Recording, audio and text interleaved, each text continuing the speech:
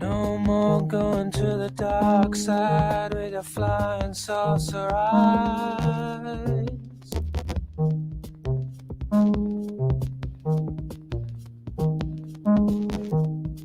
No more falling down a wormhole that I have to pull you out.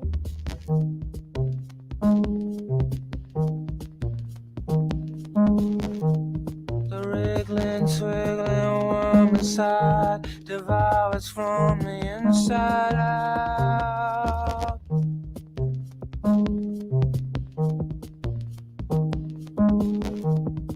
No more talk about the old days. It's time for something great.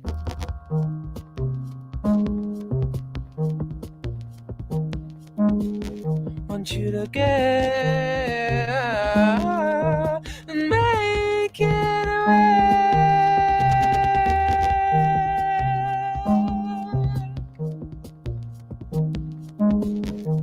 So many lies, so many lies, so many lies, so many lies. So feel the love come off of them and take me in your arms. Peel all of your layers off. I want to eat your heart, it's your card.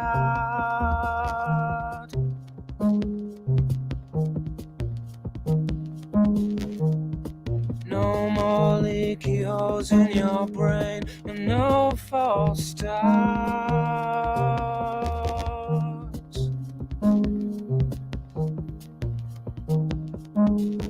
I wanna get and make it away.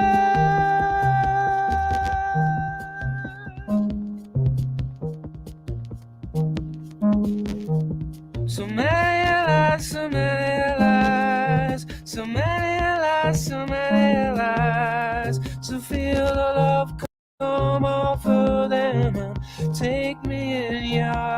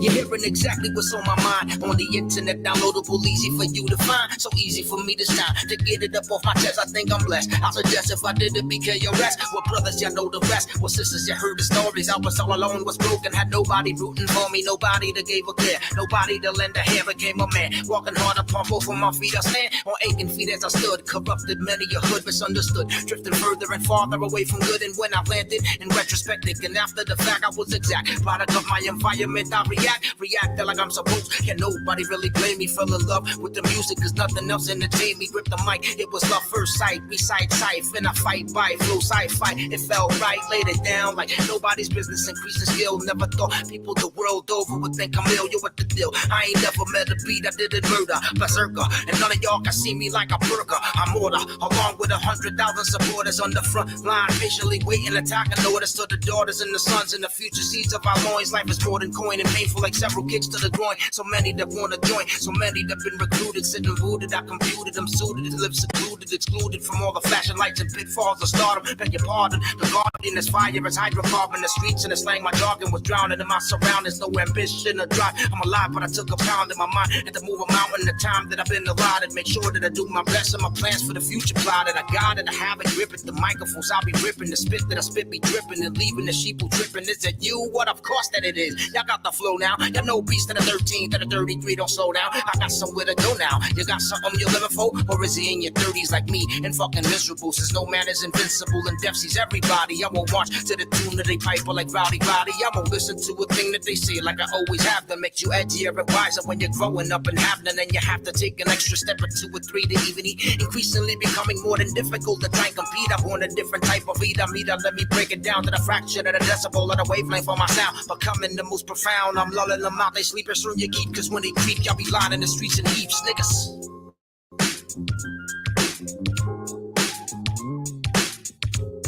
Please. Maestro, if you please.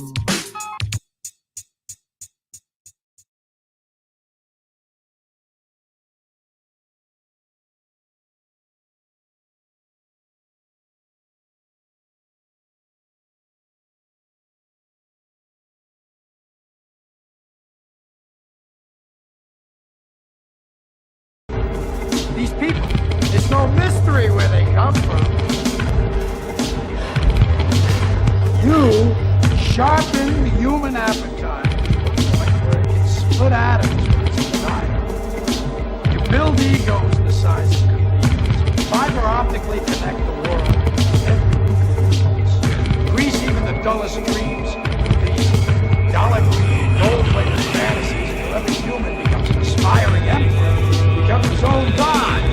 Where can you go from there? And as we're scrambling from one field to the next, who's got his eye on the planet as the air thickens, the water sours, even the bee's honey takes on the metallic taste of radioactivity, and it just keeps coming, faster and faster. It's my future's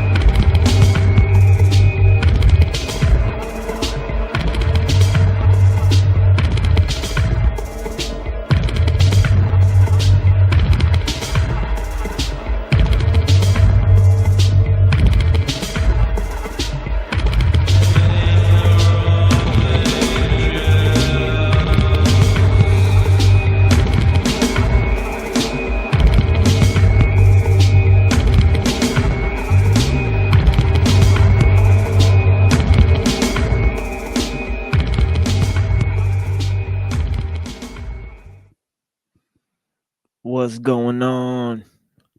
Peace to the internet. You know what I mean? You know what I mean? Yeah, blessings to you guys, man. Welcome to the Machine Lives, where we talk about the lies of the machine on the machine that lies. And today we're going to be bringing to you many attacks. Attacks on the brand, attacks on my good name. Excuse me, sir. This is my good name you're speaking of. You know what I'm saying? They're getting attacks. Motherfucking attacking me. Man, I knew it would happen. I knew it would happen because I had Adam Green on. I told you guys. You have a controversial guest on to talk about conspiracy. Everybody starts losing their mind.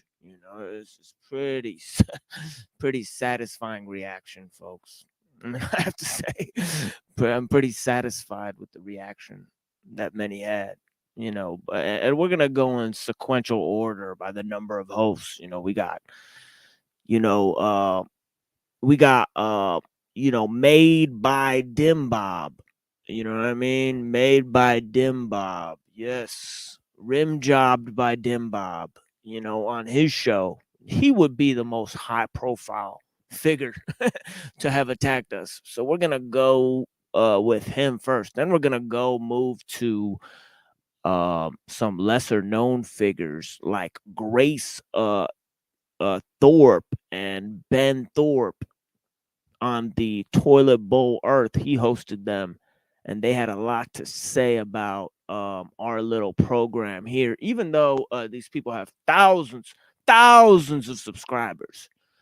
They have to focus on our little channel, the little stuff that we're doing out here. In about 2 hours or so, I'll open up the panel here.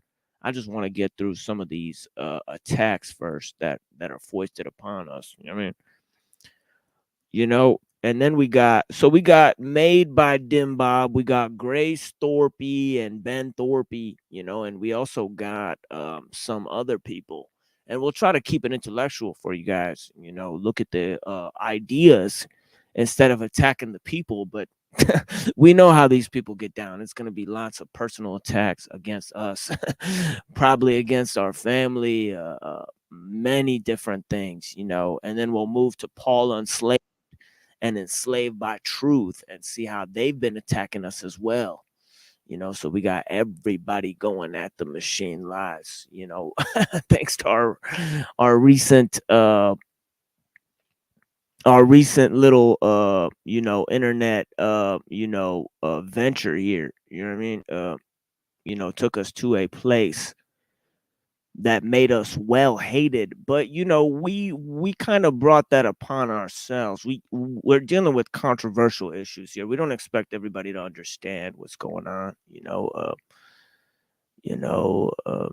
so but we're gonna get right into what's going on here. We got made by Dimbob. Let's see what he has to say. And I recently got to a somebody showed me how I could fast forward the video. I remember when I broke down the video where Cock Boy Hotline attacked me, and it's so strange that Cock Boy Hotline, Drew Berger, Paul Enslaved, Jim Bob, all of these characters don't collaborate with each other, supposedly, but they all collaborate on attacking one small channel on one small corner of the internet, which is our channel. So, we got everyone hating on us, every single corner of the internet hating on the Machine Lives. That's what it is. I mean, we don't really do much here. We just talk about what we need to talk about. But, back when Drew Berger was talking about us, I stupidly played the video at the regular volume. Back then, I wasn't aware of the fact that you could actually play these videos much quicker. So I could speed this up to a faster playback speed and talk speed it up to 1.5 or some shit, and then see what it is. You know what I mean? But yeah, let's skip his little intro here. You know, he has a little intro here. I'm gonna skip it, and we get to look what his chat was saying as well during this whole debacle. These cats thought that they could attack the machine lives. Really, all they're doing is talking about Adam Green's work and conflating my work with that of Adam Green's work, which literally makes no sense. You know, guy's an atheistic scholar. You know what I mean? You know what I mean, or whatever. You know what I mean? Look at these cocksuckers. We got their little fanboys here. You got the little fanboys. So getting rim jobbed by a dim bob. You little bitch. Fanboying for some fucking bitch who came from Hollywood. You little cocksuckers. Man, you guys are foul. A former bear. You guys going off a former bear, man. Yeah, man. Bless you, Capricorny. Thanks for being here. Let me see where the fuck this video is that my boy made out here. You know, they got these little you know, these little quackers. Oh, Toilet Bowl Earth, man, you need a skin check, bro. I don't know what happened to you, dude. You think you this guy thinks he's a fucking he thinks he's white and he thinks he's a Jew. You know what I mean? You know what I mean? Oops. We are the real Israel. We study the Kabbalah. Oops. Oh no, you were in his chat. You were in his chat like a little bitch watching the show like a little hoe. After you're the one who brought out the thing about the pizza ring and called him a pedophile. That was you who did that. You're a little bitch. You're a little faggot. That's what you like to do, buddy. You like to switch up, and just like you switch up for Paul Enslaved. You go on Paul Enslaved, you're a different person. Act like a little faggot, dude. You act like a little faggot. Dangling from Drew's balls. Drew Burger. Man, you're a little bitch, Holmes. Man, you fell hard, bro. This is hard waiting for Drew to come back, isn't it?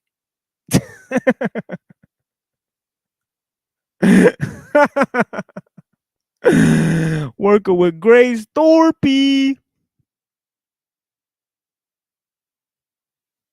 Oh man, we still working with Grace Thorpe. You exposed my charade. What charade would that be, sir? You know what I mean?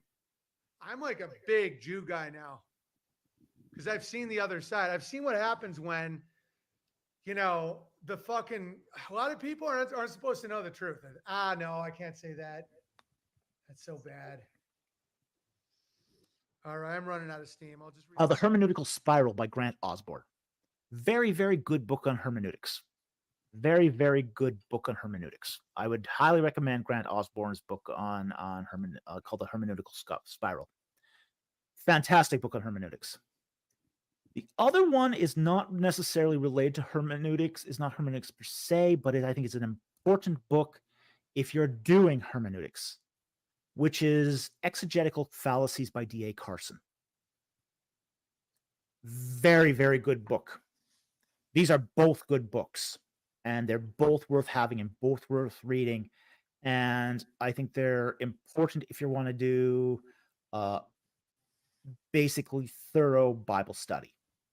I'm not mean just Bible reading, I mean Bible study, where you're really sort of probing the text. You are really engaging the text on its full merits. You say you have faith without works. I'll show you my faith by my works. Well, the analog to this would be you say you have faith without scholarship. I'll show you my faith by my scholarship. So I think that mindset is very, very important in what you study. That can make the difference between a Christian who comes out of grad school stronger than ever versus one who is on the cusp of becoming an atheist, because he's only experienced a spiritual desert if you don't have the right worship mindset. If you turn the Bible into a homework assignment only, you're going to end up with some dreadful results. I was going to treat my education as an act of worship. My studying became an act of worship. You know, I want to make sure that what I do is for the Lord. You know, Martin Luther once said that he who picks up straw in faith is doing the work of God. When I started doing this, my mindset changed. It was an act of training and worship to my Creator. And I think that habit is really what made me the stronger Christian. Not so much the content of my studies, but how I approached my studies. My name is Daniel Weiss, and I'm the creative director of Drag Syndrome. As far as I'm aware, we are the only drag kit for drag artists with Down syndrome.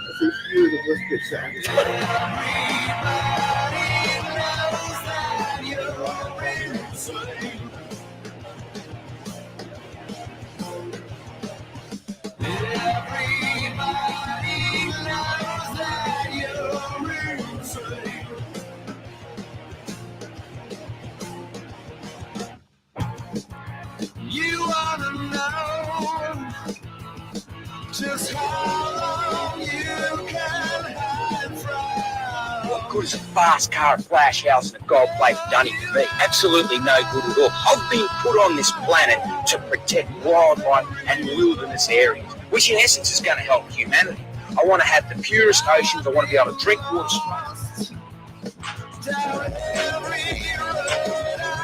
What's up, nigga? You wanna talk some shit? On the spot. Hundreds of niggas is waiting for your motherfucking call, and they all talking shit about you right now. In a world of pure imagination. Yeah, I said some shit. What? The hardest niggas is standing by, ready to pick up that phone. Asian niggas, white niggas, Suck my dick, bitch. Fuck you.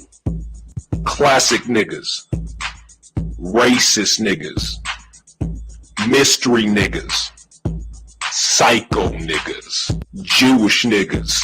You got some motherfucking nerds calling me out Shabbat on some little bullshit ass nigga. Better calm that shit down and come around here and show me some fucking respect before me and my Jewish niggas come up here and beat your ass, nigga. Off top.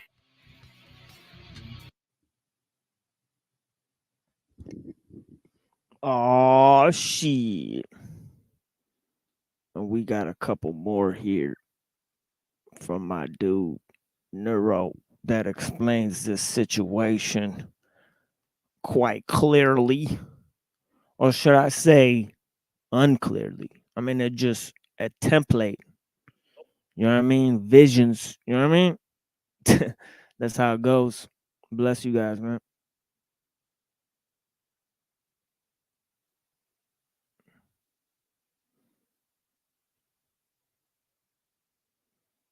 And it is what it is, man. Oh, it's all the J's, because obviously they have very powerful allies, or else they wouldn't be in the position that they're in. For example, right? Let's play a game. Is the historical homeland of the Jews. They begrudgingly backed Israel's creation. And now we're going to have to back that play for, I don't know, another 1,000 years. Please help me. You know, Well, yeah, he is. My buddy Seathrodall's clipped him up where he says that, like, they're the new Sanhedrin, they're the new Pharisees. He's like, yeah, the Orthodox priests, they even look like the Pharisees. We're the new chosen people. We're the true Israel. It's just like, dude, you're such a wannabe Jew. Why must the United States support Israel indefinitely? Yeah, too bad Jay Dyer's a little bitch coward. But no matter what they do. Upside down. I try to trigger the Christians, and then they all kvetch about me, and then it reaches more Christians, and they wake up. All these people that want me to debate them.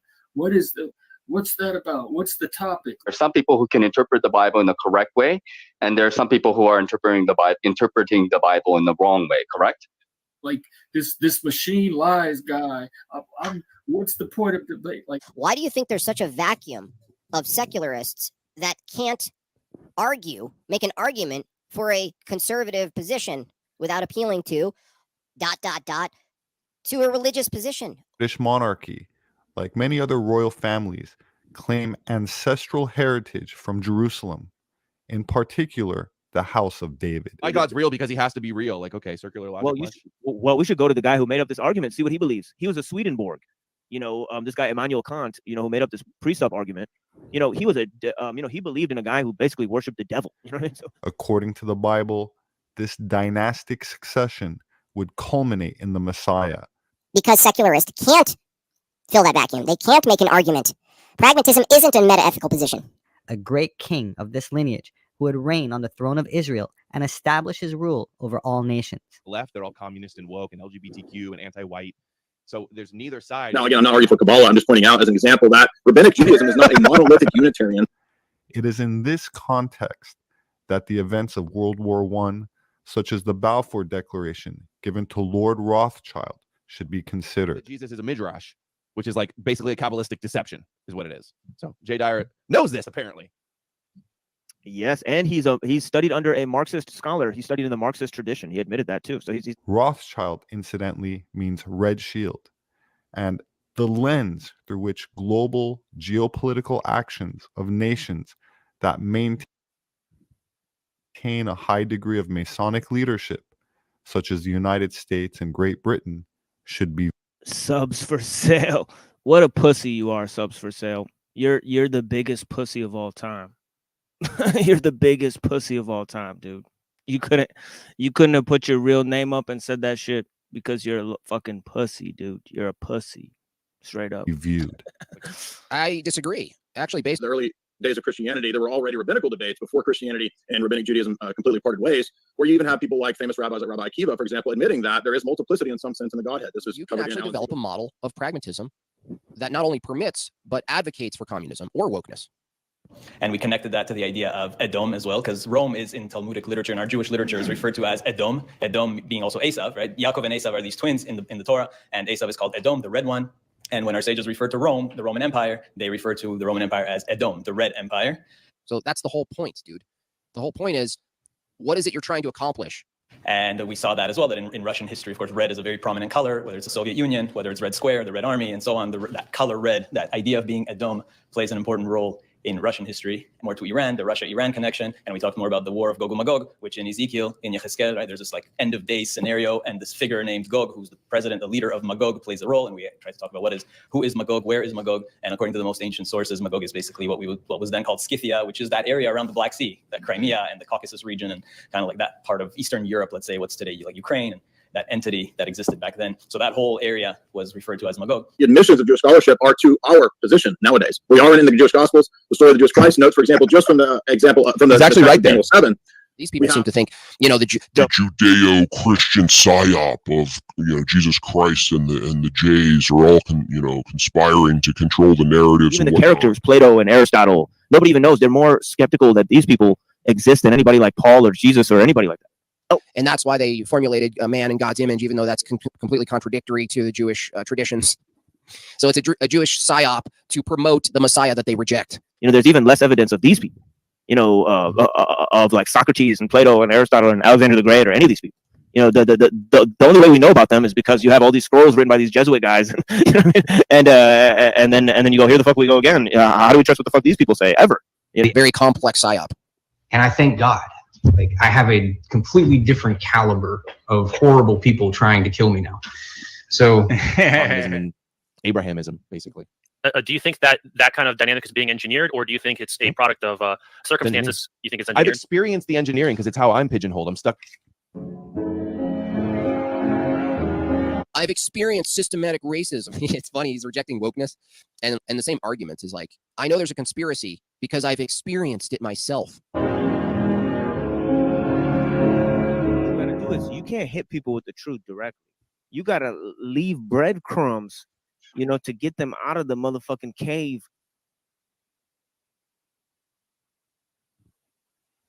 So that they can find their way out on their own. He's literally turning into a woke black chick. Because to the truth, we are not possessors. We're just a witness. People don't know this, but probably the single largest individual financier of the American Revolution was a Jew named Haim Solomon. So Haim Solomon probably, from any individual, gave more money for the cause, and probably the United States wouldn't even exist and without him. Freedom prevails. I just want to do what I want without these Christian, Israeli psyops Such as controlling the everything. Knights Templar, Rosicrucians, and Freemasons, which base their nomenclature. You know, the truth is a living truth. You can only lead people to the truth.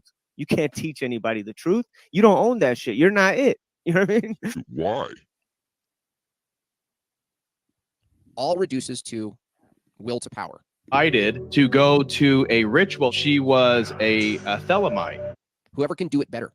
Whoever's arbitrary goals and their ability to infiltrate systems, control systems, use media, use academia, use, spokespeople, use the military, use funding, use Congress, all of the arms of manipulation, all of the apparatuses you have.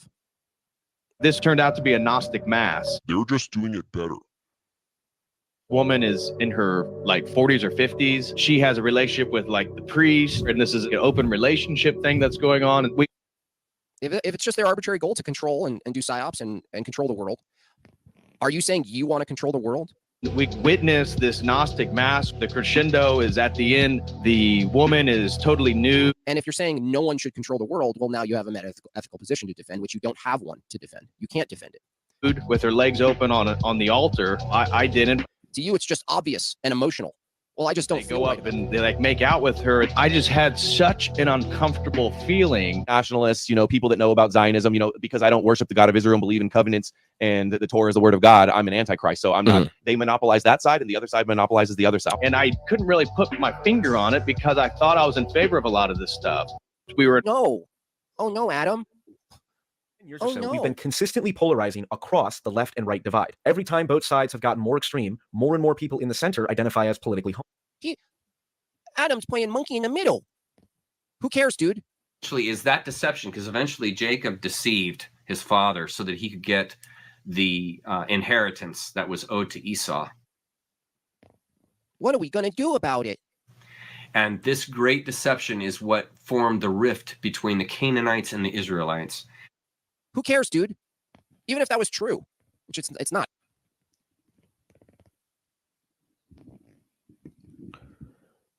Yeah.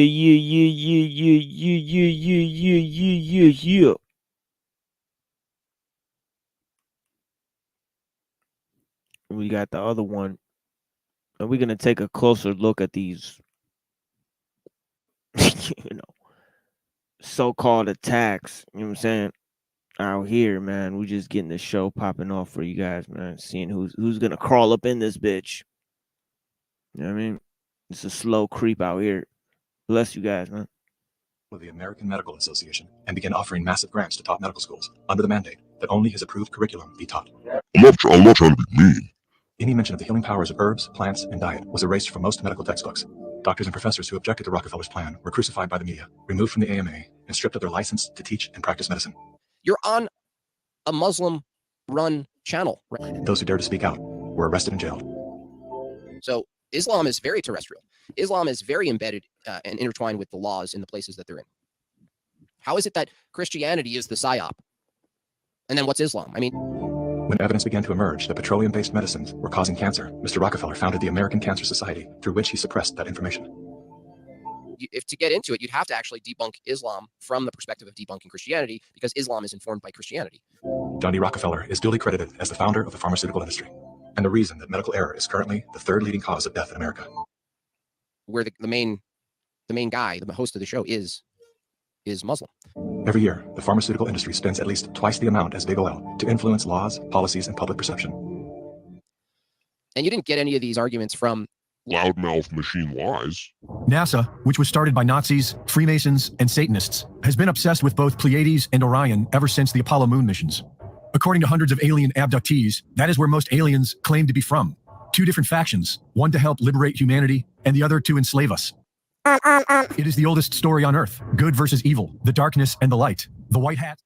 were written about casually in 1874 by Abraham Lincoln. A few years later, the Smithsonian Institute began confiscating giant mummies and skeletons.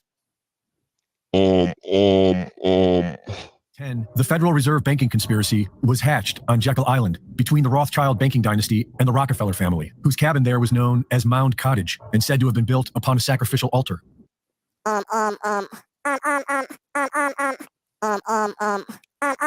These powerful families worked together to hide the truth of our mysterious past, and they built a modern society with poison to keep us dumb and lies to keep us confused.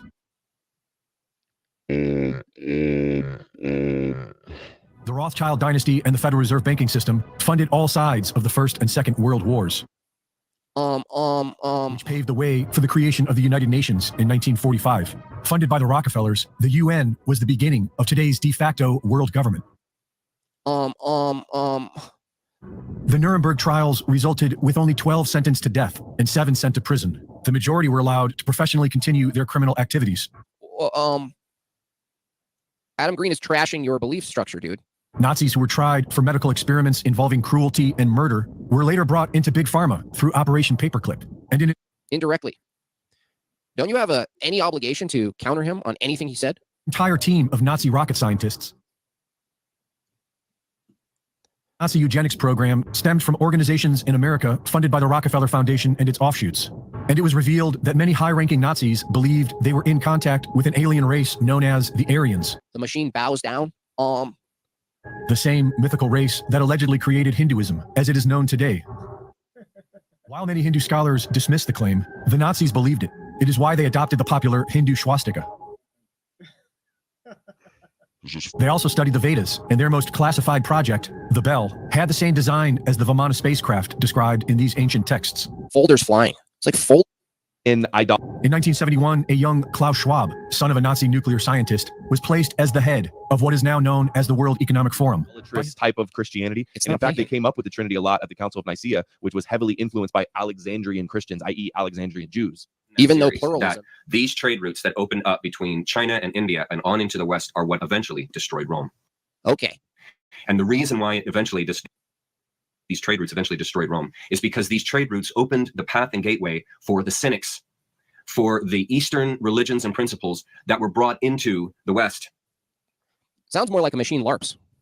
And so you had these people that had migrated over, and they came in and they brought great challenge to the spiritual fundamental that was prevailing in Rome. If Christianity, this is an entailment, if Christianity is a psyop and none of it's true and it's all used for control. However, the indiscreet conversion they did without having any kind of understanding or faith, rather produced an adverse effect, the influx of pagan customs into the church. Then Islam would be an extension of the psyop because Islam shares and borrows very large foundational bricks of Christianity.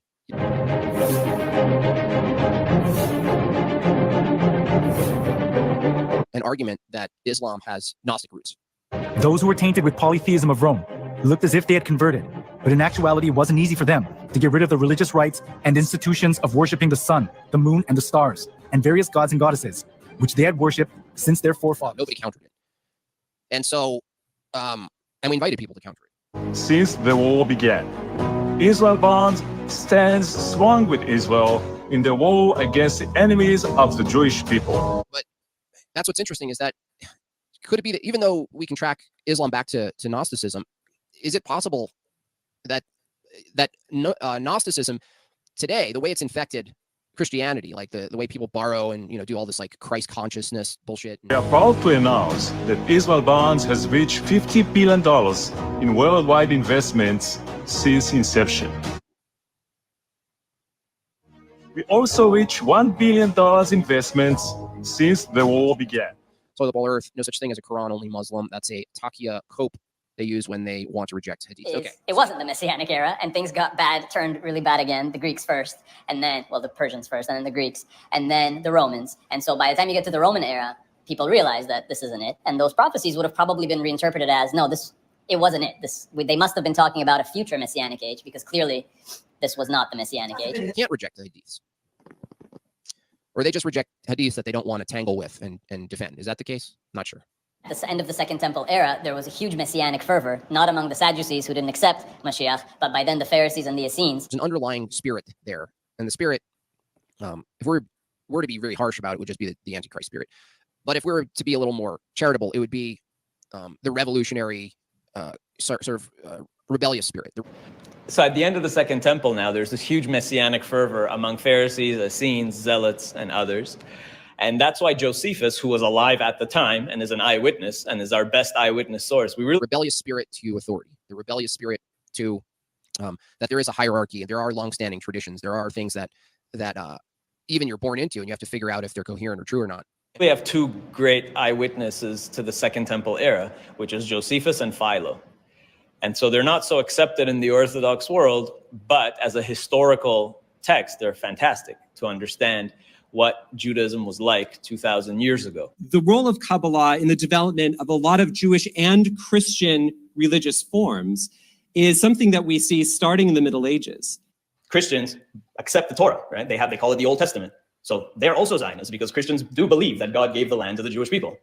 I mean, if it wasn't for that, there would be no Jesus, right? Jesus was a Jew who lived in Judea. So like without their whole religion would collapse. And we tend to think of Jewish mysticism as a secret. Don't be fooled. There are huge numbers of these Zionists in our leadership in every area, mainly politics, law, where they can operate as change agents. What's going on. And Philo as well, we've mentioned him before. He describes very beautifully Judaism. Some people call him the first Torah commentator, really, even though he wrote in Greek. But he was a Jew.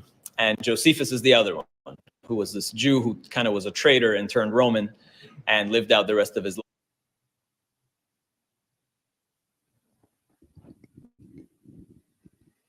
Oh, shit. Oh, shit. Oh, motherfucking shit. Oh, shit. We got the swarm up in the chat. Talking shit, bitch. You about to get dealt with, son. Let's see. First of all, stupidly puts Jordan Peterson on the cover of the episode when the whole fucking half of the fucking episode is about me. You should have put my fucking face on the episode, Dimbob. That's hilarious. You're not even gonna pay me the tribute when you're paying me the motherfucking tribute, son. It's so stupid. You know what I mean? Let's see what they got. They got South Park cartoons today, or what do they got? Like, what's the thing you're referring to? And they're like, stop it. Listen, I've had enough of you. We've entertained you enough tonight. You get on the panel with your bigotry. Oh my God. Where does he open up the show? Start talking about me. Let's skip a little bit ahead. Get into this. Take my logo away. And let's play a game. Let's play a game. Where are you? Is this you? Yeah, here he is. And I don't really mind Adam Green as a person. I mean, my approach, and I try to remind myself of this, is to make them laugh. You don't mind Adam Green as a person? You know who called you a pedophile? This guy. This guy, Toilet Bowl Earth. He called you a pedophile. Said you had a pizza ring. Yeah, you might want to talk to him about that. Oh, man. And he also said that Ben Thorpe and Grace Thorpe, they're disgusting. They're pedophilia, incest. And now he works with them. They fanboy over Dimbob. They fanboy over Ben Thorpe and Grace Thorpe. Yet they want you to believe that these fuckers are like, that they're not, that they don't support these people. That's fucking hilarious. There is an epic call-in where I called in to Adam Green and as Ben Shapiro, and I got a good, hearty, authentic laugh out of him. And that's actually how I remind myself that these are people, that they're not identical to the enemy or the evil. And that's something we have to kind of remember on our journey, on our Christian journey. He is insufferable. He is insufferable. But you just got to ask very simple questions and not get flustered, because one of his tactics, which works fairly well, is to sort of generate like a stubborn wall that you have to get angry to kick over, and then you're angry, and then it looks bad.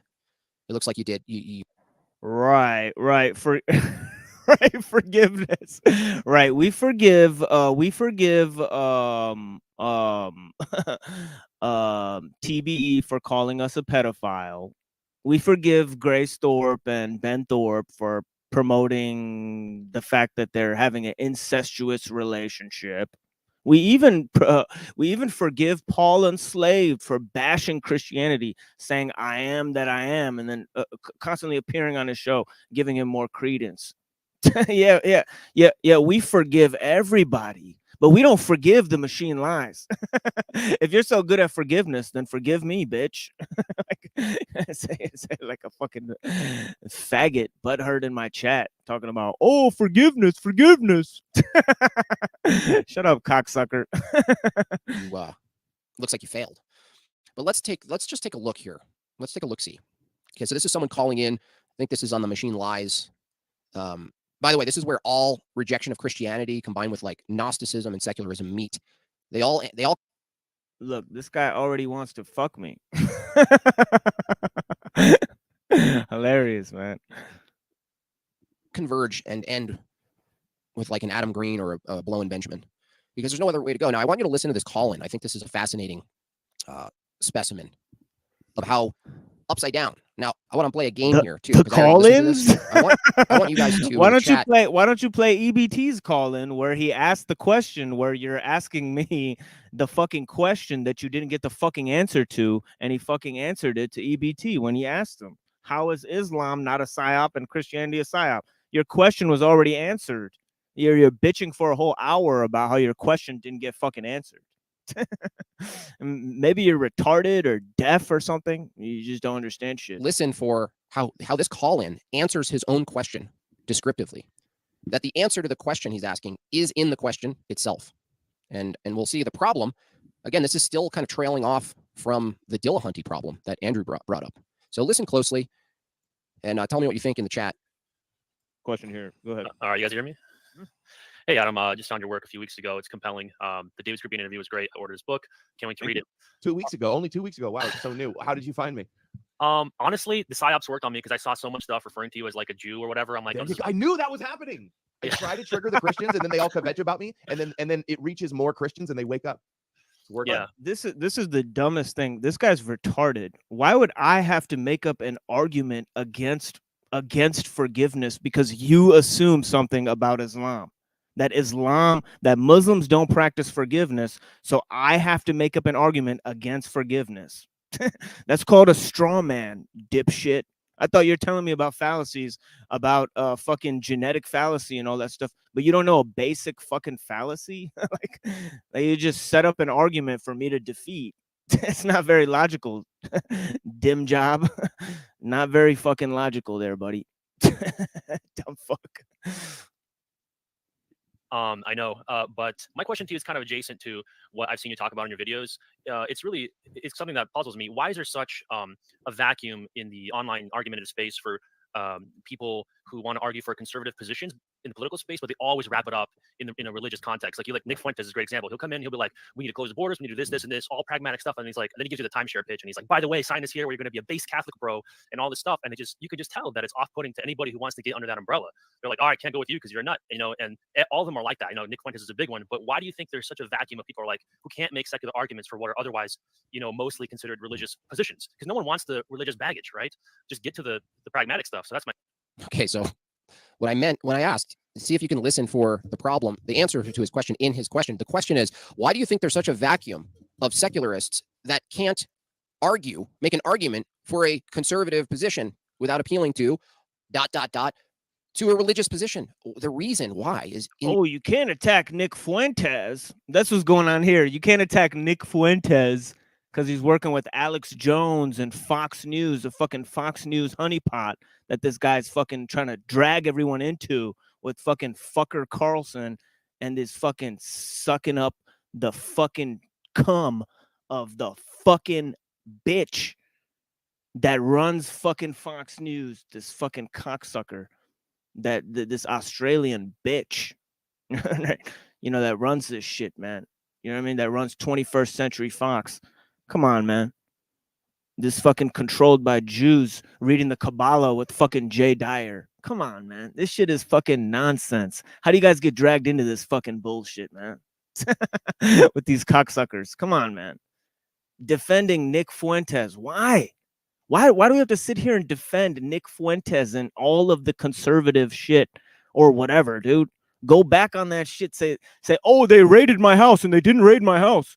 Come on, dude. You know this shit is bullshit, man. These people are former bears, man. It's like one after another. An entire SWAT team surround my house with machine guns multiple times. You know what I mean? And it was like, it was just this kind of ongoing cycle of punishment, you know. And I never responded with the same tactics. I never did. I never doxed a single person. I never swatted a single person. Now, I don't know that America First is responsible for any of that. Or if it was a private actor, you know, or any, I don't actually know. But I know that it was the conflict with him. Oh, that's so weird because you said it for so long. You said it was America First that did that shit. It was America First that did that shit. Oh, America First and the groypers, you know, they swatted me, they doxed me, and now you're a member of that movement, and now you have to defend everything they say. I don't have to make an argument. I just have to point out that you people support people now that you didn't support in the past. Duplicitous fucktards. Fucking Fox News honeypot nonsense. Come on, dude. There's people getting roped into this nonsense. Come on, dude. Bullshit. Fucking fixed news, fed news. For the fucker Carlson. Come on, man. Your question, because secularists can't fill that vacuum. They can't make an argument. Pragmatism isn't a meta-ethical position. It's like asking why can't the bread be milk? Why do you think it is? Well, Adam, I really need your input on this. Why do you think it is that all of us secularists who just want a pragmatic sort of freedom-based, liberty-based anarchist position, kind of, why do you think we can't? First of all, he's strawmanning hard. Nobody ever said they want some liberty-based. He likes to paint his opposition as liberals, whether they are or they aren't. You know what I mean? It's just like strawmanning hard. You know, and then this guy's gonna fucking say that there's no meta-ethical position. There's no meta-ethical position in the Bible. The Bible does not teach you philosophy.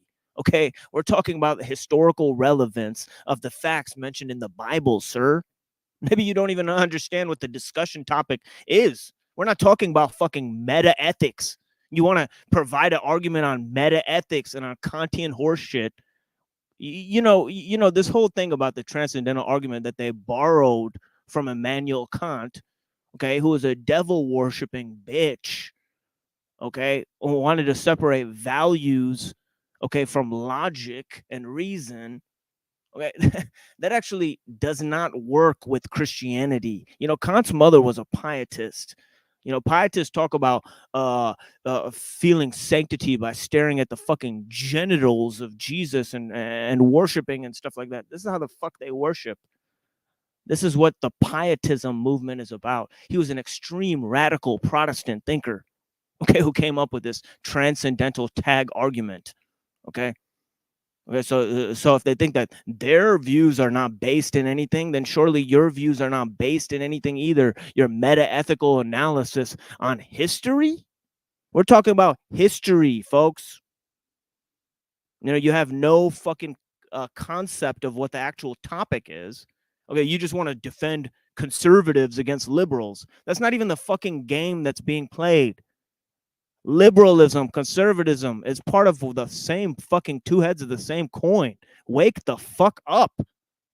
It's part of two heads of the same fucking coin. It's a Zionist Bolshevik fucking dialectic, folks. Nationalist, internationalist dialectic that's been playing for so many fucking years. Yeah, it's undefeated. And you know who else follows it? Panpsychists, deists, Protestants, not just Orthodox thinkers. Anybody can use the tag argument. It's not a religious argument, dumb fuck. That's the problem with it. And we just want to go under the umbrella of conservatism. What is conservatism? How do you take a secular approach to a meta-ethical position on what we ought to conserve, how we ought to behave, how we ought to structure society? The answer to your question, and I hope this guy's just a young guy who found Adam Green and it's just a phase. We all had phases, okay? There's grant some charitability to this guy. You can't, from a secular position, argue why you ought to do something. Now, this is the coincidence of all of this, is that what Andrew brought into the, like, you know, the whole secular tribe, which is sort of like falling apart at this point, is even from a secular position, you're trying to argue for something that seems to be monopolized by the Christian sphere, because it is. The reason it's monopolized, it's not some accident. These people seem to think, you know, the Judeo-Christian psyop of, you know, Jesus Christ and the Jays are all, you know, conspiring to control the narratives and whatnot. And that's why they formulated a man in God's image, even though that's completely contradictory to the Jewish traditions. So it's a Jewish psyop to promote the Messiah that they reject. Very complex psyop. And the reason it's monopolized is that you can't go under this umbrella of what you're calling otherwise religious arguments. You can't. You can't do it. Hold on a second. Can you close the door, please? Yeah, but you haven't presented any religious arguments based on the Bible. So it's hard to argue against your so-called religious arguments when they're so-called meta-ethical arguments borrowed from fucking pagan philosophy. You can't do it. That's why you can't do it, because it's not possible. It's not logically possible to argue. Now, listen where Adam goes. My question to you. Great question. It's what I, you know, bothers me every day, that like all of the country that has conservative views is like intertwined with religion and worshiping the King of the Jews. Why do you think that is, Adam? What is it that's being conserved such that it's inextricably tied to a Christian position? So he didn't deny that he worships the King of the Jews? Come on, buddy. Why don't you just object to the fact that he's calling the person you worship a Jew? You know, they can't even reject the first fucking thing of the premise, right? They want to claim Judaism. This is the problem. You know, and this is why, you know, if I had to pick between somebody who claims to be a Jew and somebody who's claiming that you've been psyoped by Jews, okay, if you think you're a Jew today, you've probably been psyoped, you dumb motherfucker. I mean, that's pretty much clear, isn't it? What otherwise would you be talking about? I'm having trouble understanding how these people in their brains are trying to separate this sort of ambiguous pillar of traditionalism and trying to separate it from Christianity. What is it you're referring to when you say I want to take a position under the traditional umbrella, sort of right-leaning, you know, anti-woke? Well, on what basis is what we always ask these people. And unfortunately, Adam is in such a deep hypnotic state that he never explores the problem of his views from a meta-ethical position. He never, you know. Oh, and when he gets challenged, where's his argument?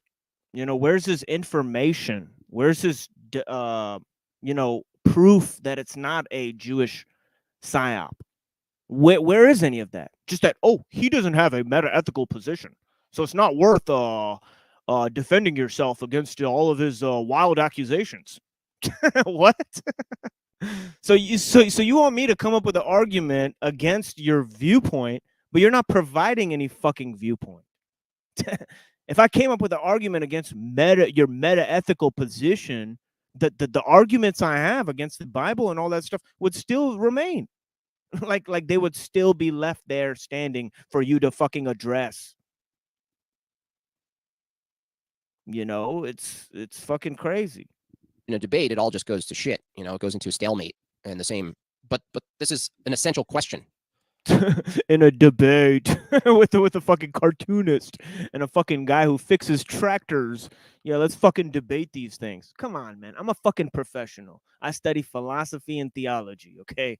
These cocksuckers are going to talk about things. I'm going to explain the history of the fucking Bible, okay, while you chat with liberals online. Okay, that's what you're going to fucking do, all right? Let's fucking humble ourselves here, all right? You're a debater. Come on. You're not a professional debater. You talking shit-talking matches online on one fucking channel that will have you as a fucking debater, okay? Where the guy who owns it just fucking said he's an anti-groiper and a groiper and all this stuff. And you guys were bears and now you're not bears. Whatever. Like, who cares, dude? Like, you're doing these fake battles against these Hollywood actors. Okay, it's not a theology debate. Nobody considers it on par with a theology debate. Okay, me and Adam Green, we talk to PhDs, scholars about the Bible. You should try hosting one of those one time on your fucking show. That's not associated with your Russian church that exists in another fucking country. It exists in another country. Yeah, let's bow down to the fucking church that's from a different country, folks. Let's go to the Russian fucking church from Russia. How is that not a fucking problem? I'm an American, goddammit. Fuck that shit. Fuck that goddamn shit. Fucking Russian church. These motherfuckers are filthy, full of spies, cocksuckers. Come on, dude. Trying to trash me on my show. The one time I have a big name guest up and these motherfuckers can't take it. They can't fucking take it. They can't fucking take it. Come on. When you're talking about this stuff. And the God of Israel. So we can't have like a non-woke, non-communist, non-woke, non-communist, like right wing without them all worshiping Jesus and like trying to impose Jesus nonstop. And it really is like a false dichotomy where it's like the little bit of anti-Israel and not completely Jewish no-hide slaves on the left. They're all communist and woke and LGBTQ and anti-white. So look at this. Either side is like a good. Look at this dumb cocksucker. Yeah, perhaps you're not aware of the quote by Benjamin Franklin. He said, if the Mufti of Constantinople were to come here and preach, he would find a pulpit at his service. He did not believe in the a religious law and order being established in this country, and he fought against the church. They fought against the fucking church. They were Protestants, motherfucker. Protestants who fought against the church, the Orthodox Church and the bitch-ass Catholic Church. They fought with their lives against that shit. You dumb cocksucker. Are you dumb as fuck? You don't even know where this country originated? And you live here? No wonder you follow a Russian church, you spy-ass bitch. Go back to fucking Iran or wherever the fuck you came from and follow your Russian fucking church, bitch. The fucking cocksucker, you know? Come on, dude. And he doesn't even know that this country fought and died to escape the rule of the fucking church. You dumb motherfucker. Are you serious? You don't even understand the first thing about this country. Yeah, you're an American. Man, you ain't nothing but a little immigrant bitch with no daddy crying on my fucking live chat. That's all the fuck you are, bitch. Option. It's like a and I ain't your Muslim daddy either. So don't come crying to me, ho. I disagree. Actually, based on the caller's question, who appeals to pragmatism, you can actually develop a model of pragmatism that not only permits, but advocates for communism or wokeness. So that's the whole point, dude. The whole point is, what is it you're trying to accomplish? What model of society are you trying to construct, and why ought we construct a society? To these people, it's just like, why would I have to answer that? Why would I have to answer this? That's their answer. Why would I don't have to answer this. It's obvious. No, it's not.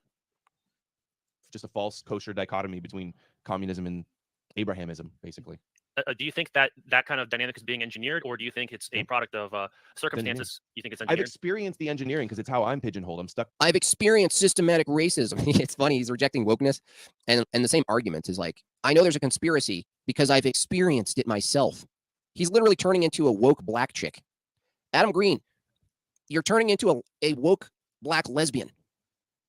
It's the same argument from the wokeists. How do you know basically a systemic psyop is being headed under? I've experienced it. No different. It's the same exact position as the wokeists. You've experienced what? Now, let's say Christianity is true. Wouldn't it logically follow that your experience would be the same anyway? It would be the same.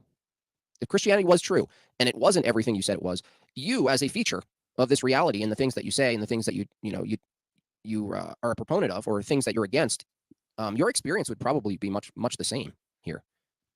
So I don't know what he expects to be the reality.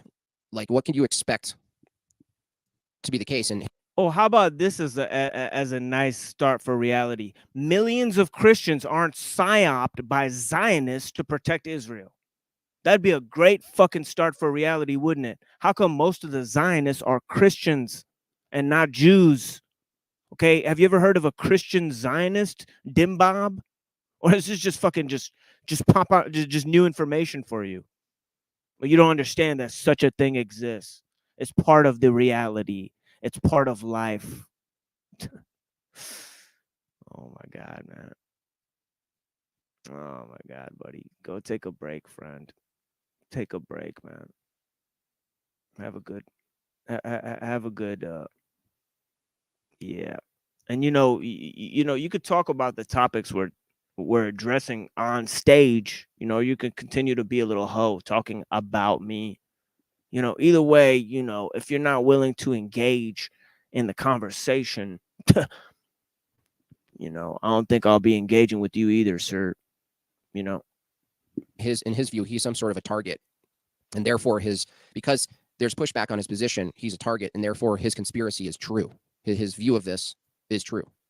Between a rock and a hard place, like the anti-white, everything is anti-Semitism, completely kosher, LGBTQ, leftist, woke, cancel culture, atheist, won't talk to me, won't discuss the Jesus hoax or criticize Judaism. And then the Christian nationalists, people that know about Zionism, because I don't worship the God of Israel and believe in covenants and the Torah is the word of God, I'm an antichrist. So I'm not, they monopolize that side and the other side monopolizes the other side. Oh, poor and Adam. They're policing to keep it kosher from both angles. Oh no, Adam.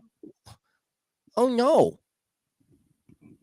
Yeah, and that's because they themselves make the claim that Christian ethics is tied to liberalism. And then they walk that back later. Whenever it's convenient, they say Christian ethics are tied to liberalism and the Western world and Western values, just like toilet bowl Earth just said, falsely made the claim. Okay, but whenever they don't, whenever they want liberalism to not match Christian value, they want to take their trad position. They dump liberalism. I mean, come on, everybody sees that this happens. They want their fucking cake and eat it too. That's the problem. That's the problem. That's the main fucking problem. You want to attack liberalism, and support Christian values, and then you want to claim that they're both linked as well. Okay, what a fucking joke. Oh, we got another fan of Doodlebob here. Little bitch. What a little bitch. Got Drew Burger. Drew, go find your son, dude. Go find your son, buddy, that you gave up with that puppet. Drew Burger. Mexican Drew pulling out lawn tools, trying to take my head off. Oh, shit, man. Oh, shit. What are we going to do about it? Poor Adam is stuck in the middle. Adam's playing monkey in the middle. Who cares, dude? Even if that was true, which it's not. It's just super reduced. But even if I granted it, who cares? What are you, just some whiny kid on the playground being like, well, they chose the side over there, and those guys chose the side over there, and I'm in the middle, and I don't belong anywhere. No one like me. What's your argument? It sounds like it's just an argument from personal incredulity, honestly. And I'm not trying to be mean. I'm just going to go at you with all of it, right? I'm not attacking you as a person. It's just that you have shit positions. You have shit arguments. It's true. It's a great point. Yeah. It's not a great point. It's like two bookends, like the neocon holy rollers, they were, screeching about like the evils of Harry Potter decades ago. They made this ridiculous bookend on one end, and then in opposition to them came even more ridiculous and more absurd, this woke left, like you're saying. It's like, and you're trying to, there's no place for people in the middle. I mean, that's really my question, but I appreciate your answer. There's no place for you guys because you don't have bookends. So while you're arguing against bookends, which means that there is some truth of the matter that necessitates some barriers, right? Otherwise, what is it? What is this truth we're arguing? What is this, reality we're arguing against, that things shouldn't be the way they are? The reason you're caught in the middle is because you don't have a meta-ethical position. At least the wokists have a broken meta-ethical position. At least the vegans have a broken meta. They take a position. They make these shitty ought claims. You guys just sit in the middle. You just sit in the middle. I don't like that. I don't like these extremes. Why can't be? They're just classical liberal secularists. And even from that position, if it's like freedom wins, freedom prevails. I just want to do what I want without these Christian, Israeli psyops controlling everything I do. Why?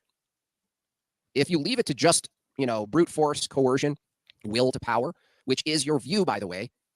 Everything the guest caller is saying and everything Adam Green is proposing all reduces to will to power. Whoever can do it better.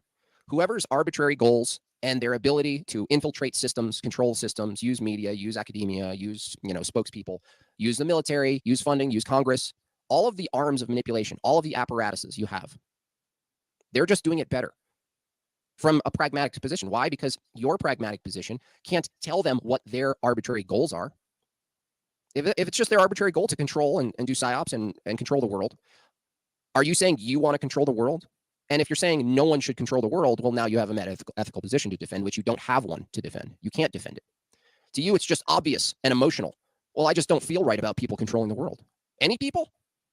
Let's say we swap out the small hats with another group. How about Muslims, Adam? You're on a Muslim-run channel right now. This is from. So Islam is very terrestrial. Islam is very embedded and intertwined with the laws in the places that they're in. How is it that Christianity is the psyop? And then what's Islam? I mean, if to get into it, you'd have to actually debunk Islam from the perspective of debunking Christianity, because Islam is informed by Christianity. Maybe I just don't watch him enough, but he's literally on a show where the main... This is the most retarded comment I've ever heard in my life.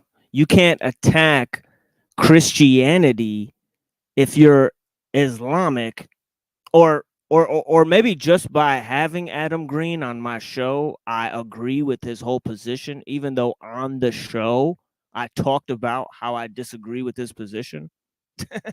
So now you're conflating ideas, saying that I believe exactly what Adam Green believes, which is not true at all.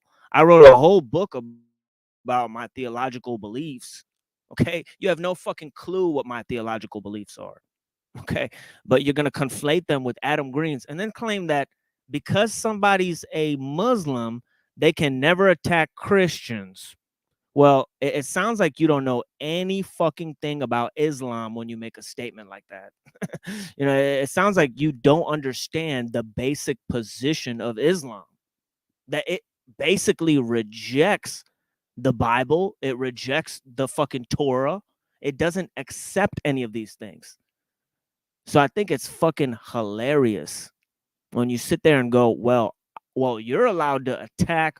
Well, wouldn't you be attacking Muslims? Because Muslims believe Jesus is the Messiah. Aren't you attacking Christianity every time you attack Muslims? That's retarded. That would be retarded for me to make that position. It would be almost as if I've never seen a debate of Christianity versus Islam. It's like you just claim that from a Muslim perspective, an attack against Christianity doesn't even make fucking sense. That is fucking moronic. In the second chapter of the Quran, it rejects the Bible as a document. Okay, the Torah, the Old Testament and the New Testament. Okay. So, yeah, look, this dumb motherfucker doesn't know the first thing about Islam. He's out here attacking Islam. Your stupid motherfucking fans don't know the first goddamn thing about Islam. They don't know the first fucking thing about Islam. That's thanks to you. Because I sit here and read the Bible verses and explain Christianity to my audience. They're not as stupid as your fucking audience. You know what I'm saying? Look at this bitch, Toilet Bowl Earth. Toilet Bowl Earth is going to show up with all of his accounts in the chat. Getting busy, y'all. It's getting busy in here, y'all. Oh my God, in the streets. Look at this faggot, Drew. Drew Burger, go cuck yourself to your fucking bitch ass motherfucking Paul enslaved, you little faggot. Show up as a puppet and talk about how you gave away yourself. You're the one who went to a fucking nut house, Drew Burger. You're the fucking one who went to a nut house, bitch.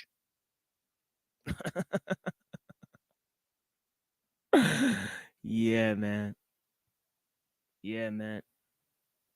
Yeah, I didn't say it wasn't based on the Bible, you dumb motherfucker. I said it rejects the Bible and the fucking Old Testament and the New Testament.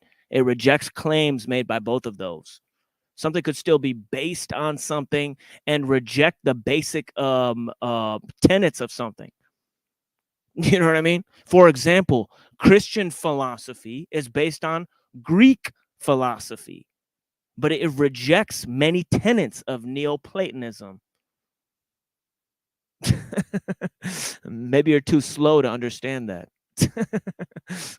But you don't understand Christian history, so how could somebody tell you? How could somebody tell you that? Because we tried to tell you it was influenced by Alexandrian teachers.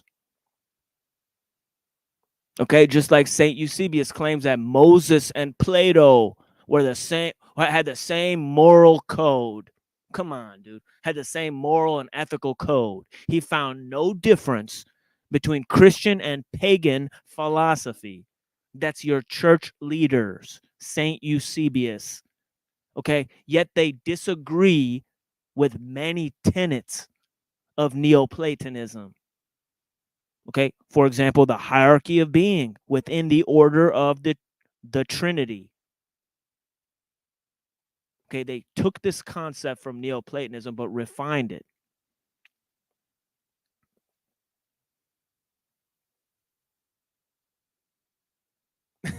Look at this little racist bitch, Hillbilly Bob. Little faggot. Keep making racist comments, you little bitch. Little KKK, little Nazi little bitch, dude. Jim Bob. Wow, man. Sand junkie. Yeah, that's why you got fucked by your uncle, you redneck bitch. Little cocksucker. The main guy, the host of the show, is Muslim. So I mean, where are you taking this conversation? It gets worse, by the way. The next caller it's even worse. Thanks, and I'll keep following your work. It's true. It's such right. He's got to play the callers and not the interview, because he knows the interview. If he plays some of the interview, it'll go really bad for him. So too that this is the controlled opposition on both sides and the false dichotomy. Yeah. Wow, studying. Bro. Wow. Thanks for watching, buddy. And all you have to do is say false dichotomy and false binary. There's no, you don't have to produce what the true binary is or the true north is. You just say false binary, and then you're just, you're eons enlightened. Guys, it's crazy. There's a psyop, and it's like there's false binaries and like left and right, bro. You haven't graduated past left. Oh, bro, you got to see through the false binaries of the Judeo-Christian paradigm and heuristic, bro. And then once you see that, let me know, and then you're going to ask me what should we do, and I'm not going to have an answer. Because I don't have a positive claim on how things should run. I just know how they shouldn't. Bro. Mud gifted one made by Jim Bob membership. Thank you so much for that, Mud. Appreciate you. Welcome, new members. Welcome, misinformation. Appreciate you. Let's continue. And yeah, thanks for being out here. Yeah, man, we're gonna move on to the next caller. But yeah, you're welcome to hop on the panel anytime you want. This is some 147. And, I see patterns. We'll open it up later. I see patterns. Thank you so much. Yeah, bless. Hank, go ahead and ask your question. Yeah, I won't be here long. I have your bit queued up. I didn't see this guy. Unitarian Universalism. Do you know about that, Adam Green? Would that be like Unitarianism Christianity that doesn't believe in the Trinity? Yes, Unitarian Christianity, and it actually merged with Universalism in the 70s. Is Universalism like a sect of Christianity? Yes, but now Catholicism means universal, so it's like all Christianity and Islam are kind of universal. Yeah, yes it is, but it looks more like Hinduism the way it's practiced, but it is a sect of Christianity derived from Puritanism. Mm-hmm. Question, please. You don't know anything about it? Yeah, that's because somebody's asking a question, Dim Bob. Okay, we're waiting for the question to be asked. Dumb fuck. But by the way, you're not refuting or questioning anything I'm saying here either. Actually, I've never said anything on this show. You're talking about how wrong I am. You never even played a clip of me talking. Stupid bitch. Look into that. There may be a whole thing there. What was the term again? Unitarian Universalism. Unitarianism. Well, I've also often said that Christianity, I think, is going to turn more into a Unitarianism direction, because that makes it Noahide compliant. It doesn't have the Trinity, and it believes in the oneness of God that would make it. Okay, so let me get this straight, Adam. The ultimate goal of the Jew psyop of Christianity is universalism. Yet, according to your own view, they created and crafted the Trinity, and God and Jesus as the Messiah, and even though they reject it. So he gets to play both sides here. So one side is the entirety of the Abrahamic religions, including Jesus Christ, is a psyop for control. But also, their ultimate goal is to completely do away with. Now, in his view, he's just going to say, well, yeah, these are steps. We need to first, create the Abrahamic religion pre-Christ, and then we have to craft a faux Messiah that we reject, but we're just rejecting it. The generations to come of all the Jews, the generations to come that reject Christ as the Messiah are in on it. They know deep down there's another hidden book that says, well, we're just pretending to reject the Messiah until that goes away, and then we're back to this, compatibility with Unitarianism. What the hell's wrong with you? How many Post-it notes do you have? How many Post-it notes do you have and strings connected to text on the wall? Do you need? Let me address this. Let me address this Post-it note joke. yes. Let me address all your arguments that you made. It's like, this is mental gymnastics. I mean, Adam is kind of agnostic, I believe, but he really is in the practice of Gnosticism. Oh my God. Everybody's Gnostic. Islam's Gnostic. Protestantism is Gnostic. New Age is Gnostic. Atheism is Gnostic. Everything that you hate is Gnostic. Everything that you hate is Gnostic, even though all of these ideologies express a varying set of ideologies and beliefs. We just paint them all as Gnostic. That'll save us a lot of fucking time and a lot of intellectual effort. Sort of like knowledge, pursuit of knowledge, information, some sort of occult, hidden. Oh, yeah, you shouldn't pursue knowledge and information. That'll get you killed out there. Don't pursue knowledge and information, folks. It's bad for you. You want me to address what you're saying? Knowledge bad. Yeah. Let me address that. And where'd you get knowledge of meta ethics and Christianity from? Rim job? Where? Systems that you uncover over time. I mean, that's the business. This is the business of these people. They're going to illuminate you all by uncovering these complex psyops. And you too could buy a Post-it note with Adam Green's face on it. And soon for Christmas, we're doing a special. The string that you attach to the thumbtacks. I mean, it's just so petulant and immature. These positions. No hide compliant. Yeah, that's what Jefferson followed. Not that I'm like pro Trinity or anything. I think it's absurd and illogical. I think it was set up to fall. I thought here we it was go. set up Exactly. As What a like surprise. a pagan, idolatrous type of Christianity. And in fact, they came up with the Trinity a lot at the Council of Nicaea, which was heavily influenced by Alexandrian Christians, i.e., Alexandrian Jews. Even though pluralism biblically preceded everything you just said, dude. Where? What are you talking? How did biblicalism? They literally canonized the scripture at the Council of Nicaea. So how did biblicalism precede that event? It's like, okay, it didn't precede that event. Biblicalism. What the fuck is biblicalism? Just make shit up. Talking about.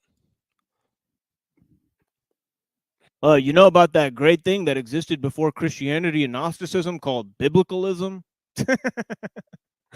Yeah, no. There's just folders flying. It's like folders galore. To put the Trinity in there, to make it idolatrous, to make it the satanic temptation of the Israelites. It's not idolatry, though. It's only idolatry if you take a broken Trinitarian position. That's all. Like all of the heresies that Adam is referring to, he's using as a straw man against Christianity, but he couldn't possibly levy this criticism against, say, an Orthodox position on the Trinity, or even the Catholic might have like a hole or two that he wouldn't even understand. But generally speaking, no.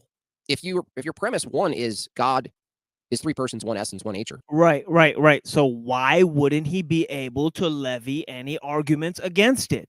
Make a fucking point. This guy just stands up there and says, oh yeah, by the way, he's wrong, and I hope you all can understand why. It's like, what? It's like, all right. And his dumb fucking audience just goes, oh yeah. It was like, hundreds of people in his audience just going, oh yeah, sounds good. Yeah. That God definitionally transcends one or many things, that he is one and multiplicity. If that's the case, it's not idolatry if you actually do an internal critique. It's only idolatry if you internally critique some of these other forms of Trinity that are not properly or logically grounded. and the irony here is that the forms of he's really triggered by the fact that Christianity seems like idolatry, especially when you have this golden fucking pictures when you pray to this shit. I mean, this is fucking crazy. You basically have the fucking Marvel Avengers there, with the fucking, the gay Marvel Avengers on the wall there, with the fucking dude looking, I'm so weak and tired laying on this cross. And we're not supposed to think that that's an idol when you have fucking King David there with his little pee-pee, and you want to come here and talk about me and my wife when you got King David there, your king, with his little pee-pee there, with Michelangelo, Freemason, painting that shit, and you can't get rid of that shit, and you want to talk shit about me. Come on, dude. Come on, dude. Go clean up your own fucking backyard. Go clean up your own fucking backyard. Look at this. Look at this. Look at this. Look at this. Yeah, when I was first time on your show, Chalkbody, you were begging for Jim Bob to come up on your show. Jim Bob, come on up. Jim Bob, please come on up. The first time I was on your show, I fucking embarrassed Jim Bob, you cocksucker. You cocksucker. You're a dumb motherfucker. You don't remember that, bitch? When I told y'all about technology, first time I was on your show? You Mexican bitch. Go sell t-shirts on the fucking corner with the fucking bootleg logos on it. And go get your fucking other family back, bitch. You're fucking setting up franchises around the fucking country. Faggot. of the Trinity, the kind of the Trinitarian takes that don't work. The irony is that they're trying to force the Trinity into a propositional logical position, like pulling God and the Trinity as a concept into form, into like parts, into modes, into structures that you can move on the table or graphs. The irony is that the impulse is to make the Trinity logical, but from the perspective that it's confined by the logic we know, which is making sense of things and categories and labels and particulars and items and parts. That's the irony, is that your impulse is, I want to make this, I need to make this logical. So let me shrink God into something I can understand that's within the realm of materialism, where the way I understand objects or concepts. Well, that's not God then. I mean, so that's a whole other argument. But the point is, he's only attacking the straw man position, which is fine. I mean, if you guys can reject the Trinity and point to all of the ways in which some modern takes... No, see, he's not making a philosophical critique. He's making a critique about the historical aspects of what's going on. So, I mean, it's fascinating that he wants to, move the goalpost to a different end of the issue. You know, saying he's not even he's talking about the historical premise for these issues and ideas. Okay, he's not talking about some philosophical justification for them at all. So I wonder why he gets up on the wrong side of the bed and starts challenging him for something that he never even critiqued. I mean, it's incredible. It's incredible. So the Trinity, or some take of the Trinity that somehow doesn't make Christ divine. Fine, take it apart. I'm with you, but don't pretend by taking apart some expressions of the Trinity or takes that you're taking down all of them, because you're not. You're not at all.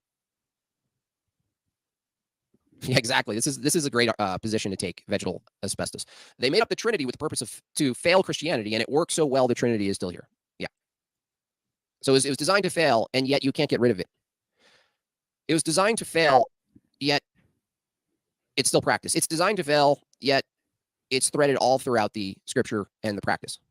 That the ones who preserved scripture through practice, through some structure of authority, they happened to take the Trinitarian approach, but they knew it was just a psyop. So they're just, preserve. The ones who preserved scripture through a chain of authority?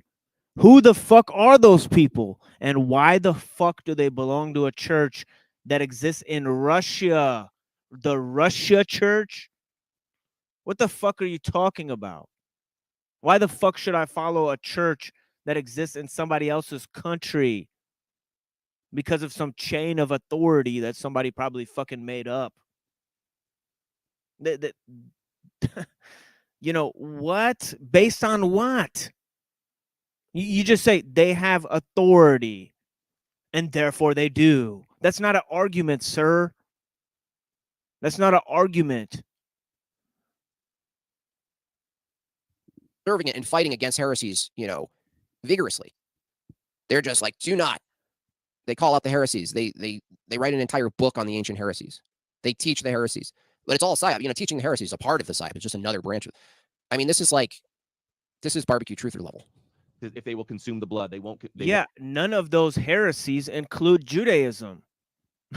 And you don't argue with the fact that your religion came from Judaism, or do you? If you do argue that fact, then you have an argument against what Adam Green is saying. If you argue that your religion came from Judaism, which you do, okay, then none of those books against heresies will help, because they're not talking about Jews. They're talking about Gnostics and other people. Okay, so none of those books include anything about Jews creating a psyop. I mean, of course they wouldn't. You know, because why would that be a problem?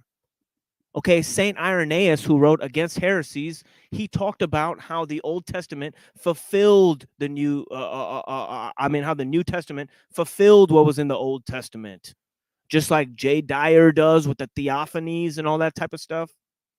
Okay, I've read about that, but you haven't read or critiqued or made a video on or talked about substance, any scale of substance about anything having to do with Islam. Like, not one bit. Like, you've never once done a successful job at it.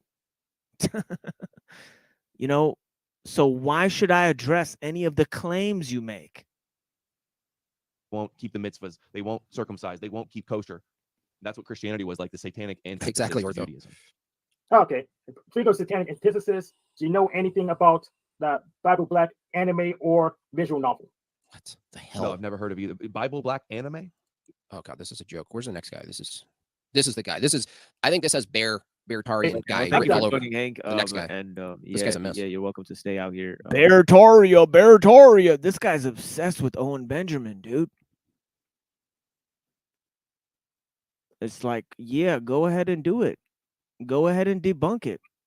I'm waiting.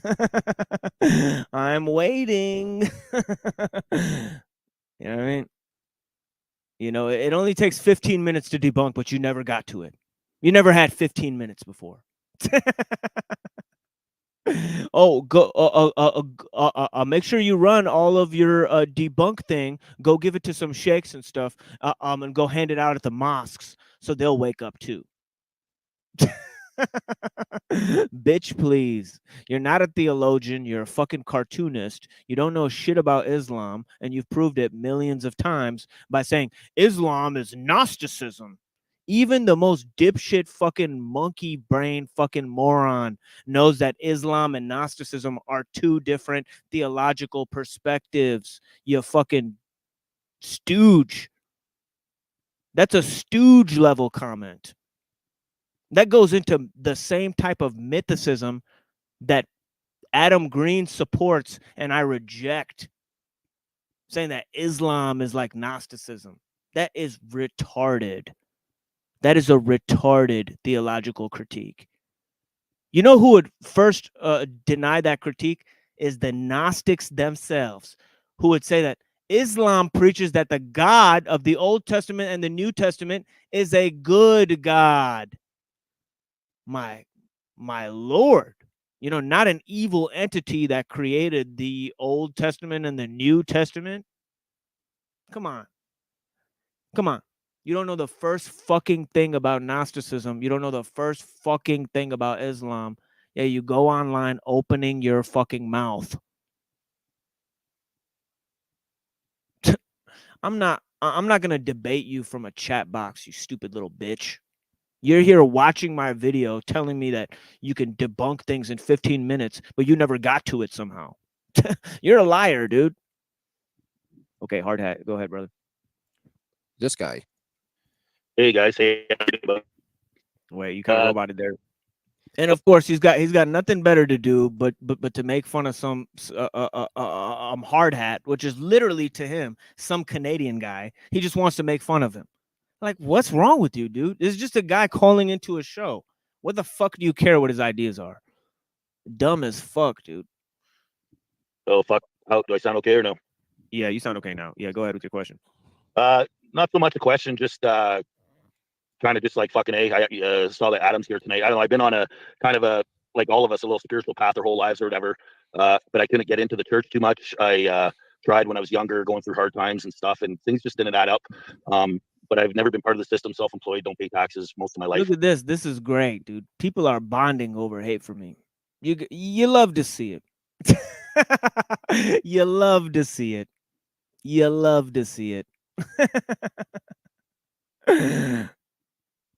Well, when this bullshit happened, Tyranny 3 years ago, that's when I started going down these rabbit holes. Like, what the fuck's going on? Rabbit hole prowling. And then coming out of rabbit holes that were bullshit. Truth or But anyway, what were some of my those rabbit story holes that you first started going? I want to tell you my story. I mean, everything's so feminine now. I'm going to jump on. I'm going to tell you my story. I'm going to tell you my story. And then I went through this thing, and then I went through hard times, and I'm going to tell you my journey. Thanks for having me on, Joy Behar. And then truth or dump, exactly. Yeah, it's like trauma dump, but it's truth or dump. That's great, Lil Omain. Good one. Those 3 years were 1 year. And then I don't know, I don't want to bring you guys into it all. It was very personal, but anyway. Going down that we're bullshit. I'm curious. I think about. Oh, sorry, Toilet. I got to end your little bonding experience with Jim Bob there. Come back next time, brother. He got nothing better to do but to talk shit like a little fucking bitch that he is. A little faggot. Kick rocks, bitch. Like in terms of the UFOs and we're Palladians and there's this kind of we're different. Wait a second. This guy fell for starseeds, legitimately, talking to Adam Green about psyops. I don't know, man. I don't know. If you come onto a stream. Oh, but you know what he didn't fall for? Beartaria! Beartard! He didn't fall for the guy who stuck his finger up his asshole. That's what you fell for, dipshit Jim Bob. These cocksuckers fell for this shit. And they got the right to criticize everybody. They've been through every fucking cult. They've been to Hollywood. They've been with fucking Owen Benjamin. They've been all this shit. But they got the right to criticize everybody else's past experiences. It's fucking amazing. It's fucking amazing. It's really sad is what it is. You know, it's kind of sad is what it is, folks. You know, let me show you this shit. Where these guys, they used to be bears. I got a motherfucking tomahawk in my hand. I got knives. I got knives bears make me. Blow darts. I got crossbows in the corner, faggot. Fucking two guns that were used in World War II. Get the fuck out of here. We're back. We can't be stopped. What's up, D Smiley? Yeah, I like that. I like that, dude. Shout out. Someone else, I think it was Smiley. I'm perfectly fine to bury the hatch. That's what I'm saying. You know, You guys agree on more than what you agree on. That's why it's a learning. There is a hatchet, actually. There is a hatchet. There's one right here.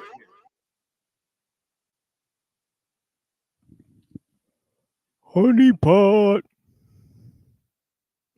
Honey pot. Honey pot.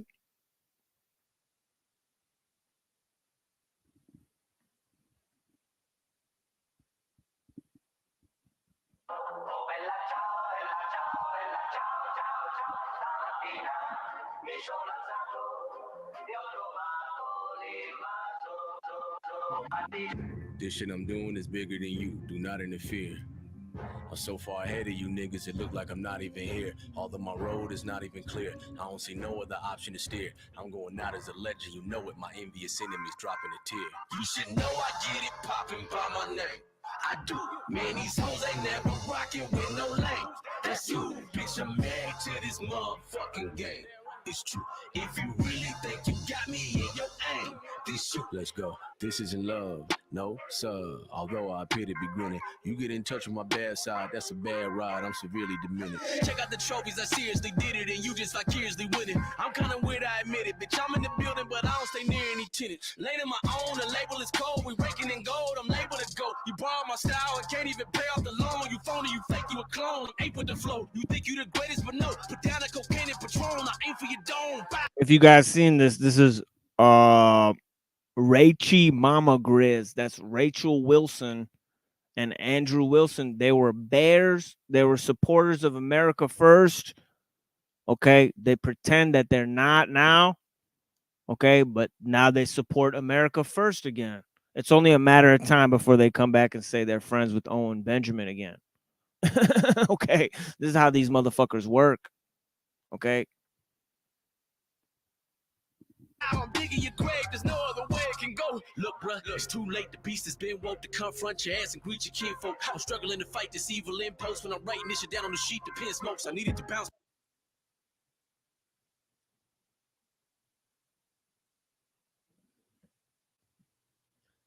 What's up, guys? David Crocco. Welcome back to the show. Just a quick little hangout. Make of what these screenshots what you will. Wanted to pull up some articles that I came across. Interesting stuff.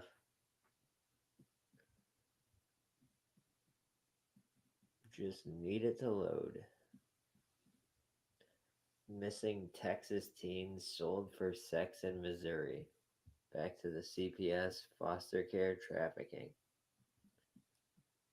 St. Louis County, Missouri. Teens being sold for sex from a room in St. Louis at a hotel. Turned out to be missing juveniles from Texas, 16 years old.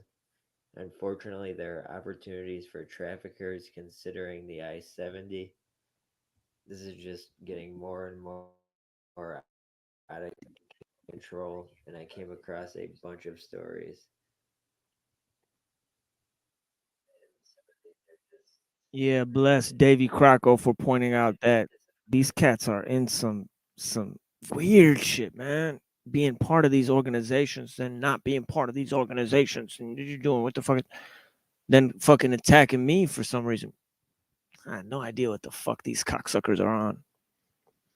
They're swarming like little fucking bees, little bitches coming at me with fucking Randy West, Rusty Smackleford, Toilet Bowl Earth, enslaved by Tortellini. My God, man, they got swarms of these cocksuckers.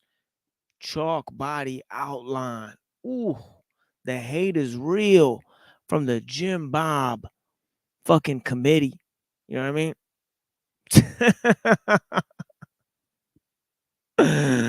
That's right. We're not here to entertain you, you little bitch.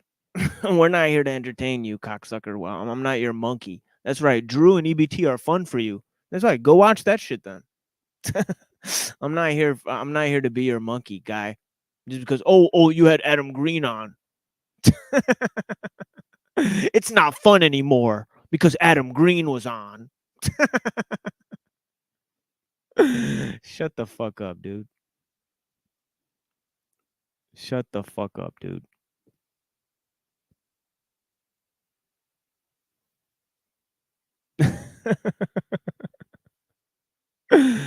Bless you guys for being out here with me, man.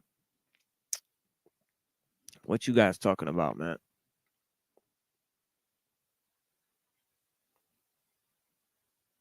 Yeah, let's do more of this shit.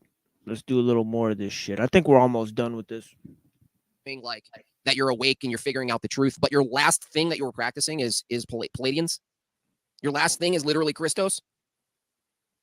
There's a bigger problem here. Other creatures came here and bred us and stuff. I think that's who's promoting that type of thing. Who are you listening to that talk about aliens like that? A guy named Christological. I don't know. There's this guy on TikTok with huge white fake teeth.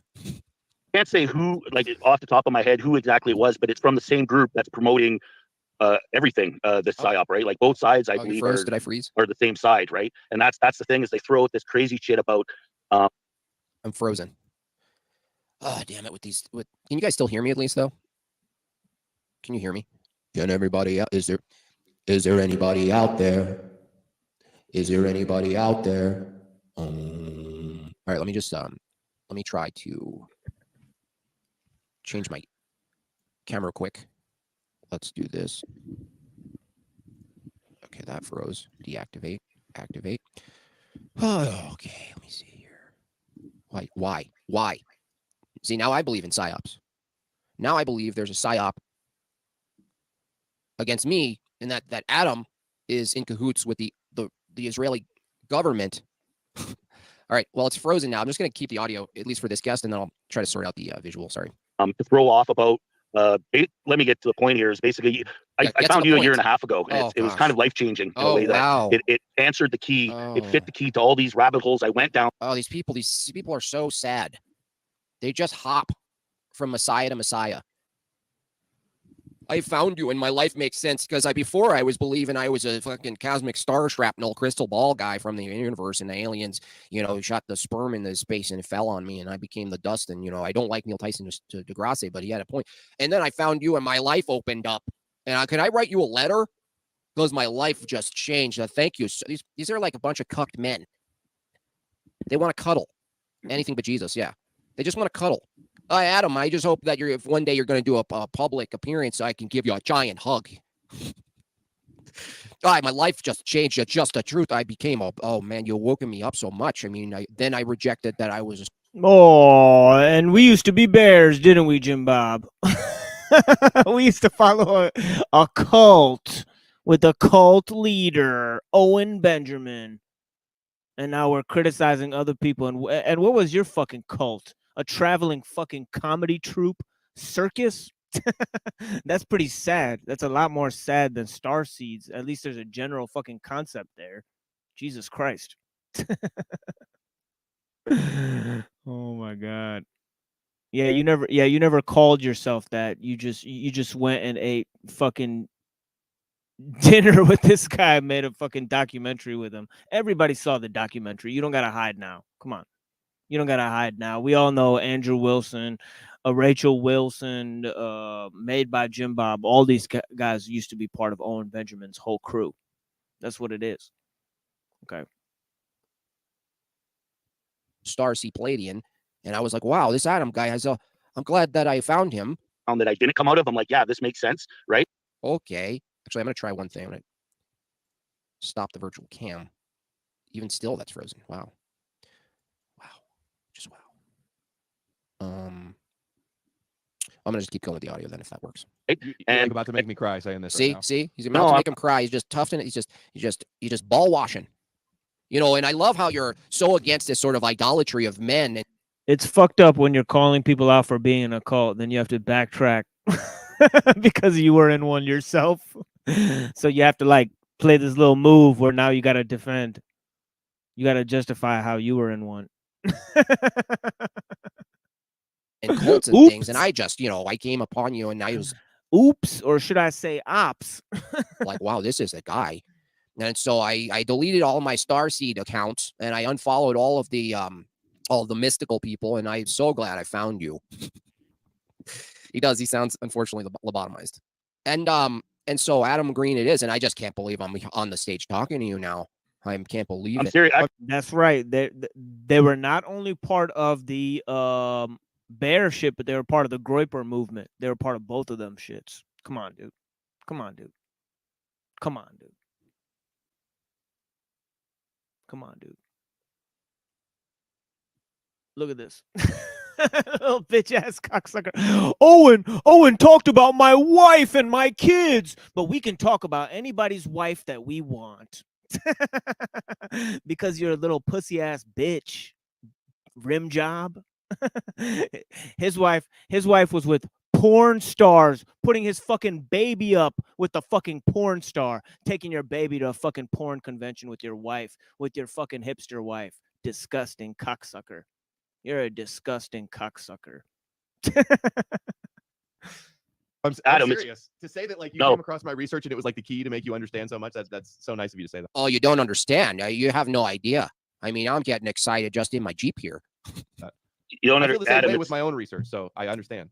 I wish you Thank could you. see the video. I'm not a YouTube horror. I kind of just popped on about a year and a half ago. I've come on the machine a couple times, and I've went on another. Oh yeah, oh yeah, here we go. Here we go. We lost the religion argument. Oh yeah, here we go. We lost the religion argument. So let's make personal attacks, just like you did with Owen. Isn't that right? Started bringing up your wife and your kids and how they're being attacked.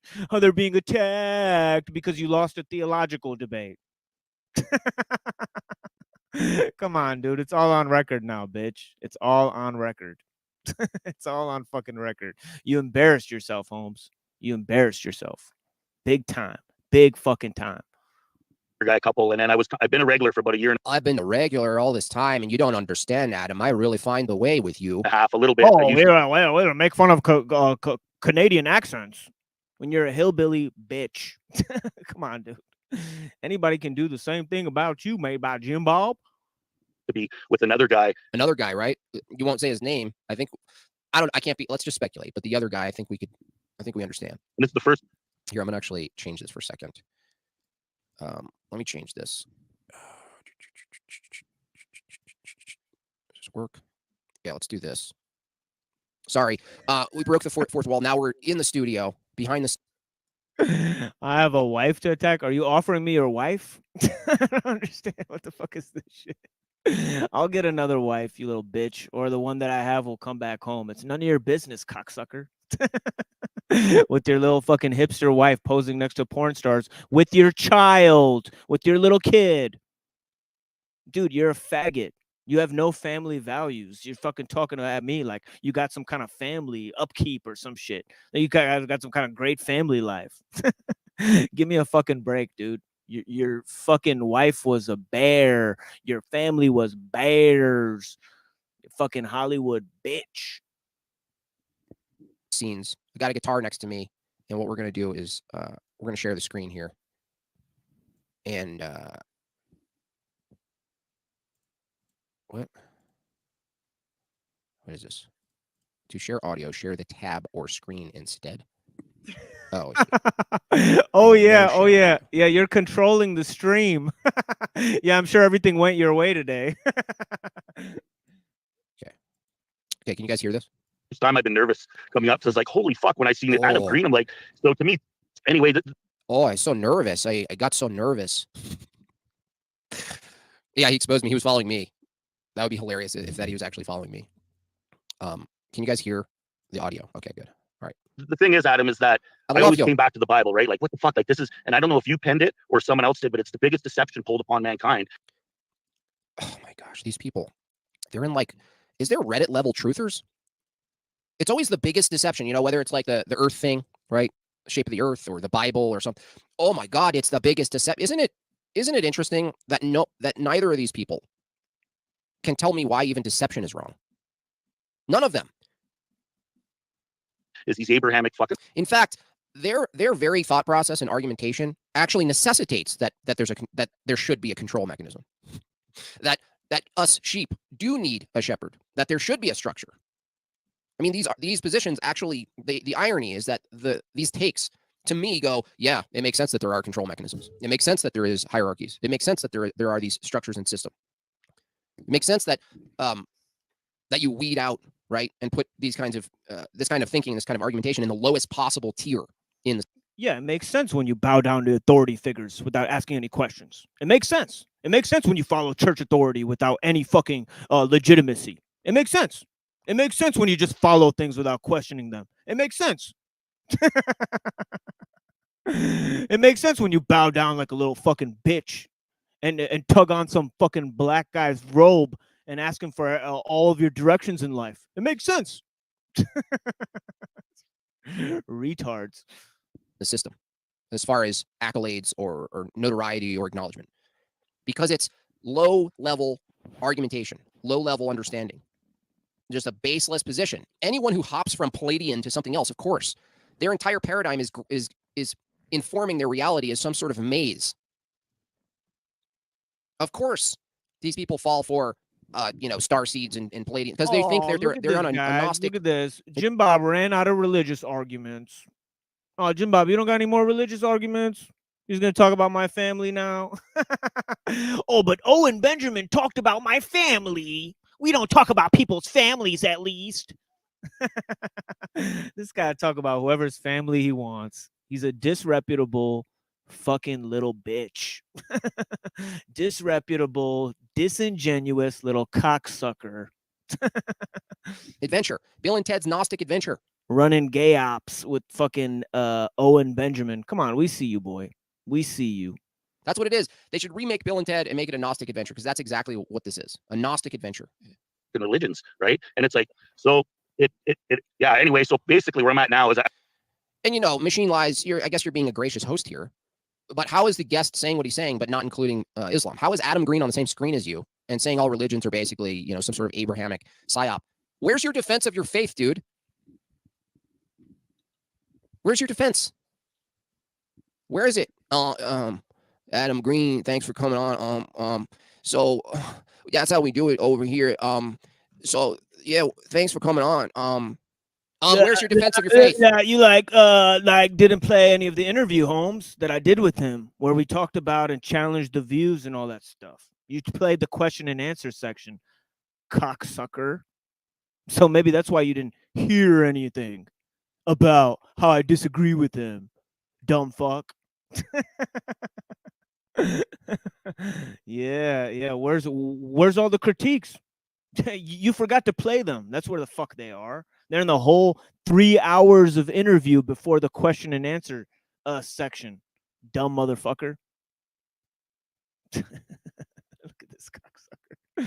Yeah, good luck to you, buddy. Have a good day, bitch. Have a great day, faggot. I really do believe there's a creator, and it's helped me. And in terms of kind of moving on. Oh, you believe in a creator, but Adam Green. Oh, you call the guy bald, but you show up on his show every day. You're a little bitch, Toilet Bowl Earth. You're a little hoe, dog. Doesn't, but he saved you from all the psyops. Adam, you're just so. I was in the cold, and I'm just trying to find my way. I believe in a creator. Oh, cool. That's right. Is it in a tomato? That's right. And I put you cocksuckers in the genie lamp too. Keep fucking around. Keep fucking around. Who is this creator? And learning more, right? Like you can't stay in a bubble. But it helped. It was the key that made all the other things that was like, yeah. Listen to this last sentence, okay? This last sentence. I believe I could put it on a shirt. Listen to this last sentence. Foes and we're Palladiums and they're being like a Jew. Get to the point here is basically, I found you a year and a half. Yo, you might have to make a new account, Toilet Bowl Earth. It's all good though, Holmes.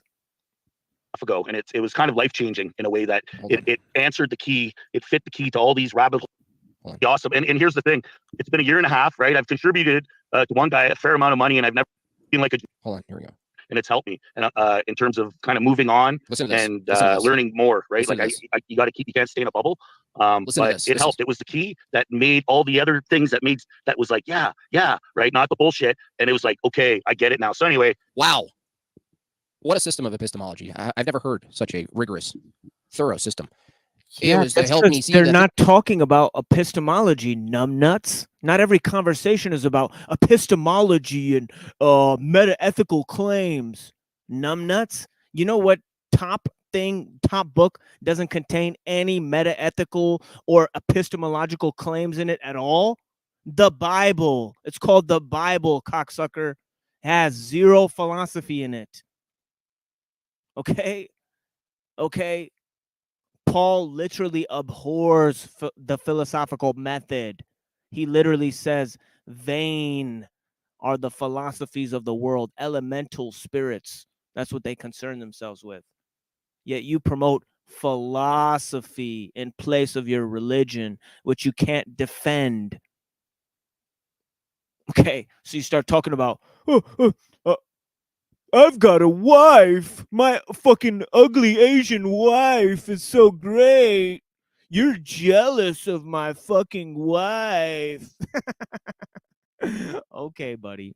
Okay, buddy. You sound like a dumb motherfucker. Like really lame. Like really low. Things that, yeah, out there, it makes sense. Oh, those, not the bullshit, but the yeah, and it made sense. And together I now see the truth. And this is who you're going to attract. If it's not a bear tard, you're a green tard. What the hell did you just say? Now Adam's suddenly not rigorous with that because he's getting fluffed. Adam's certainly not going, I don't know what you mean by that. I have no idea what you just said. What are you saying? Yeah, that's because all you played is a question and answer section. Many of the people that are going to call in are going to be his fans that are just going to say they like his work, and that's going to be it. I don't understand why you're so fucking surprised by that. You want some random fucking caller on the internet to know about epistemology. What kind of fucking crazy standards are these? And this is, way past retarded at this point, You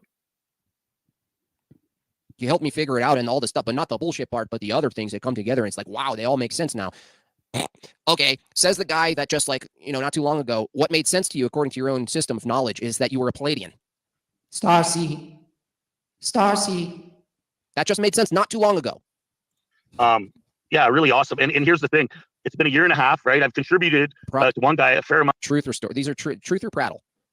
Truth or dumping. I got it. Truth or dump. Lil O'Main. Shout out to Lil O'Main. That's a win. Truth or dumping. My story. And then I went and then I have more of a story that I did. And you helped me on my journey story. It's all feminine. It's like group therapy. This is all this is. Group therapy. All of these panels. I mean, honestly, there's a part of me that does miss panels because you get all sorts of interesting characters on. It can be very boring. It can get heated, ideally. But really, look at this dumb cocksucker. This guy doesn't even know how to read anything. You can't interpret the Bible without a philosophy. And you can tell these guys were with this dumb Nazi fucking bitch, Nick Fuentes, because of how they talk about other people from other countries, other lifestyles and shit. Dumb camel groper. Man, you're a hillbilly bitch. You got fucked by your uncle, and now you're mad at me. Like you're taking that out on me and my philosophy. You have no philosophy, bitch, because let no one take you captive by philosophy. You with empty philosophies like Kantianism, bitch ass loser. Go read Colossians 2:8. You have no idea what the fuck you're talking about. Philosophy was reviled by St. Paul. Reviled by St. Paul. There's no philosophy. There's no epistemology in the Bible. It's not a guide for epistemology. I just did refute it. I just did refute it. All right.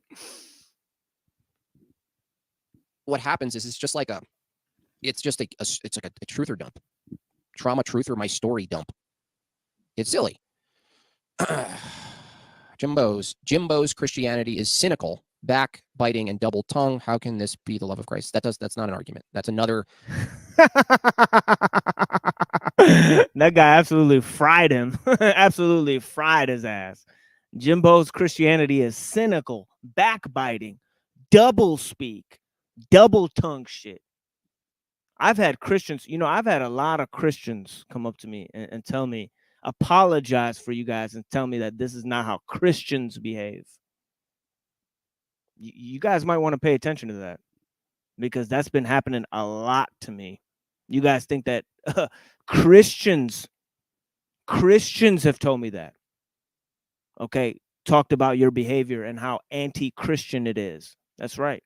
Many fucking Christians. Many Christians, Jim Bob. Many Christians, Rim Job. Many Christians, Toilet Whole Birth. Many Christians enslaved by Tortellini. They've told me that you faggots don't act very Christian when it boils down to all of it.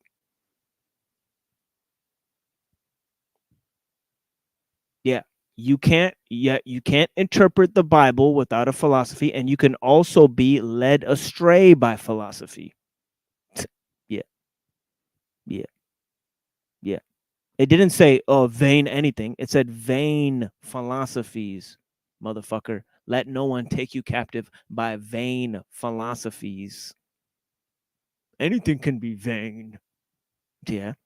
But especially philosophy, the type you employ to defend your religion, saying that some Canadian guy should be known about epistemology, should offer you an argument about epistemology, how you're better than some random call-in on some show on the internet that has way less subscribers than you. You're way better than them. Why? Because you practice a vain philosophy. That's what makes you better than everyone. Come on, man. It's another Yelp review. You didn't argue anything. You didn't take a position against anything I said, Daniel. In a way that it answered. Oh, shit. That was an accident. Fuck. That was an accident. Oh, I don't even know where I was at in the video. Whatever. We'll just start it from the key. It fit the key to all these rabbit holes. Awesome. And here's the thing. It's been a year and a half, right? I've contributed to one guy a fair amount of money, and I've never seen like a. Hold on. Here we go. And it's helped me, and in terms of kind of moving on and learning more, right? Like you got to you can't stay in a bubble. But it helped. It was the key that made all the other things that was like, yeah, right, not the bullshit. And it was like, okay, I get it now. So anyway, wow, what a system of epistemology! I've never heard such a rigorous, thorough system. It was right. Random people on the internet got to show you their epistemology, or else it's not worth talking to them. What fucking world do you live in, buddy? You see the things that out there, it makes sense. Oh, those, not the bullshit, but the and it made sense. And together I now see the truth. And this is who you're going to attract. If it's not a bear tard, you're a green tard. What the hell did you just say? Now, yeah, bear tard, like you were one. But you're criticizing other people for following Starseed or whatever that is. I mean, it's just, it's vain, dude. It's vanity. You have some newfangled philosophy you just learned less than 2 years ago. You joined some new religious organization, and you're criticizing everybody. I mean, dude, you just wake up and realize what the fuck you're doing. 2 years from now, it'll be something else. Some other fucking club. If not the Bears, if not the Orthodox Church, it'll be some other fucking group. Come on, dude. Wake up. Wake the fuck up. Oh, Adam's suddenly not rigorous with that because he's getting fluffed. Adam's certainly not going, I don't know what you mean by that. I have no idea what you just said. What are you saying? You helped me figure it out and all this stuff, but not the bullshit part, but the other things that come together. And it's like, wow, they all make sense now. Okay, says the guy that just not too long ago, what made sense to you according to your own system of knowledge is that you were a Palladian. Starseed. A call-in is open game to discuss epistemology. Go to any random call-in on the internet and try to discuss epistemology.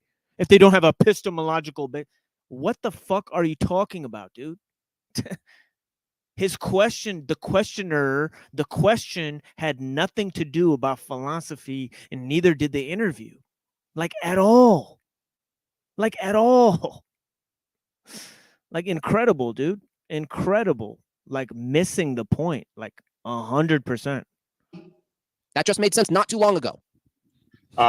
Yeah, really awesome. And here's the thing. It's been a year and a half, right? I've contributed to one guy a fair amount. Truth or story. These are truth or prattle. Truth or dumping. I got truth or dump. Lil O'Main. Shout out to Lil O'Main. That's a win. Truth or dumping. My story. And then I went and then I have more of a story that I did, and you helped me on my journey story. It's all feminine. It's like group therapy. This is all this is. Group therapy. All of these panels. I mean, honestly, there's a part of me that does miss panels because you get all sorts of interesting characters. Yeah. I get critiqued, and then you get critiqued. Rim job. That's how it works. You dirty bitch. You talked about me first online, and now I'm commenting on it. That's right. You want to talk, and then you get critiqued. Faggot. That's right. That is what happens, bitch. Yeah, thanks for pointing it out. Yeah, you're right. That is what happens. That's why I'm watching a video of you critiquing me, talking about me online, and now I'm critiquing it. What's wrong with that? Grow up, you little bitch. It can be very boring. It can get heated, ideally. But really what happens is it's just like It's just it's like a truther dump. Trauma truther my story dump. It's silly. Jimbo's Christianity is cynical, backbiting, and double tongue. How can this be the love of Christ? That's not an argument. That's another Yelp review. You didn't argue anything. You didn't take a position against anything I said, Daniel.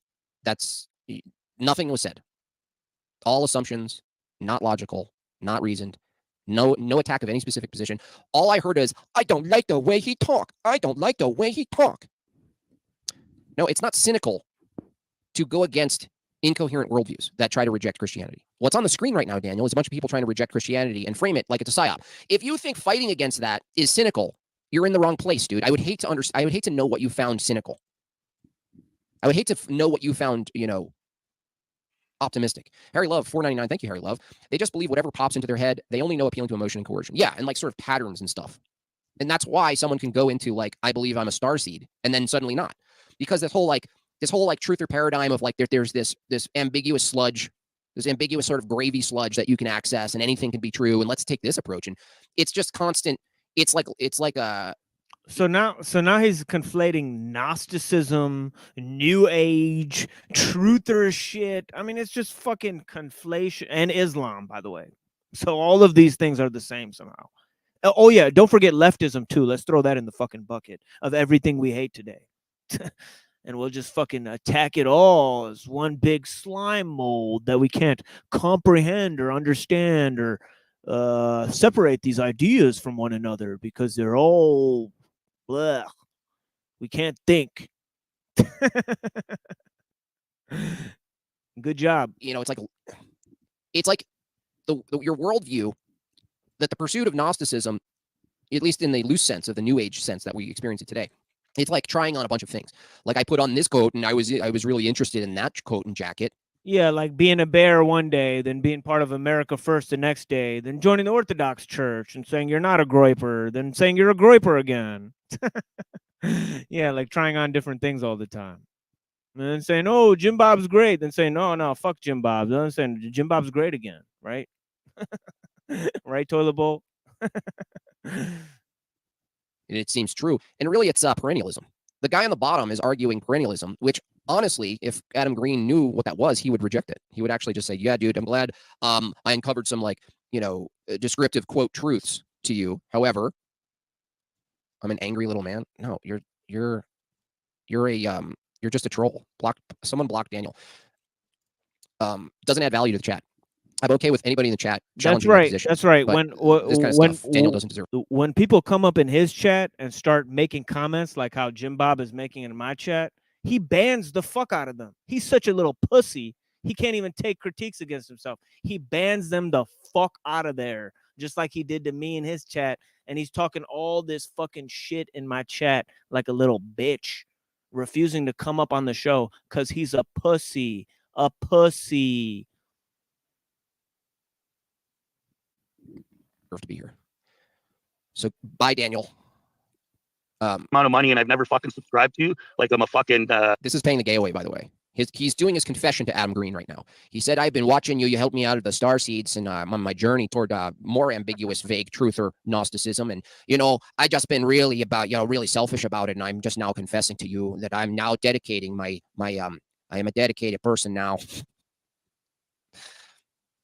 And I get it. You could do this in a simple form. Like I got a lot of value. You got a subscriber. You got a member. Great. I would accept that in my own chat. But if it was like this huge story, it's gross. It's like it goes into the parasocial thing where he's now assigning the new shepherd tag. Right. He left the other tag and now he's switching the shepherd. Adam Green. I just want you to know you're my new shepherd. That's my Canadian accent, by the way. So being like a Jew. I can't. Oh my God. I can't afford to ban. You need me. Oh my God. Wow, buddy. Yeah. You know what? Suck my dick, Jim Bob. Suck my cock, buddy. Suck my cock. I've been waiting to do that. You get treated like a normal civilian here, bitch. Don't think you're too fucking hot to trot around here, motherfucker. You just a normal bitch out here, bitch. You ain't got no clout here, motherfucker. Don't try that shit again, bitch. Go fuck yourself. I don't need you. I don't need you to talk about me. That's what I'm trying to demonstrate right here, faggot. I don't need you, rim job.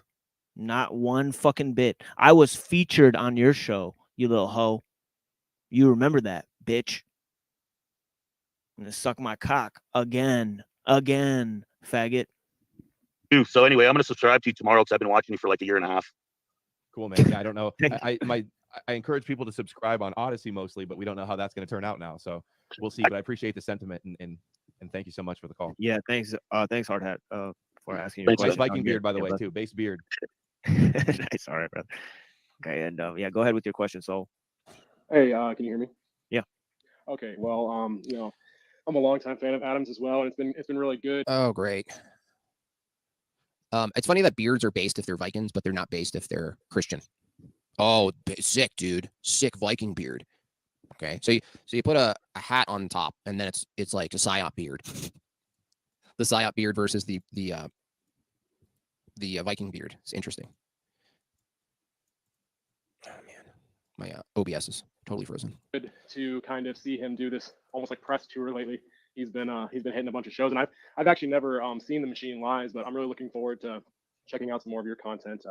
David Scribino was one of the academics that Adam actually exposed me to that has been really influential. But I have a question, but I'd also just like to quickly expand on what the caller was asking about earlier with, I guess, the grandmother of David and the difference between, I think Adam is very astute at this, is the difference between exoteric and esoteric Judaism, where they will have one message that they kind of publicly proclaim is what they believe, and then they have a secret message that they only really share amongst themselves. Oh. Another person, and on the Apollonian transmission, he has this article about the Semitic bride gathering cult and how really the Bible is a history. Oh, where's all your arguments against it, Jim Bob? Go ahead, bring out all those great fucking arguments you have against what he's saying. Go ahead, dude. Where's all your great points against this shit? Jews bringing in the best of the Gentile women. We see that with Jacob and Rachel and Leah. Oh man, this is just, it's brutal. This is where you kind of exit, is because like whatever's being said here assumes that there's a proper interpretation of the Bible. And obviously we've seen where that goes when Adam goes into interpretation of the Bible. If you ask him, is there a correct way to interpret the Bible? And he says, yes, which needs to be true for him to do his critique. Then you ask him, how does he obtain the proper interpretation of the Bible? He'll say, he'll just read it. So it's like this, like, sola scriptura anti-Bible approach. That through the scripture alone. You don't need to interpret shit to answer the fucking question. Are you a Jew or are you not a fucking Jew? There's no middle ground there, homie. You try to finagle this whole position where you're both Jewish and not Jewish. That's the fucking problem with your brand of Christianity. Okay? It's not a mystery here, okay? I know the truth of Christianity based on my own interpretation of the scripture. And then you're not in a debate anymore. That's why the word hermeneutic destroyed a lot of people's starting assumptions on how they argue against anything biblically, or argue for something, a positive claim biblically, that they're just kind of reaching into the scriptural database and sort of gleaning off what they want to make sense with their very sort of worldly, pragmatic view, whether it's homesteading and the, God is the pond, God is the moment my kid smiles, God is identical to the creation, basically. But there's no point, because these people just start talking about scripture and they just assume that the conclusions they come to and the way they interpret it based on them just kind of hanging out and reading it and being like, whoa, dude, I did research. And that's why it ends up being a boring debate if you challenge them, because, you get someone like, it slows everything down. You get someone like a Posh or a DPH or a Jay Dyer to go into the deep past, the historical past. There's an etymology there. There's multiple languages in which they never go into the historical past. They bring this fucking precept meta argument up, and then they sit on their fucking hands, okay, and queef all day. Okay, they have no fucking argument there. I mean, they don't give any of the history. Okay, what me and Adam Green did for 3 hours is we provided some historical basis, okay, for first century Christianity and all of these things. And you can deny it, but you're going to be figuring out a lot of things. seeing what parts of our historical analysis stick and what parts don't. You're going to figure out things about the various sects of Judaism, about the Roman Jewish elite, about different struggles and themes that were going on, about the various sects of Christians, about the different heretical groups of Christians during the first century. You might find out about the names and opinions of people like the Ebionites and people like the Gnostics and people like the Pharisees and people like St. Paul and what his connections were in Rome, or any of the theories in Acts, or any of the theories about James, who James was to Jesus, or any of those theories that we talked about in over the course of 3 hours. I've never heard you motherfuckers mention it one fucking time. Not even once. You never talk about the historical side of things. You just don't bring it up. You want interpretations of the Bible, and only your church can give you those interpretations. So there's no room for debate. There's no room for discussion. It's over. Yet you're saying there's nothing to, no wonder there's nothing to debate about for you. You're coming here saying, I need you with 12K subscribers. Come on, cocksucker. Nobody needs you. You're barely on the map of YouTube, let alone theology. You know what I mean? I mean, this is fucking incredible. You know what I mean?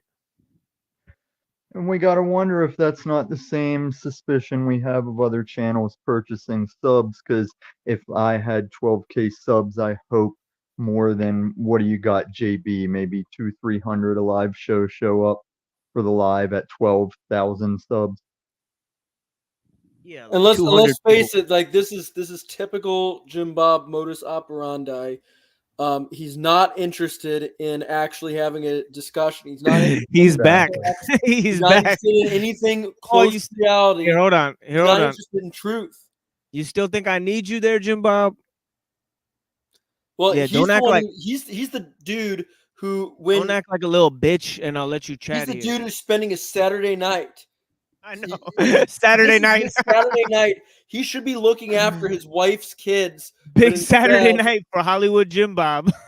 Instead, look what he's doing. He's spending hours and hours bloviating, reeing online like a little bitch. And I'm up here in the sense of with much smaller channel than the Machine Lies. Hold on, buddy. Hold on. I'm with you, but I'm up here for Truther Cop and Jim Bob in the sense of Saturday night's all right for fighting.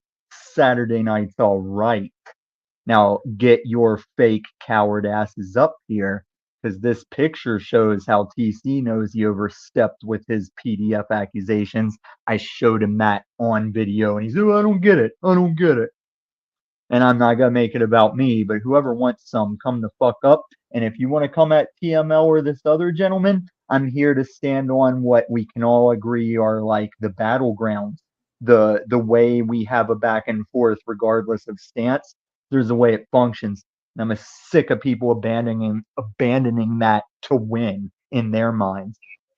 No, yeah, it's time. How about this, Jim Bob? If you're going to spend hours and hours whining online and watching these videos, then how about you come up and you actually have a debate, you have a discussion, instead of doing your own little like dumbass word game pre-sup crap where all of a sudden you don't actually need to defend any of your positions.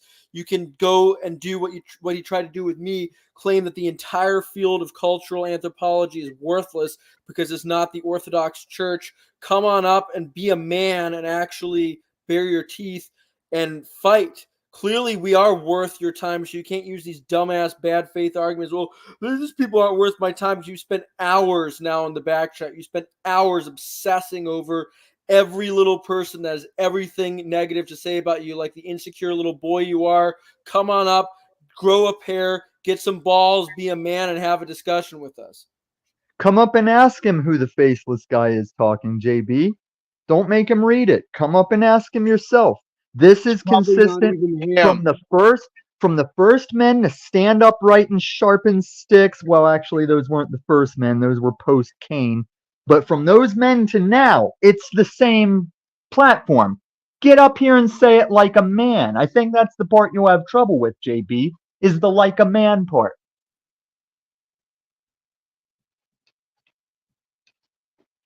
Don't call me tradition guy. I'm the guy you left backstage because I was sitting backstage going at Drew when you had him up to suck you off. And that was one of the last times you'd ever have a panel, wasn't it? That's why you had to drop panels, because you're a little man that's scared to have somebody say their side rather than you sit in front of a green screen and say it for them. You're very unslaved about it. And sorry, Hard Hat, when you were talking about the other guy you were donating to, I'm going to give Jim Bob this ammo. You're talking about Paul Enslaved. Because I watched you call me a junkie for a year and a half, too. Oh, yeah. Hard Hat. Paul Enslaved's going to get another little one out here, too, with his little bitch enslaved by Tortilla and his little hoe, Toilet Bowl Earth, going on his show every single day. Jim Bob, I'm up here to purvey the truth in the back and forth. Don't fucking, okay, I'm not traditional guy. Then the faceless guy is traditional guy. I'm still saying come up here and talk to him. There won't be this confusion chatting away like a broken hoe. There, I unslaved too. Are y'all happy I used an unslaved line?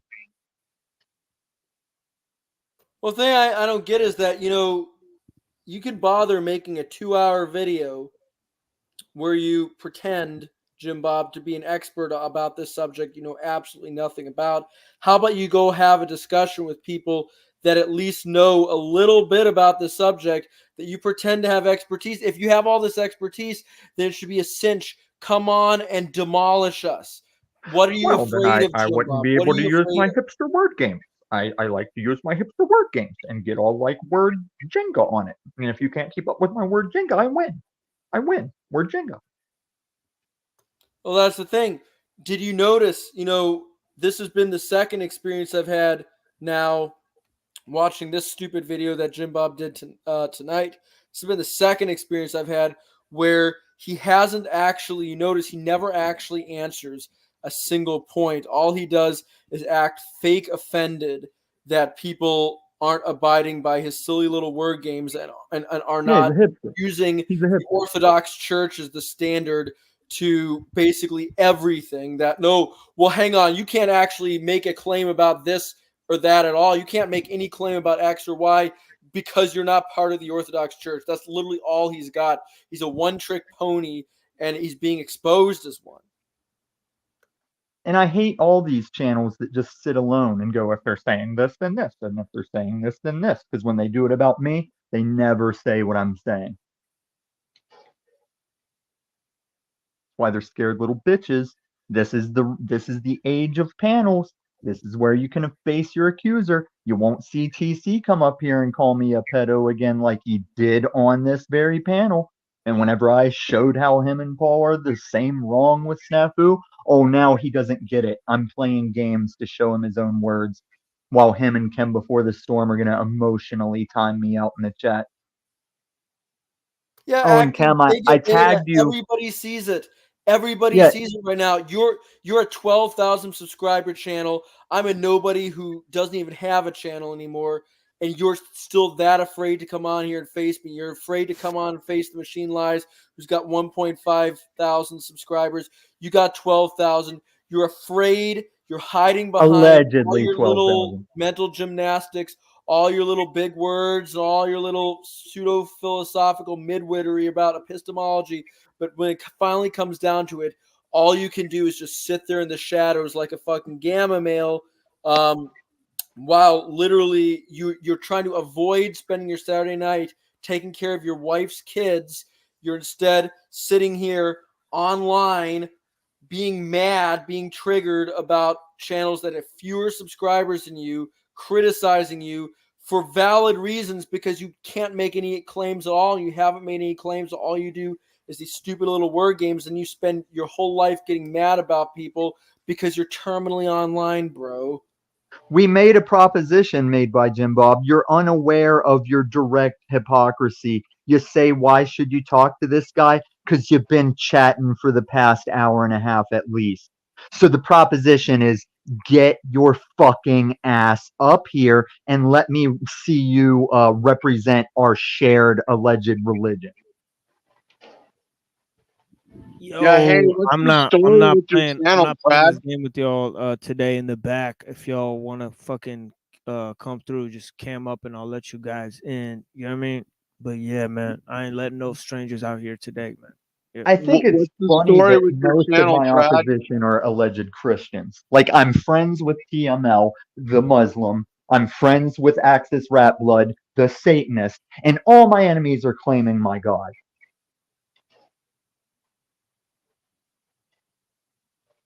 Trad, you there? What's up?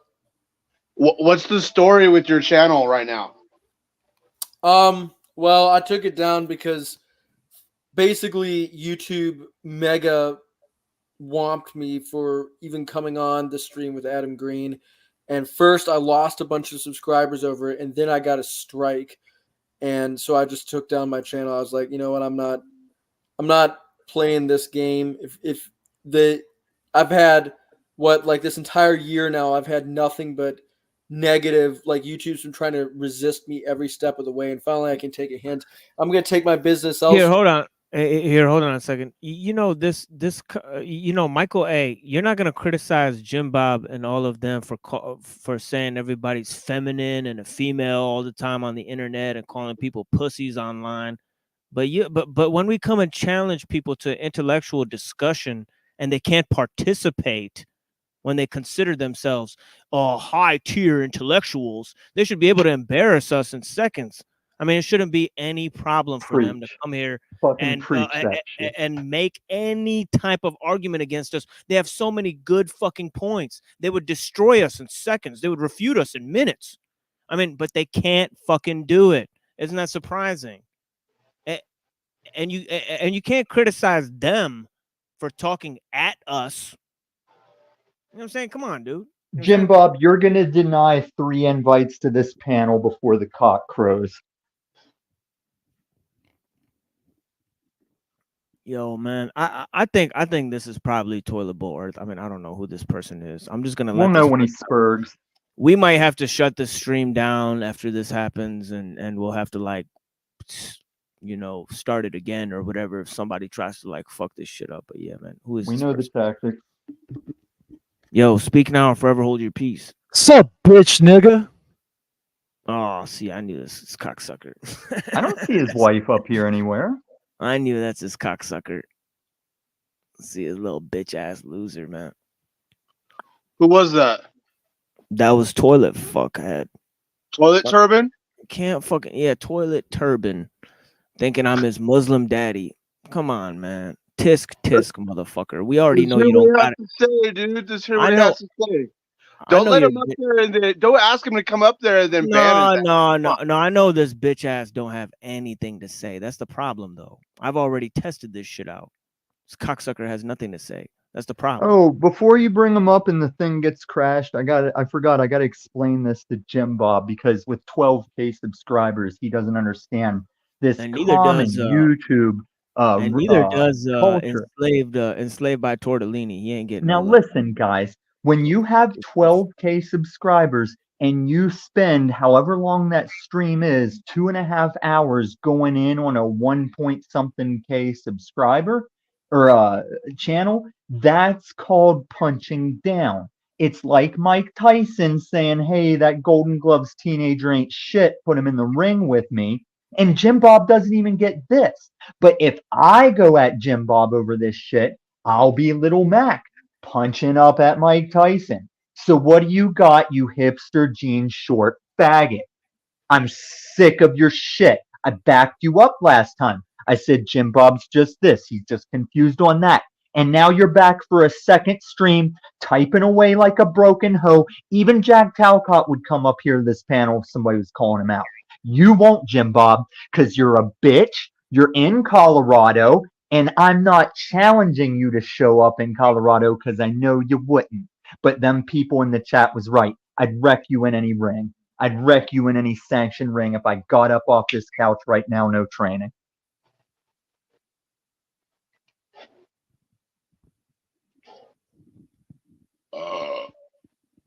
Yeah, and I'm releasing tapes of just how much time. I mean, it's not even going to be the whole time, but it's going to be a portion of the time that Toilable Earth and Enslaved by Truth spent on my panels. I've given them enough time. Okay, I've been on their shows. They've been on my shows. We had a fair exchange. It's over now. Okay, it's over now. All right. Yeah, but Trad, do you understand now why I'm not even bothering? Like, YouTube just wants to play politics games now. Yeah, that's the problem. I'm finding, I'm finding that I have much more success in real life because real life people are nothing like the terminally online turds that you'll encounter. Like, I have so much more success when I just go touch grass and I go talk to like actual people in the real world. Like, they're actually far more reasonable. There are so few Jim Bobs in the real world because the reality is that people in the real world don't put up with these weirdos and these freaks. Like, people in the real world are actually like pretty cool people in general. And then I go online and it's just like it deflates my ability to have any respect for the human race. So I'm just Oh, Jack, we weren't calling you out, buddy. You're okay. You didn't have to. Yeah, it's like before there was the internet, these same people would talk shit to you from down the block, and then when you step in their direction, they run away. Yeah, they're online tough guys. I mean, let's face it. This guy that's a way bigger channel than any of ours isn't even man enough to come on a StreamYard panel. Well, like, what makes you think? How on earth would he ever defend us from like some external threat? He's not even man enough to hop on a StreamYard panel. There's no way. I guarantee you, would be the worse. Like, he'd be hiding. Hey, he'd be the fucking chicken hawk. I'm here now, Tommy. What's your point about I've donated to Paul? Like, what's your deal? You're saying?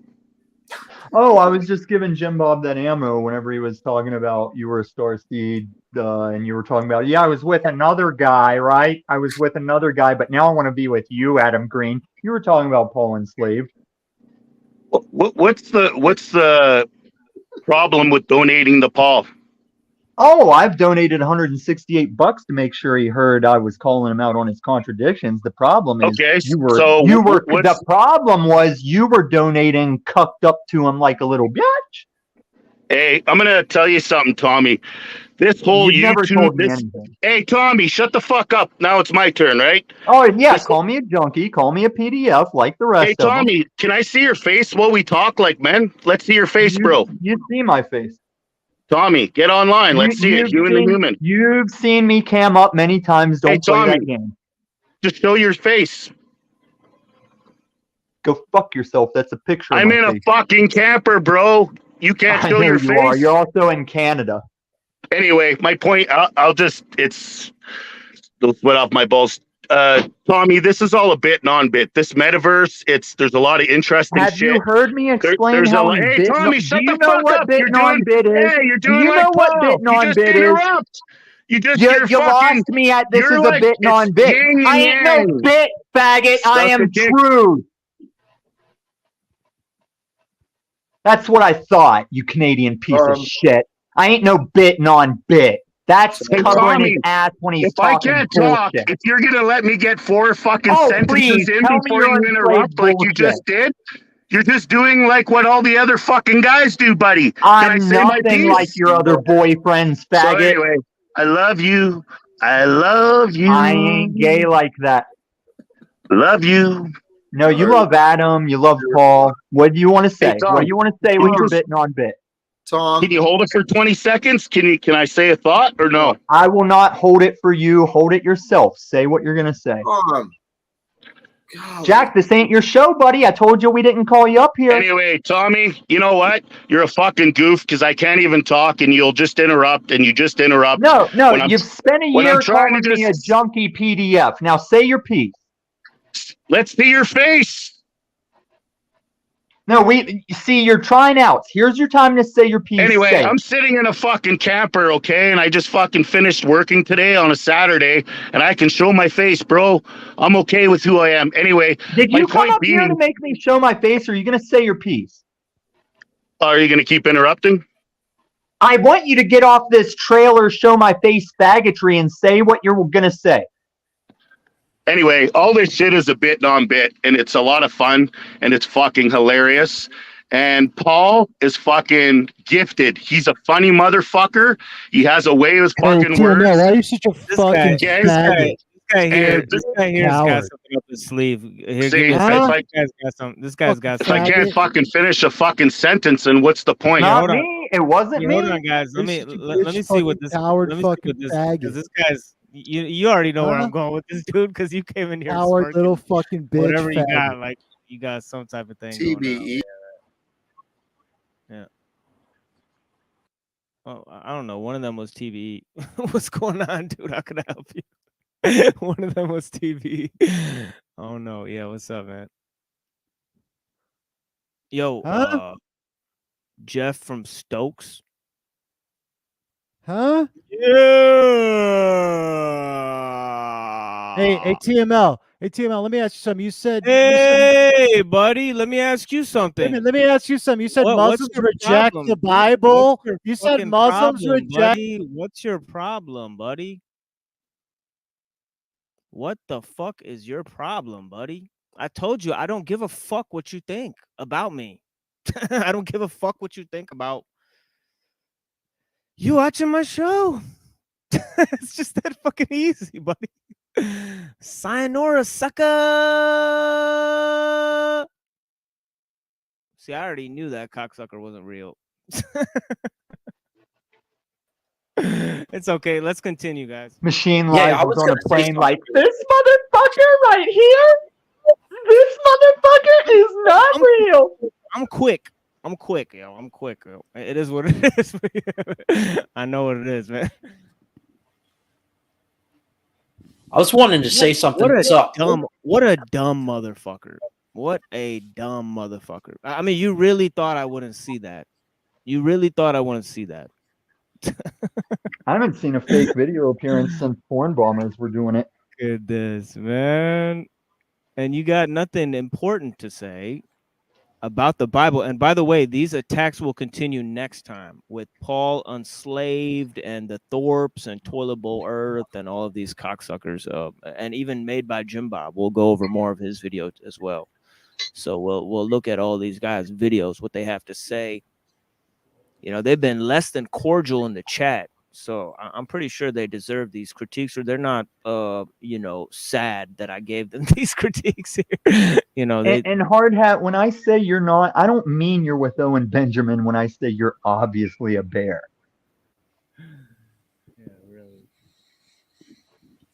Yeah, whatever. I don't know what you're talking about, but. Oh, you do. No, I don't. What? You said I'm a bear. Okay. Yeah, you're a bear. Okay, I don't get it, so it's okay.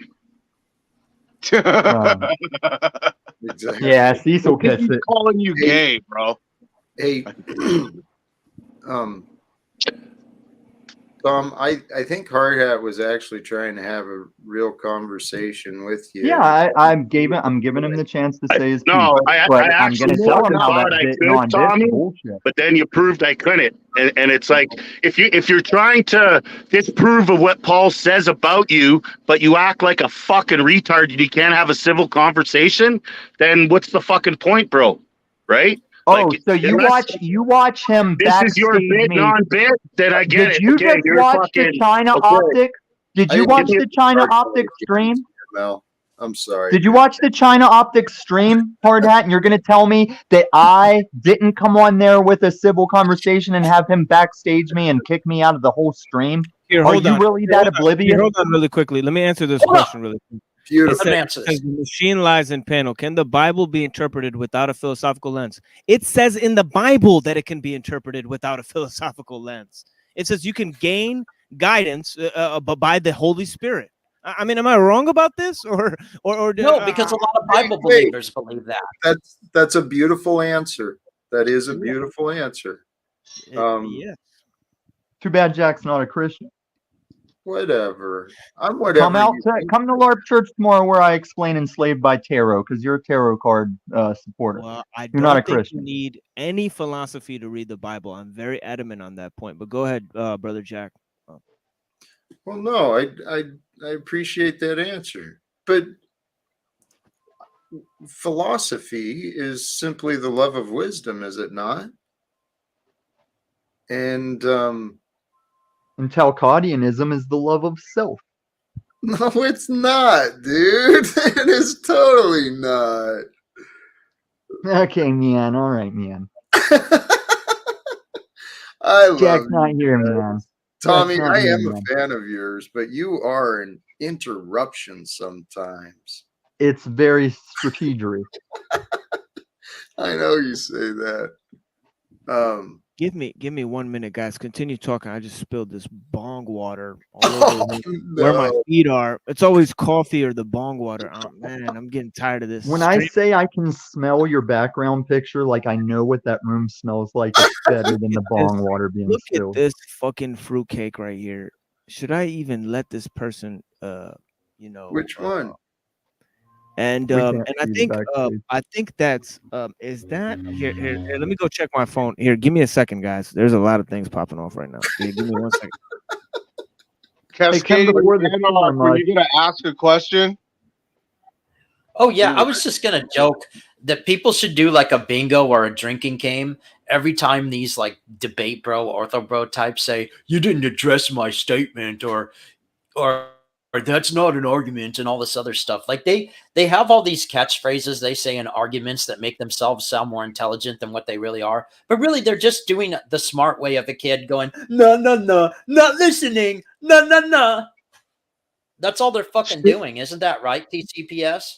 Absolutely. I mean, I got treated to this moronitude by Jim Bob where, keep in mind, because he made a 2.5 hour stream where he pretended that he knew all this stuff about anthropology to the point where he could denigrate traditional societies and basically repeat the old Whig history argument that there's been human progress and that these traditional societies, these hunter-gatherer cultures, these Native American peoples, they were all just these horrible savages, and we should be so thankful that we're not living like they do anymore, and all this, Steven Pinker garbage, basically.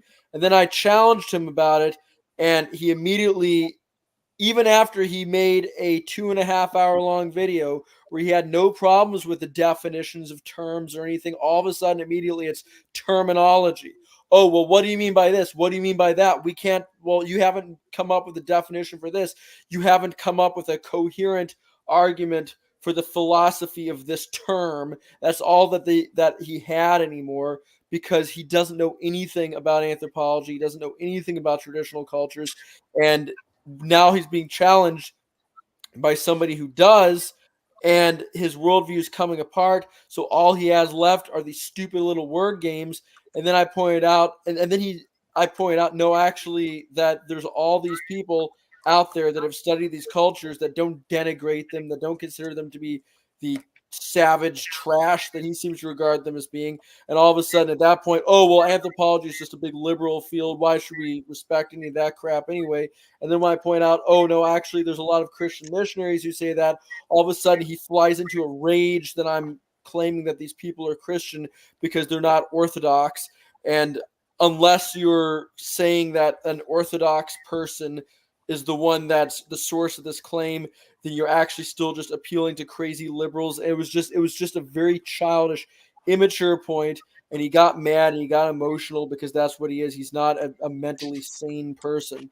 And if you look at his other debates, he's done debates on the Crucible. He's not a mentally well person. He's a mentally ill little man. And I know his stuff doesn't really impress me that much. But I was gonna joke, Mother Russia will, Putin will save Christian world. Mother Russia will save the Christian world, comrade. Yeah, actually, You gotta love it when they're people who are criticizing you are still calling themselves bear. it's like what in the world? That's got to be a joke. Like, yeah, hold on, wait. So Ramen Bear who, by the way, will never come on this panel. Where have you been following TCPS? Were you a subscriber of this channel? How do you know what I think about anything? Oh, they don't play that game here. They just tell you what you think and then criticize it, raise their arms in victory, And and then then run block away. you Yep, from that's right. responding. Yeah. Like that Snap Who Snaps 8, he needs to watch my new video. If he ain't got 7 minutes to spare to make a fool of some of these people, everybody go watch my new video with the picture I'm using. It makes Snafu irrelevant. Also starts a new meme By the way, template. Ramen Bear, I'll tell you what, the thing that you were saying, you've never come anywhere even close to one of those. So how do you even have room to talk about that? Shout to Flow State coming around to the whole truth thing and how to be logical and get to the bottom of this shit. Snafu seems like a spastic autist. He's a liar. He's homeless, and half of YouTube is already making videos saying that, and he still runs around acting like he has credibility. No, you haven't always been there, Flow State. But I do props to Flow State. As long as he says his channel is like a dictatorship, I can't be mad at that. It's these So motherfuckers. this little fucking Cecile Drake wants to call me the fucking spastics when you're sitting above a guy with the universal You pedophile brought him up. symbol, still fucking pushing her shit, going deep. Well, if you're gonna in it, bring him huh? up, can we watch my new video? No, Well, your new it's either- video just means you watch little pedophile fucking produced. Right, fucking you're on videos. that video You like saying this. Hollywood You're on that pedophile video fucking saying weird this. shit, bro. Can we watch my You're new like video, a Machine fanboy Live? for that shit, bro. And who's No it? self Well, it's promo. either- Can we it's watch either my new you get video if you're attacked gonna or I bring get him up? attacked. You know, we got like both of these guys here. It's like either or. Maybe not.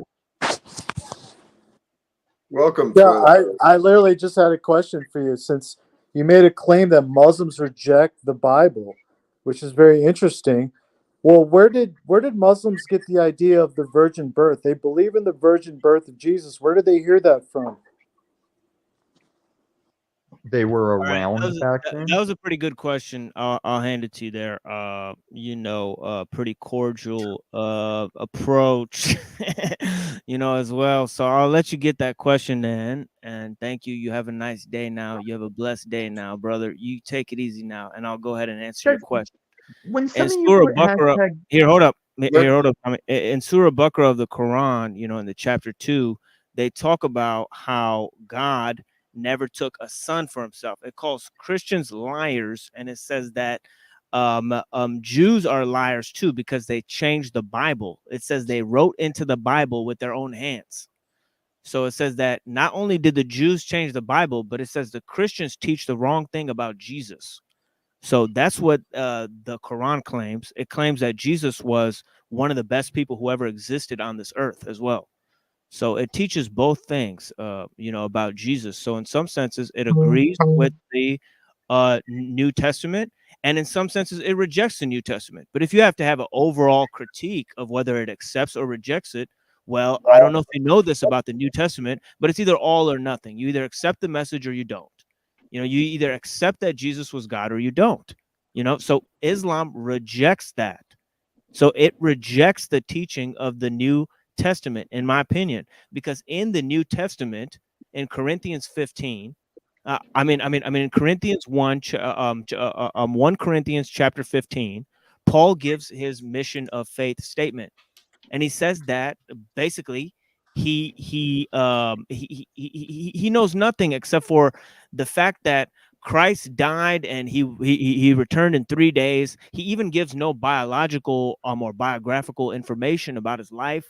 He gives nothing about his time spent with his disciples. He just says, all I need to know is that Jesus died for everyone's sins. Okay. And that is part of the message there. So obviously, if you reject that teaching, that God will be all in all, that he'll take obedience unto himself, even to the point of death. Well, Muslims reject that point. They don't think that Jesus is dead. They think Jesus is alive. But if Jesus, and this is on his question, I'm not trying to corner you. if Jesus isn't God to Muslims, then what's the concept that you say he'll come back and rule this stuff? Yeah, and that's the thing, that if Jesus died and was resurrected, okay, as Paul says, then he will be the first fruits of the resurrection. You know, that will happen to the end time. We will all become as Christ was, reborn with a new body and all that stuff. But in Islam, that doesn't take place, because Jesus never died. So Jesus comes back because he never died. So that's their explanation for it. You know what I mean? Well, I was going to say really quick about the Islam and Gnosticism connection. The only reference I knew, all the years I've read about this stuff, is the Epistle of Barnabas, and how the Quran references that with Christ, crucifixion not being Christ himself at the cross when he died. But that's the only connection to Gnosticism that I'm aware of. Well, I think the And even Epistle to Epistle of Barnabas Barnabas, is yeah, I think the Epistle to Barnabas is a forgery. So that's what they say. It's pseudepigrapha. yeah. So I believe that's a forgery. And it said that it's preserved in the Sinaiticus. It says that's the 4th century codex. Yeah, I mean, the Epistle of Barnabas. I mean, I could refer to the Coptic Apocalypse of Peter. Where Christ is shown hovering above his own crucifixion, laughing, as Peter is laughing as well along with them, seeing that Christ is actually not being crucified, that it's an illusion. That's more along the lines of the Muslim position. That's in the Coptic Apocalypse of Peter. Very close similarity to that one. But I don't think that might be even a full version of what the Islamic version of events are. Well, even with Gnosticism, there's a lot more that we don't know about it than there is that we do, because most of what we know about it is what its critics wrote about it, not the firsthand accounts.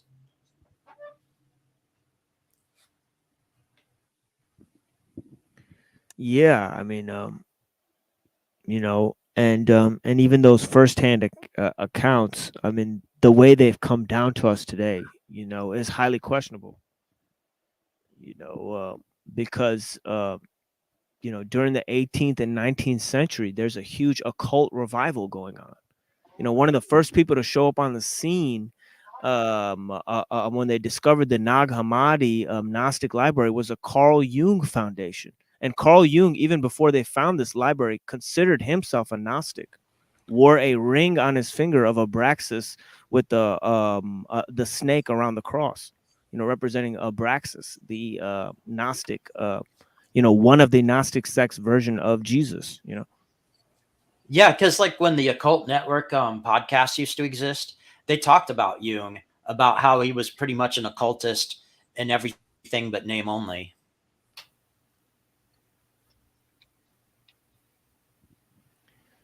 Yes, and blessings to Denise. Thank you for joining us. Denise. Peace to Gam Gam.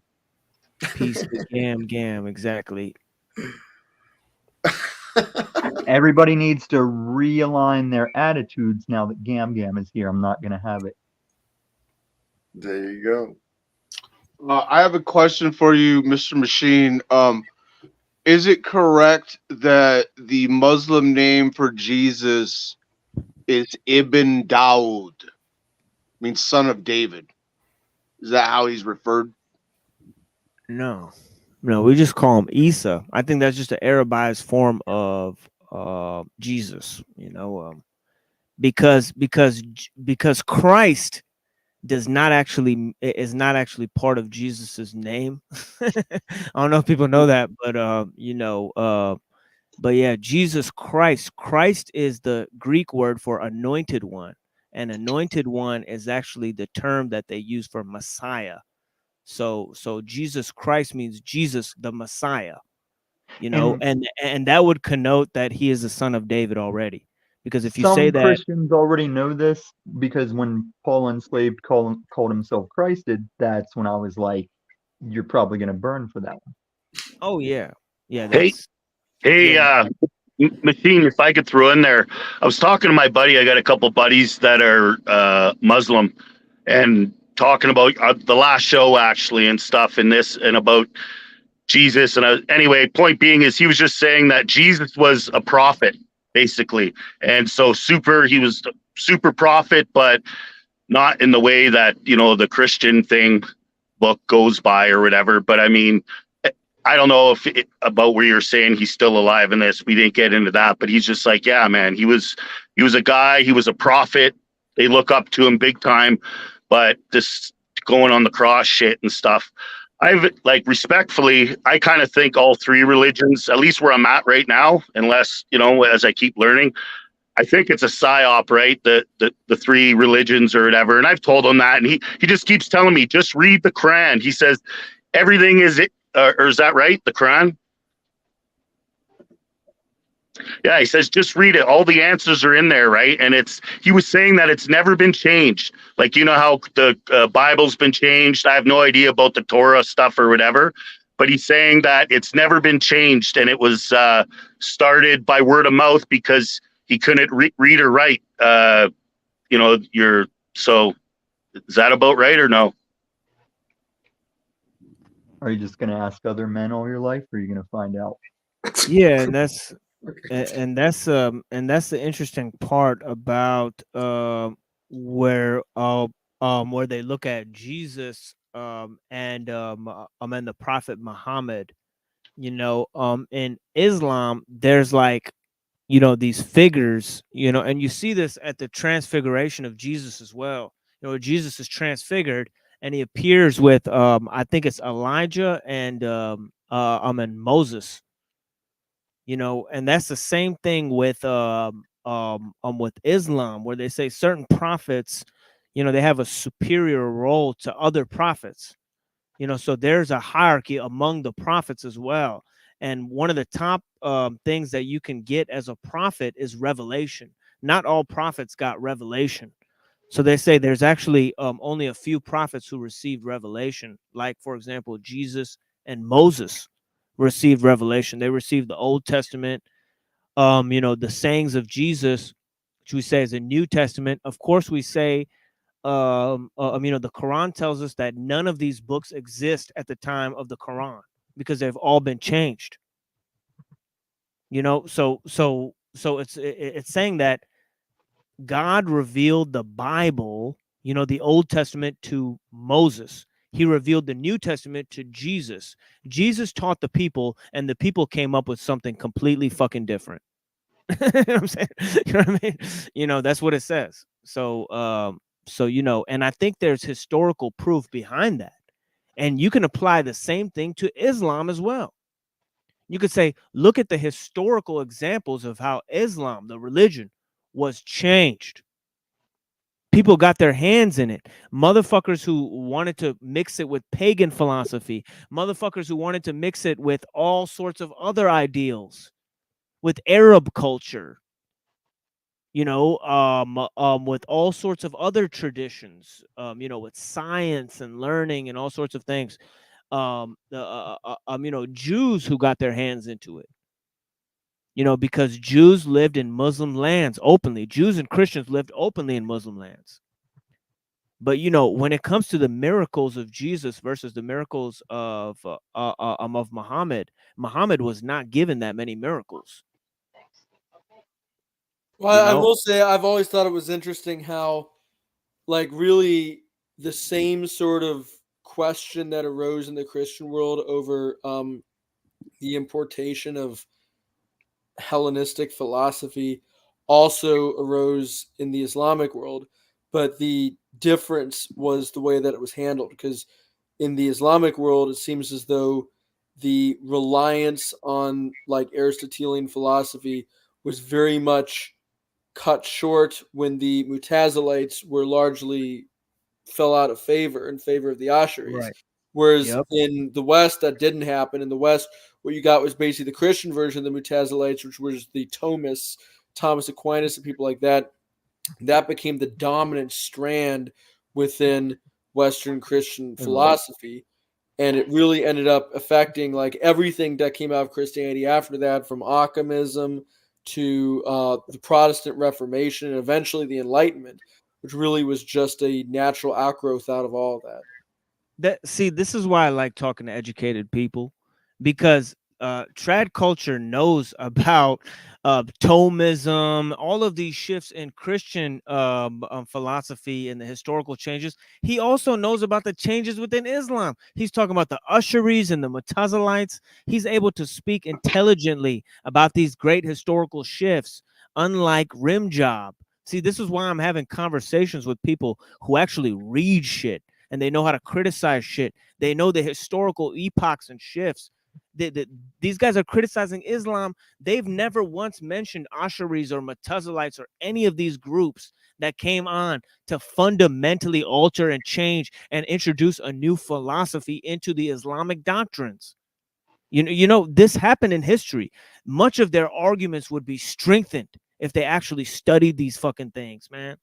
But they're not doing it. That's the problem. That's the fucking problem. You know what I mean? And Peace to Splutonic. I always catch a screen name that surprises me every other day. I love it. Yeah, I like how it's always somebody that just is unaware. Listen, don't hate on the what is this people. I think YouTube's actually starting to promote some panel verse. Hell yeah. Well, we're discussing religion, conspiracies. I mean, we were hit up by a channel who did 12K subscribers. You know, we're also hit up by many different other channels. So yeah, man. Hey, come before the storm. You spent the whole pre-panel time timing me out when I wasn't talking about you. You've been crying that you were blocked, and now you say you don't care. Kick rocks, boy. You're just a little trailer living boy. You're like a American hard hat, pretty much.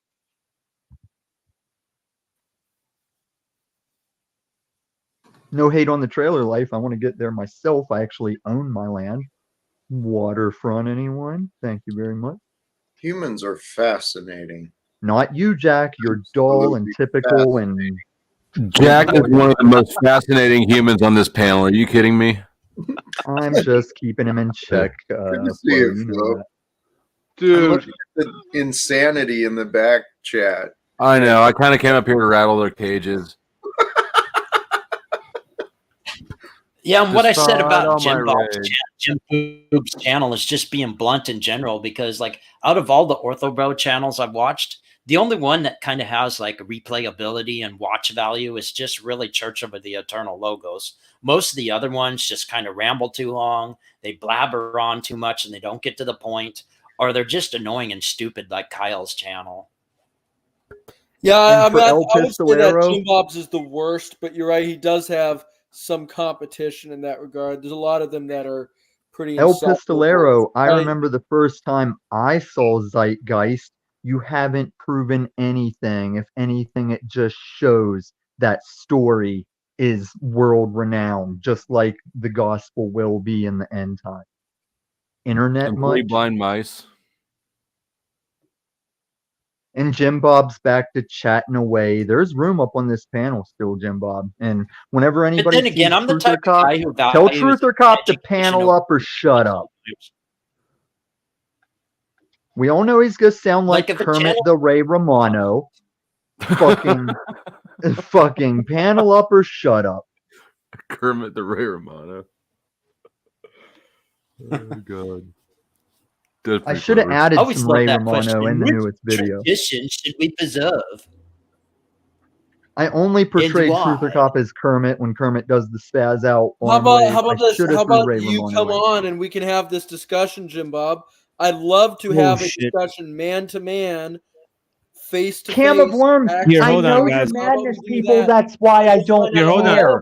Madness already got wrecked by yours truly. Hold on real quick, trying guys. to answer a question. Sorry. They coming for me. They coming for me in the chat.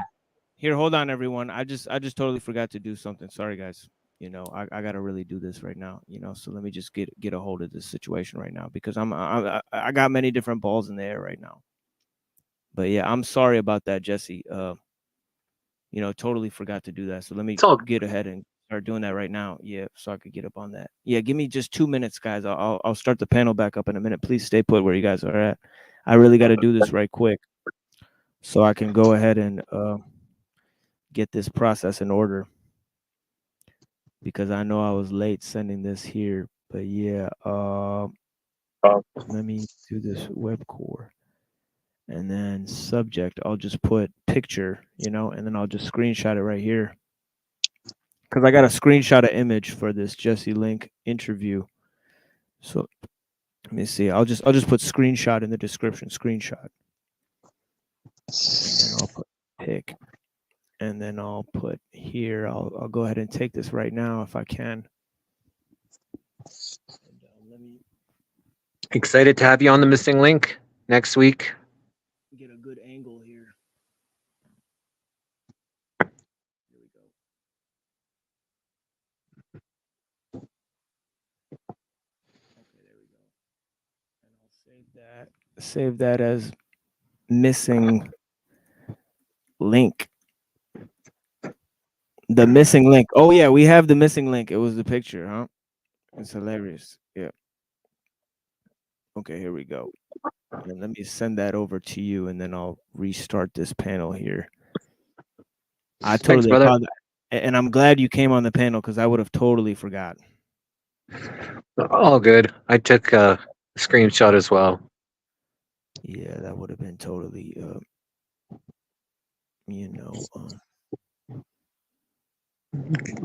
Okay, there we go. Missing link. Okay, there we go. Okay, yeah, there we are. Well, this one might be better anyways. But yeah, there we go. Okay, there we go. So you should have it now. Okay, sweet. Thanks. Yeah.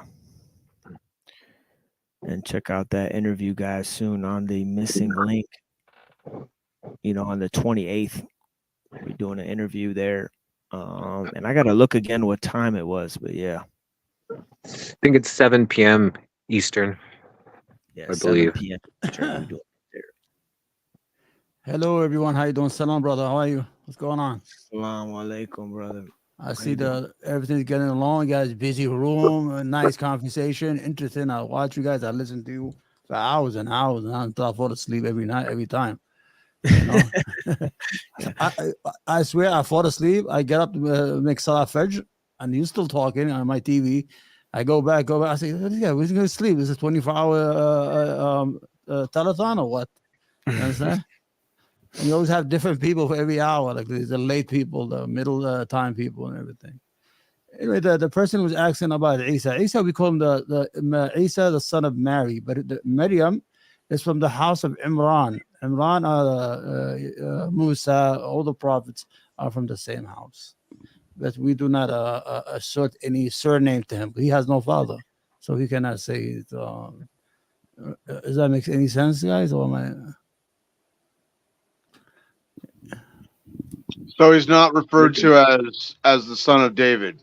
No, Isa ibn Maryam, the son of Maryam. Even the Quran he's mentioned, but his mother Maryam is from the house of Imran, I-M-R-A-N. This is the house of Moses and Aaron and all those prophets. So she's a lineage. She has a lineage in those houses. Yes, she probably is related to the house of David, Dawood, Sulaiman, all the great prophets.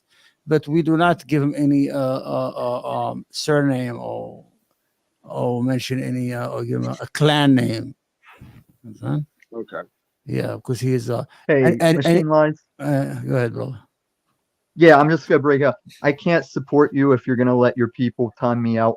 I'm gonna go. I'm obviously in the mood for a fight. I'm gonna go see what this fucking liberal cunt was. Well, I don't know. I don't know why you're not a a mod out here. You mean? But yeah, man. I got no control over that. But I'm gonna go see what this liberal cunt wants, and I'll probably be back because she's light work to me. But all her people are giving you these views going, Tommy, come fight our girl. Come fight our girl. And I'm about that tonight.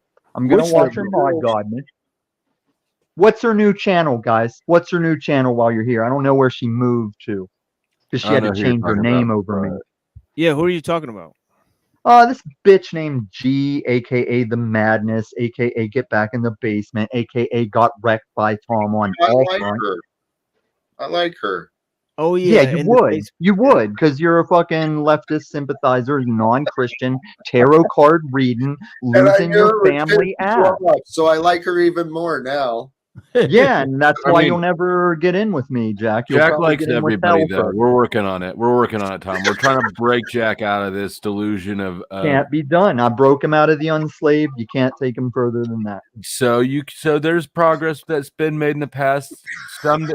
You can't just pretend everybody's all good forever, right, Jesse? I'm not a liar, Ken. Before There's the always storm, you were hope for bearing false everyone, witness. of course, Flo.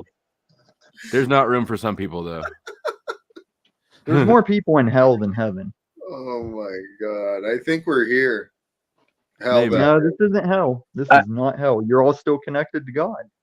Whether you acknowledge it or not, you still have a connection to God. and I right now. don't speak. And I don't speak for God to say who's in hell and isn't. I didn't say who is and isn't. I said there's more in one than the other. Or Please people, let me but speak that's for what myself. I'm saying. You don't know what that side is. That's speaking for God. That's putting God in a box, presuming that those That's people not that what you I'm think doing. should go to If hell you would want go to to hell. try this game, Jesse, we don't have a problem. If you want to try this game, have me on your little interview show. I'll be better than that Tommy Chong. God.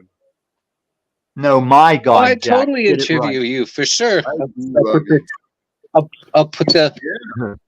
You're gonna have to bring like a tranquilizer dart and a stun gun to the interview. I was one of De Laguna's biggest viewed interviews.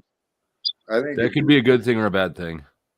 It's always a good thing if you're talking views. I'm not hijacking it, Jeff. I was just exiting. So shut your Why not fucking Michael J. You shake like a J Fox, Gen X, Jeff.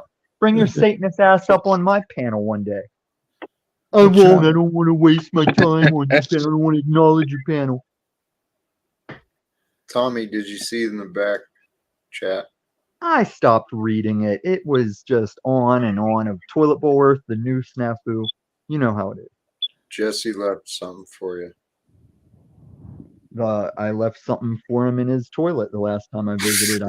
He's probably still hitting the plunger on it. What the hell? Yo, we got some new people in the chat. Azara Plutonic, Egg 54. Nobody's ever seen these people before. These are I brand bet new. you're getting botted. Brand new people here. Welcome everybody. Welcome to the Machine Live here. We're here. We're the machine detectors over here. Sure. Exactly. Yeah. We're here to support trans rights. We're all transitioned from female. We were born biological females, and now we're males. We are all the weirdos in the world. We belong to one. Hard hat is especially convincing. So, Machine Lies. I tried to ask in the chat what is the G channel I'm going to, and now I'm timed out, probably by Truther Cop's emotional ass. Are you? I'll stay if you come up here, Truther Cop. Truther Cop is mad because my new video displays him with Paul Enslaved and Snafu calling me a PDF, showing them where this picture came from, and they still don't acknowledge it. You guys are liars. False witness. The timing of people that come up here. PDF. I hate PDFs, and you guys spent a year and a half calling me a PDF. What's a PDF? The Wikipedia? It's the YouTube way of saying a child toucher. God damn it! What's going on over here? This is all bucket food. All the channels are having this problem. The Twitch channels are fighting over it. What's going on with you guys, huh? What's with these kids? Leave them alone. There's so much inflation of horror. Micromanagers they are. Horror inflation. Yeah, they micromanage everybody. Yeah. What is It's the weird. G channel? Spend so much I'll time in save somebody a else's spot head. on this fucking panel when one of those fucking haters tell me what the G channel is now. You know it's not back in the basement anymore. What's the fucking channel? That's an interesting graphic that Bucket Food has there for their profile picture. Bucket Food's also a hater because I wrecked their daddy hoax war. But I'm telling you, if you guys come at me on that Jesus alignment and then turn on me, I'll show you up.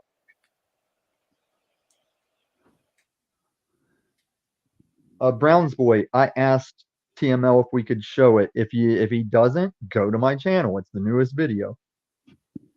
All right, Thank stop you. self-promoting. If that was about me, No, then- I can because I backed this channel up. So go fuck yourself. You're self-promoting, man. Stop. No, I don't care to self-promote. I care to show that I'm not a PDF. You fucking dipshit. I hate to interrupt, but I'm gonna have to bow out pretty soon. I just have to say once again now for the third time in the row, Jim Bob has failed to have the balls to come on and have any discussion. So I second that. It's pretty shameful. I would think that somebody who loves internet drama and chases Same with Truther clout Cop. as much as Jim Bob does, and who loves to talk as tough as Jim Bob does, would have no problem attacking a nobody like me or somebody like Machine Lies or anybody else on this panel. And yet he's nowhere to be found. He's everywhere to be found in the chat, but he's nowhere to be found on the stream. And I think that's And to incredible. go with Truther Cop's comment on the screen saying I'd fit in well over there. No, I wreck her like I wreck you, Truther Cop. That's why you're not coming up here. It's why you're showcased on the video. Get over yourself. You failed. You failed against Lift the Veil. You failed against Adam Green. You failed against me. You're a fucking fedora weeb loser, and now it's known. Truth. Truth, motherfuckers. Truth, not truthio, not truther. Truth.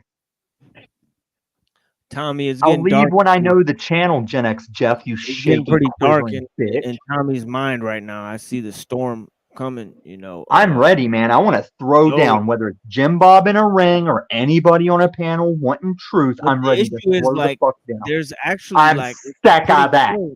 It's pretty chill right now. Like, I don't. I know. If you want to be chill, say the word. I'm waiting for those G haters to tell me where I'm going when they say come over there. They're not telling me what the fucking channel is. I'll But the show up right now. The picture's different now. Shit. Oh Yeah, damn, because I after the new video, I changed up the picture. Yeah. Damn. Well, it's kind of cool because I'm on my phone and I've never been able to see your fucking picture clearly. But now it's like, holy fuck, you do have a pedo symbol above your head. Right. And if you'd watch the newest video, you'd see why your daddy's a fool and just my first snafu. I had to meet Snafu to know Paul was my first snafu. You Canadian faggot.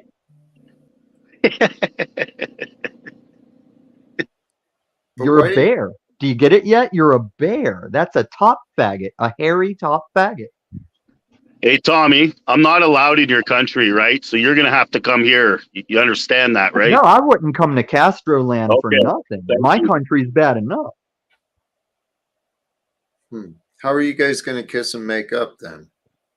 You're the one that wants to kiss dudes. Buddy, I came here and I just wanted to have a talk with Tommy because there's times when Tommy's not in his psychosis, he's cool and he's super witty too and funny, I right? don't care. But I when don't he care what your fucking dildo opinion in is. his ass when he Tommy comes only here, cares he's about fucking truth it's all and fucking Jesus. shit. There's no real debate, right? It's just a fucking bit Hey, non-bit. take your opinion. That's your daddy that you're trying to ditch for Adam Green. That's your daddy you're talking about. And I'm Buddy, going to start I've been showing that following more and more. Adam Green long before I fucking saw Paul, bud. Oh, you better not let Paul hear that.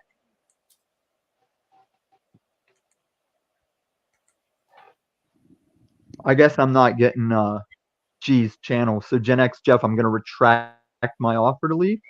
And until I get G's channel, I'm going to stick around just to keep your wobbly, wiggly, quivering ass quivering, you Satan worshiper pussy. You did have him featured in your starting video there, Machine Lies, I believe. I'll tell you one thing. This number right now is at 92. When this number reaches 120 or 140, then Paul Unslaved and Chalk Body Outline can kiss my fucking brown ass. I'll tell you right now, because I'm gonna have And just more to keep it viewers real, a than lot them. of It's those just what are it is. Jim Bob's hate watchers, I think. Nobody's gonna watch your show in the future. That's what's gonna happen. Keep talking nonsense all the time, critiquing other people's channels. That's all you're fucking Like good when for. when Jim Bob was saying he's in control from the chat, it's like, yeah, because all your people are showing up talking your bullshit. You won't come up to this fucking panel. Gen X Jeff won't come up. Truther Cop won't come up. Jim Bob won't come up because you're all shit talking pussy. And their so-called open panels, not Because even he an thinks open that panel. none of his points are being addressed. Because that's what they always say. They say, "Yo, you didn't address my points." They I'm always chatting fucking say away that and they don't coke-ass address shit. it. I'm typing and they don't address it. I'm going to make a video where I say their points for them and then I'll address what I said. Yeah. Insert generic pseudo intellectual response here. Exactly. Yeah, exactly. Come before the storm. If you're ready to face truth and have a back and forth, then come right up. Like you're trying to stand on your lies to say, I said your lie. I've always said the truth. There's the madness. How can she be having a panel to mod God me on if she's going to show up in the chat now? You see, we're bringing all the hate watchers, Machine Lies. Happy to help. You okay?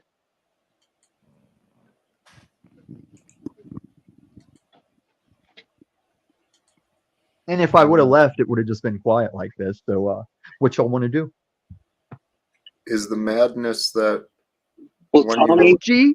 That's G. That's back in the basement, aka tries to say I'm a racist without tagging me on the video. Thanks. Subscribe. Yeah, you already were cucking up the nightmare whenever I hijacked your show that day. Remember that? Hijack? Tinsel does not care for you, friend. You know, yeah, man. Yeah, Tinsel is also an angry hoax war refugee after I wrecked her daddy. If your daddy wasn't a liar, I wouldn't have wrecked him. And the next time you see him, let him know I got that tattoo footage. Yeah, I don't know. Hoax Wars needs to send me a holler because I'm trying to. No, he's done. I've called him out on his lies. He's done on YouTube. That's the only person who's mysteriously unaffiliated He's with. a nobody now. He's an autistic, excellent DJ nobody. Tinsel, you saw me wreck him when he stepped to me on Sewer Town. Why did he run on Sewer Town? Tell me I'm speaking more shit. I wrecked your daddy, hands down. You guys And hate Tommy? truth. Hey, Tommy, Hard Hat, he's really good and nice, so please No, he's not. be He nice called me to a him. junkie faggot for a year. You don't know what you're talking about. You got here late. Hard Hat's called me a junkie faggot behind my back for a year, and I've always time traveled to see it. You know, smile to my fucking face. Will make Tom. people like you think he's so nice because he's fucking Tom. Canadian.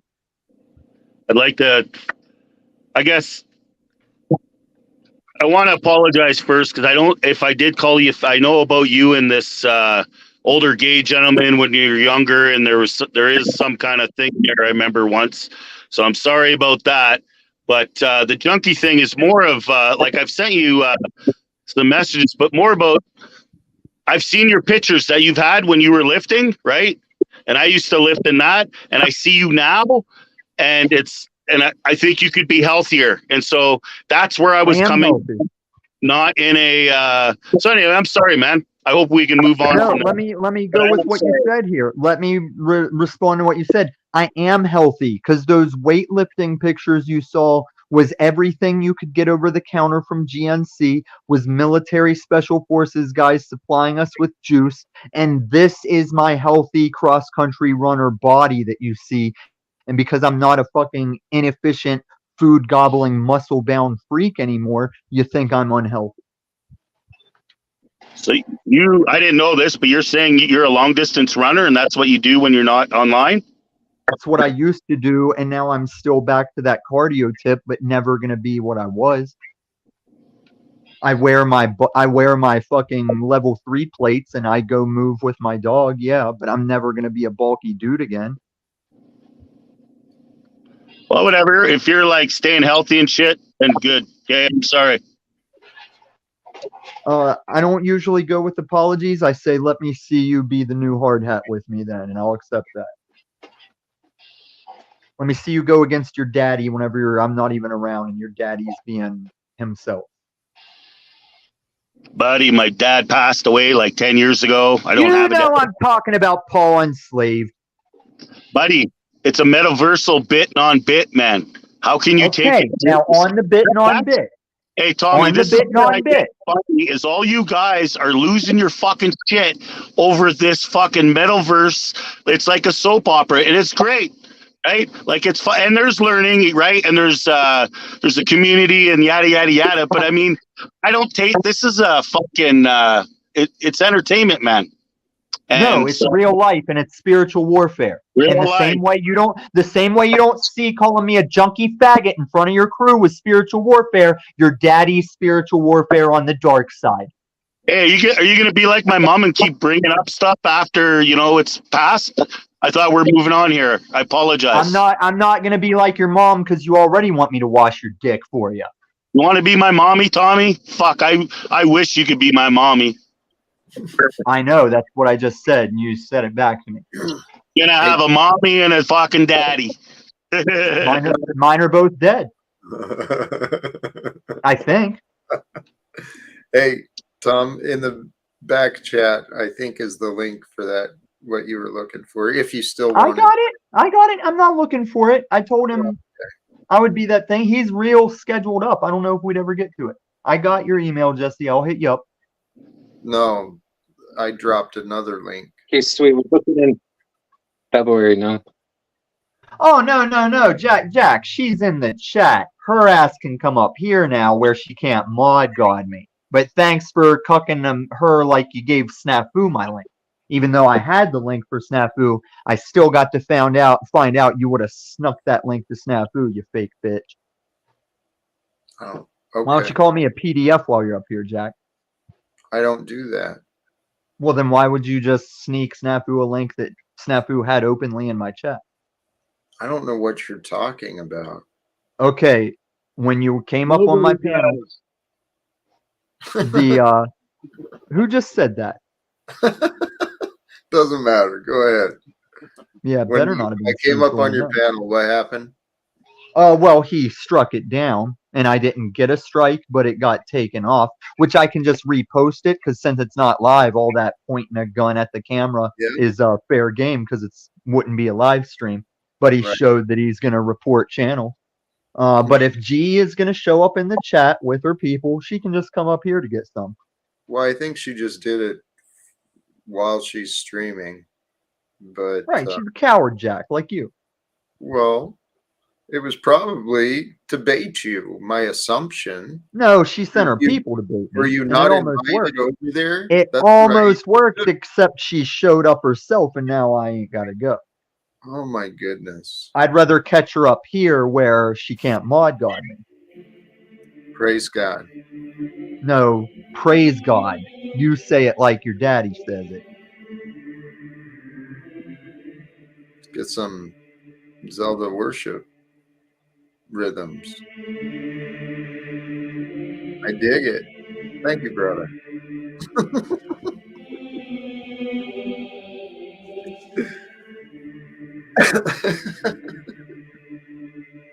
Is that like a cat face? I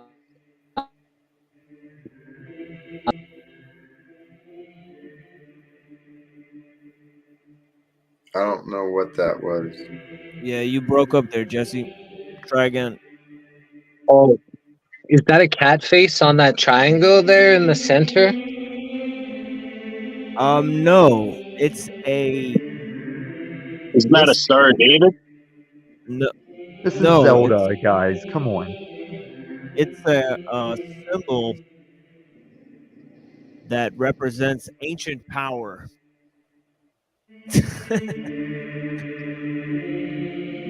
Wow, I see a face, the two eyes in the center, the upside down triangle that's light, and then the two triangles that are up are like the eyes, and then the triangle below his nose, and then you got two cheeks. It's like I can see a cat face. Ace Plutonic verifying they did get this in their recommended, so YouTube is trying to push the panel verse. They just got to figure out how to run ads with it, and they'll be rolling with it. Interesting. Jack, whenever your daddy does a 12-hour stream, they can't throw ads into that. It's not making them any money. You can drop the your daddy thing. You know, if he gave you the invite, you'd go right back over. Tom, you misread a lot of things. I don't have to misread. I've watched you do that cycle 5 times at least. Have you noticed your cycles, Tom? Yeah, my cycles is called looping, where I stay on consistent on my points and I stand on who I am and stand on the truth. You don't do that. You stay consistently stubborn. I give you that. You are like Tarek. I could say, show me my cycles and you won't have shit. I'll make a video about you, Jack, just like I did Truth or Cop and your daddy. You can do what you want, Tom. You're damn right I can. Why don't you? Why don't you do what you want? Why don't you go see your son? Why don't you go see your wife? Do what you want. Tom, I do what I want, when I want, how I Well, want. I can't do that because I am cucked to Jesus. So I can't do what I want. Why? Because my God has given orders and commandments. So I can't just do what I want. Oh, so you're saying that you want to do things that are not in accordance with God, but because there's rules, you cannot? I say I'm wired to want to do those things. Why do you think celibate requires the voluntary celibate? There's only incelibate and celibate. I am celibate. I want to not be celibate because my groin says that to me, but I stay celibate because of God's orders. Well, you say whatever. And it also helps to be celibate when you got Kim Before the Storm saying I'm a sexual predator. I took 2.5 working girls off the streets of Denver. It helped to be celibate during that. What do you got, Jack Talcott, false messiah? I think you live in a fantasy. Are you calling me a liar? No. Then how am I living in a fantasy? Because I know what you're going to say. You're going to say that I say I'm here to save people's lives, but that's what you say you're doing. I'm not here to save anybody. I'm here to do what I'm commanded. That's just it. I'm here to lead. I follow the Christ and I lead. I lead. You don't follow Christ. Tom. If you just said you were a New Age guru, I'd let you have it. But you can't say you follow Christ. Why can't I? You're not. Because you promote New Age bullshit. No, Tom. I actually promote ancient wisdom. No, well, it's That's not what we biblical The wisdom. way he wants to connect to source is his business and not yours. Jesse, that's what I'm saying. Until he says on behalf of Jesus and Christianity, that's where he's wrong. I didn't. You do every day. Follow the Christ. Not a religion, not a doctrine, not rules someone else told me. Yeah, you're making up my side. Remember when I told you for a Jesus show, you don't do much biblical reading or reference to the scripture, and like for 2 days after that, you made sure to start with a verse reading, and then you dropped off again? You're fake, Jack. You're a New Age guru. You're a false witness, and you'll fit in good here on YouTube. I am that I am, and you can believe whatever you want. I don't. That's what we're all free to do, aren't we? Yes. So you can, again, I come back to you can live in your fantasy land. No, one of those commandments I have is to call out fakers like you. You should look at yourself, look in the mirror before you start throwing. I did that for years before you ever met me, old man. Well, keep Now, doing I never call out Machine Lies because he says he's Muslim. He speaks that Muslim. He does Muslim. You say you're a Christian that follows Jesus the Christ, and I'm calling you out that you don't. You think you do? I know I do. You're lying to yourself. All you're going to have is, oh, I say mean things on YouTube, so I don't follow Jesus. Is that what you're saying? No, I'm saying you live in fear. You live in fear of the world. I live in no fear. Glamorized, That's praying to the current- devil. If I were to fear or worry, I would be praying to the devil, worshiping Shaitan. I don't do either of those things. Do you ever shut up and relax? Not whenever you're making false accusations at me, faggot. So then you're not, you're a liar. You're Oh, now we're back to calling me a liar. Remember the other night when I said, Jack, how am I a liar? And you didn't have anything to say? You're getting wrecked to your face right now. I'm glad you stepped up. You knew I was up here looking for a fight, and you obliged, Jack. Thank you. You know what? I did. Thank you, brother. Shame on me. I'm always trying to serve people, trying to give them what they want. You're Yeah, right. that's You why are wanna you serving people? You should be serving God. Well, God creates the people and is with the people, so I care about the people that God created. Then you're taking away their free will. And the Christ, Jesus, taught us to love. This is love, Jack. one I'm showing another. you love by warning you that you're full of shit and you're a grifter guru. love That's through love, service. Jack. That's love for you, brother. I see that you're a grifter guru. You've strayed from Christ if that's who you want to follow. And I'm loving you right now, telling you that. Thank you. TML, I love you, my friend. I didn't mean to do this. Oh, we know you I didn't. was step back. I was step back. He's letting No, the it's no worries. conviction run him off. You're No. Cynthia-ing. No. I surrender. It's no worries. I think I think Tommy built himself up into a lather there, you know. So He's doing good. He's doing you know, good you got a tonight. Oh, little thank lather. you, Jack. Thank you, little you bubble. patronizing bitch. No, I'm genuine. No, you genuinely have supported Snafu to call me a PDF No. for a year and a half. You know what, TML? I'm sorry I interrupted and I didn't mean to contradict. You're right. Tommy was getting worked up. I am worked up. I'm worked up for truth. Do you think that the emotion of buildup like I'm doing, do you think that's a sin for me to get fired up right now? It's an option. You get to do whatever you want. No, You I want to don't. work up, Not if I'm Jesus. going to follow Jesus. I don't get to do whatever I want. Sin is a strong word, you know. But yeah. It's just missing the mark. Well, a lot of people want to say that your emotional stirring is how you're failing or losing. Well, the mark is to be one with the moment. There's a time Not for true. righteous anger. There's a time for Not true. peace and fellowship. So, That's your broad stroke, the moment, get in the now. well, How can I Tom, ever reflect on the past? How can I ever plan for the future if I'm all about only the now? Well, See, that's not Christianity you're talking, that's guru bullshit. it's actually truth. It's just eternal wisdom that makes sense, especially when put into practice, Tom. I'm not baiting Onafe. Everybody thinks I'm baiting because I'm so good in the pocket. It looks like I drew them in. I'm just in the moment, man, and I'm excelling compared to Jack. Own a Respect. fade. You win.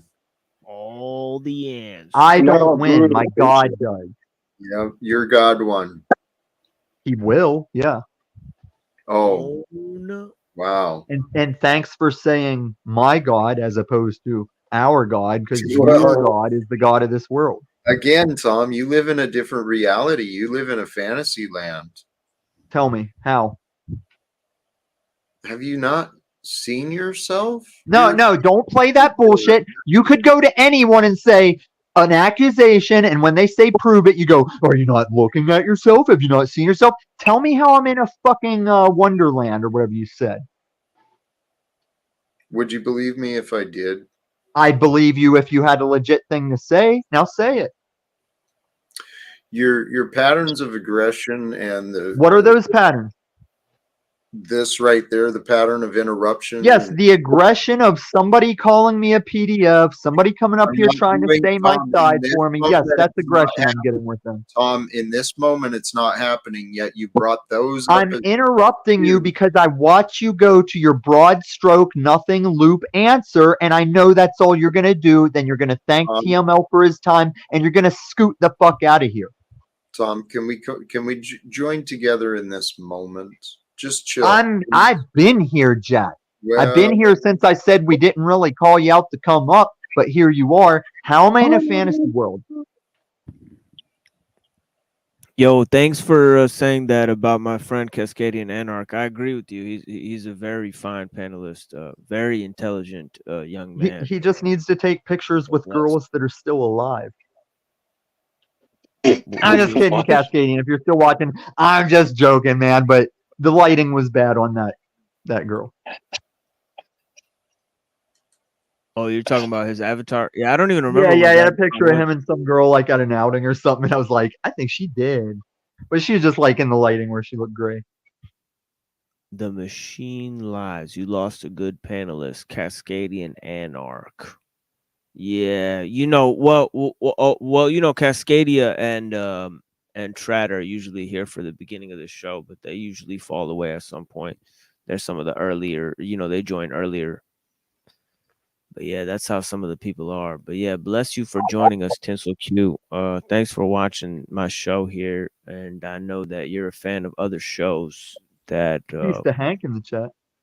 dislike the experience that I offer, or maybe they pretend that they dislike it. I actually don't know at this point. But yeah, man, you know what? If they disliked it, they wouldn't be here bitching about it. Well, I think it's a little bit of dislike, a little bit of liking, and a little bit of let's see where this goes from here, you know, type of understanding, because they don't want some of this show. I think that somebody like Jim Bob or somebody like Chalk Body Outline or somebody like Pawn Slave might fear, because their audiences are relatively small. They only get like 200 people in their audience, that somebody like me might overtake them in terms of their audience size. I really do think that's what all of this is about, is like them worrying. That's what it is. It's why Jim Bob dropped having panels, because he was getting challenged too much. That's why he's Right. crying like a bitch in your chat. It's why Yep. Paul Enslaved relies on his own mod god functions on his own panel, and it's up to the chat to see this. And that's why Chalk Body's not doing shows anymore. Oops.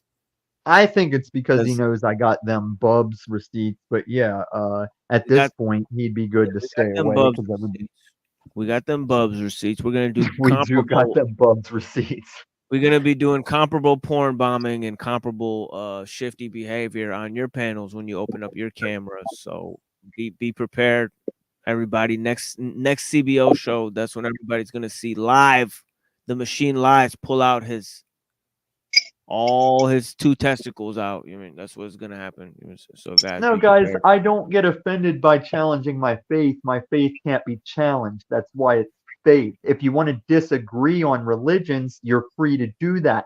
But if you come up here saying you're a Christ bro and then start talking new age satanic bullshit, I'm going to call you on it. And you can point out my flaws and my sins, because there are no righteous, no, not one. So, what do you got for me, chat? There's a link. You can come up here, new guy Splutonic.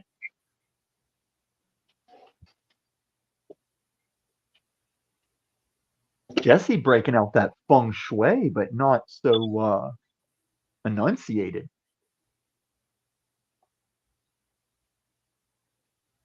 Oh,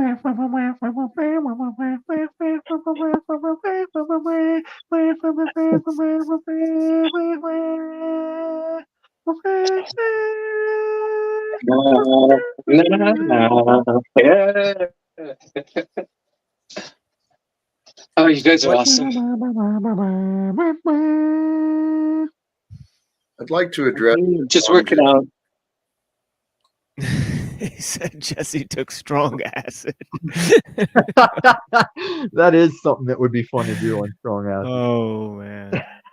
Well, the fourth time that I took acid, it was 5 hits at once, and after like 13 to 16 hours, I was like, "Am I going to be on this forever?" Yeah. That's I the remember fear. that. I remember that feeling. Yeah. I spilled liquid on me back in the day when we were already rolling off double stack Mercedes. And the fear was I thought I'd never be right-minded again. It was so intense for so long. It was crazy.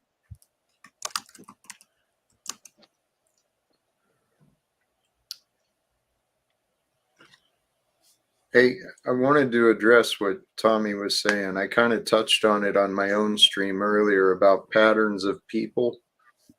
We learn something in our lives, and then we become real proud of something we learned of, something that was there before we were even born. You're taking my stuff.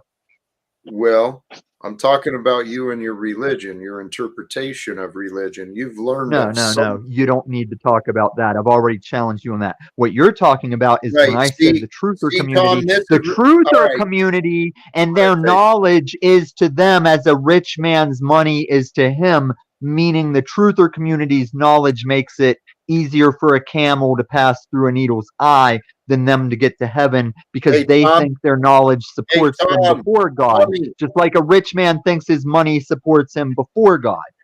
Hey, dummy, you started an argument before I even was No, able to you get to started the an damn argument. point. Do you know your loops? Do you know your patterns, Hey, Jack? TML, I Because love your you, patterns brother. are I'm gonna step open-ended, out. I wide can't watch this for brushstroke nonsense. nothingness. Listen, dummy. Hey, dumbass. That's what it is. See? The chat called it. Where is it? Ascending Ancient called it. The Ascending Ancient called it. They're culted up, but I'll give them that. They called the run cut. Jack just felt like running.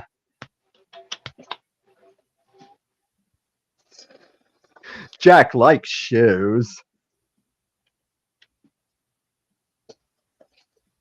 Jack's mom always told him you can tell a lot about people by the shoes and their patterns. My patterns was I was running. And Jack's wife tastes like cigarettes. And every time I've been on Jack's panel, I've just sat there, please God, make me a bird so I can fly far, far away. Please God, make me a bird so I can fly far, far away.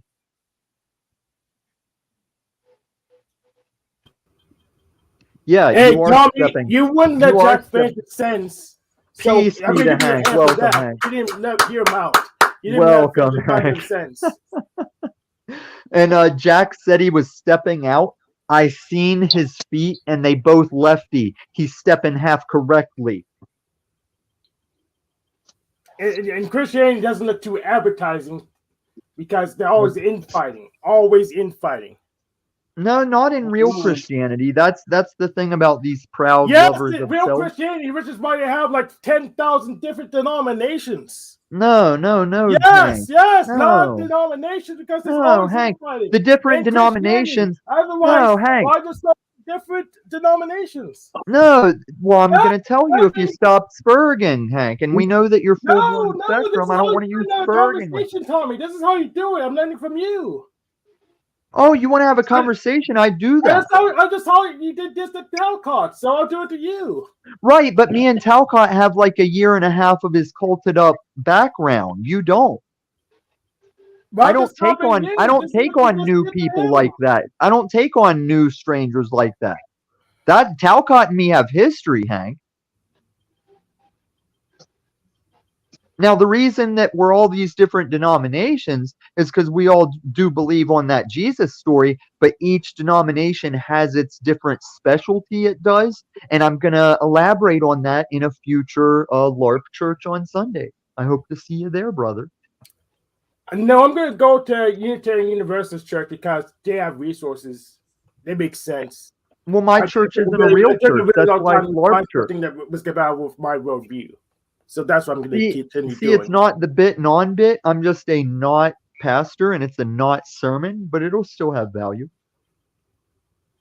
But things as valuable as I say they are.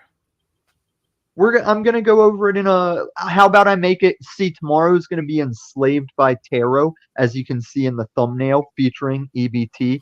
Peace to EBT in the chat. And then next week for you, Hank, I'm gonna go into what all the different denominations are about. Okay.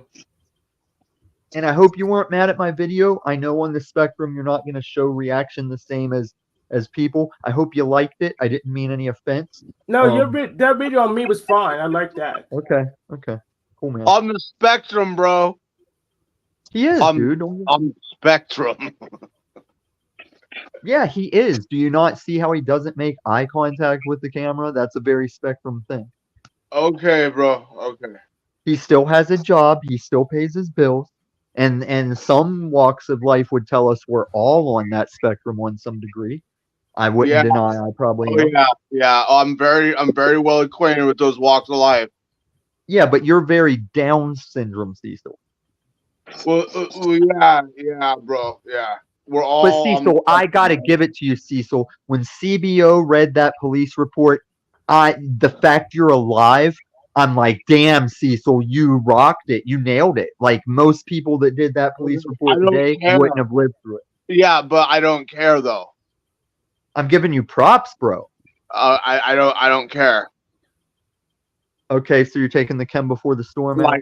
I just flat out. Or are you taking the Paul Enslaved out? The Paul Enslaved out is also, I don't care. I don't care about who you're talking about. I don't care about what. Oh, I don't care about him either, except to show that he used a puppet to say he gave a kid up for adoption. Well, you were one of his biggest hitters, Cecil. You used to bring on. This is one of my big hitters.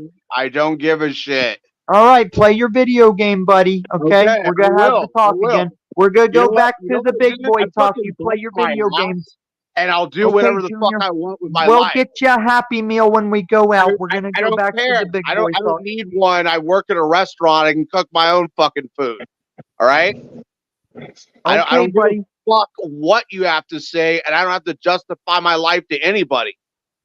Okay, buddy, but your life is out there, right. just like we're on mine. the same page. Okay, buddy. All right, Slugger. Yeah. Okay. How do you shut down an attention whore? You tell them you don't give a fuck. No, it didn't shut me down. It kind of showed you had nowhere else to go. That's how you shut down a narcissist, dipshit. You want to tell Paul Enslaved you don't care because he's a narcissist. I'm not a narcissist. I don't give a shit. Okay, then get off the panel, bitch. No, shut the fuck up and quit being an attention whore.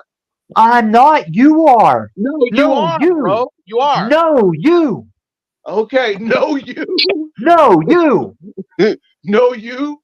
Cool story, yes, bro. Internet. That's internet, bro. No, you. No, you. Yeah. How am I? See, you don't care, and it wasn't working when you said you don't care. But I said no, you, and now you're done. Nothing, and all you do is talk. No, you. Okay, exactly. You don't have a response to that. Oh, I did, but you were screaming you don't care over it. You don't have a fucking response. I've been sitting here saying jack shit, and all you do is talk. You're a you said something. No, you were talking about the spectrum thing. You were talking about the spectrum thing with Hank, and I told you to shut up. So what do you got, faggot? That's what the fuck I thought, Cecil, you dishwashing mom's house playing video games, motherfucker. You want some of this, boy? No, you are at your mom's house playing video games. God bless her. She's a saint. You are a dishwasher, and you're up here looking for attention thinking you're going to do something. Now, when you bring up that spectrum shit, don't do it to my boy Hank, because I like him. I don't like you. I don't like CBO, all right? And whenever CBO canceled... When CBO canceled his last stream, I was trying to put those Linguini kids on your ass. I was trying to show those Linguini kids who you are. I'm not going to care 10 minutes from now. I'm not going to care a day from now. I don't care. You would have cared if them Linguini kids caught wind of you getting that 15-year-old girl off 4chan. Do you care about that? I don't care. I don't care. Okay, then cam off. Go play your video games. No, I'm good, dude. Why don't you quit being an attention whore all the time? Do you understand what's just transpired right now, Cecil, that you don't care about? I don't care. Right. So quit being an attention whore with your I don't care. I don't care, bro. I'm just sitting here like minding my own business, playing video games, and all you do is talk over everybody. People are like leaving. No, that's not all I do. Tired of you. No, that's rhetoric. And you're jumping on board an old rhetoric. If you're going to say I talk over everybody, you might as well say meth PDF. Just say meth PDF for us.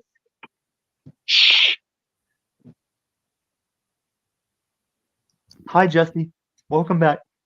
What's happening? I just had to do a little bit of exercise. I blazed a little bit and I got energy, so I just do a little bit of exercise.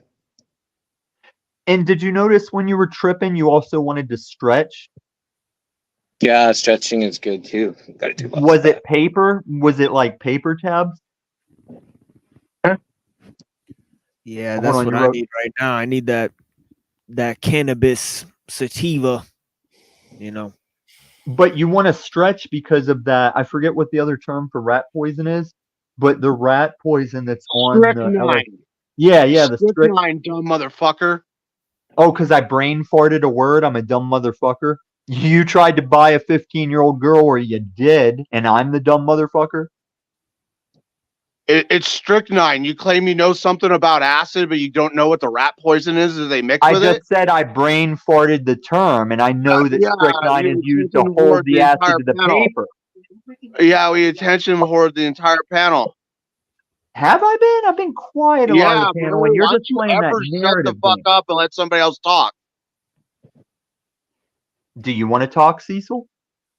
No, I want to not listen to you run your mouth continually. Oh, then turn the fucking camera off and play your video No, games, buddy. shut We'll your get you a fucking Happy mouth Meal. and let other people talk. When have I not let someone talk? Jack just left because you wouldn't shut the fuck up. No, he left because of what I was No, saying. he I didn't let him specifically left talk because because I know what he won't he's let going me to get a say, word in because like I told my friend Hank, me and Jack have history. Total lack of Like you and that self-awareness. 15-year-old girl. Like you, the guy that would put your name on 4chan, you dumbass. Like 4chan was created for hacker anonymity, and Cecil goes on 4chan given his name.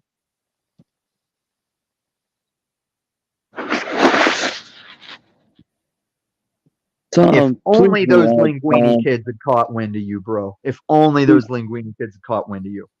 Tom, just please relax.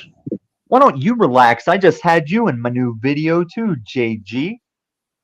We ain't Look friends, at me, man. buddy. I just had you in my new video. Yeah, Nobody calling cares. me a PDF. Calling me a PDF like everybody Nobody else when cares, Cecil's bro. a PDF. No, nobody gives a fuck. A lot of people give a fuck. As much as they've Nobody tried to call me a cares. I don't PDF, care. The if entire they panel see doesn't Drew's care. review of you, Shut the they're going to fuck give up. a fuck. Time to close out. Am I the only one that gives a fuck about real PDF? I mean, I had JG calling me a PDF. I had Snafu calling me a PDF. Cecil admits to being a PDF, and nobody gives a fuck. It's all fucked up. I don't like it at all. It is fucked up. Oh my god, I just realized Jesse's 2 squares. Your avatar says it all. Yeah, my avatar says it all. Watch the new video you're in, bitch. Then come to Denver and get deleted. Only There you make go. sure you're here this time. The next time you threaten to be outside my front door, JG, make sure you're there, and I'll never hear that threat again. Nobody cares.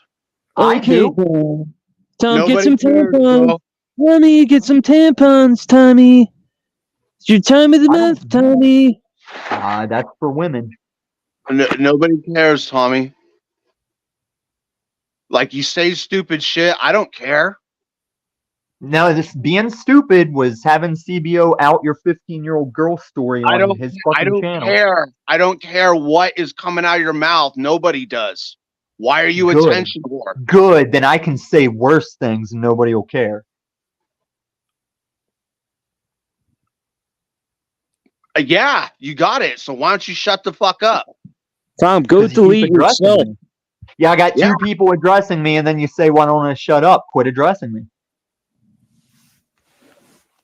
No, stop it with the fucking noise pollution of your mouth constantly. No, that's what fucking you're running. doing. That's what you're doing. was I was sitting talking about a here- thing. I I was sitting on a here saying subject. nothing. In fact, I probably said the least that anybody said on this panel tonight.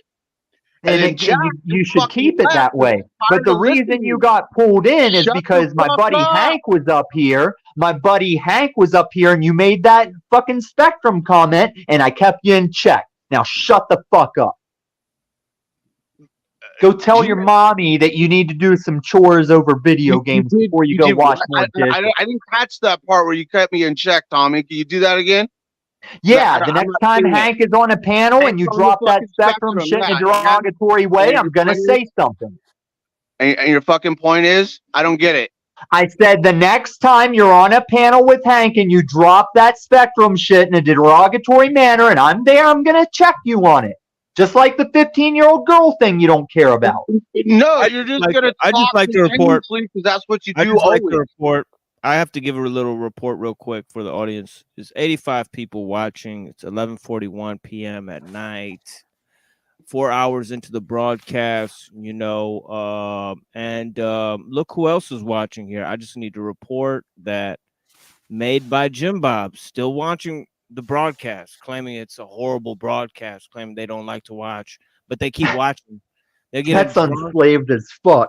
getting drunk on a Saturday night and watching the machine lives. There's no better way to spend your time. I do concur with your decision. Jim Bob, do you know who else goes panel to panel chatting? What a horrible panel. Paul Unslaved. And I watched you super chat Paul to not get any attention from him. Is wondering why I think that my show is going to be a problem for Paul Unslaved, for Chalk, for Cockboy Hotline, for fucking Made by Rim Job.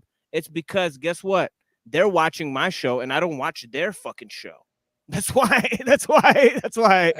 Enslaved by Truth and Tinsel HQ. If you don't want to watch the show, then don't watch it. Go turn on a show that you want to watch.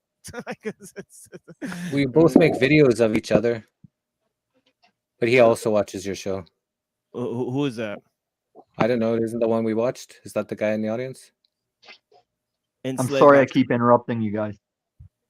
Yeah. Oh yeah. Oh yeah. You're talking about Jim Bob. Yeah, Jim Bob watches my show. Yeah, all the time. Clips it out. I mean, he watches it. I mean, the only reason I watched his show is because somebody who watches his show told me he was watching my show. I watched Jim Bob's show, and Jim Bob's show was him watching your show, talking about your show to make his show. Yeah. And I came up in his chat one time because he was doing a panel. I came up. Thank you, Jim Bob, man. Bless you, man. I don't really watch your show, but I came out there on your show one time, you know. Cool, man. Yeah, man. Thank you. I loved Jim Bob's show back whenever he had panels that you could like converse and say your piece, and ever since he dropped that shit. I remember he did have panels, and I did watch sometimes when Neurojack was on because he was a friend of mine. So I would watch. That's how I met Neuro, yeah. Yeah, when Neurojack would call into the Jim Bob show, I would watch the Jim Bob show, but I wouldn't ever watch it other than when Neurojack would call in. So, man, whatever that kid is, man, you should have done something with that kid Neurojack because he is a real heavy hitter. You know, he's got lots of knowledge. Real heavy hitter, and I don't know. You should have made him your co-host or something like that, but you really fucked that one up, buddy, because he's definitely my co-host out here. But yeah, man, bless you, man. Yeah, man. It's funny because I think it was the first time I ever went up on Jim Bob. Maybe the second time I was like, that Neurojack, do you think he's lukewarm? And that's what would trigger us meeting and having a friendship better than Jim Bob. Yeah, let me see where's Neuro, and Neuro might have fell asleep or some shit. I don't know what happened, but yeah, but he might be out here somewhere. Trying to find my homie. Now, does everyone understand that you must acknowledge how often I'm not over talking and interrupting? If you're gonna, it's like to acknowledge gun violence, you have to acknowledge every day there's no gun violence. You guys are losers. Whoa, people are calling me dirtbag over at over at Jim Bob's Discord. It is what it is. I mean, yeah, you know we got people in the Discord, Jim Bob. You know. I think, wouldn't you be called a sandbag off of what Jim Bob was saying earlier? Wouldn't you be a sandbag? No, camel. No, he said camel fucker. I think that's an interesting one because you know, I've heard goat fucker, but not camel fucker. You know, that goes in that area. But yeah, man. You'd have to be really tall to fuck a camel. Oh yeah. You know, for sure. You know, but yeah, that's what he said. He said camel fucker. That's interesting. Yeah, man. You know. Yeah, man. Which is cool. You know, I like the you know, but then it's like if you don't want to debate, it's like it's pointless, you know. it's like you know, you're just kind of ankle So biting. picture it like this. Picture Jim Bob goes to his job tomorrow and he's like, yeah, I went to the Machine Live show. I was chatting this all night. I was chatting that all night. And one of his coworkers like, well, did you go up on the panel? Oh, no, I didn't go up. Like, how can you stand on that? And I need to get Adam Green on Jesse Howe Missing Link, and then get Dr. Shiva onto the Adam Green because he did a show on Dr. Shiva. We got to make that triangulate that whole situation because I bet he would love to have him on. You know, that would be so. So we're making we're producing shows out here. You guys can kiss my ass. I'd like to bring you Dr. Shiva too, so if I can connect you with him and you guys can do something, I think that would be a great conversation that I'd really like to hear. I'm not worthy. Yeah. Oh, you are. That's why I said it. Don't say the opposite. Oh yeah, for sure. Yeah, for sure. Yeah, Dr. Shiva, I'd love to talk to him. And if you do plan to do that, I have some tapes of mine that I would like you to send him. Oh, you send him. I'm just gonna ask him about the number connect, and as soon as he says yes, I'm gonna give you his number, and you send him whatever you want.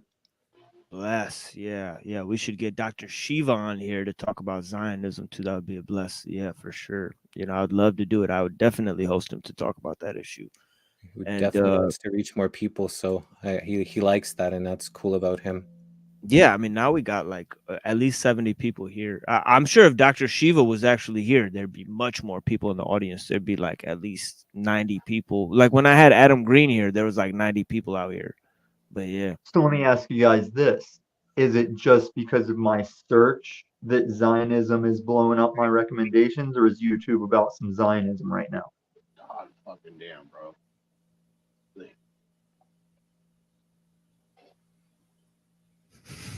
What the hell is this, dude? What are you talking about? Get him, Cecil. Oh no, man. Yo, oh yeah, Wizard's here too. Yeah, bless Wizard. Man. Sorry about that, Wizard.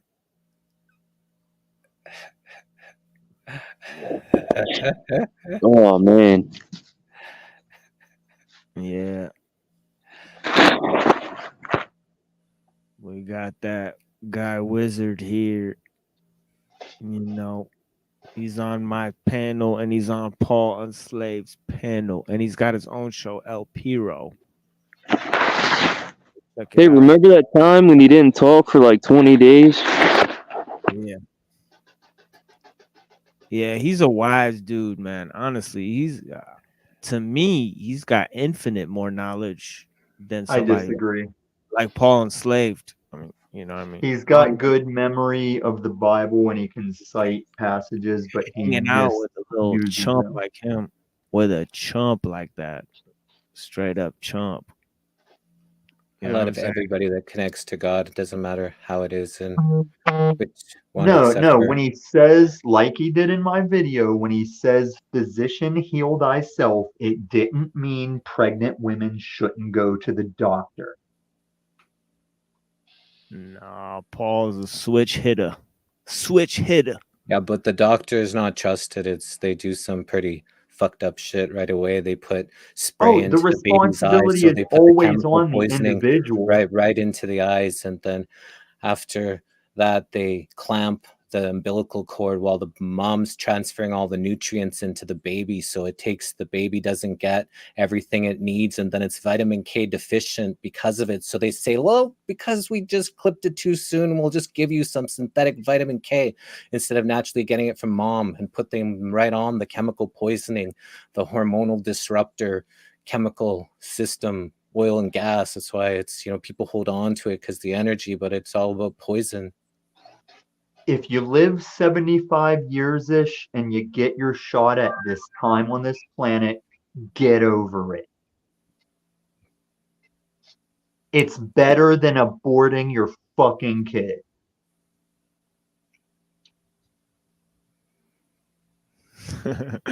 Tinsel HQ is such a little bitch. Dude, who cares what you think? For real. But yeah, man. You battle lots of people, hey? Huh? You battle lots of people. I mean, do I? I mean, you respond the internet, man. So People seems want like it. there's lots of them coming at you. So, and it's YouTube, that part is true. That part is true. There's lots of them coming at me. That part is true. Yeah, so you're battling lots. I just hear you lots of different people having these. I mean, these battles. the ratio of the people coming at me to who I'm battling. I mean, I'm battling a few of them, but but there's many that are coming. I mean, yeah, I don't have time to battle. I mean, the whole show would be me battling if I just chose to battle all of them, But yeah, there are quite a few, and I like the energy. I like the negative, but there's just no like real realness behind it. You know what I mean? I mean, I want some real to happen. I want some like John the Baptist where they're holding my dreads, with my severed head. You know what I mean? Something real. Come on, guys. Well, I can introduce you to a John the Baptist. I know a guy who believes he's the reincarnation. Oh man, well he'll be a good plan B. Right, John the Baptist. I'll just go with the fake one, like the fake Elvis or something. Yeah, he carries his Bible everywhere. We were in this one store and he was talking to them behind the counter of the Bible, and I went in after I filled in the gas. He's in there, went in. As I'm walking to grab something, I hear them talking with the Bible, and they're asking if they pay him $5 for him to leave. Dr. Silva. Yeah, that's because you can't talk about those things. Bible too much in the store, and they some people have a hard time with it because so many people have twisted it. Yeah, it's rough. It's rough for them. Anybody who criticizes that, they gotta attack. And on the attack and doing the exact opposite thing of what the book says. Dr. Shiva is a bear? I don't even know what that means. Jim Bob, you're a former bear. Maybe you can explain to us what that means. What does a bear mean? I don't know. It's a follower of Owen Benjamin. I'm pretty sure that it would be the other way around. That Owen Benjamin would be a follower of somebody like Dr. Shiva. Somebody prestigious. You know what I mean? And they may have had a chat. Yeah, perhaps. You know what I mean? Dr. Shiva on TML. Yeah, that would be some shit. And I'm trying to get some people in here, that are some experts on that issue. Maybe some or just people who are speaking out about it. Maybe Keith Woods. I've heard Keith Woods say lots of good things recently. I'll maybe reach out to him, get an email going with him. And see if he wants to come on, because I know he's an astute member of the Christian community. He talks about philosophy and things like that. So maybe we can get up and him give a Christian view of the whole situation. Somebody who's anti-Zionist but pro-Christian. Because Adam Green is so heavily anti-Christian and anti-Islam. you know, and anti-Judaism, that it might come from the other side. We get somebody who's an expert from the side of Islam, somebody who's an expert from the side of Judaism, because there's lots of astute proponents against Zionism who are Jewish. Many people don't even know that. Well, You know, there's because the Khazarians, they hijacked it and then fucked it all up for everybody. That's right. Well, the Zionism is the psyop everybody keeps referring to, because it's machine lies that showed me that Christianity isn't necessarily anti-Islam. It's just part of that psyop to get all three Abrahamic religions against each other, then say, hey, these guys are causing all the trouble. Let's get rid of all three Abrahamic religions, and then it'll be open season on all of them. And the Antichrist will wage war upon the saints and prevail. Did you know that the Egyptians in like 1957 exposed like 60,000 Jews? They just kicked them out of Egypt. That's when they nationalized. I feel when they nationalized the Suez Canal, they took it back, and last year they made, I don't know, anywhere between 5 and 9 billion. And that's part of what they think this conflict is about, is the Ben Gurion Canal on the other side, because, you know, the USA and Crown is not getting the piece of the action there once they nationalized it and kicked them out. I'm actually pro Ben Gurion Canal. I think they should build it.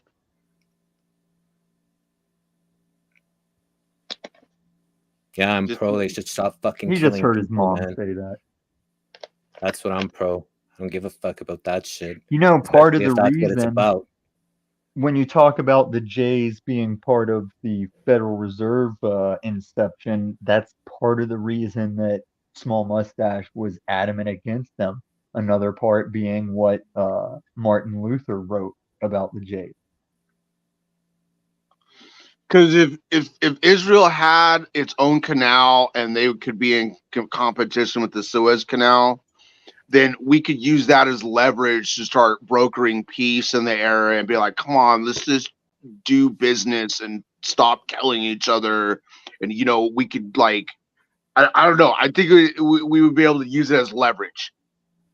It's hard getting leverage when you slaughter people, man. Nobody has. Well, they've been doing that for thousands of years over there. Like, this just happened. This is fucked up. This is They're now. gonna do that no matter what. Dying right now, and it's fucked up. And if it has to do with that part of it, then not good, man. I don't know how anybody could be pro that shit. People are getting fucking killed. No, I didn't say I was that this in guy favor right of them here, being slaughtered, killing people. right I'm saying they should build the Ben Gurion Canal. That's why they are building it, but they don't want to go around Gaza because they have to pay the Palestinians if they put it right through. So that's why they had to do this, to get them off the land so they can build the canal right through as that broker the peace deal. And that way they don't have to pay them. And they don't want to pay these other people because that's against whatever the fuck they're doing. And they're going to murder people for it. I can't support that shit at all, man. The Jews are also stealing land. They're stealing property from Arabians. They're stealing property from Palestinians. Yeah, they burned all of the bushes there and kicking in the doors and kicking people out of their houses and shit. Like, fucked up shit is going on there. And I don't know, it's hard to support any of that shit because especially right now they're slaughtering people. see this figure right here. This figure right here was part of the world banking institutions that funded the Nazi party in Germany.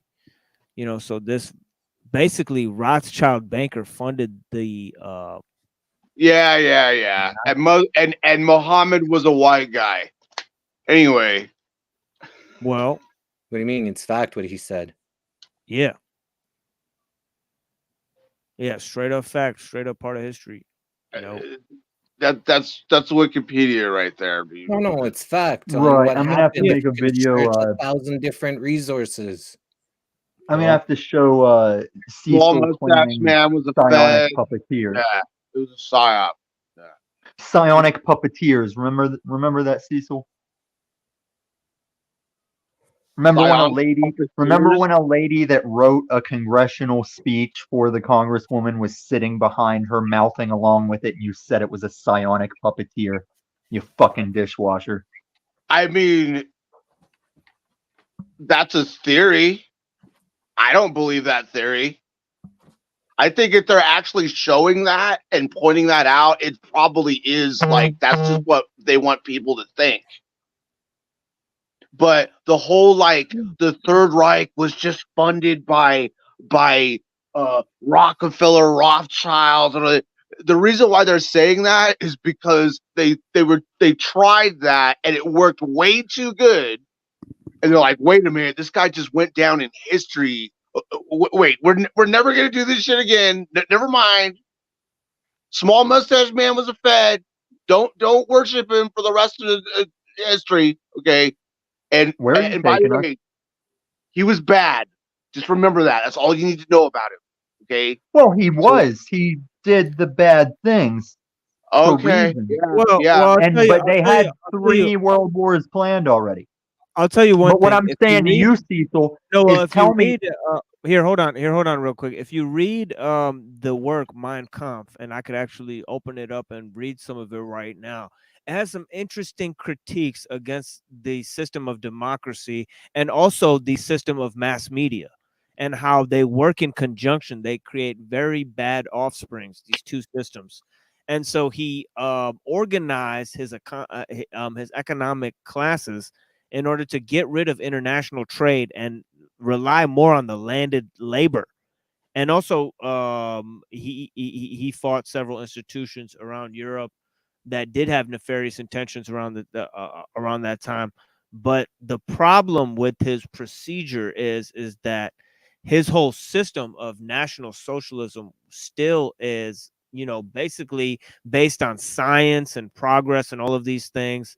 The pseudo eschatology of progress, in which he destroyed his own people for the sake of scientific enterprise.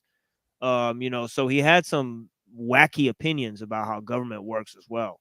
So I don't think he was totally successful, but his critiques of democracy, well known, from the time of Plato. He made some adequate critiques of the democratic system that have survived since Plato. You look at Book 8 of the Republic, you could see some of his things about politics. But yeah, you guys go on. Well, the point that I was trying to make is like,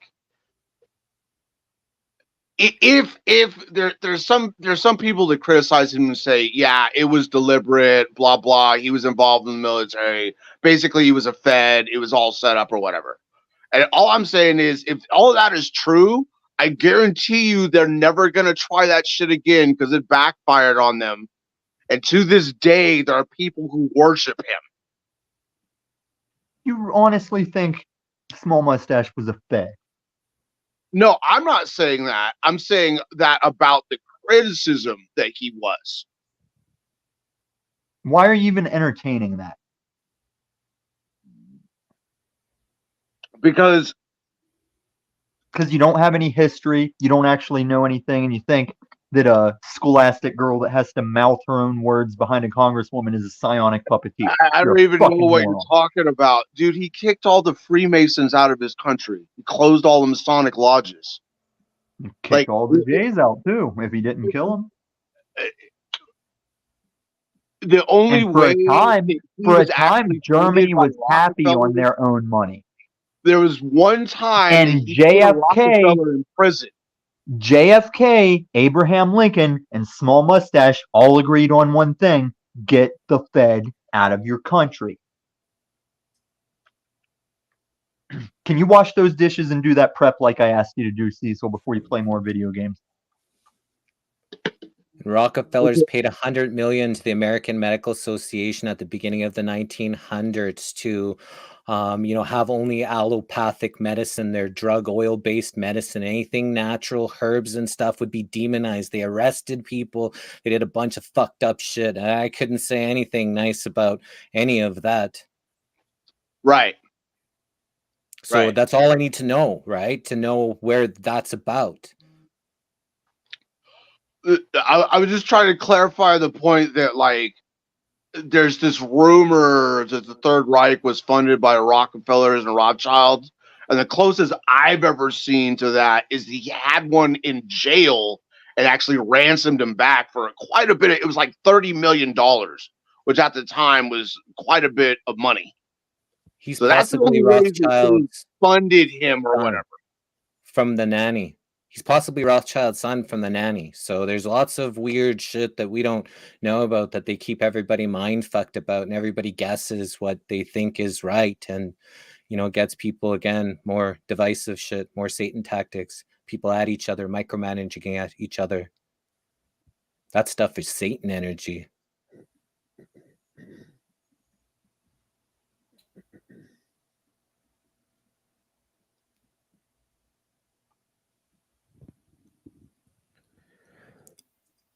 But yeah, labor-based economy. Yeah, I tried to. I'm trying to put this that that this panel will always be open, minus the trolls. It just is what it is, and by troll I just mean, I don't even know what that means. It's just common nomenclature at this point. What it means to me is just people who continuously repeat themselves, yell shit, and talk over people on the panel so that nobody can hear the other people on the panel. You know what I mean? So that's just what it is. I mean, if it's two people yelling at each other, then that's fine. But if it's one person continuously yelling so that nobody else can talk, and then nobody else gets to interject at any point whatsoever, then I'm gonna have to let that person go, because it's like, and I've had that experience with Enslaved by Truth and Toilet Bowl Earth. I haven't really had it with many other people on this panel, and I don't know why the fuck they did that. When I cornered them and asked them why the fuck they did that, they said they wanted to waste time. Probably more nervous. Waste what time? I mean, it was entertaining for everybody to watch. You didn't waste any of my time. I mean, I'm sitting here running a broadcast. You want to scream like an idiot? I mean, the only thing that's going to happen is people are going to watch you do it, like today and the next day. You know what I mean? And it'll be forever memorialized. You know what I mean? Okay, people make videos about you. They've made dozens of videos about me. Yeah, it is what it is, though. I'm happy to see it. I'm happy to view it. Well, just think, for Trump, for the election, he doesn't have to spend any money on media ads. He gets it all for free with all that weird shit they're doing to him. Yeah, I don't know. Infamy is as good as fame. That's how it works out here. And it's not nice. It's not proper. It's not, on universal law. But it's how the media spins it, and then people play that same game on here. In terms of make you famous, right? Notoriety, as they say, would it be better to be feared or loved? And it's anybody's guess which one is more powerful. Loved. But much more powerful, man. Well, I can attest to that. Then you're going opposite of Machiavelli, but people wouldn't go with Machiavelli necessarily. It's not necessarily right. Yeah, one could argue that. That politics is for a political world. It's not for the world of humans. It's for a world of strategy. That has to be then applied to a world of humans rather haphazardly, and sometimes at a great inconvenience. Game of risk, and they didn't do the human thing anymore. It just seems like it's all just the risk part now. Yeah, that's why I'm surprised at the pure philosophizing. I think that's a real danger, because it's idealistic, it's dogmatic, it's abstract. You have to include history. You have to include political circumstances, at least. You have to include some knowledge of history, because there is no coherent history. There's no like one line of history. It's not like you go study history and it's fact of the matter. No, there's competing historical narratives, you know. Different cultures have different accounts of history, so it's just need to compare the ones and make the ones that are in alignment with what you most believe that is historical, because they all have their different takes on their cultures, and every time a victor has taken an empire, burnt all the books and rewrote it. So that's, you're even competing about whether or not this shit is actually real or it's just fiction, more of their writers creating some history, especially try to paint people as these, you know, Neanderthals that would like smash babies' heads on the side, right? So that shit I don't align with, you know. I don't see that. I think that's kind of fictional make-believe, make people think that they're these savages, right? Those people I meet aren't. I've met a lot of people, man. Everybody has goodness in their heart. Yeah, and there is you know, whether we want to admit it or not, and for those people that are reading the Bible, you know, it has to be extremely clear that there is a universal code. If you believe any shred of what that book even says or refers to at all, then you believe that there is no one type of country or people or narrative or church or all of this. It's complete fucking nonsense, because you believe in a universal doctrine. You know, since Adam and to the end of the fucking time, you know, so I don't know if they really got the download correctly, because the people who say like it's about Jews, they didn't see all those parts where Jews get served. You know, they get fucking like the whole Bible, like many times in the Bible. And if I wanted to debate Adam Green, I might bring that up to him.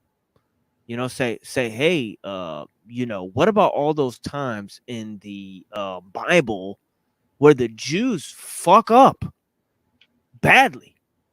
That's pretty much what that's all the Old Testament's about. Yeah, and then what about all the times in the New Testament where Paul has problems with his own church? Like there's all these sects in his own church, and he's like telling, oh shit, let me put that on full screen for a second. There we go. Is that Boom. picture okay? Because she Yeah, it's made fine. that. I gave it. I screenshot it. Maybe she screenshotted. But if you wanted to change it to the one that you sent, then she can. But if you like this one, then we'll keep it as this one. It's fine. This is just how I look by default. You know. Okay, perfect. This I think is she how I picked look it by out. default. So she said that she feels that you would like it. Oh yeah, I got it all. Whatever picture comes is fine. You know. You should have your real name on there. Yeah, maybe I could just put my real name, but I kind of want to more promote like the channel here. So maybe just go with the channel name, you know, because if I put my name just there, it'll be the only interview I have online, because I've done 2 other interviews. You know, I did an interview with Provo Planet. You know, so I'm gonna have that interview with Provo Planet. You know, and then I also did an interview with Cock Boy Hotline. I'm gonna put that interview up and have him on there. And and then I get the interview with Jesse Link. That'll be my 3rd interview with Ross Jesse Don. You know what I mean? They changed the name on me because I let this Ashkenazi have it. What happened?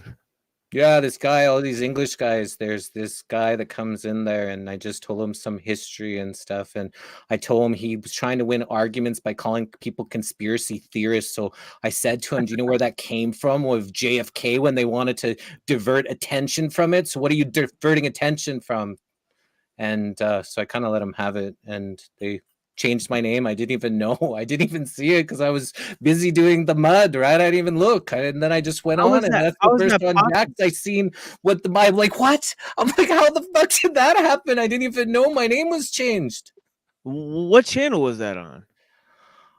Some UK one. I don't Oh, remember. okay. Oh, okay. That's funny. Ross Jesse Don. That's funny. Yeah. I was like, Mostly that's a good one. I dark thought skinned people. That Ashkenazi's light skin. I think it's the only light skin that I saw there. Except I thought you were doing that. I was like, that's pretty clever.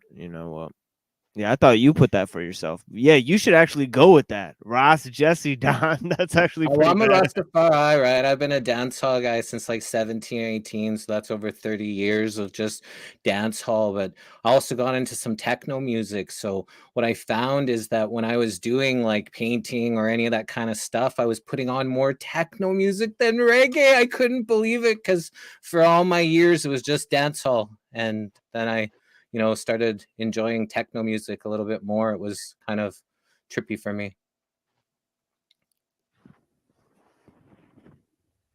Yes. Fucking Lee Scratch Perry. Have you ever heard Lee Scratch Perry? No. Oh man. Lee Scratch Perry invented reggae music. Wow. Yeah. Yeah, Lee Scratch Perry. Let me see if I can find some Lee Scratch Perry. We'll take a little musical break for you guys. This is one of my favorite ones. Lee Scratch Perry. He made this song with Forest Swords. Do you know about Simarip? Simarip. Oh, sounds cool name though. That's like the cool skinhead culture. That's their music.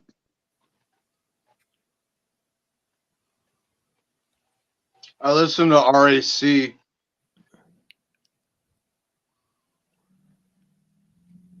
What is RAC? Rock Against Communism. Rock Against Communism. Is it like Rage Against the Machine? No, it's skinhead music. Fascinating. Yes, it's Saturday night. I know people are drinking out here. It is what it is. I remember when I used to drink, turn on some motherfucking tunes. I used to drink alone and then just turn on some music. George Thorogood. I drink alone. Yeah, with nobody else. Work was slow last night because everybody just came in and freaking drank, and everybody was full on Thanksgiving leftovers.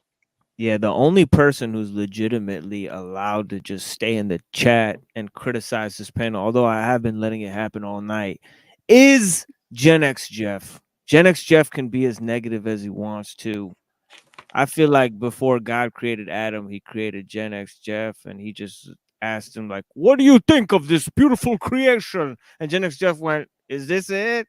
Is this all there is? I'm going to go do something over there. Just leave me alone. You know what I'm saying? And he's being not nice in the chat.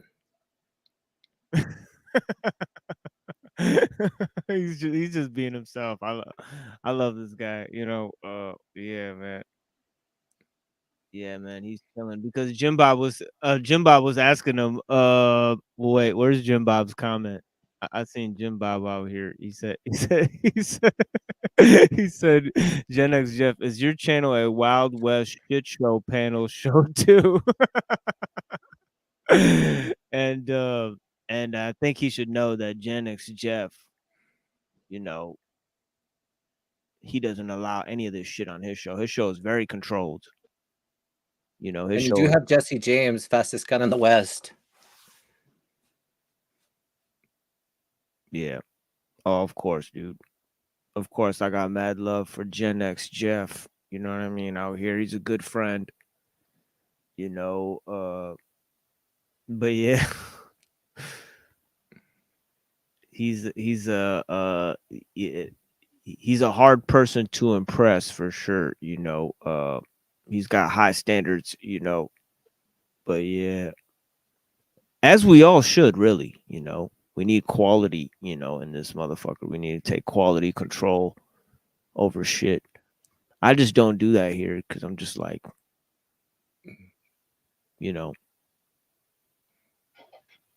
this is not a show.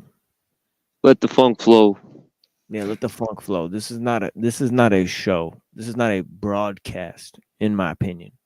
Just a hangout session. In my humble opinion, yeah. This is where I talk about the content on my show. I gave hours of lectures and things, so you guys could go look at that and ask me questions about it, or we could just talk. It is what it is, and listen to music and do what it do, but yeah, the thing is that I rather spend my time putting forward some sort of intellectual effort, or maybe produce something for somebody to have a conversation about something, or open up a space for people to have a conversation about something. And I do believe that the people on the panel at various times, they give a different contribution. Contribution, and even just their silence contributes a lot. Like Wizard is out here. As I said, he's no control. The Wizard. Yeah, they were all. They were all talking. Yeah, they were all talking mad shit about me at Paul and Slaves earlier today. Wizard did not join them, man. Bless the Wizard, man. Thank you. What man. are they saying? Talking about me, my wife, how I'm crazy, how she's crazy, how Paul and Slave is so much more successful than anyone else, man. It's fucking rights, freedoms, principles, and all of you bitch ass slaves. And I was like, oh my god, dude, you just do this shit every day, every single fucking day. You come and talk about Jack Telcott and this guy and that guy and this other guy and this other guy, and the same fucking bumper sticker philosophy every fucking time. Oh my god, I just it's gotta be fucking headache inducing. But yeah, man, I don't know how the fuck anybody can manage it. I guess everybody who's watching that shit is blowed out of their minds. This is the only fucking explanation I could have, that they just watch the same shit. They sit down with their ritual, with their bong, and like watch this shit like it's a football game. Like, I don't know what the fuck kind of crackhead energy it takes. Enjoy that. Yeah, it's just a gang, man. It's really just a gang. It's political over there. Cause I thought he would really break down his political philosophy. You know what I mean? And it's nothing. It's like, how do we make a parallel system where we acknowledge the fucking fake ass state and just go on with our lives and pretend like they're not there? That's his whole philosophy. It's like Booty bandit broadcast. How do he we is a booty bandit? He was avoid- fucking dudes in jail. He said it too, and now he's like, oh shit, I shouldn't have said that. Yeah, how do we avoid the state? Yeah, I can't believe that shit, man. He Switched said it up. "turned out guys" was his exact words. Like a never-ending assault of worthless drama.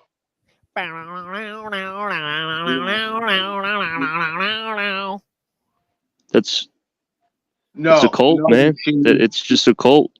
The hate army. Doing banjos. You all know Bruno Mars?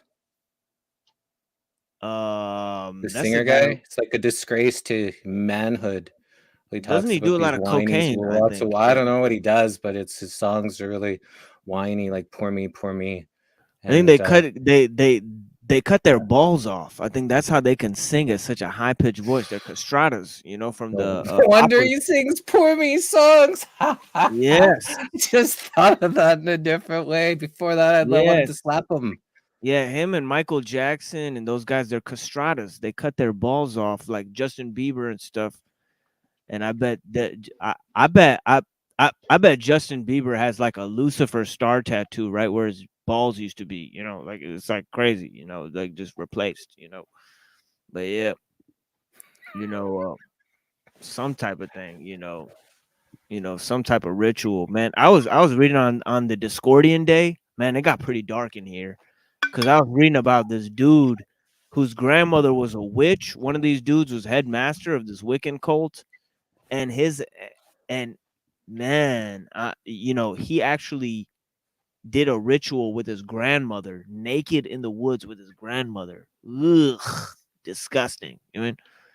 And she fucking nicked his like gooch and got like blood from it. I was like, oh my God. I was like, why am I reading this to my audience? You know, but yeah, it is what it is. It's the origin of Halloween, you know. You know, the origin of Gucci. Halloween did 3.5 years. Yeah. Yeah. Yeah, I think hopefully I'll never have to go to fucking, you know, Guantanamo, wherever they put people like me. You know, it's gonna be fucked up. You know, but yeah, man. Yeah, but Wiz, were you fucking dudes in jail? Were you getting fucked in jail, Wiz? Were you fucking dudes in jail? All right, respect.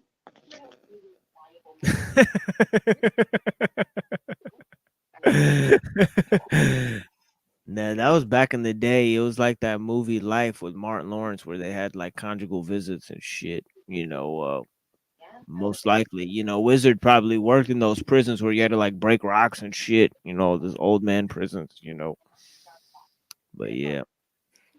They still have those around? I know America's like work prisons, but they still busting up rocks with prisoners? No, now they make them like work for like 35 cents at Applebee's or some shit.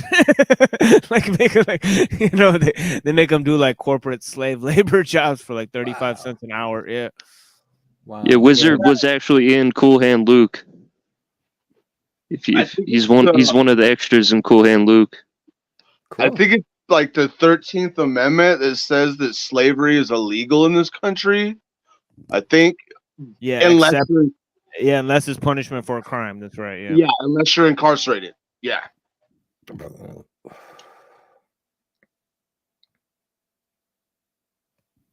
Yeah, they got the private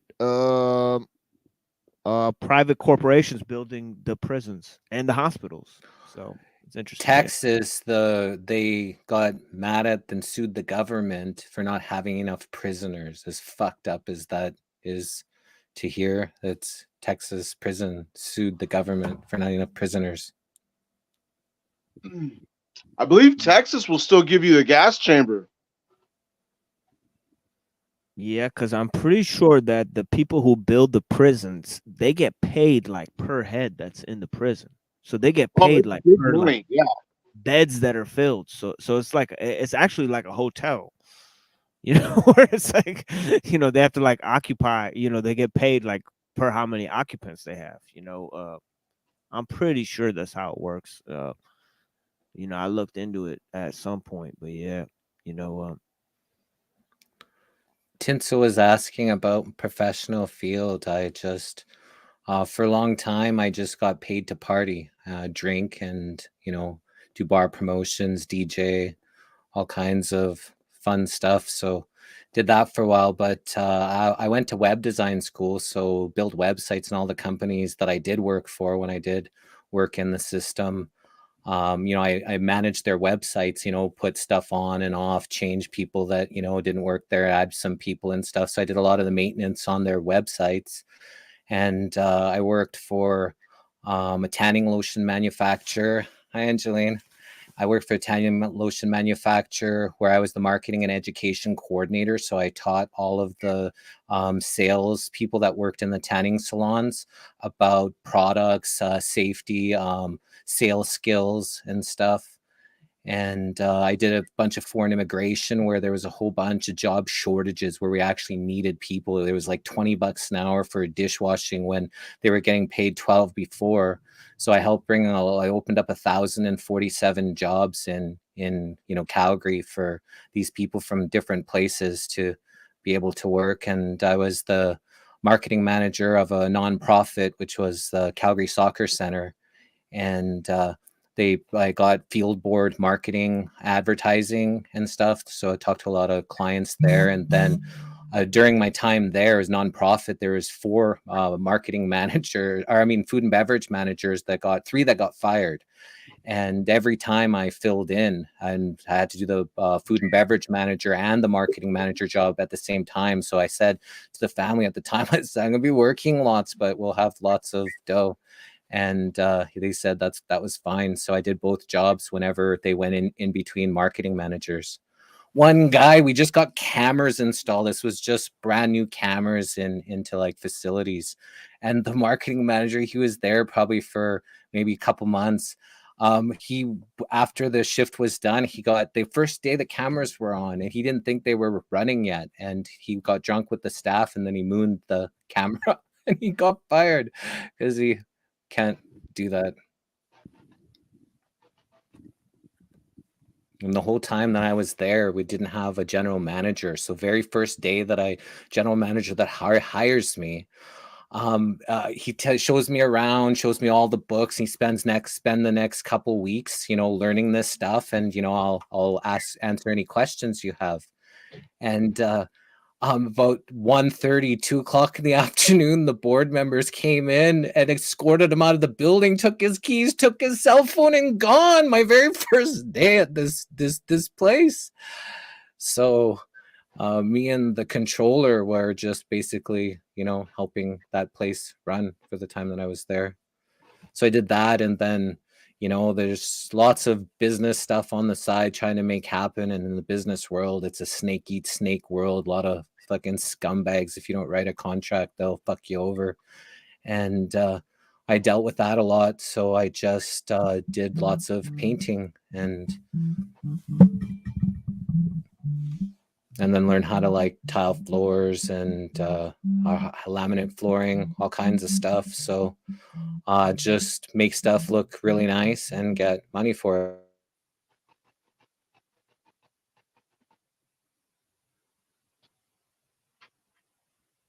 Hey everyone, so I jump on for a little bit before bed and see what's up and say hi to everyone. And Jesse, although you disappeared now, Jesse. Hello. Hello. Are you lost? No. Hey. Okay. Easy, Cecil. Easy. What? She looks like she's lost. Like she doesn't know where she's at. Yeah, that's I've been on Alice. here before. Yeah, that's Oh, Alice. okay. Alice in Wonderland. Yeah.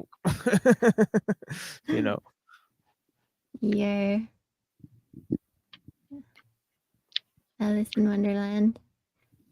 So, how are you guys all doing? Just chilling. Yeah, I'm doing well today. I mean, not emotionally well, but I think spiritually well. Spiritually and physically healthy. So, but yeah, emotionally, I feel a little sad because my wife left. Honestly, I'm still a little bummed out about that. I feel like I feel like there was a lot more that could have been done in the situations, both from her side and from my side. But it is what it is. Try to carry along. But Live and learn. Yeah. Yeah. Sometimes when we're going through the hardest things emotionally, it deepens our spiritual, that's for sure. Yeah. Yeah, I have found that. I get like better at doing my work. I get like some time alone or something like that. I get back into my work and stuff like that. I get more serious about, reading my things and studying up on what I think I know. Start to question what I believe sometimes, and that's where you really get into the good shit, because it's like, oh wait, Plus, if you've ever been in a pit before, you know that you got to do the work because you just don't want to be back there, right? Yeah, Like that when you're might feeling emotional stuff, like you don't want to get into a pit. So you get smarter as you get older and want to dive more into the spiritual Well, stuff before it gets too far, right? well, I went into the pit, the heart of darkness, for a month. You know, I think it was like 4 bottles of red wine, 2 packs of Marlboro cigarettes, The just first night? not even leaving my basement, not even leaving a fucking basement, for a long ass time. I'm talking about like I didn't see the sun for maybe a month. Wow. Well, I'm glad you're seeing the sun again. I hope. Came back out. That's dark night of the soul. Well, now it's winter, but yeah, for a month after my wife left, I was destroyed. I'm talking about destroyed. Like I couldn't, like I was like, whoa, crazy man with a Bible and a gun, and yeah, so that was kind of my whole kind of spirit, was there, so I really like the fact that I'm like, whatever happens, I gotta do something in this world. Like I need to do so like, but now I'm just like, oh, I don't feel like doing it. So that's the problem, is like once I get over this, I don't feel like doing this shit and just get over some of the pain. And I know that goes with time, because whether my wife comes back or not, I've already been divorced, so I remember when my first wife left. Oh my God, I was devastated. Like I'm talking about hardcore devastated, like, like not eating, not sleeping for a long time, so I'm definitely handling it a lot better. But yeah, That note thing was cold, man. I can't imagine. I can't even imagine how you're feeling. Like that's what a mind fuck. Our heart goes out to you, man. Anything that if you ever need anything to talk about, talk to somebody. You could talk to Angeline or I. Yeah, that's not easy for sure, especially if you've got a really big heart, and we can tell that you really do. oh my God, the type of shit I forgave this girl for, it's immense. Like I'm talking about like, and the type of stuff I've done for this person, I've never done for anybody else. Like I'm talking about like going to the pits of hell, like going against my family, the local hospital, the local police, everybody, just saying, just everybody leave me and her alone, because, we got to figure this out. And then she's still, kind of, I kind of feel like I was abandoned, personally, but yeah, and I've been abandoned a lot, in life, a lot of friends, family, lovers, etc. So I get the feeling like, and then there's all these other people that always tell me I'm so fucking great. So I'm like, which one is it? I'm like, am I like this horrible guy that nobody can be around, or am I this fucking great like world leader that everybody should respect and like be like the cutting edge of what's fucking real out there, It's both. It's the one you believe. So just keep focusing on the good one. Amen. Can I jump in, please? Yeah. I'm coming in blind, and I heard something about a note, and I know enough to hear, or I heard enough to know enough, I think. Hey, looking at some of the faces, knowing a little bit of some of the stories, this panel has some people who have been through abandonment, hurt.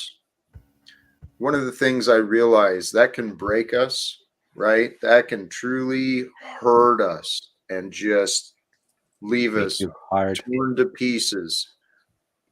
There's another way of seeing this, though, okay? the possibility that it is because the divine has faith in us. Okay, that we are strong enough to help heal, to help lead, to make sacrifices for others, and then to walk away alone. It can break us or it can make us, brother. And you are a leader, and leaders are difficult to be around.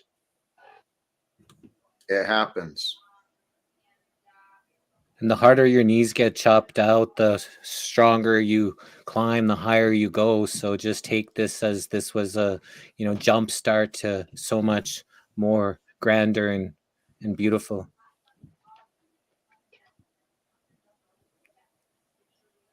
Hey, brother. Our transitions are not fun.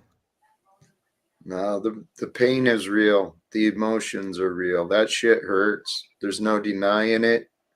There's no avoiding it. There's no running from it. It's part of life.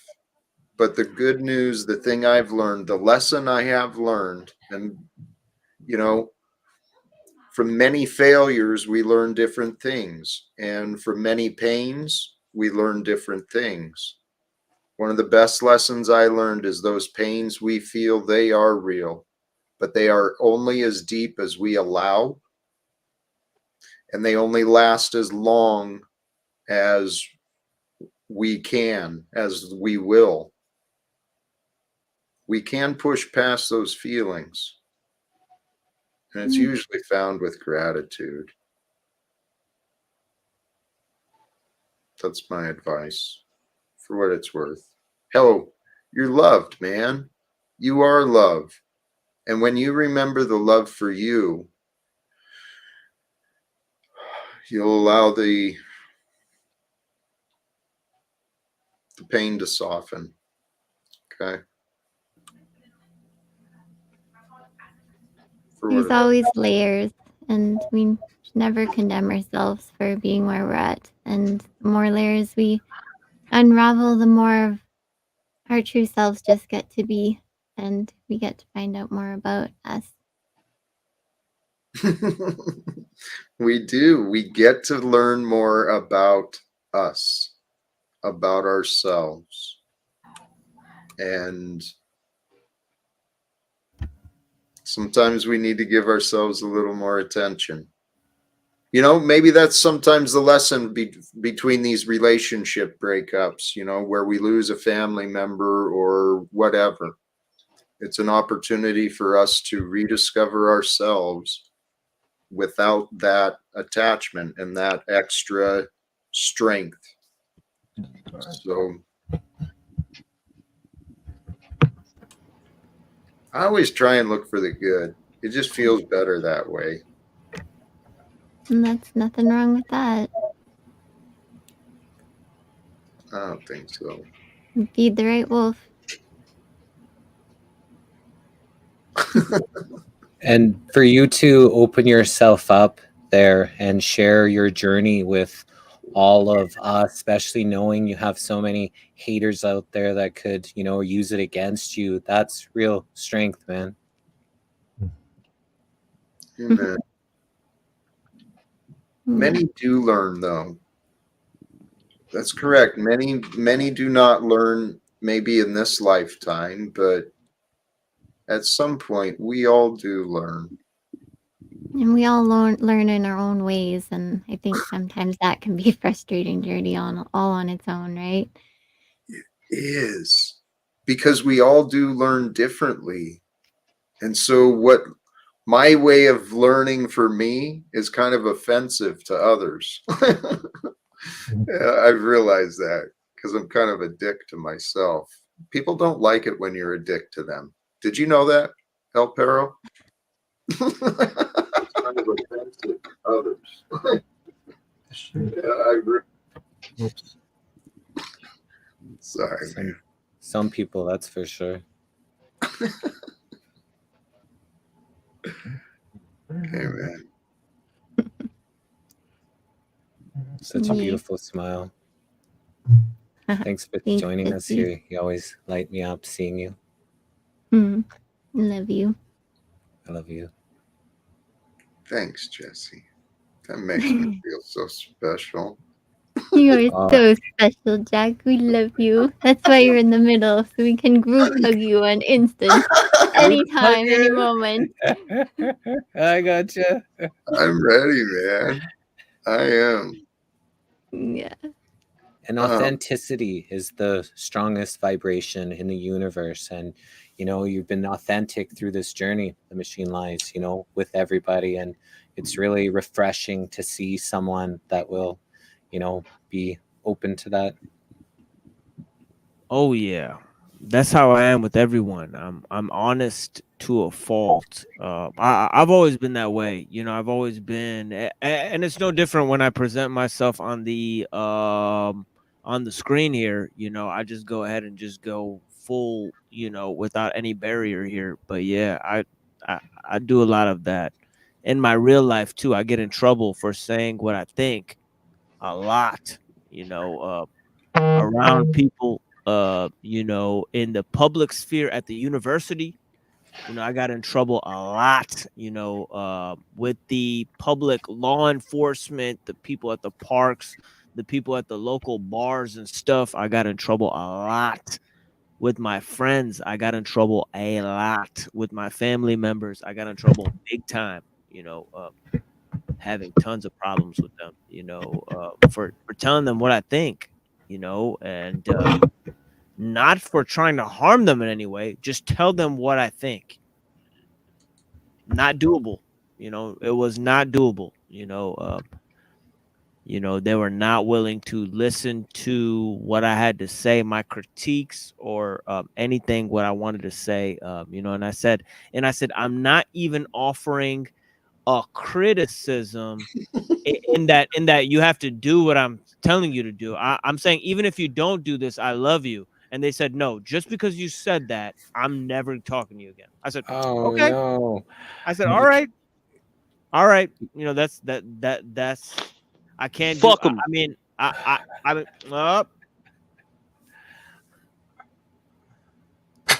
You can't even have an observation. Wow. God bless you, brother.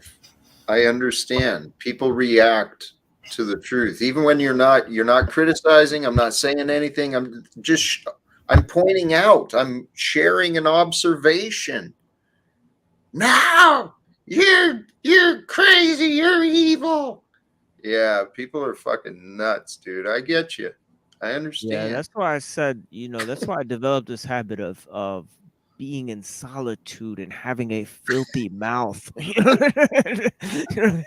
and all these types of things, and drinking alone. You know what I mean? It is what it is. You know, that's kind of what happened, you know. But once I got out of that, because I was like, you can't just drink and then try to pray 5 times a day. It doesn't like it doesn't match up. You know, it doesn't like work. You know, either you'll miss your prayers or you won't get drunk enough. Like something will go wrong. You know what I mean? But yeah, you know, where you'll be like, I need to either just drink or pray. You know, it's either one or the other. Usually, if I drink and I pray, it's because I'm drunk enough to start bawling my eyes out, and then I just keep praying and bawling my eyes out. That happens too. It's a beautiful moment as well. You know, It feels good, but then like you know, if I gotta keep my mind focused on something other than what's on my mind that's really hurting me, you know. That's the Yeah. hardest thing, dude. Yeah. Have you ever thought of throwing up after praying and being that hammered? I'm sorry. I didn't hear you. If you ever threw up after praying, I was actually asking Mr. Nah, Mize, but either of you. I don't puke from booze, man. Like, oh, I would. Yeah, I would do that. Yeah, I would do that a lot. I You know, tried to not drink anymore because the MS is getting a hold of me, so I have to kind of get away from it. It's easier than I thought it would be, but I still fall. I still backslide on it sometimes, but that's, you know, happens, right? Only until it doesn't. But Yeah, I get but what you're saying. like MS, this nervous system disruption. It's the boss, dude. I have no choice because the next day I feel like I've been rolled over, but fucking. I'm sorry. I've heard By a goddamn, excuse my language, but debilitating. It steamroller just run me over, and like my legs are just like they can't really work. The next day I'm almost paraplegic, but not quite, but almost. I can just get around my house walking around like a spider monkey. Do you do any cannabis or CBD? Oh yeah, I'm smoking myself some homegrown stuff called, well, it's an acronym TTRS. I don't know what the fuck it means, but it's a good kind of hybrid, indica hybrid. Nice. Yeah. And it's not the kind that makes you want to just couch lock and crash out, zone out. It's good to be on a panel tonight, though. It feels good. So, hey, I have a question about that. So, if you consume CBD, it's non-narcotic, right? Yeah, pretty much. Yeah. I mean, there's nothing narcotic about CBD at all. However, you will fail a UA for THC, correct? If you still take urinary analysis. Yeah. So somebody could give you CBD and you wouldn't even know, or would you? No. That A lot of people mean- take CBD lots and they don't feel any effects from it. Okay. So could you give somebody CBD and without them knowing about it, and then they would go take a UA? If you give wouldn't know about it. Well, I mean, if edible form, excuse me, the edible form, there will be no THC in it if it's a CBD only, you know. But if it has Delta 8 THC in it, which is pretty much legal in a lot of states, so it's that, you'll probably fail a drug test, Delta 8, but it's not that impressive. I kind of used it to get my tolerance down, which was good for a while. I just got kind of sick of it, kind of nasty. With moon rocks. You ever smoked any of them, TML? Oh yeah. Yeah, man, freaking. That they're pretty decent, but they burn for days. I leave it in a bowl and I could smoke it for a whole week. It just doesn't burn down. Yeah, that shit just kills your tolerance. I just smoked this just straight up herb, you know, and then Yeah, man, that's what I've tried to keep up with. And yeah, then if I can't sleep at night, I'll go get that vaporizer pen with the indica oil, and, indica will do or good. whatever. Yeah, that'll be it. But usually I don't like to smoke the vaporizer, you know, because you plug it into the wall, you know, and you know, Yeah, it's I mean, obviously like radiated, yeah, That's for stick. sure. You know, like Yeah, I mean, like, I never really had a problem. The problem I had with the THC is that it took my tolerance through the fucking roof, and I didn't even realize I was doing it. And after a while, I couldn't feel it hardly at all. And like smoking the bud like that, I couldn't feel it, and I'm just like, oh God, what have I done? So I switched to Delta 8, which is hemp dunked in what do you call it? Like the Delta 8, kind of like well, it's from in hemp, it's in all pot, but they amplify it and that they make it legal because it's under the, you know, pretty much the guise of hemp as being something that can get you stoned, which is really bizarre, man. I was buying hemp a lot, like in the beginning, just because there's really no dispensaries going on 6-7 years ago, and they finally made it legal for medical use, and now it's legal for everybody, which kind of screwed things up for the medical side. Now there's like hardly any delivery services now. And my bud Nate Stoltman warned me, like, yeah, when they turn it from just strictly medical and then have legal at the same time, like the delivery stop. Like, and another person from Colorado said the same thing.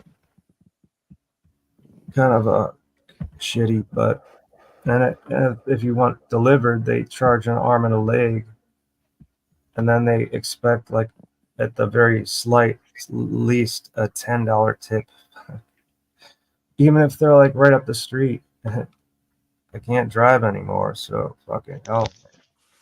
Isn't tipping on your discretion? Yo, Muhammad, I'm dipping, man. I'll see you later.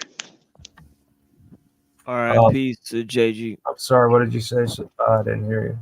Tipping is at your discretion on how much you would, like to tip. Yeah, I mean, like for Starbuds, they have that in Colorado and California. They call it Starbuds. It's just a play on,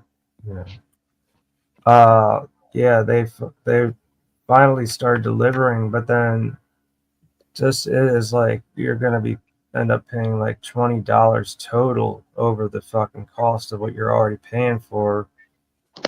And like I can't get fucking points anymore because I don't have a cell phone, and I never had a cell phone except for a flip phone for emergencies and shit. But other than that, I don't fuck with cell phones.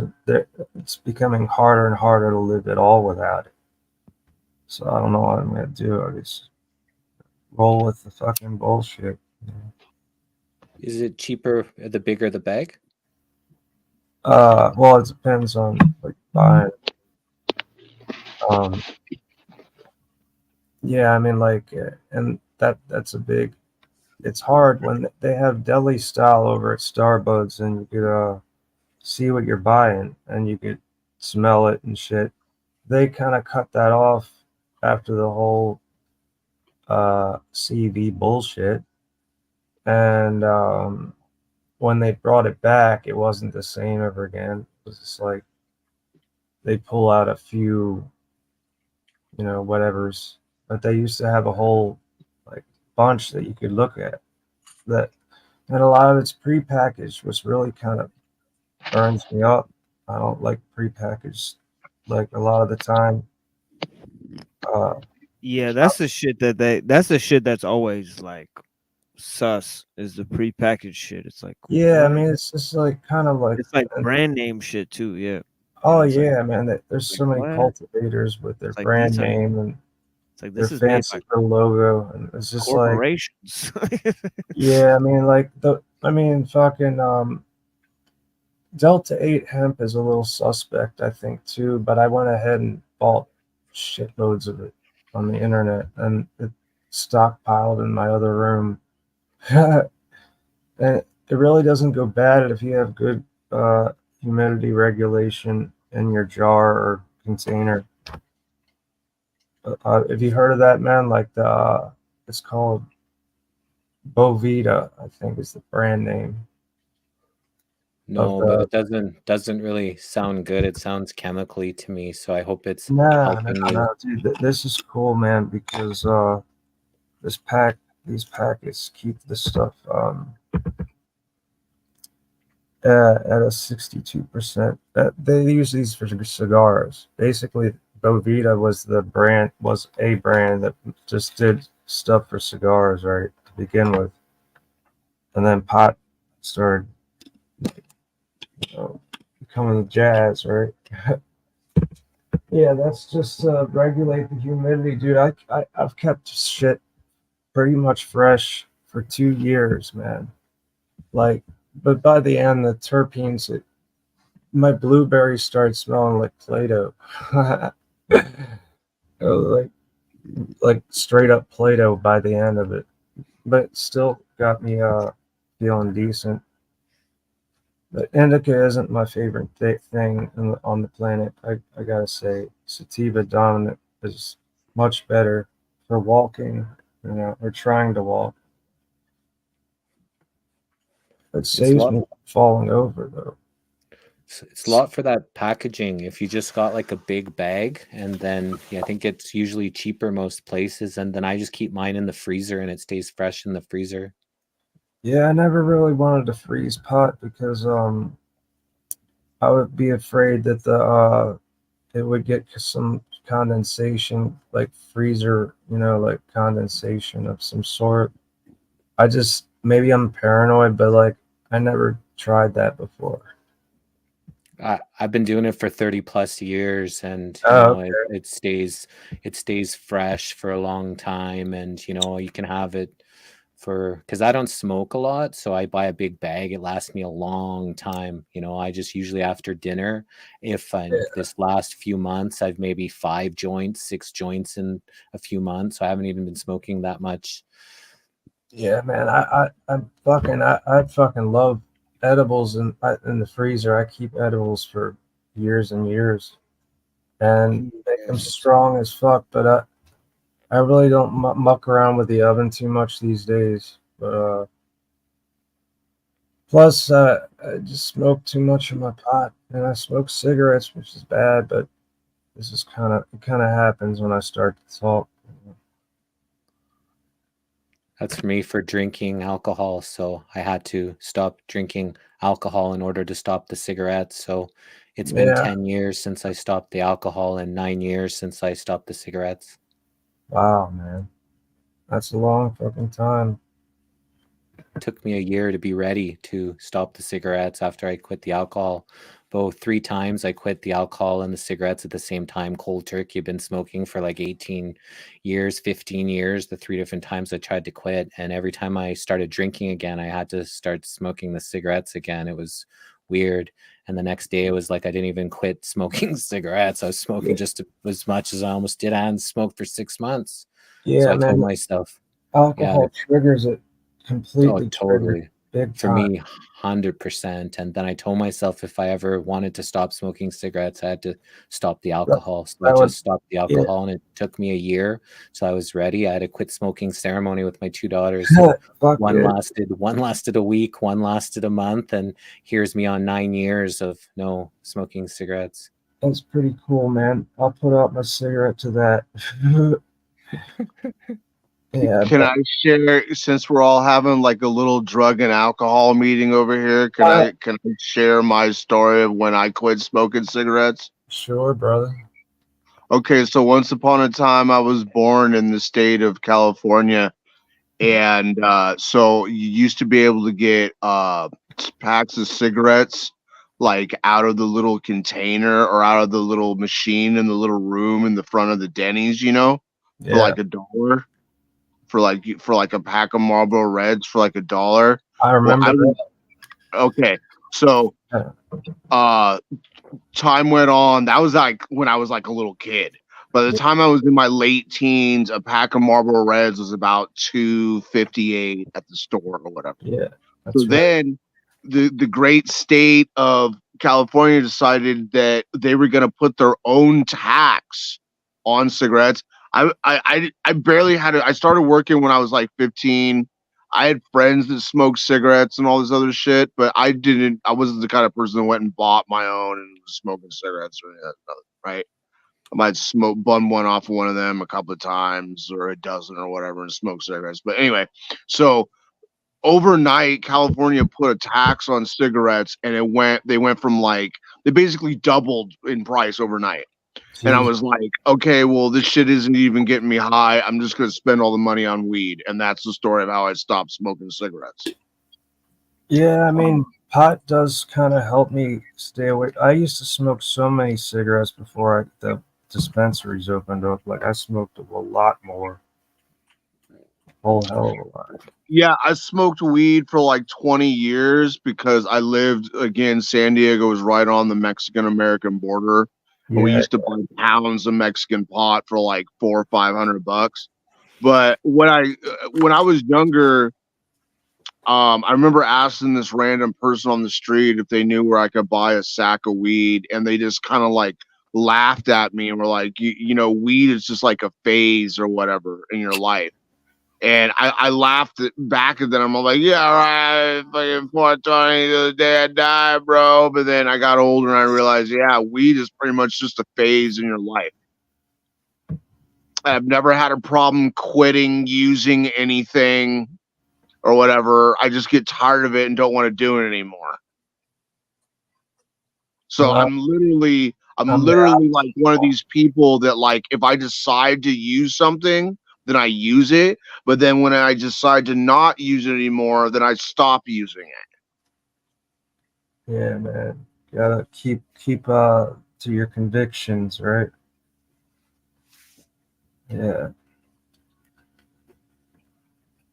Well, no, if I just get tired of doing something, I just stop doing it. I know you keep to your conviction. You have the power to do it. Mind over matter, I guess you'd say. Mind over cigarettes. Well, they say that the smaller things in life that you view as being insignificant are the harder things to, like, get rid of. Yeah, dude. Like, there's a lot of stuff like that for me. And music is like drugs and music, but Yes, the yeah. music. That's what I was gonna get up into. Is this Lee Scratch Perry? You know, you guys gonna hear some of this. You know, everybody, if you got some weed, you know what I mean, or if you guys want to come and smoke with me, you know, you guys light them up, get the weed out, you know, roll it up, and we're gonna smoke and listen to some Lee Scratch Perry, man. You know, it is what it is. And Neuro Jack. Yeah, Neuro, we're taking a music break for 10 minutes. But yeah. Well, Yeah, I guess I'm right on time. Yeah, thank you for joining the panel. Smoke them if you got them, everyone. We're taking a little music break out here with this Forest Swords. Bless you guys for joining. I hate evil energy. And I don't mix energy. Gobble is your last warning.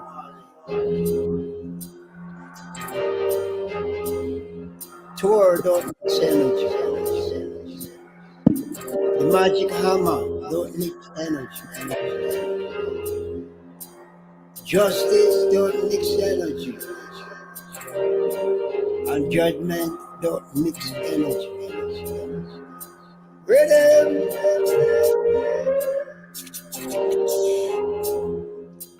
The flying hammer and the flying mirror, flying sun and the flying stars don't mix energy. Now will be real. Now will be real.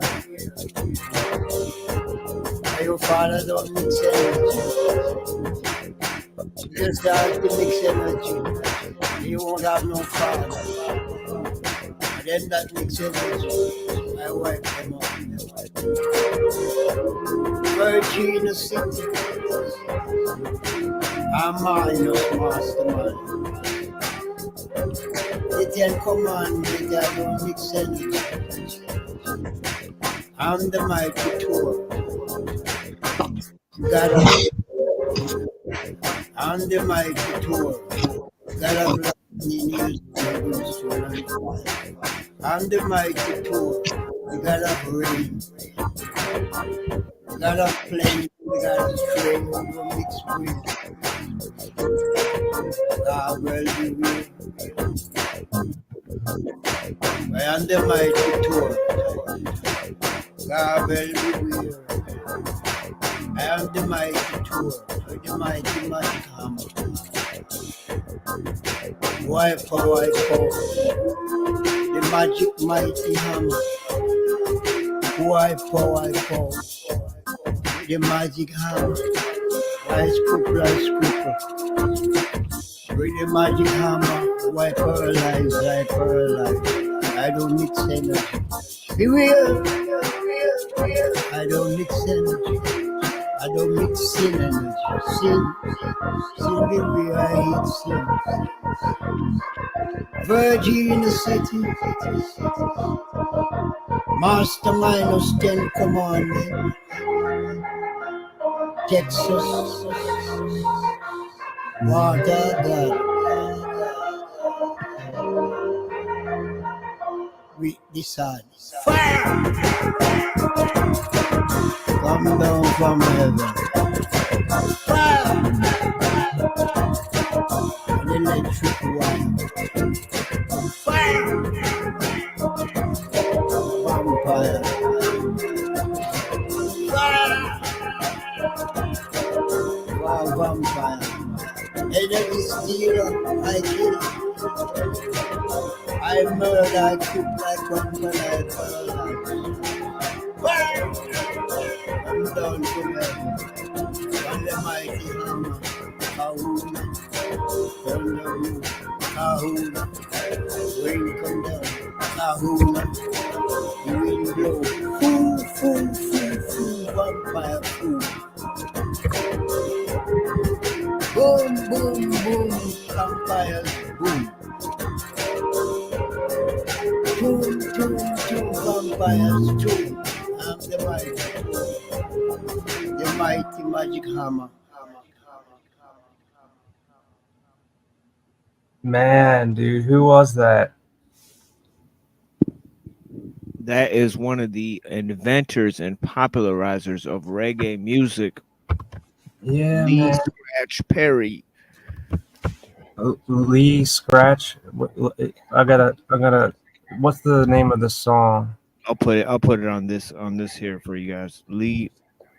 I just want a shirt on my Scratch Perry. You know, like that. Yeah, I see. Yeah. What was the song? That was fucking. It's called Thor's Stone. It was good. Yeah, Thor's Stone. It's good pot music. It's a remake of a song by a very incredible musician called Forest Swords. If you guys don't know about Forest Swords, man, shit, man. Yeah. Yeah, dude. Oh, You like man. any old school rock We got a steady? Destroyer, man. We needed you here when we had Jim Bob and all those trolls in the chat. Oh, yeah, but thanks for being here now. Wait, what'd you say, Busker? Do you like any old it's like 60s rock steady reggae? Kind of and ska, you know, like the old school style. That's what a lot of Lee Scratch Perry stuff is. Yeah, dude. Yeah, like a lot of his music is way old, you know. You know. Something happened here.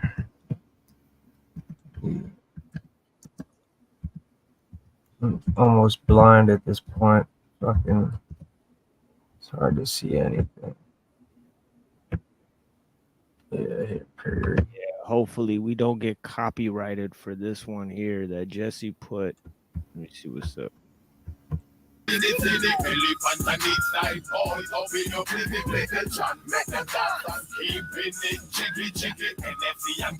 I like this song so much. I recorded it 13 times over and over on the one CD it made. It's a 5-minute song, and it goes, and I could fit in the one CD. I could have it 13 times, and it just played over and over and over.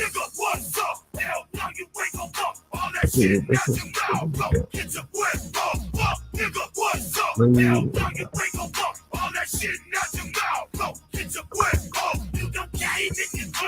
Yeah, I'm gonna get that out of here for now because I don't want to get copyrighted for that. You know what I mean? But But yeah, thank you for sending that over, Jesse. We will definitely check that out. But yeah. So Lady So- Saw, who's in that song, when I was in Jamaica to go paint my buddy's house, he goes, that's Lady Saw right there. So I went up to her and talked to her and gave her a hug. It was like amazing to Did you know, ever meet someone Did who you ever meet Little John and the East Side Boys? no. Oh shit. But Yeah. Lady Saw's a dance hall, and I played her so much, and it was super honor to meet her and stuff at the airport in Jamaica. Yeah, that's what I've always Little loved. Little John and the East Side Boys seems like some shit that they would copyright your show for sure. Oh yeah. I was like, oh whoops. I was like, maybe I didn't even know he was in the song. I seen him on the picture. I was like, is that Little John? And then he started going. I was like, oh shit. Because they came out with all those crazy fucking songs, man. Man. Yeah, man. And I got the first one was "Why You Acting Like a What?" B.I.B.I. Remember that song where he's like B.I.B.I. He's like, "Why you acting like a what? Like a what? B.I.B.I." That was what I don't even remember the lyrics, but he would just say that in the middle of the song. I was like, "What?" I think now you have an option to cut that out. Like I had that copyright strike for some song my nephew chose on one of my lives, and I had the option to get rid of it. And I don't know if they let you do that, or are you like getting struck a lot? You get struck if you play like popular shit. Like I played that Lee Scratch Perry shit before. It's a remix of like some not well-known shit. So I better just we'll just get away with that one. But if my video was monetized, I wouldn't be able to monetize it if I played music. I'm pretty sure, I would just be able to play. But I have already developed like I have intros and outros for my shows that I could just play. Because I do have tons of those. I've had a lot of experiences where a lot of the people don't care that you use this stuff, but there are some that'll like become a bug up your ass. And in YouTube with the High Vibe Love Tribe, we played lots of music all the time, and we got hit hard on Facebook because of it. But YouTube didn't matter of any of the, the stuff that Facebook had a problem with. So, and Facebook doesn't have, because they bought rights to it from their music, because it's on YouTube Music. So they just let it slide because that's what I think it is, because they already bought rights to it. You know what I'm saying, Jesse? Or yeah, I mean, I don't know how it works. That was from YouTube already, the one that you were playing, and yeah. So, but Facebook, they'd have issue with if you type shit, but you could say anything you want on Facebook. YouTube has the problem with saying, and I don't know about the type stuff because never did YouTube too much, but. They that's the big censorship. You can say what you want on Facebook, but you can't type it. But on YouTube, it's been, you can't say stuff. They have their algorithm, their spiders pick up for those keywords on words, which Facebook isn't using that on their algorithm. At least it wasn't on the interviews. Yeah, YouTube is crazy, man, because fucking just my nephew was playing a song on the accordion. His name is Nathan. So Nathan is playing this Cajun song by this other guy named Nathan, who's long dead. And he put that, just his name, somehow it triggered something, and I got ads on it. And for no reason. And I doubt I'm going to get any, whatever pennies off of that. But sorry. Yeah. It's fucking YouTube is a little stingy like that. Yeah, but I remember Little John had a song called "I Don't Give a Fuck." That's just what the whole song. It was just called "I Don't Give a Fuck," and I distinctly remember one of the lines in the song. It was, "You talking shit." Yeah. He goes, "You talking shit in the club, bitch. I don't give a fuck." Yeah, I don't give a fuck. Yeah, I think I remember. I remember being so impressed with that when I was a kid. Like, man, people are talking shit about you in the club, and you just don't give a fuck about it. That's incredible. Yeah. You know, it is just, you know, the height of apathy, you know, and greed at this point, you know. But yeah. But yeah, I remember they had the Life of Little John. You guys remember that skit, Life of Little John, on the Chappelle Show? Where he had like Vaguely. Yeah, that was a long time ago. yeah, he would show like Little John, but when Little John would like go to like the hospital, or like, you know, when he like broke his arm or some shit, like he would talk to the doctor like in a very smart way, like in an English accent. You know, like that was a joke that like Little John like he actually talked like this, very proper. You know, like when he went outside, and then when he's on his music, he'd be like, yeah, fuck, you know, and all this shit. And yeah. So it'd be funny if you met Little John and to see if he was actually just calm in real life, or if it was just, you know, because DMX, like they met DMX in real life, and that's really how DMX was. You know, he was just like, oh shit, dog, oh yeah, you know, and it's like, oh my god, DMX is really just, you know, he's really just got that crackhead energy, like that Paul enslaved energy, that just like rights, freedoms, and principles. Yeah, very like controlled, like simmering, you know, like whatever. I can't do it. Man, I'm feeling good. And that Thank you. song was really nice, man. Yeah, I got more of that. You know what I mean? What year is that from, do you think? That sounds really good. Yeah, he's got some really good songs, man. And you really got to look for him. Like you got to dig through his tapes. And he's But been playing, I saw that, like, I think it's the same guy, and there was something from the 70s. The Upsetters, that was his band, the Upsetters. You know, Lee Scratch Perry and the Upsetters. You know, it's a very famous band.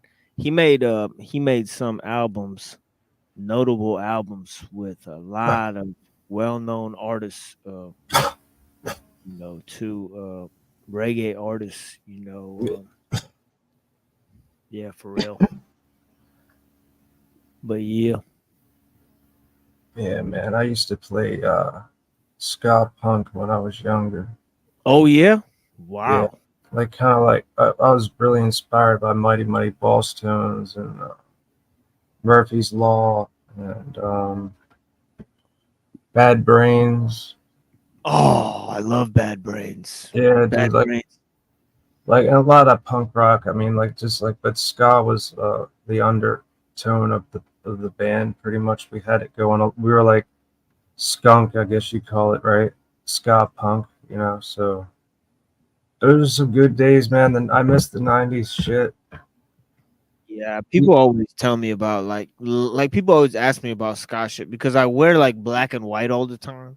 Like I don't know why. Like it's just something I do. So people are Yeah, like, dude, me too, man. I like fucking when I was a younger teenager, I was into ska music, and they had the checkerboard shit going on and all the time, and I had no clue that had anything to do with like any kind of occult shit, you know. And now it's just like, okay, whatever, man. Like it's not like I'm gonna wear a checkerboard shirt or some shit. That'd be kind of weird.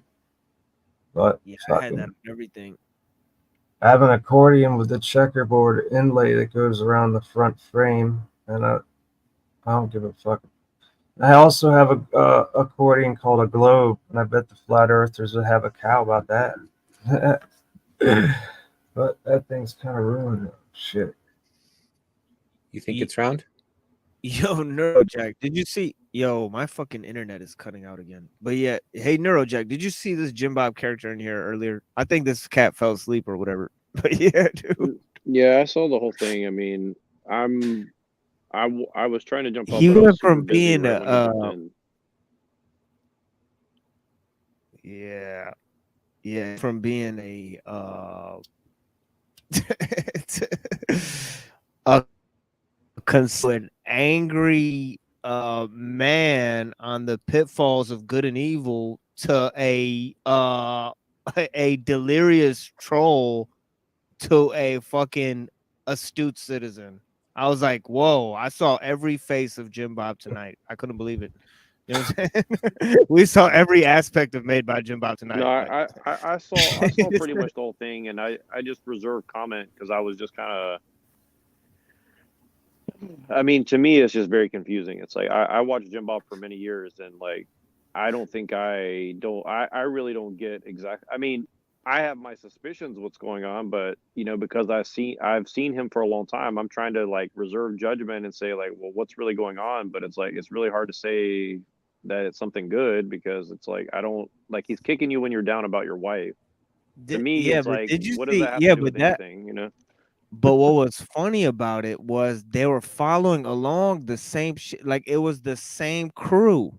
Like No, it I was. know. That's what I'm saying. Is like It now was. they've It all was. like aligned with each other all of a It sudden. was so strange, and it's like wait, this is Chalk Body Outline, Enslaved by Truth, Toilet Bowl Earth, Made by Jim Bob, Randy West again. Like he No, and comes it's back. and no, The and that's the reap thing is like they, the you know, reappearance of Randy West. Like I couldn't believe like this whole crew had aligned. Like they were saying the same shit. Like well, the thing talking is to each like other. Yeah. to me it's just weird. It's like I mean for many reasons, but I noticed all that, but then it's like you know, Strange. I'm trying to think like I'm almost like I'm very rarely at like a loss for words, but I have to say like I struggle to put it in any terms that's even coherent because it's like to me like in my mind I'm thinking oh I'm gonna provoke a conflict between you guys by you know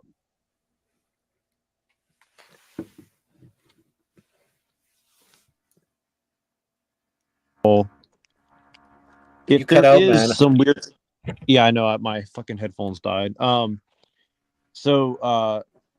Yeah, what I'm saying is like I thought I would provoke some food conversation by trying to get you guys to talk for the past few months, right? Because I was already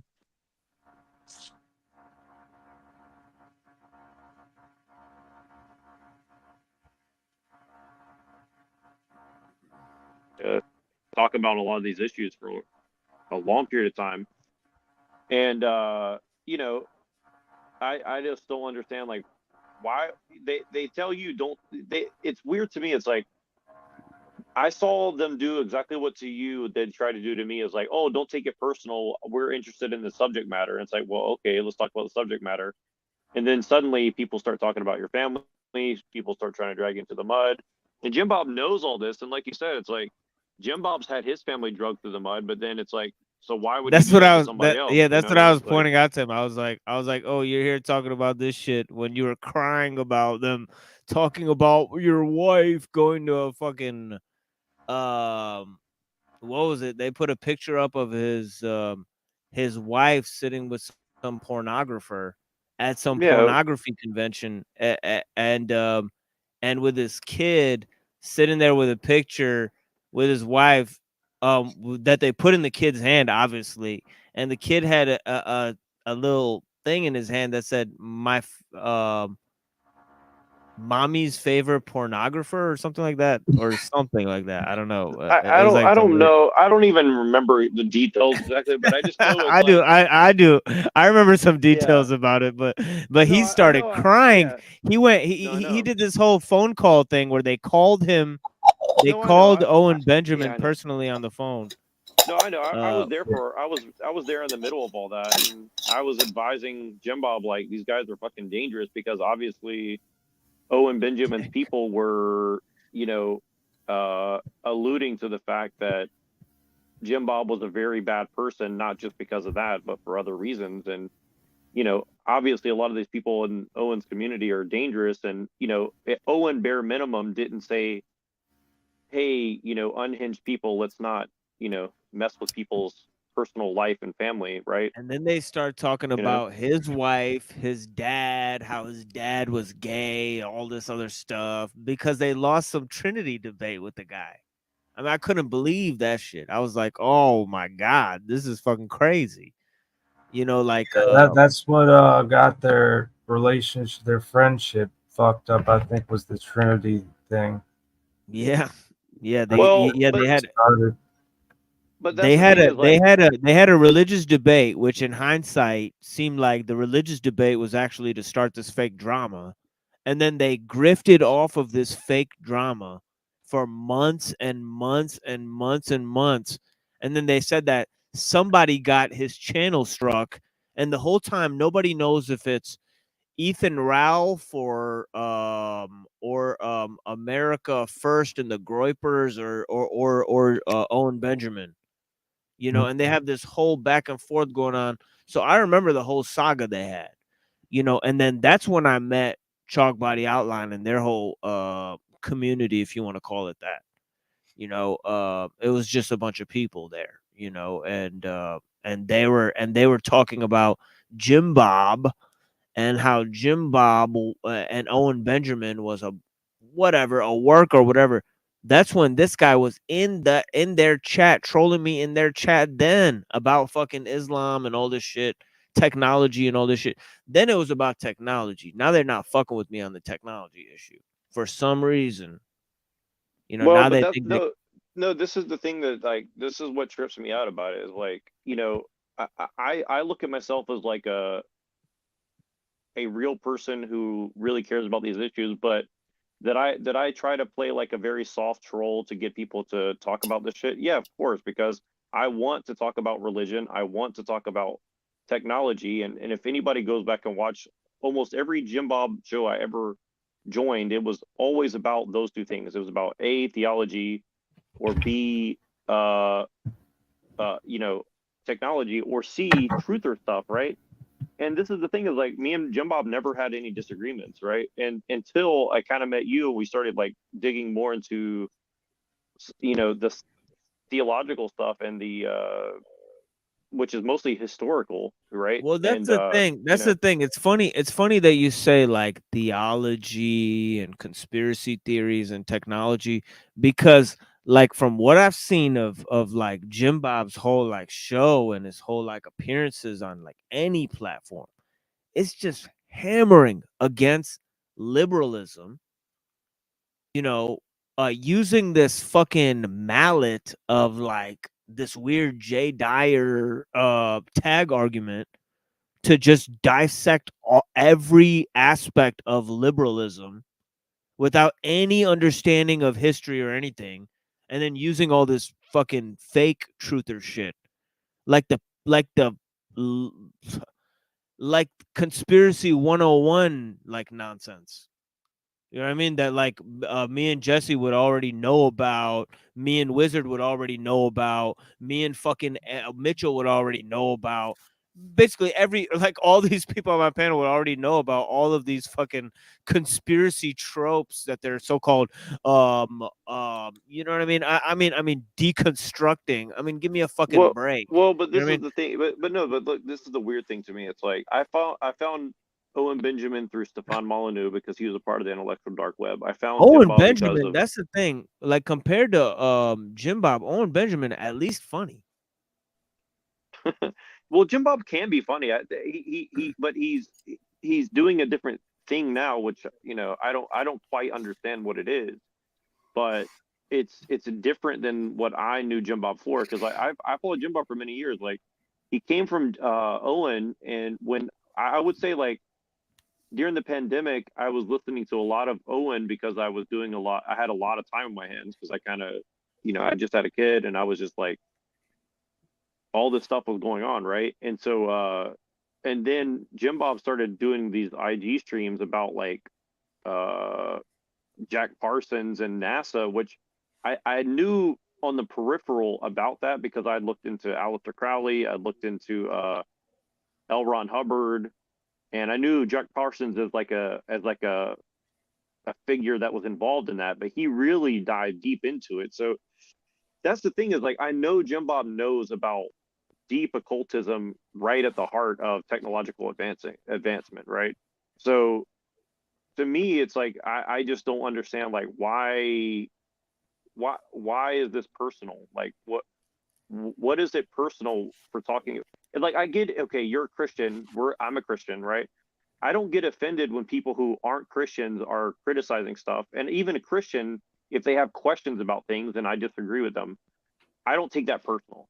For me personally, I don't take it personal. Like, if you go and just say horrible things about Jesus and you're only doing it to insult people, I might find it offensive, but I'm not going to like go and try to like dox and swat you or do horrible things to you. Like, that's your problem. That's between you and God. I'm not here to like, you know, be a crusader. That's not, I don't think that's my role right now here in this position in life, right? So that's what I'm trying to understand is like, what is the deal? Like, are we not allowed to question things? And especially for Christians to other Christians, should we not hold each other accountable if we're doing something wrong, or if we got something wrong, or if we're involved in something that might not be 100% on the up and up, right? And so for me, I don't know what's going on. All I know is like, if you question the technological progress, which you can directly tie to the occult and Zionism and all these other things,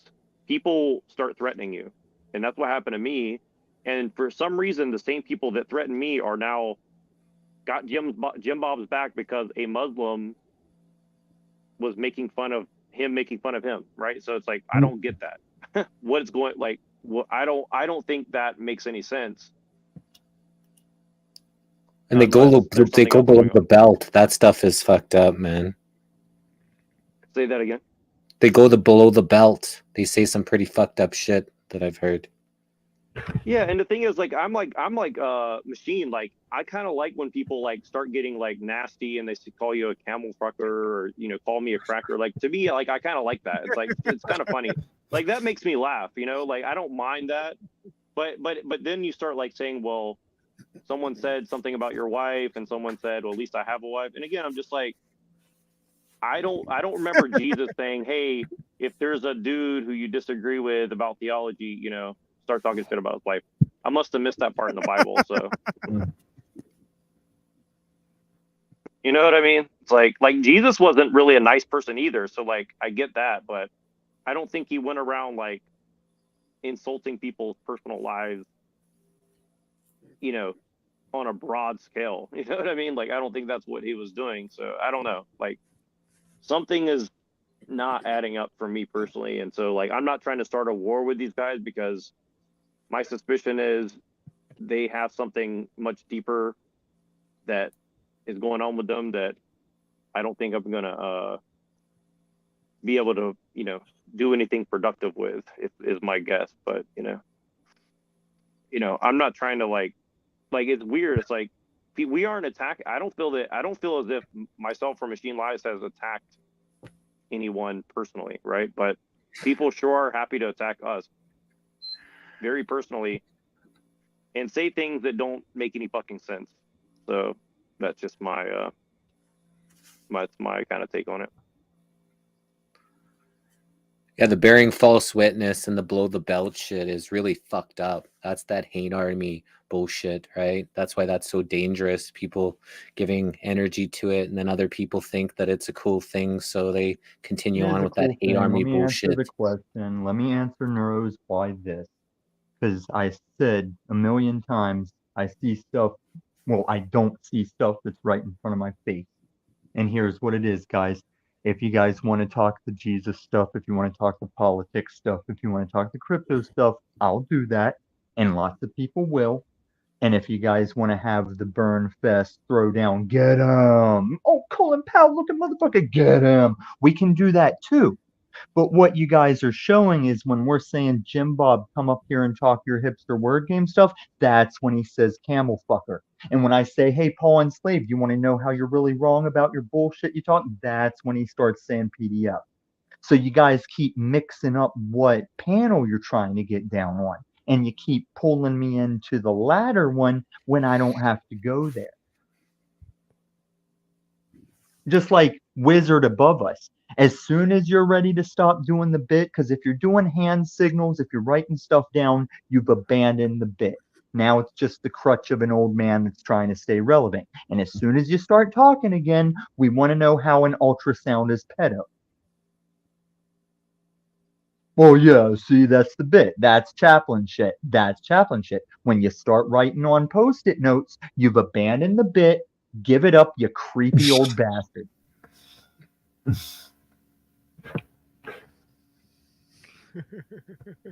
Well, I think that Tommy's starting to see through a little bit of some hoaxes going on around here. So, Are you playing a game on the fact I wrecked Hoax 4?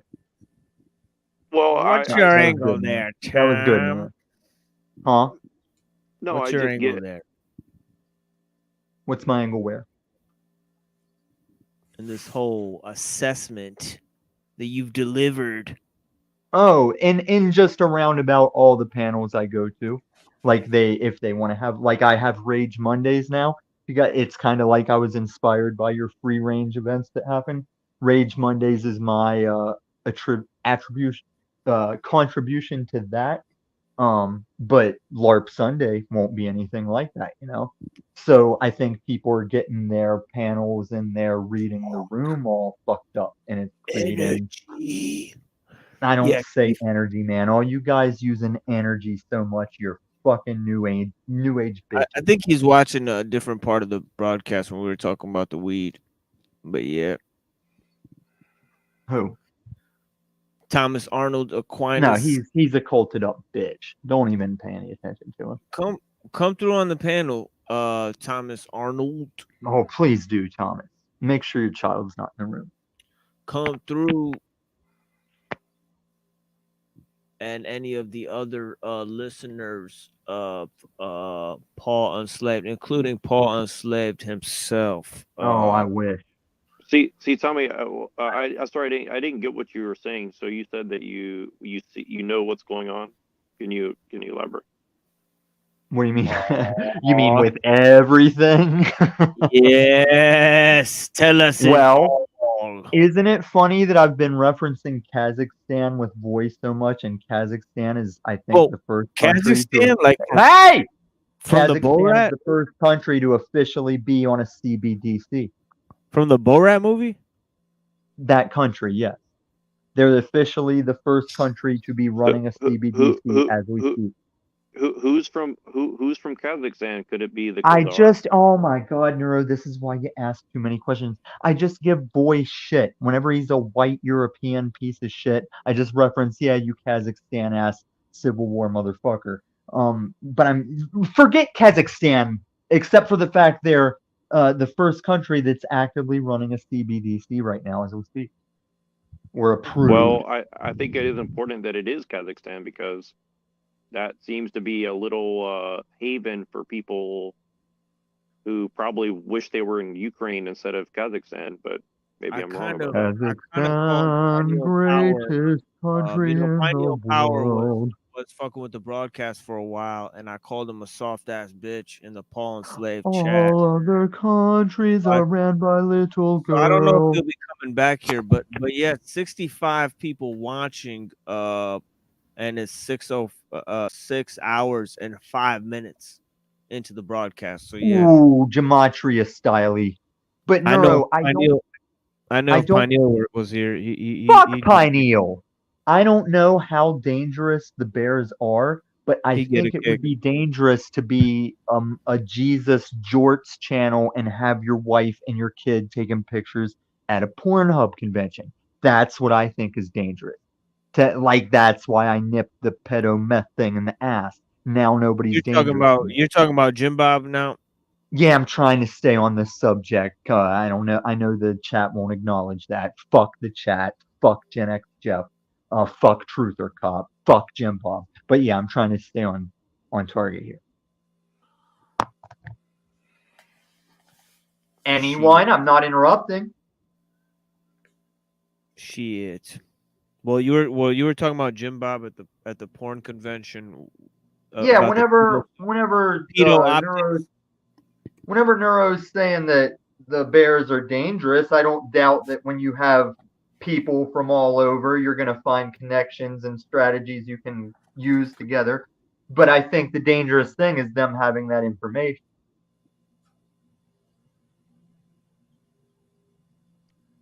Coco Murillo, you just saw receipts whenever your name was Lewinsky Blowbang and you were talking shit on that video I just posted, which is very much receipts. So if you're gonna say I don't have receipts, I'm gonna need you to come the fuck up here. I won't ask you to cam. I'm gonna want to hear a voice through Lewinsky Blowbang, aka Coco Murillo, and however many else you might be. What was the other panel you went on? The Madness? Were you on the Madness? No, I've been sitting here checking in and out whenever you were done the fucking Jack Talcott Kumbaya bullshit. I've just been sewing my jacket, doing stuff with my dog, checking back to see if you got on something relevant yet. I know you can't do a shift thing and always be on a good topic for the whole 9 hours. I'm not blaming you, but when you go into the Jack Talcott shit, that's how you get rid of me. He waited till I was going to come back. Well, it wasn't really a Jack Talcott really event. I mean, usually Jack Talcott's always here, you know, because he's just part right, of and not everybody is always letting him do his dumb shit. But yeah, I was more on the lovey-dovey thing. I was trying to I talk hate to, that shit. No. I was just trying to talk about my relationship problems because there was a female on the panel. So I was just like, okay, let me. Okay, so let's associate they're better at handling like emotions and stuff. So let's associate it to the Jim Bob situation. I respect you for having a ring on a girl. I encourage you to say, Abby, come home. If you got a hold of her through Jack Talcott's chat, I'm like, more power to you. Chat to her when she's in Jack Talcott's chat. As long as you understand that they're gonna come back. As long as you understand. Hold on, though. Here, hold up. I wasn't specifically talking at her through fucking Talcott's chat. Okay, then fuck Talcott. It's not the point. I'm saying as long as you're ready for Drew and them to come at you the way we come at him about his adopted ass kid, and then I got no problem with it. The same way Neuro is saying the same way that Neuro is saying the bears are dangerous, that's how Drew and Toilet Bowl would be dangerous, is being able to talk about your wife. That's all I'm saying. No, nobody's dangerous. Oh, I'm dangerous. Paper. I'm fucking dangerous. And anybody out there with a wife and kids, you better find out how you're dangerous too. There's a bunch of paper tigers out here, a bunch of Twitter thugs running their fucking No one's mouth. a paper tiger if they can point and click in this day and age, and I can point and click like a backwoods hick. Well, so shall I point and click on the murderous interwebs. That is a form of spiritual combat. Well, on guard. Ha ha! Touche! Ha ha! You're the only host that wouldn't have done that by backstaging me when you said on guard. Yeah, you know. Well, but okay. Here's the thing: is like, it's just very interesting, like how all these people are just like they want to troll, but they don't want to troll over the issues. They want to troll over your personal life. When you bring up like history, philosophy, theology. So like, you're going why to do repeat people what I take- said when I got in here? When I Why do said they people take can't that figure out personal? which panel they're trying to... There are troll panels. There's a time for it. It happens here. And then there's a time that happens here for the philosophy, the religion, the politics, the crypto. And they can't keep it straight. Yeah. So good, Guru. You're picking it up. You're getting it. You're making it your thing, and you're re-saying it. You'd be good on the Talcott show. But I have clear cutoffs. You're establishing them, yes? Yeah, actually, I take that back. I really don't have clear cutoffs. But you're establishing them, yes? I heard you saying something earlier about I think from now on I'm going to do it like this, do it like that. Do what? I don't know. You were talking about how you're going to change things going forward to make it more free range when you want that. I did mention something about that. Well, then good for you. That's what all channels should be doing. Here's this man. This man is here now. This is a man that's here. Yep. Take it away, Thomas. This is a man that's here. What's up? He's not used to that treatment from Paul. He's usually getting berated. I mean, there's always things to attend to, you know. Right, This is one of straight up to Paul's- principles. Hey, this is one of Paul's season 1 sons. Show a little acknowledgement. Well, God here's the damn it, interesting Tommy. thing. I was on a panel yesterday, and I'm not going to name it just because I don't want to stir up drama. Because what they I said to bet we me, can guess. well, what they said to me was, we were talking about how this whole Christian Zionism and all this kind of weird stuff about history and religion, and they were pretty much in agreement with people like me and Machine that there is something weird going on, and they seem to allude to the fact that Paul is aware of such things. Paul enslaved is aware of such things, and he's trying to do something about it. And that No, he's not. He's not aware of things. He's giving you the MSM story. He thinks that we were getting our asses whooped in Afghanistan. He's wrong. He is more MSN than he realized. Sure, no, I'm just repeating what I was told. And then they said like there's a reason why You all literally brought up people- the only thing I actually agree with him on, but yeah. It's the Afghanistan thing. But yeah. Well, Go ahead.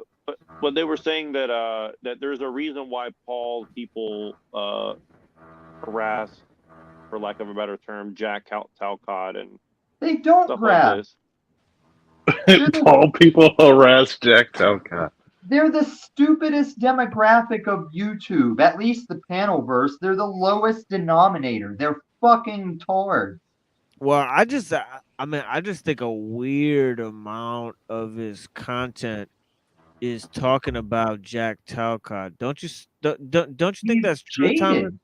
He was the first one I helped escape that cult. Jack was my first project to get someone the fuck out of there. He's gone back like 5 times, and Paul's mad. He wants him back.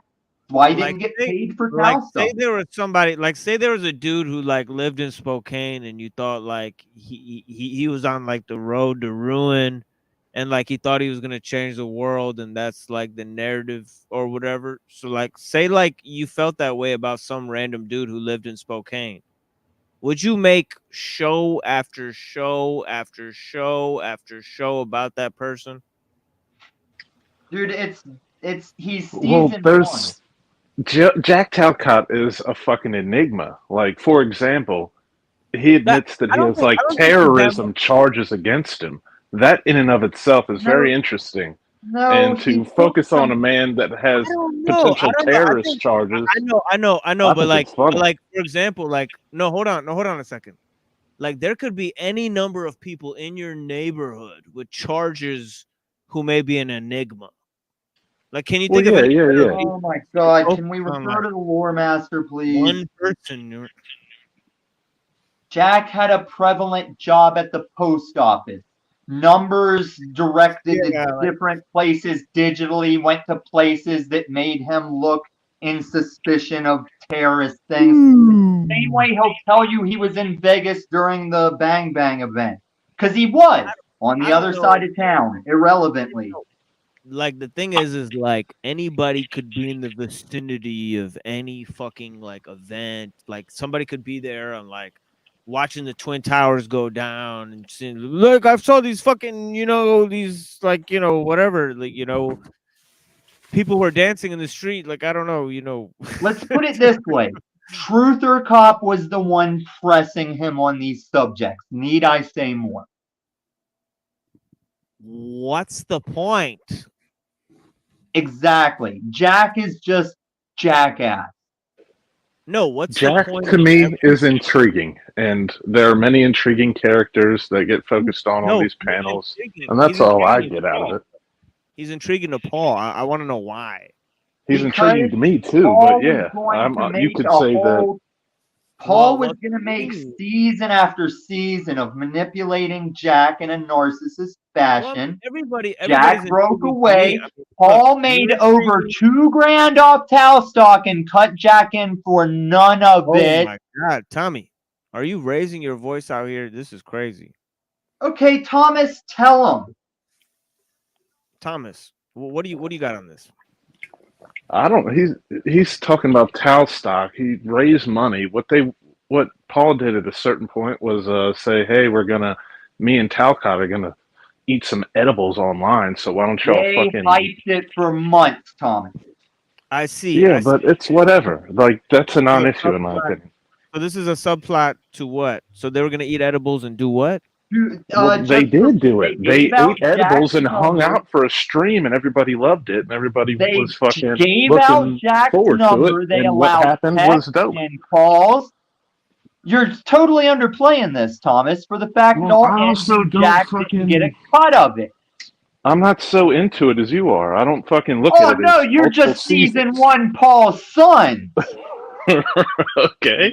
What's this man? What's this little dude? This little dude, Pawn Slave, this albino dude or whatever. He's like a black albino or whatever the hell he is. Why is He's he a obsessed with Jack Talcott? ginger wigger. Why is he obsessed with some old person on the internet? Why is He's he a obsessed with like narcissist and he wants his victim elder back. abuse? He wants his narcissistic abuse victim back. I mean, I can't tell you what's going on in Paul's head, but from the outside looking in, I think it's interesting to focus on Jack myself. I have had my own personal interactions with Jack. I don't think he's a bad person, which is part of the whole interest because a lot of people are endeared to him, but he's got weird shit going on in his life. I don't And he see. I don't see clearly a lot of people. Well. I think there's two things that I think I disagree with you on, and A is that Jack Talcott is an extremely interesting person. I don't find Brother Talcott to be extremely interesting or extremely. Well, yeah, I guess I don't find him extremely interesting either, but you know what I mean. I'm just Yeah, I may be embellishing things a bit. I find everybody on this panel to be fascinating, but like particular interest in one person, and then that kind of verges on like making a bunch of shows about them. You know what I'm saying? Like that's kind of fucking weird. And maybe And then- doing a whole Tau stock event and not even Yeah. cutting Tau caught in on the Tau stock profit. And then the other thing I noticed that you said was that a bunch of people are endeared to Brother Talcott. I mean, the thing about Brother Well, Talcott and the that's Brother true Paul for Slade, sure. I don't find anybody endeared to them. Like I think they feel like I feel like Jack Talcott believes that he could build with a bunch of people like something in his town or something else, but like for Paul and Slave, like maybe the same thing, like he could start like a community fundraiser or some shit, but like I don't Stop. see anybody endeared to them or their personal projects. Stop, Or man. Well, Look, what the I way mean, Paul made what a I mean move- by endeared to Talcott is that I look at Jack Talcott and I'm like, hey, he's interesting. I want what's best for him. I try to see the best in him. That's what I mean by endeared. I feel like a lot of people are on the same one-on-one us, page. Machine Lives. One-on-one us like we're two season one Paul and Slave motherfuckers, and I'm about to wreck this guy in the Thunderdome. One-on-one us like you do. And put on some boom, boom, boom, boom, boom, boom, boom, boom, boom, boom. Is this Put really some what it shit comes on like down that. to, guys? All right. Well, we have 62 viewers at 6 Fuck 'em. hours and 20 minutes. Boom, da, boom, boom, da, boom, boom, boom, da, boom, boom, da, boom, boom, boom. If we don't fight, they will kill us. All right, Thomas, you ready to take on Tom? Now, you were there before I got there. Jack Talcott was there before I got there. And I'm going to rip this shit out of you because your daddy went and totally privatized the OG Paul and Slave channel because he saw me time traveling. He saw where I was going with the shit and he's scared. He says he's got that whole channel backed up, that he's not worried about catching strikes on it. Then why is it hidden? Sir, are you on drugs? No, I'm not, and you're not going to cop out to that bullshit. Now, how are you going to act like I'm Jack on drugs. Talcott is all So intriguing? if you're not on drugs, I don't think this is an equal match because I'm totally on drugs right now. Oh, yeah, you better go get some friends, because I'm about to run circles around you mentally, you effeminate metal fan fuck. What the fuck? Are you the is best going dad on you right can now? be to that little girl? Now, listen, Why are you acting like you're so oblivious and you're intrigued by Jack Talcott when you know even before I showed I'm up just to not that as place? invested Don't in all interrupt this as me. you. Don't interrupt me. You'll get your You turn. interrupt everyone. Fuck you and what you Oh, think should happen in that's like terms of the a PDF timeline. narrative. No, I've sat here and taken turns many a night, many just tonight. Now listen, you were there when I got there. Jack Talcott was already Mr. Hi, Paul Enslaved. I'm Jack Talcott, and I want to end wars. Blah blah blah. The broad stroke loopy's still on. Why are you acting like he's all intriguing instead of saying, "Yeah, Paul, fuck that dude 3 ways to Sunday"? And we all know Jack has some responsibility I for don't being a see cuck it as dumbass. Paul fucking Jack. Without Paul, Jack wouldn't get the same 65 to 80 people he gets every day streaming. Oh, I that's think true, but Paul's that's done true. Jack a But Jack service. also has the ones that have found him that don't like or know Paul, and Jack has his thing Yeah, regardless. okay, so 10 out Now, of 60 don't like Paul, but 50 out of 60 a came lot from of his people don't like Paul. audience. You're showing he's your daddy though. Well, Now, I do like now, Paul, why and I are could you care less acting if like you Paul don't. It's hasn't clear that you don't. It's narcissistically clear who abused doesn't like that Paul. dude But I for a mean, year what and the a fuck? half? What does whom I like have anything to do with a conversation otherwise? We're not on that. Why are you trying to ignore the fact that Paul has narcissistically abused I that just dude don't. for a I'm year not and a in your half? head. I'm not He's thinking made of things the money way you off do. of it. You watch this shit just like I did. Now quit babbling and wait for your turn to respond. You watch Oh, Tal shut stock up! go You never down. say anything. I'm saying Whatever shit you're that you're not saying is saying shit that anything you've in already response. said. Everyone's heard it. It doesn't matter. Who gives a fuck if Paul got $100 donated to him for a fucking dumbass Because fucking this is event that why he we give a fucking fuck. talked about and This he is why promoted we on give his a fuck. channel? Are you ready for the answer, faggot? This is why we give a fuck. Because Yo, that dude has Tom's a made dick and his proved it to brand on the able words, on saying he doesn't lie, even though he lies every fucking day. Now, what do you think we give a fuck about? Maybe Jack's almost out of money, and the only reason Paul doesn't cut him his half is because he says, Jack, you've blown all your money. Why should Why I does give you any Paul money? owe But Jack then he half says he anything? makes 6 stacks a month. If you make 6 stacks a month, why do you got to rob a stupid old dumbass? Now What go are you tell your fucking daddy you're pocket not watching for? representing him very well. Tell him to bring his ass over here and answer for himself.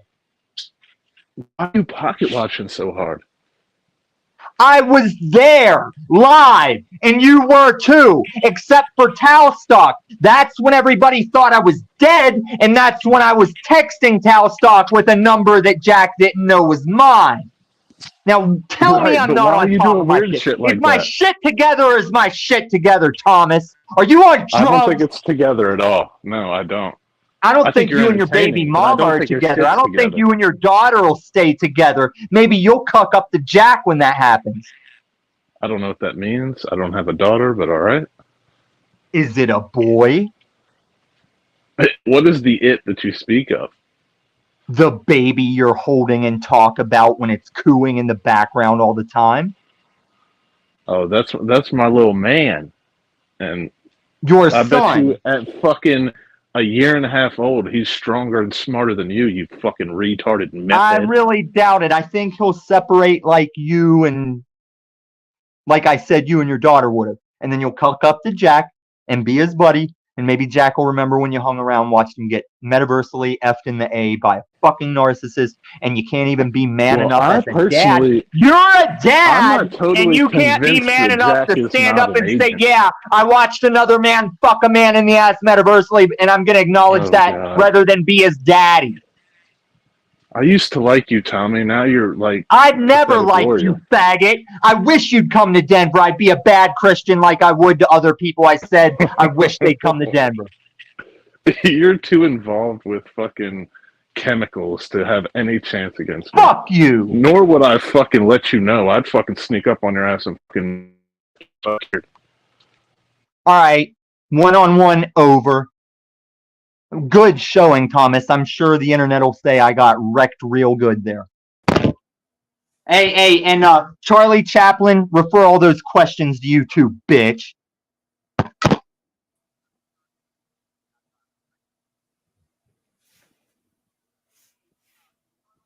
And this is why I'm not going to do your interview, Jesse, because you just got fucking tea and you're sitting there doing your fucking slot machine, whatever the fuck you're doing. I don't think you possess the ability to interview someone that can take the shit to places.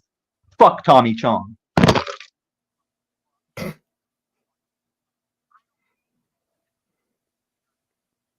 Well, we are. Ain't no Canadian with a Cabbage Patch girlfriend gonna interview me, man. I got my own channel. Oh man. I still got no hate for Jesse. I like Jesse. You better watch what you say because I'll come visit you. No, you can't get past that border. You're in Castro land. The Ross Jesse Don. The only way All right, Jesse would get hit me across up. the I'll tell you border. the 1,000 different places you can enter America that is Just controlled by where the borders Trailer or Park border Boys patrol. had the train set for the weed transfer is where I would advise crossing the border.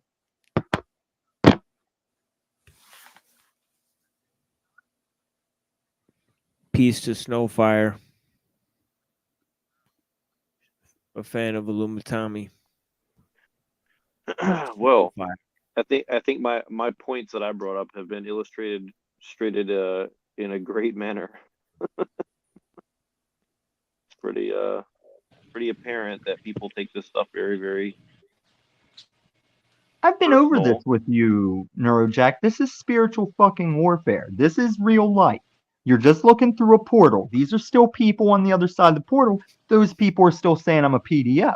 Why would you just chuckle it off when you're fearing bears? If you fear bears, why do you turn around and go, wow, these people obviously Well, take I this very wasn't seriously." worried for myself. I just said that Jim Bob should be aware that these people were saying things because I could read their chat and they were basically doing what was done to me, which is in a very careful manner allude to the fact that bad things might happen to you. You said they were dangerous.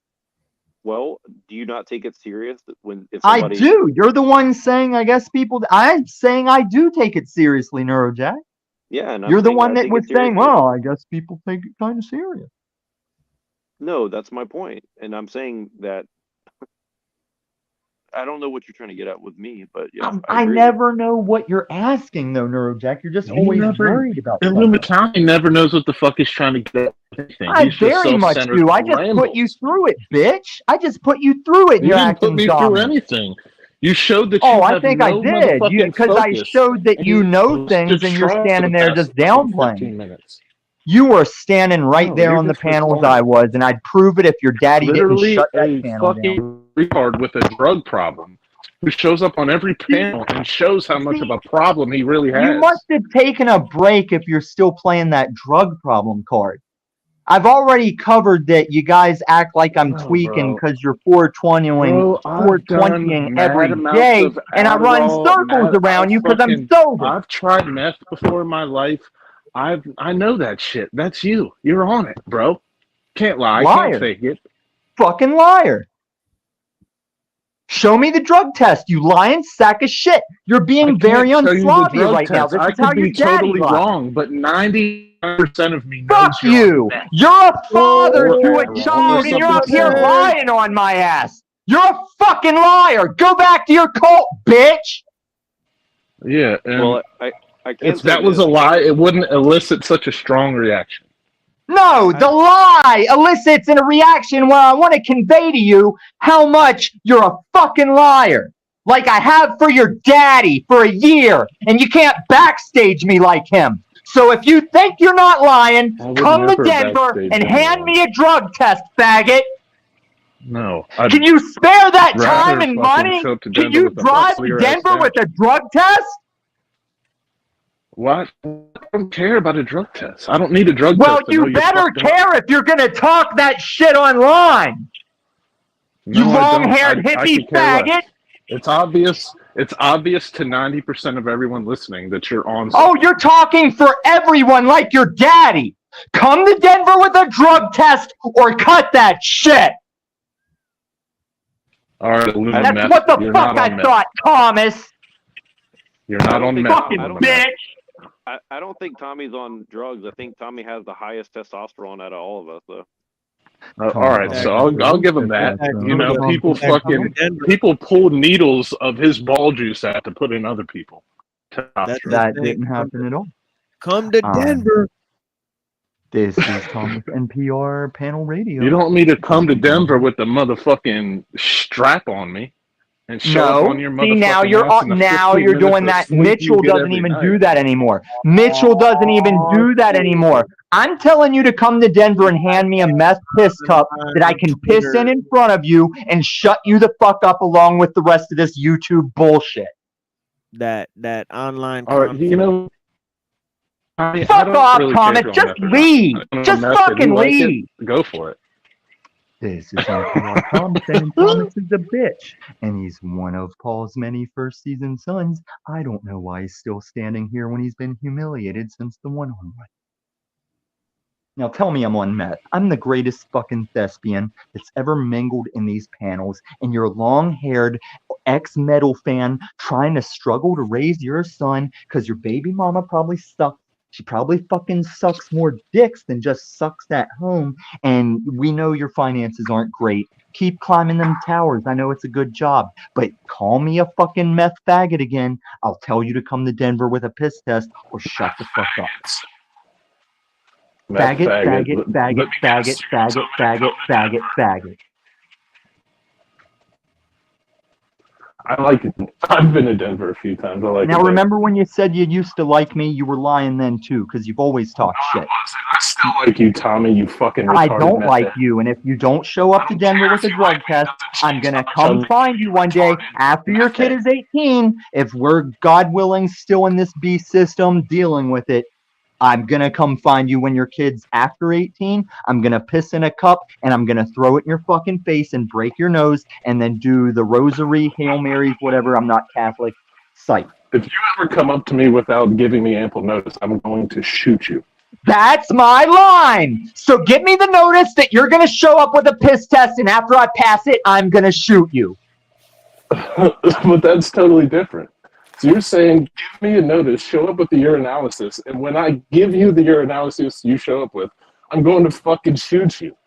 Find one person that'll call the cops in chat right now. Find one person that'll call the cops in chat. I'm going to gun you down. But you're saying, hey, let's contract with me, let's hang out, let's do the test, we talk about it, and then I'm going to shoot you afterwards.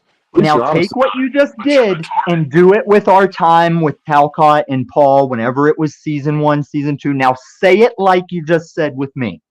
I just set you up. It looks like I baited you. I'm just that good in the pocket. Now describe the Jack and Paul shit like you just described coming to Denver and getting shot after I pass a meth test. It is fucking Paul set up something for both of them to benefit, and they did. And I don't know why you think they didn't. Jack should get more money from Paul. You don't even know what the fuck. Jack got zero money. Paul said why he was getting zero money, and you're acting like you don't know that. You're a fucking liar. You're a shit father. You got no able words, you got no integrity, and you feed back like a bitch. If enough people show up, we're going to eat some edibles. And when that all happens, do I owe anybody else some extra money? All the show was people calling in and texting shit to Jack that weren't always in a supportive manner with Jack's home phone number or current cell phone number that was displayed on screen many times after Talstock event was over. And Paul kept all those super chats. Jack got zero. Jack's name was in lights. Jack was used to hype it. Jack was the event. Now tell me on the able words why he gets $0 no matter what he does with his own money. Because if you throw a party, no matter what you say or how you promote it, it's your party. It was their party. It wasn't. Because if it was he their said party, live that he would cut him in, and then he said it's Jack's fault that he didn't know that he was joking. A total fucking slime ball move. Jesse's showing why I like him. for that shit, 300. Like $2,700, faggot. Like, I don't think there was a wrongdoing or a lack of Well, honor. that's because you're one of his sons. That's because he's your But daddy. if there was, I can So also where's say that Truther Cop on this shit? If Truther Cop hates me, he should still be standing at my side on this. This is why I make you guys hate me. Because if we're both on truth, it doesn't matter. Thomas isn't on truth. Thomas is on his daddy's bullshit. Hey, on that note, Tommy, I think you did answer my question that people aren't really interested in truth. I think that's just what it comes down to. Yeah, they hate the truth. You'll have that a lot these days. See ya. But do either of you know the difference between true and truth? Because I don't give a fuck about truth. Truth is what is true to someone else. True is like truth is interpretation of God. True is exactly plumb. It's perfect. Truth is your interpretation of what perfect is. I don't give a fuck about your truth. That's yours, and I don't mean it in a bad way. There's no interpretation of the truth. It's either true or it's not. There's not What I'm saying is the difference between the words. Truth is the interpretation of an individual of what is true. True is a plumb line of perfection. What dictionary did you pull that out of? I never read that. Really? Yeah. It's the etymology. It's the etymology of both words. But if you go to Webster's 1828, if you go to any fucking Google present day dictionary, if you don't know anything about the history of definitions, which is etymology and where these words come from, then I don't know what to tell you. If you haven't looked into that, Okay, then well, sure. Well, let's just say that you're right. You should cite this is a an archaic version of the term that I'm using, because I don't think the average No. You don't even know the difference true or truth is that. between a word and a term. It's not archaic. It's the lifeblood. That's the base of it. That's the heart. But That's when the you say the word truth, I don't think people say, well, it's your interpretation of what truth is. No. Fuck what people say. It's what it is. I don't care what you think. I care about what has been established for hundreds and thousands of years. It's a very confusing way to twist language, in my opinion. So I'm just saying, like, don't be shocked when people. Language. It's black and white. You making grayscale is your thing. I mean, if you think that the language has said truth the same way for hundreds and thousands of years. Languages don't say anything. Man says something. Language is a way for man to interpret man. Yeah, correct. So it couldn't be consistent for hundreds and thousands of years. It's not consistent as per how people interpret it. What is consistent is the base definition. The base definition. You can say you can have your own definition for anything, but it doesn't change what the actual definition is. Yeah, because the words. If you say motherfucking dilly dildo, it means whatever it means for you. But if I look at the word dildo means and what the word dilly means, I'll do it.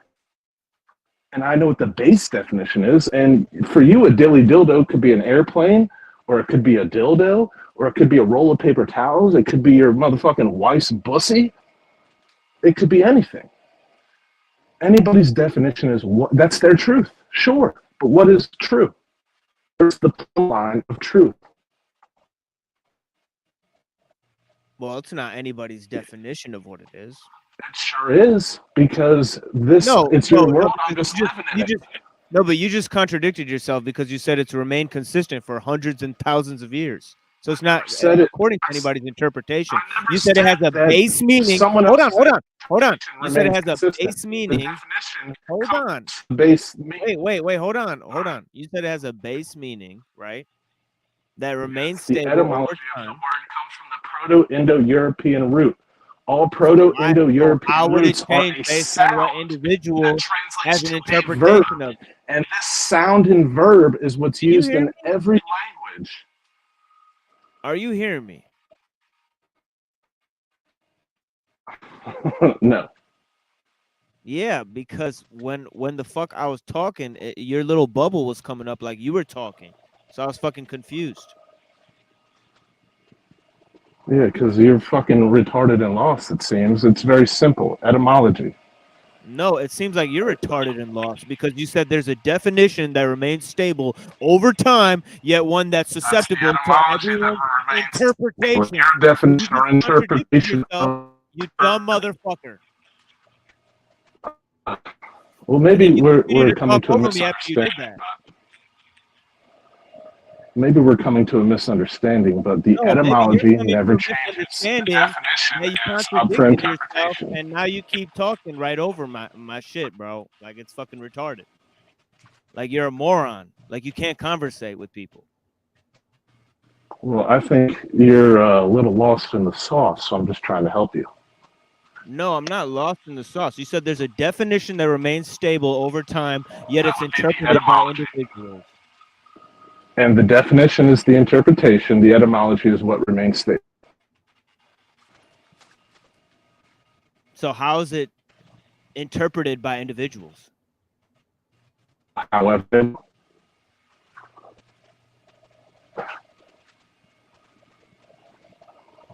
I didn't hear what you said. Your mic is horrible. etymology remains stable. I can change the mic, but your interpretation can change as much as it wants. Etymology for words. These words don't exist for hundreds of thousands of years. So what the fuck are you talking about?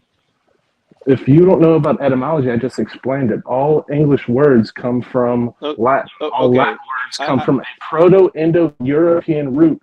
All English found words that don't come from Latin. That's also false. It's not false. It's literally like black and white science. No. It's totally 100% false. Etymology is false. Proto-Indo-European roots to no. What you language are said false. is that all English words come from Latin words. That's purely false. No, it is not. Yes, Maybe it you is. could say it's all coming from Sanskrit. No. Having you said that, retard. no, wait. Having said that, you have almost no knowledge. You certified that you have no knowledge of etymology. All right. Yeah, pretty much. Of the English. If you think all English language came from Latin, what the fuck did you tell me about etymology? I know how to test this hypothesis that Thomas is trying to sell to us. Thomas, when you have an argument with a woman, do you use the root etymology of every word that she says and try to base your conversation on that? Arguments make most women in my life take my word for whatever the fuck I say, so I don't need to go into etymology when it comes to them. So when you talk to another man on man, you just, without saying anything to him, you just interpret everything based on the root etymology of the word without saying anything. No, I don't know what imaginary scenario you're creating, but I don't know what the fuck you're talking about. Well, that's exactly what's That's the happening now. So I'm imaginary not scenario creating it. you just created right in front of our eyes, my friend. I created that by saying that etymology is the root of language. Started doing that, and now you're asking what the fuck this fantasy scenario is that he's talking about. No, I think y'all got lost. Y'all smoked too goddamn much PCP or something. Yeah, maybe. Yeah, live off the land, maybe. Yeah, everybody's Get yourself on a drugs. little grounded, maybe. But you admitted you were on drugs earlier. No, I'm on all the drugs. Yeah. I'm on that yellow liquid. Yeah, so you're just like throwing stones from a glass house or what? Yeah, I'm a fucking raging boner in a soft ass goddamn mush house. You're a fucking ludicrous motherfucker, dude. A ludicrous cocksucker, wild and open with a shitty mic, talking nonsense about etymology, saying all English words came from Latin, proving yourself to be a dumb fuck. Well, I don't necessarily mean all English words come from Latin, but No. That is over literally 90%. what the fuck you said, and then asserted it many fucking times like a All right. cocksucker. And then again, I'm retracting that 100% of words come from Latin. I don't mean. Then again, you don't 98% come from Latin. Oh, everybody's stupid, and then retract some shit.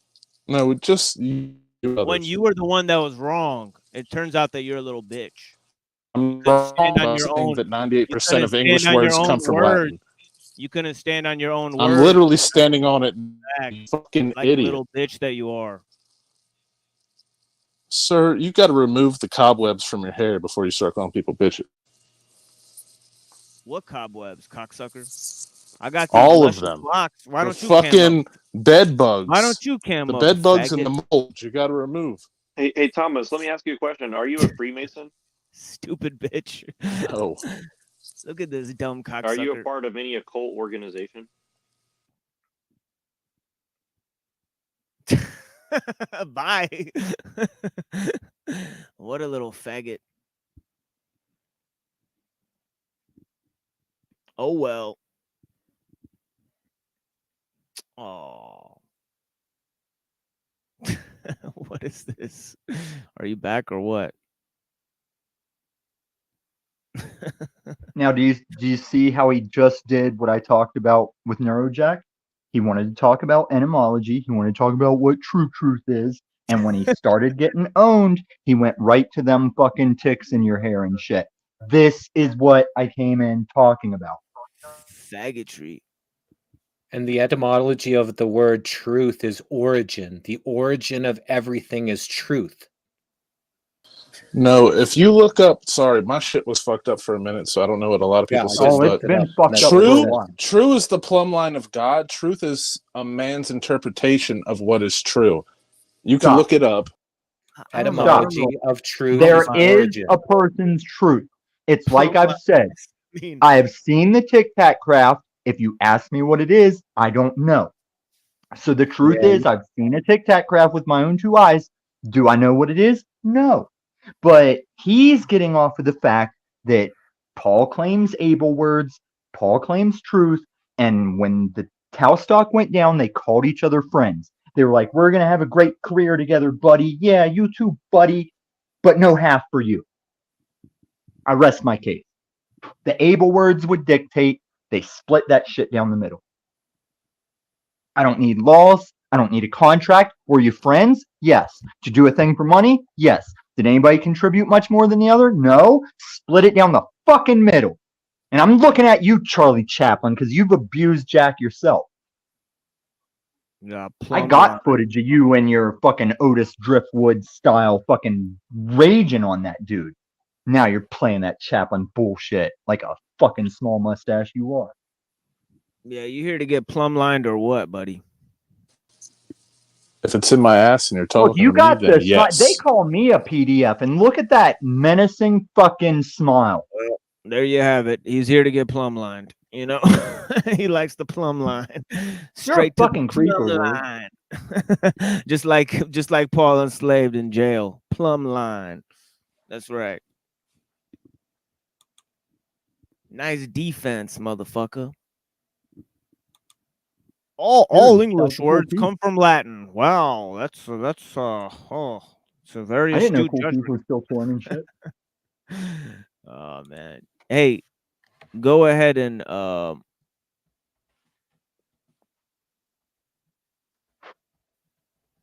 yeah, man. I don't know, man. All right, so did I do the callback? Do y'all see? See how he did the thing? They were talking about the thing, then he went to the ad hom. All right. Never act like I don't bring something. Never act like I just sit here and ignore people and shout over them. Well, Get it's the not fucking it's community not straight. it's not like I mean I've seen it all this time while I've done my live stream, so it's not a new tactic or anything. I mean, saw that shit with all those people I mentioned earlier, really. I mean, and they did that same shit in the chat right there. So yeah, they do what it do. I mean,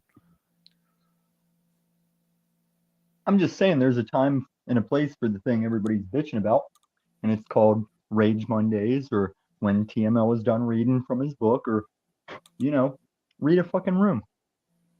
But anybody that's still supporting Paul Enslaved with his direct hypocrisy in the same breath that can't see it themselves, you're why we lost freedom. You're why this country's going down the shit. I don't know if this is porn or I don't know what this is, man. Okay, this Tell guy's not. Pero, just say it, faggot. Quit chatting at me. I'm sitting This right other here person, beside you on the panel. this other person is literally called Tommy the T or whatever the fuck you are, man. That shit, is that porn? I can't see that shit, man. Yeah, okay, I'm not fucking with that shit, man. You put that porn on that shit, man. This motherfucker put porn on that shit, man. I don't even know. Do you watch porn, Machine Lies? No, you're That's still an here. irrelevant. That's an irrelevant question. It is an irrelevant Well, question. I mean, I would like to know. Why? I think if any guy in this Because country told certain me they haven't people, Pornhubbed God at damn least it, one Tommy. time, I'd call him a fucking liar. Why would you like to know that? That's the utmost Because, faggotry of all time. well, Like, if of all you time. have He's a that much product of unslavia. uncomfortability with your What a weirdo. sexuality, we can leave it alone. But I mean, I'm just curious whether or not you indulge. Why are you curious about my sexual habits? Are you Well, really so you're oblivious, clearly Thomas, that very you've just offended by given... the question, so I'll back off. No, Thomas, you just got railed by this whole train of panelists and have Sir, nothing to I show wish for you it. would rail me in real life instead of this fucking imaginary shit. Dude, you're a stupid motherfucker, See, dude. you just left and I said how you don't know whether to go with the etymology I didn't talk know or you go were with this the burn stupid, bro. track. I didn't know you were this stupid, Holmes. Like, you just need to shut the fuck up. Yo, I'm stupider than you think. Product of Yeah. unslavia. Yeah, you're actually a dumb cocksucker moron. Well, I'll give you dumb and cocksucker, but moron, you should look up the etymology on that. You shouldn't call me that. If you That, want to know like, how dumb takes this away dude from is, you. All right, pal. Paul All right. will let me burn him and not interrupt it. That's how fucking stupid he is. Yeah, so I don't know, man. I think I need this motherfucking indica spice or whatever it is. But yeah, man, I Yeah, might you play. do need something, huh? I might play. Man, could you shut the fuck up? Are you gonna do this every time I talk?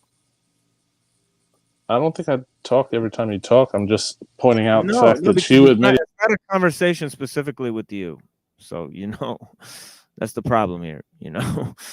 I'm just trying to smoke and chill. You're just fucking telling me what I need to do. It's not gonna happen today, buddy. You have a good night, friend. You know what I mean? Etymology of truth is veracity, faith, fidelity, loyalty, honor, pledge, covenant. Yeah, something that I'm pretty sure that caller was very familiar with, as you can tell. Especially that last one, covenant. We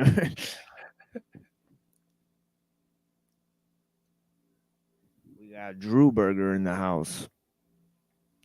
What's going on? No, I'm just kidding.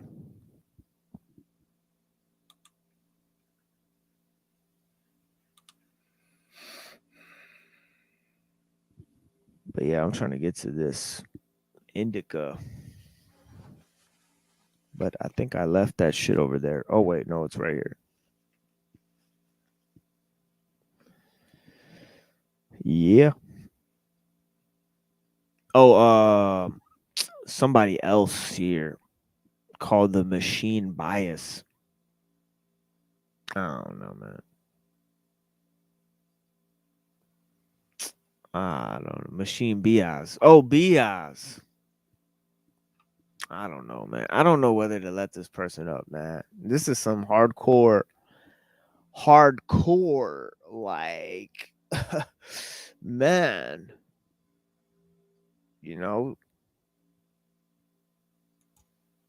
Some hardcore shit, man. Oh, well. Yeah, next time we got more shit. We got more Jim Bob. The Jim Bob video. We watched like an hour of it. I'm sure there's more. I'm sure he keeps talking about me in that video. I mean, I haven't really looked into it. This is the first time I was watching it with you guys.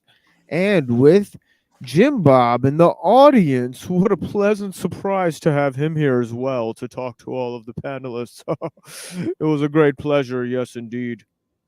And That sounds like your Little John impression right there. yeah, exactly. And then we had also, okay, so what we're gonna do next time is we're gonna get to the EBT and Paul Unslaved video and the Toilet Bowl Earth and Grace Thorpe video that they made of me. So yeah, look out for that next time.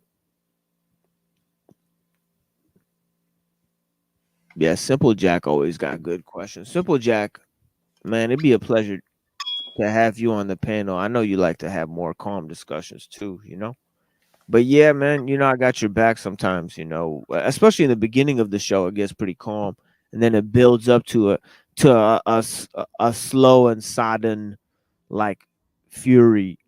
Oh wait, I forgot to add that person. Yeah, this person keeps popping up as different people. I don't think any of these are legit people, to be honest. I think the rest of these people are trolls. But yeah, we got different videos we're gonna look at next time. We're just gonna keep it going on Wednesday. Same topics. Let me see what day it is today. Okay, it's the 26th today. On Tuesday, I got the interview with Jesse. And then on Wednesday, I'm going to be bringing you guys another show. And I think part of that show, I'll probably just replay some of my interview, save some time. But yeah, man, bless you, Illumination, man. Yeah, man. So Are the for the panelists? name, Yeah. Oh no, go ahead, Jesse.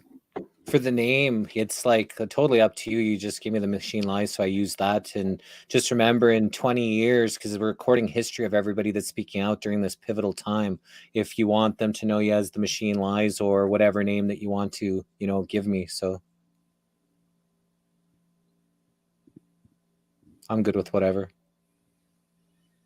Yeah, I think that's a that's an okay name, because I'm just gonna link them to the channel and the Twitter page anyways, and that's gonna be the main places where they can find me, I guess, for now. But Right. yeah, hopefully some of them will make the transition there, and then as I get more subscribers in here, I'll be bringing more different types of material. But yeah, right now we got this whole thing about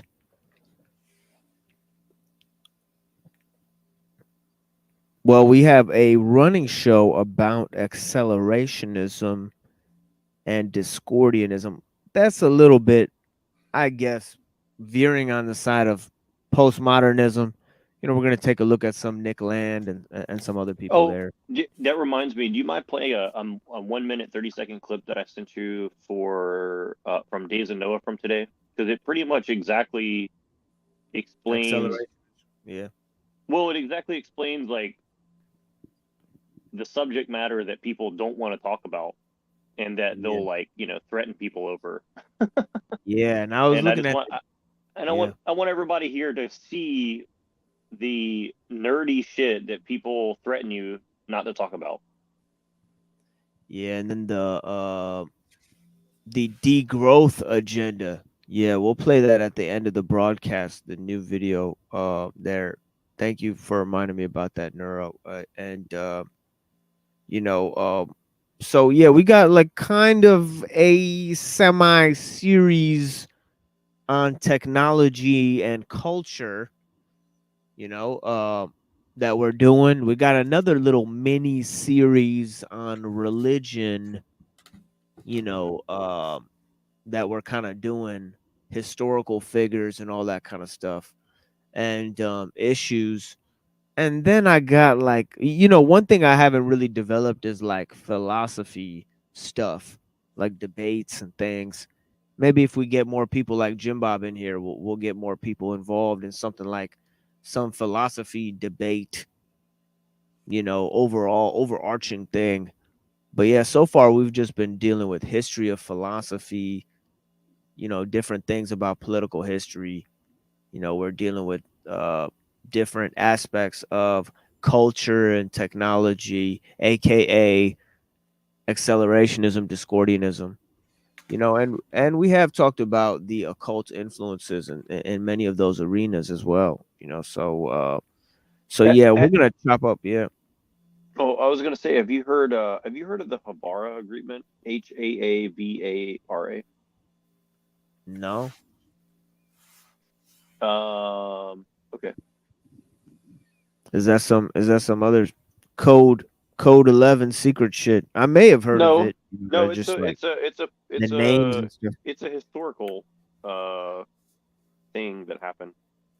Wow, I'm just looking at it right now. So it says it's an agreement between Nazi Germany and the Zionist German Jays, signed 25 August 1933.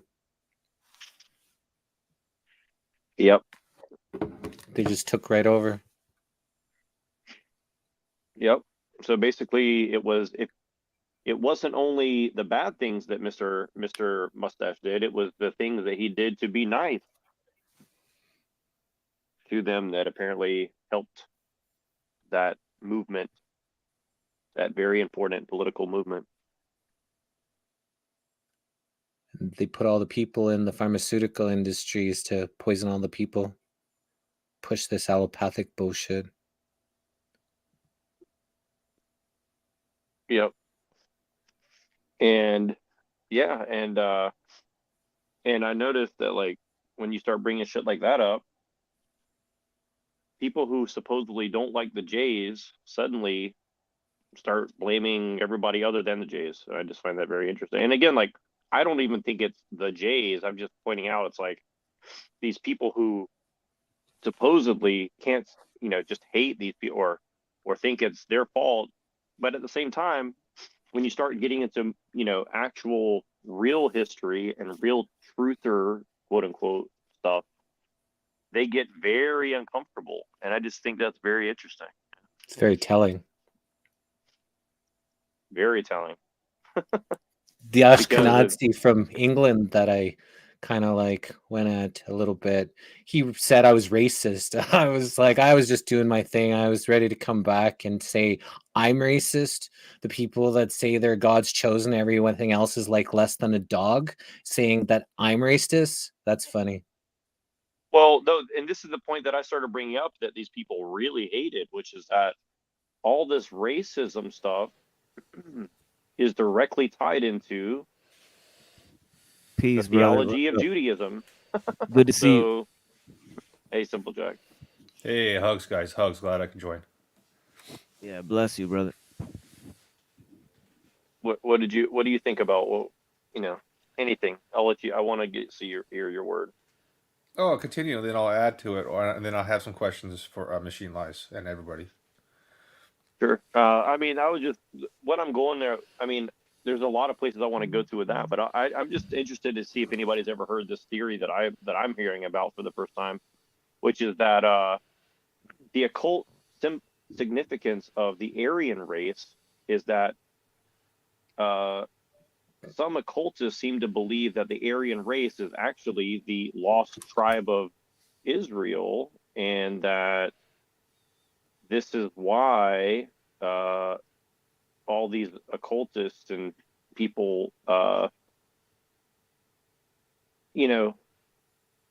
try to make it seem like they're two sides against each other, but maybe in reality, these people are actually two sides of the same coin. And I'm just kind of curious if anybody ever heard anything about that.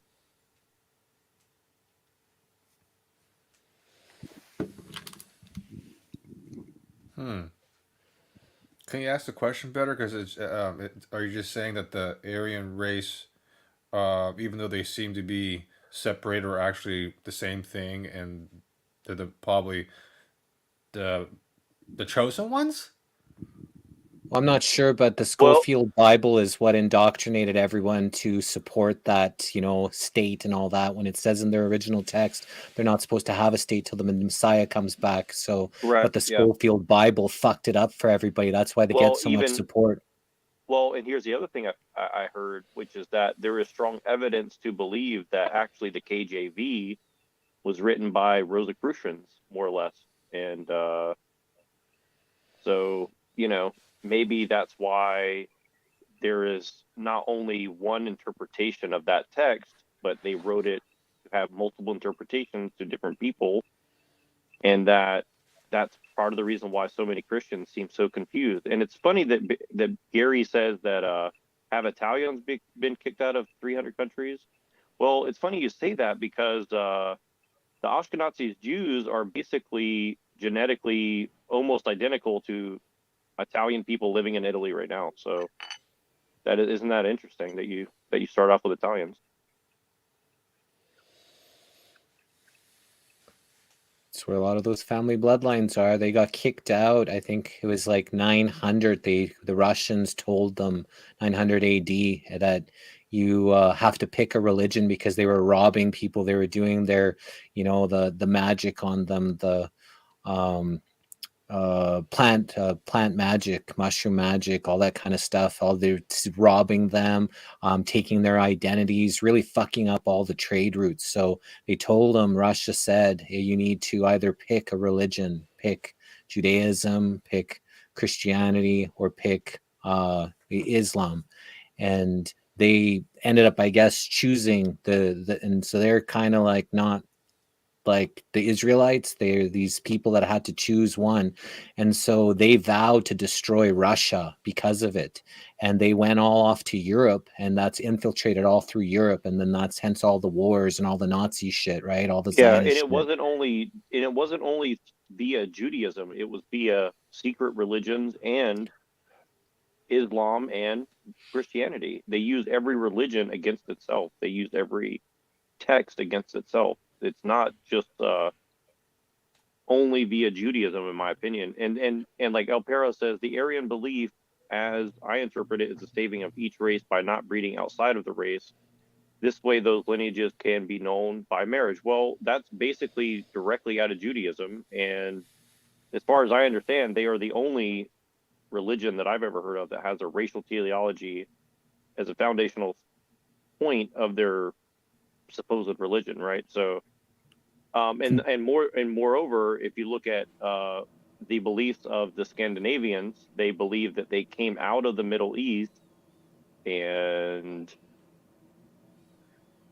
you know, I'll tell you they're another weird aspect of some of these things is that Russia seems to be a main focus here of a lot of shit, because if you look at the Nick Fuentes fellow, he has extremely incredible like sympathies towards Russia. Like, you know, like he'll say like these statements towards Russia, and so will Alex Jones. Like they'll give these like kind of statements like towards Putin and Russia, that they're actually the good guys in the region and all that type of stuff. So it's fascinating, but they'll talk like against the CIA a lot. They'll say like the CIA caused all the evil on the planet. You know, so it's interesting because are they really trying to uproot? And they'll also say another interesting thing, like the Nick Fuentes guy, he supports Russia, and he also thinks that Jews should be deported. He said that in a speech that he gave. well, So and it was another thing is crazy. the So like he gave this crazy speech, like anti-Semitic speech. You know, so he gives these Nazi opinions on the one end.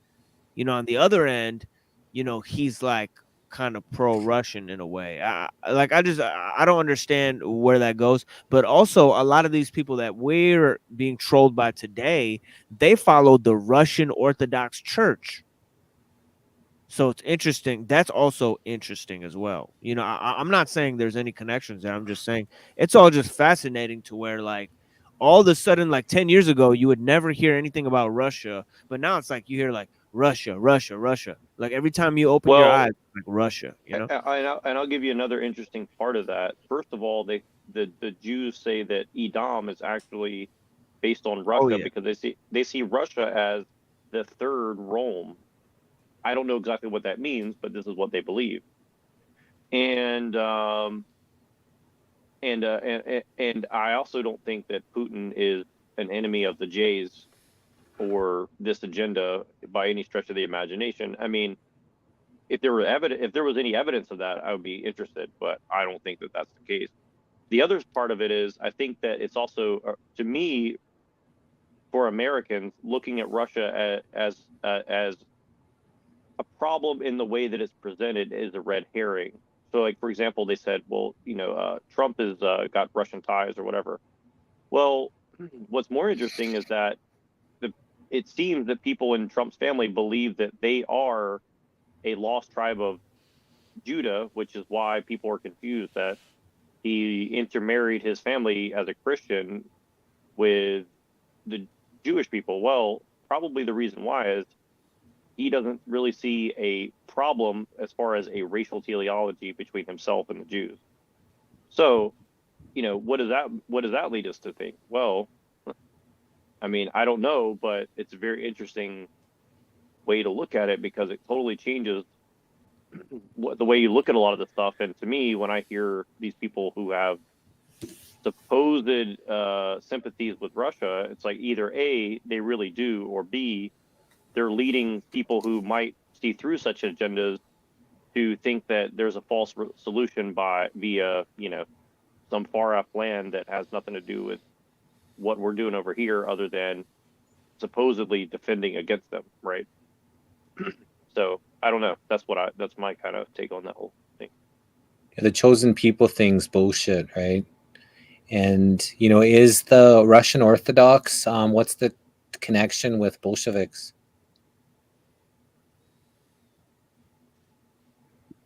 Well, the connection is actually pretty interesting because Lenin had slaughtered a lot of the kulaks, the farmers there. A lot of them were Russian Orthodox Christians. But then when Stalin came in, he found out that you couldn't just like slaughter all these people and then starve them. So you actually had to co-opt them. And the best way he sought to do that was through the religion. So he actually co-opted the Russian Orthodox Church. This is Joseph Stalin. After he assassinated Lenin and Trotsky and all those guys, he got rid of all of them. And then he got put in power, and that's when he actually made them a significant part and partner with the KGB and all that type of stuff.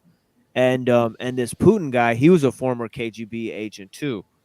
And a lot of people don't even know that that actually Joseph Stalin was also considered himself a Ashkenazi Jew from the Caucasus. He was from Georgia, Obviously.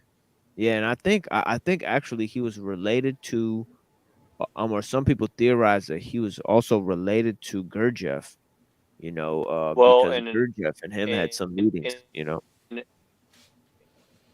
that's very, very interesting. And just on that point, I want to mention this because Israeli history seems to teach something along the lines that Russia had been suppressing the Jewish people, which led to the invention of Hasidism, which you covered, and the that's another huge part of this is that in Poland and Lithuania, you have the development of the Hasidic Judaism. So that which is is very another different. interesting fact because Yeah. yeah. And just to be clear for people who don't know, because I didn't know this, Hasidism as it currently is nothing like what it was. They're almost like the opposite of what they started out as. Like basically they were the original Zionists, and then now they're not Zionists anymore. And now all these other people have taken that on. So because it's become a secular movement rather than a religious movement. You're talking about the people, not the religion, because the Hasidic religion is still the basis for what they would refer to as Orthodox Judaism, and that was yeah. But aren't the Hasidic people, aren't the Hasidic version now, aren't they not really Zionist anymore? Maybe Well, there's I'm no wrong about that. well Hasidic people. I don't know if there's such a thing. There's Ashkenazi Well, I mean, Jews. I mean the Hasidic Jews is what I'm trying. Yeah. Hasidic Jews are basically just Ashkenazi Jews. They're ethnically European, coming from Poland and those regions. I mean Lithuania and those regions. Hasidism is kind of like their religion, that they get from a word that was actually used to describe the Maccabees. So it was like this whole like word and term that they use. Hasidic, but their religion comes from a guy in Poland that was called the Baal Shem Tov, and this is during the time of the Protestant Reformation. This guy Baal Shem Tov was a man living in Poland that had a unique interpretation of Judaism, from what I can tell. But yeah. Is there a link between the Ashkenazis and the Khazarians? I think genetically they theorize that there might not be, but I think that pragmatically speaking, there should be some sort of link there. Although like most of these historical people, like they say, like the Khazarian Empire like mysteriously disappeared, like in the 1100s or something like that. That's when Russia came in there to destroy them, and the king knew of Khazaria, knew that they were coming because they had their spies in their network, so took all the gold, all the money, and left with all the royalty or whoever the people around him, and went and infiltrated throughout Europe, and that's where they hid in, and with all their money and their wealth, and then became bankers. Well, and what these Jews I was listening to said, they said that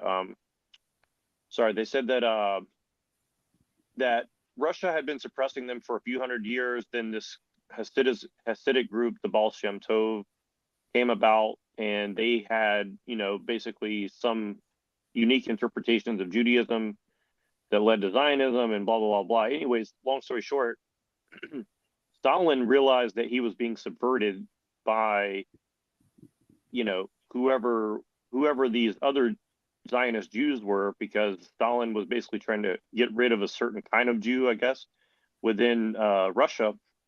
And so some of his handlers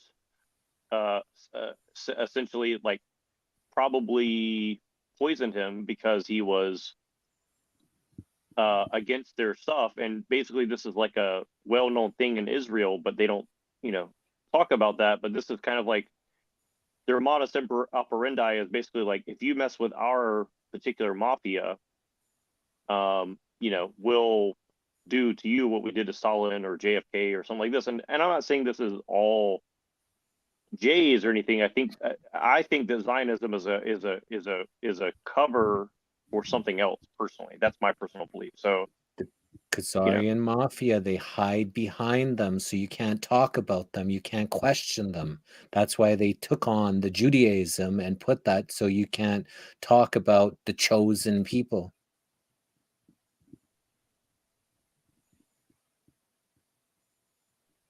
Yeah, and I think that what I've noticed is from the alt-right forward is that a lot of the people that are supposedly against these agendas end up playing a role that directly leads to it being more successful.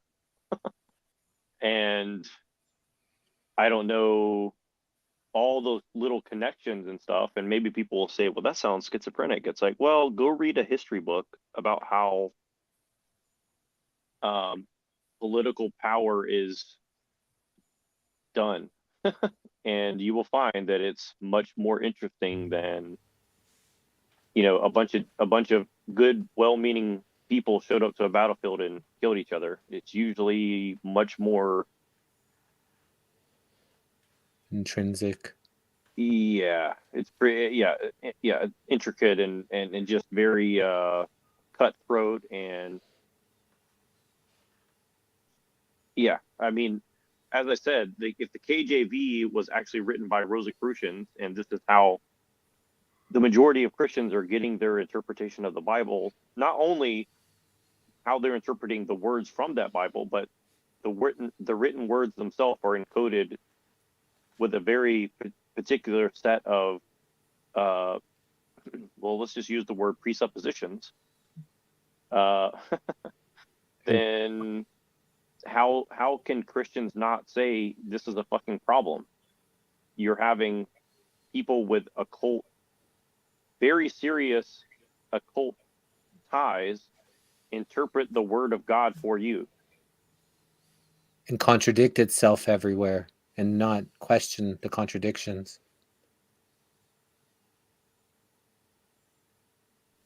Yeah, and nevertheless, and never mind all this stuff that Machine Lies has brought, and never mind all the stuff that Machine Lies has brought up about, much older history than that. Let's just take it from there forward. I mean, the same people who wrote the KJV basically invented the English language as we know it now.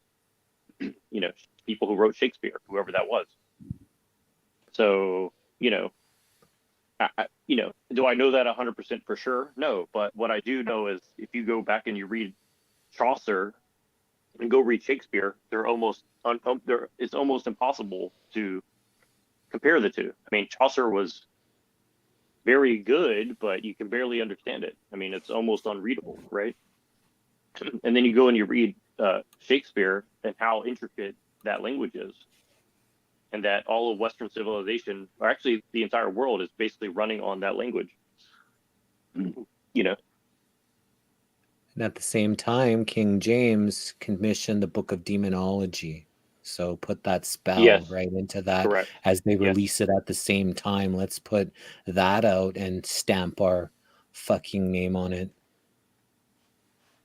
Yeah, and it goes right back to Elizabeth and John Dee. And again, a lot of this is new information to me because I knew the history, like the mainline history, but to go back and actually see all these little details that were mentioned in passing, but how, you know, John Dee had a huge impact not only in England but in Bohemia, which is where all these groups came out of. The Bohemian So, Grove. Yep. And, you know, these are Christian people, supposedly. Right? They want to call And themselves that. yeah, and it's like, how can we not Well, be honest about that as a Christian? I mean, that should be like, you know, it sounds like problem. the way you guys are talking, that we are just grains of sand in this bigger spectrum of things, and what can a grain of sand do? You know what I mean? Like there's obviously like you said, there's someone controlling the wars, and we're just the pawns. I mean, like, wow. But everyone is made in the image of God, and everybody has manifestation and creation abilities. And so it's really important that, you know, we put our mind in the right place and not be on this money magic and Solomon's mind magic and all this, you know, spells, casting spells with the words. And, you know, there's a lot of it. So I think that, you know, as these panels and as the world starts talking about things and, you know, becoming aware of these things and not letting those mind tricks, that black magic, you know, take a precedent in people's, you know, consciousness. I think we Well, all take back our lives. Well, it's like ultimately, freedom is a trap because and what I mean by that is that the more comfortably you feel that you're free, the more subject you are to determinism. It's the more you realize those forces that impinge upon you as limitations, that you're actually able to rise above those various forces. So the more free you think you are, really the more enslaved you think you are. I mean, the more enslaved you actually are. You know, the So more. Yeah, you know, it's got to be like that in today's age because the chains that bind us are not visible. You know what I mean? So, you know what I mean? So, you know, we have to get around that. You know, if you have to ask the question who benefits, then all questions of practicality already go out of the window. So You know, that even was if you, that. yeah, you know. That was actually one of my questions I wanted to bring up with you, Machine Lies, in the panel. That I noticed when I was a truth seeker and I was able to find truth that like how bad the world was, like, you know, the layers of the world, not necessarily how bad they are, but the layers of the world. I started wanting to not participate in society, what the world was presenting me, because it was so bad. But I was also not living that well because I didn't know how, you know, I didn't want fiat currency. I didn't want all these things, but then I didn't have a good job. I didn't have all these things, so I had to go back into the system, you know, to get money to pay for the things that just for my necessities. And now that I'm more participate, I'm like getting paid more. The less ignorant I am, the more blissful my life is. So I don't know what to do. It's purchasing power. Just spend your money in the right places. Don't be spending. Our vote counts by where we spend our dollars. You know, spending it on Amazon and spending it at Walmart is, you know, not the right place to spend the dollars. Might be easier, more convenient and cheaper, but not the places where you want to cast your money vote. You know, those Yeah, are that's important steps that people can do. Thank you, Jesse. That's why I've learned with the Jack Talcott streams that I'm learning to get like let go of materialistic things, you know, just military, like stuff like that. But The material stuff is not as like, you know, is important as supporting local restaurants, local farmers, local. You're going to get a much cleaner product, but those purchasing dollars helps, you know, create that economy for the cleaner food, and that's has a impact. If people stop shopping at the Walmarts and giving it to the local farmers, then Walmarts go out of business, it and also that's the has purchase. a longer lasting effect than a thing that can be gone in a bite. You know what I mean? So I see. Yeah, thank you, thank you. Purchasing power. Just remember that where you spend the dollar. It's okay to have shit and want shit and get shit, but just, you know, it's the personal possession stuff is not the issue. It's just where you're getting it and who you're supporting with that dollar. And right now we've got, like, I don't buy much shit for myself. I've got everything I need, right? So having good, clean food and, you know, maybe going on some vacations, you know, making sure I'm taking care of myself. That's important stuff. Some people like, you know, kind of material stuff to take care of themselves. That's not a bad thing, but it's just where you're spending it, where you're getting it from, who you're giving that money to dictates the market, and that's your purchasing power. And everybody is powerful with where you spend your money. Thank you, Jesse. So don't feel Yeah. bad at all that you're making good money and you're able to spend. Just be mindful of where you spend it. You know, that's the most important thing. Yeah, I'm learning to balance, you know, sticking my toe into the system, but also being free at the same time. So with the knowledge of, you know, purchasing power, I can still be way more free now than I was before. So thank you. So don't think that you can't have stuff and have nice stuff, you know, like that's another trap, right? It's okay to, you know, have pride in yourself and have some nice things. That's a great thing, you know. That's not an issue I don't see. Well, I'm a Taoist, so I'm gonna go the Nachikita route myself. You know, just simplicity. You know, above all things. You know, but that's just more of a style and not an intent.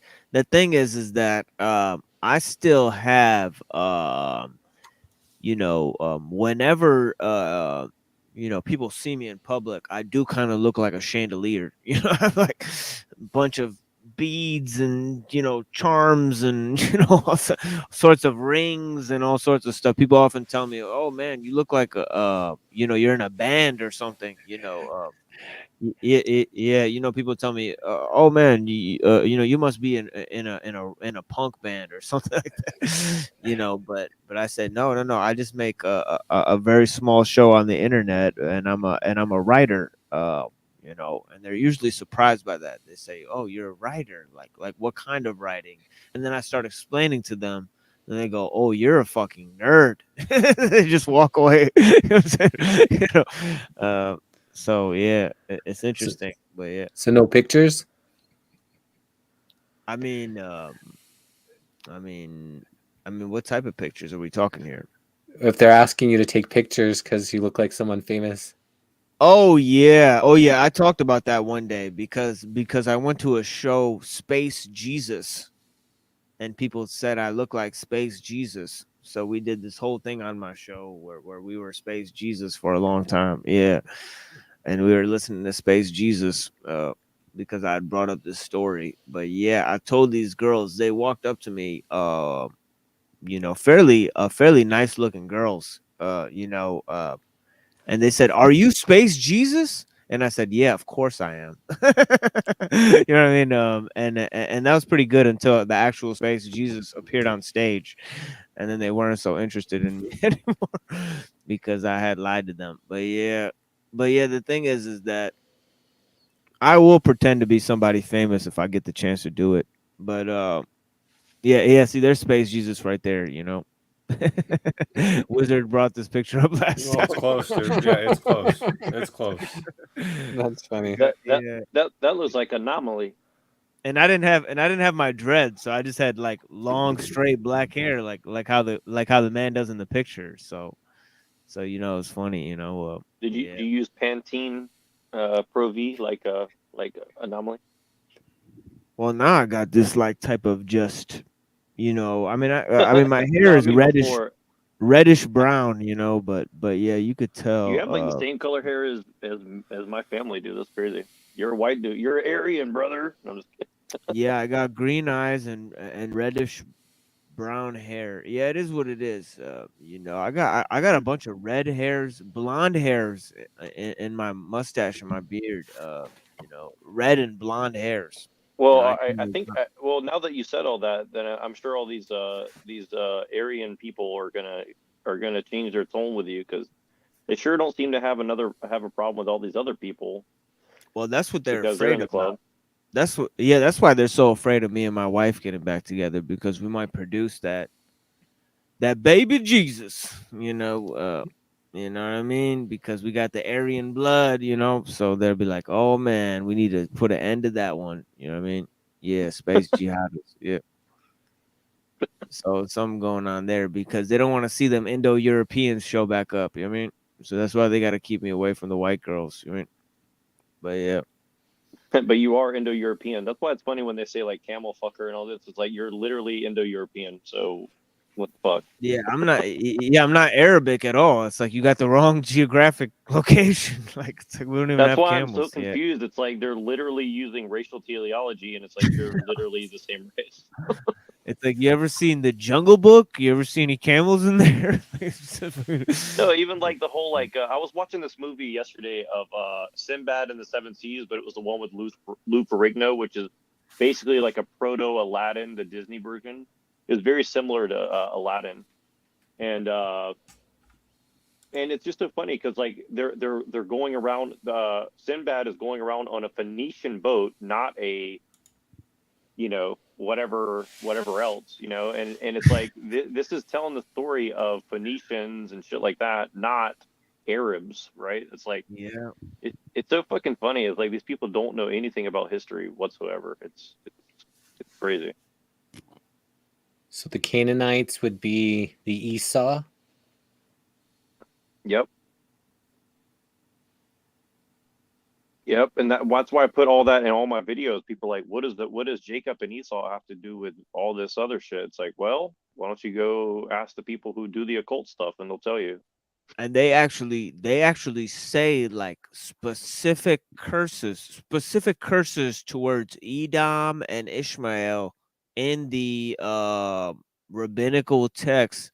Like they say that there's going to be this great war, and one of the rabbis even said, and Adam Green repeated it on my show, that Islam is the broom of Judaism. What about the Edomites? That's what Islam is there for, is to like wipe out the Edomites, because basically the Jews are going to do stuff. They're going to make white people do that stuff. And then basically the Muslims are going to take revenge, not against the Jews, against the white people. And they're going to both destroy each other. You know, that's like this whole prophecy that they have, that Edom and Ishmael will destroy themselves. And that's why he says, Adam Green says, that that Islam and Christianity are controlled opposition. It's like the top conspiracy. It's like the boss of all conspiracies, because you're taking controlled opposition, the notion of controlled opposition and Hegelian dialectics, to like the root of the Bible itself. So it's a very implosive like conspiracy. Like I admire his his balls, man. He's got balls to say that shit. Yeah, the balls. I mean, it takes fucking balls to say shit Yeah, like that. Because yeah, even if you don't even believe it, just to say it is fucking ballsy, dude. Oh yeah, because you could see how like that is a top level like strange thing to piss everyone off, because people are attached to the Bible and the Quran like nothing else. And those people that say that, they often blame Jews for all their problems. So to be like, no, you're in this problem because of that. It's like, Well, oh no, my God, no, and that really I just doesn't go well for people. You know, they go, oh my God, that's horrifying. You know. well, and the thing that made me respect Adam Green more, because I have never really watched that much Adam Green, at least not anytime recently.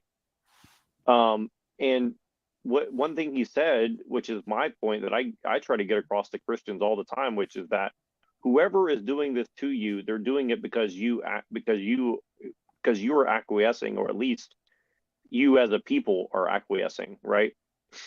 And I even say that to Tommy, and I say this to I say that I've been saying this my whole life. It's like, if we want to change the way things are, we got to change ourselves, number one. And like that's like Christian 101, right? Like, And I this don't goes like to this comment right here, that not many people could make those claims. Yes, and that's why they're gonna choose a blonde-haired, blue-eyed white guy to say it. It would make perfect sense that they would cancel everyone who says it except for Adam Green, because he is the perfect representative of Edom. I don't know. It just goes back into it feeds back into the theory. Strangely enough, it's like, oh shit. well, It's and the like, thing is am I going down the rabbit hole again, or am I just like, because that's an interesting, weird, yeah, Are and hopefully Edomites Canaanites? No, Canaanites are are where the Semitic people come from, but Edom and the Ashkenaz are not Semitic races according to the Bible. But it is their book, so they could have spun it any way they wanted it. Yes, this is true, but it appears to be a very old part, because it's in the races in Noah, where they come out. There's Japhet, Ham and Shem. There's the three sons of Noah, and they give rise to three nations, and Canaan comes out of Ham. And that's the one that's if I'm not mistaken, that bears the curse. and then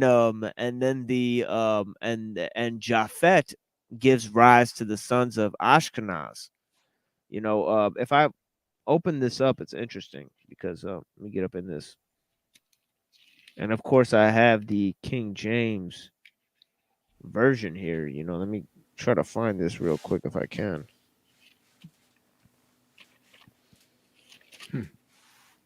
But yeah, it is very interesting. Just really quick, before you read that, I just have a question. Do you think that it's possibly correct that the King James version was compiled by Rosicrucians? Oh yeah, King James was a Freemason, so Freemason, and been as infiltrated, so it's a high probability in from what I see.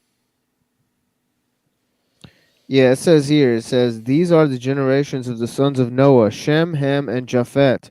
Sons were born to them after the flood. The sons of Japhet, Gomer, Magog, and that's where you get Gog and Magog from. Gomer and Magog are sons of Japhet. These races represent Europeans. You know what I'm saying? So Gog and Magog is related to Ashkenazi. Oh yeah. Yes, they are related. Yeah. It says sons of Japhet, Gomer, Magog, Madai, Javan, Tubal, Meshech, and Teras. The sons of Gomer, Ashkenaz, Riphat, Togarma. Sorry, Togarma. I don't know how to pronounce any of these, but yeah, you see that sons of Gomer. One of the sons of Gomer is Ashkenaz. Huh. So that's not a Semitic people, according to the Bible. It says in the Bible that that's not a Semitic people. So it's interesting. It says that today. Fascinating stuff, really. And then it says from these coastland peoples spread in their lands, each with their own language. The sons of Ham, Cush, Egypt, Put, and Canaan. So Canaan are the sons of Ham. And then you have the sons of Shem as well. You know, so it's interesting. You know, the generation of the races there in the Bible, and you know, and actually, if you look at their genes today, you know, they're not closely related to Semitic people at all. They're more like Greek or Turkish people. Turkish. That's why I They have feel they genes- came out of Khazaria. That's why I didn't have any issues laying into this guy about it. Yep. Yeah.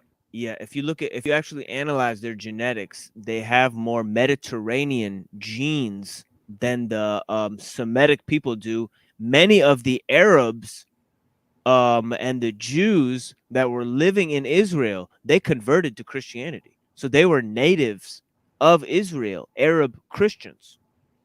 You know, and I have whole studies and books on them. I talk about them in my book as well.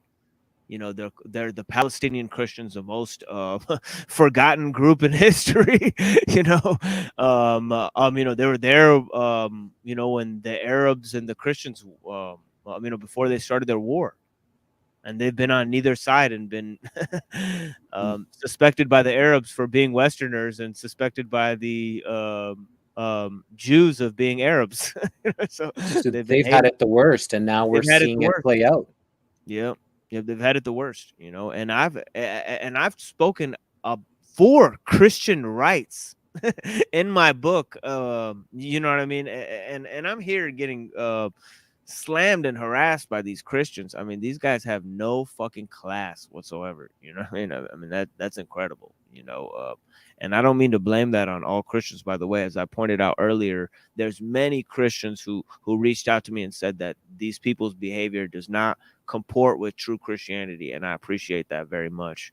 And I know that too in my heart, that Christians are good people and Jews are good people and that Muslims are good people, but we all have to try harder to embody and to live up to those doctrines that we have, and not make up new ones and create false histories and create these messianic plots.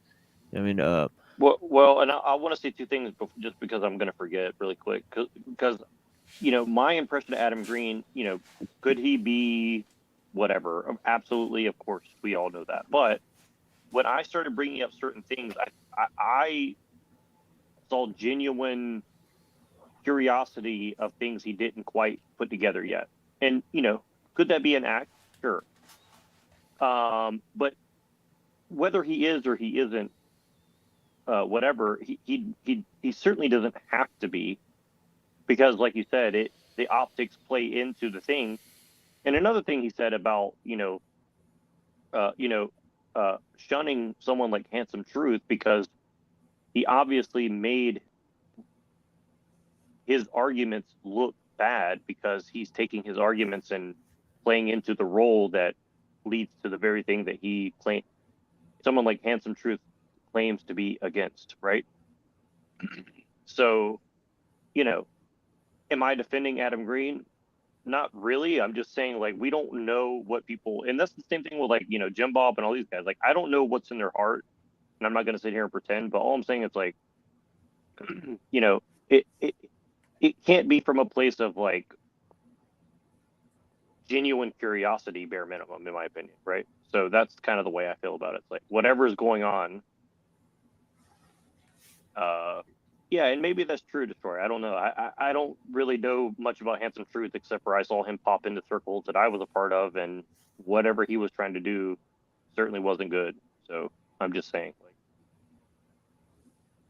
you know, I don't know exactly what's going on, but like I said, the same thing is I would apply to these people that we're talking to. I genuinely think most of them don't know what's going on, and they're just kind of reacting out of emotion. But you know, I suspect that at least some of them have a deeper understanding, because if you know the history of someone like the Knights Templar, and you give some of the takes that I've heard people talk about, and because I'm new to this, and like I already figured it out. So obviously, if you have been studying this stuff for years, then you must know something.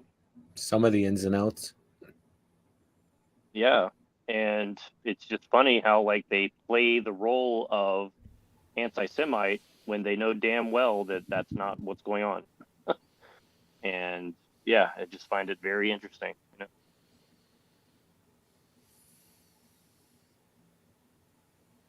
Well, it just makes me wonder what the world would be like if we didn't have these like controlling superpowers.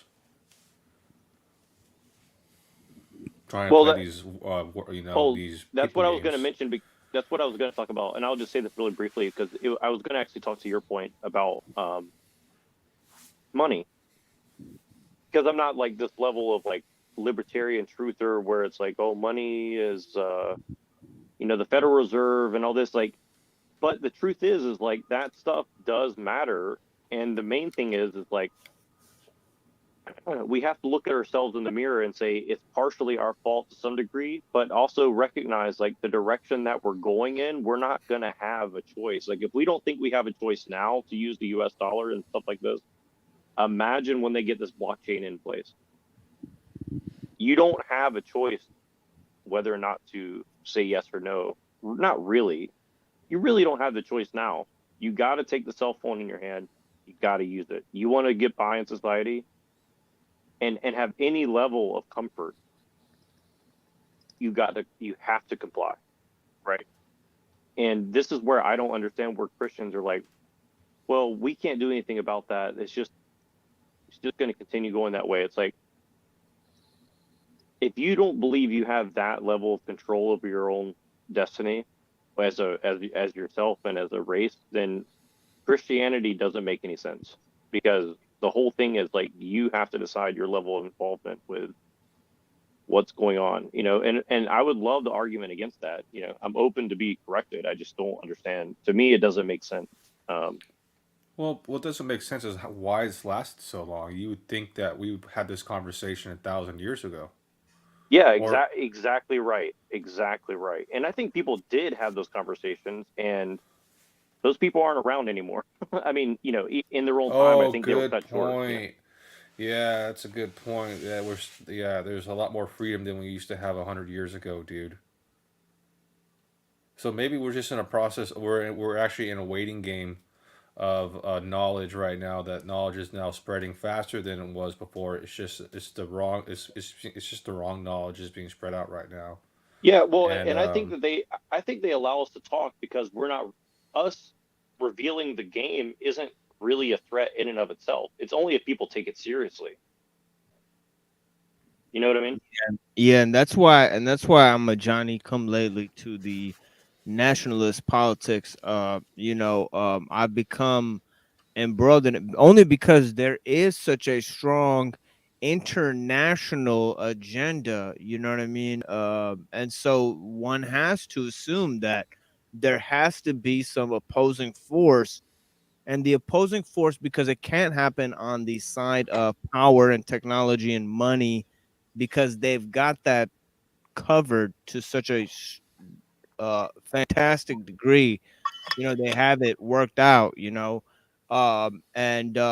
who I mean by they, I mean A, international corporations, B, those technological means we use in order to interact, military and communications technologies at the very least, and also transportation technologies for the international trade to take place. That there's very because those are such large scale technologies, there's only a few groups of people in the world that can adequately manage them, just because of how cumbersome and large these systems are.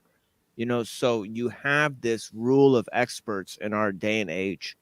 So the only tools that we have left to manage are ideological. And that's why it seems like that there is an ideological and spiritual attack on people, because it's like they are isolated, yet they're interconnected through these wires.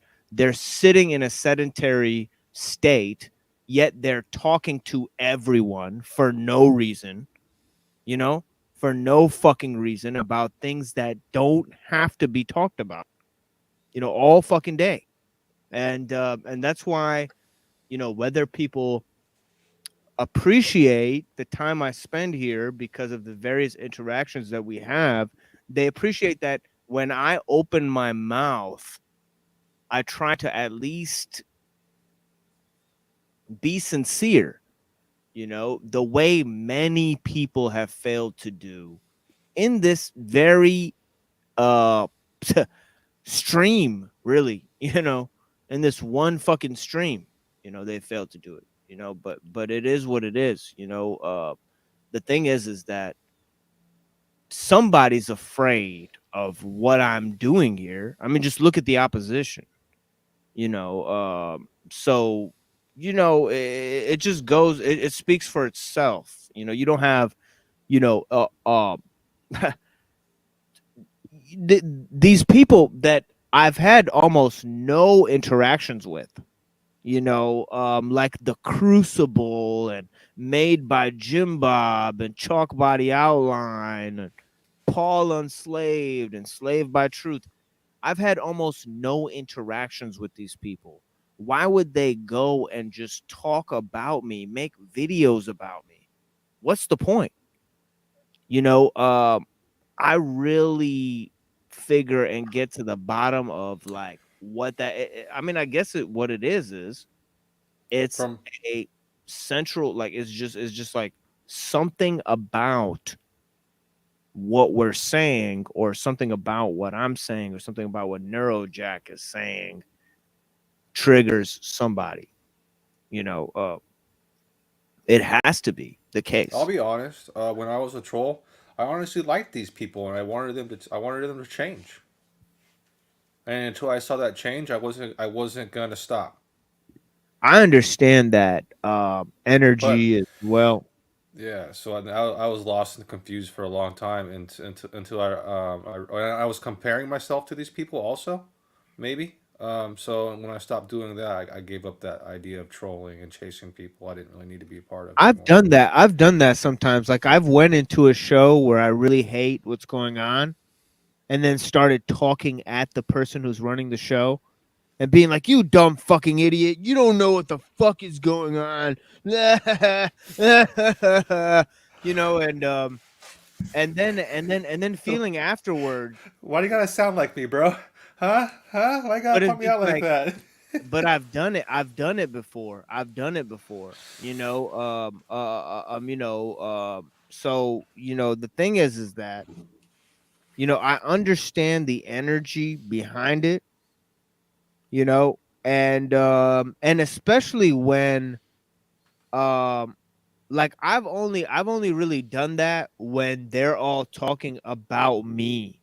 You know what I mean? So I'm like, oh, I like how this show's about me, guys. You know, like I went on Paul and Slave today. I'm like, this show's about me. You know, again, and like, oh, you guys are talking about me. You like talking about me today? Oh yeah. Talk about me some more. You know what I mean? When people have little value to add, they go around micromanaging others, hoping that they can, you know, get some attention on them by bashing others. And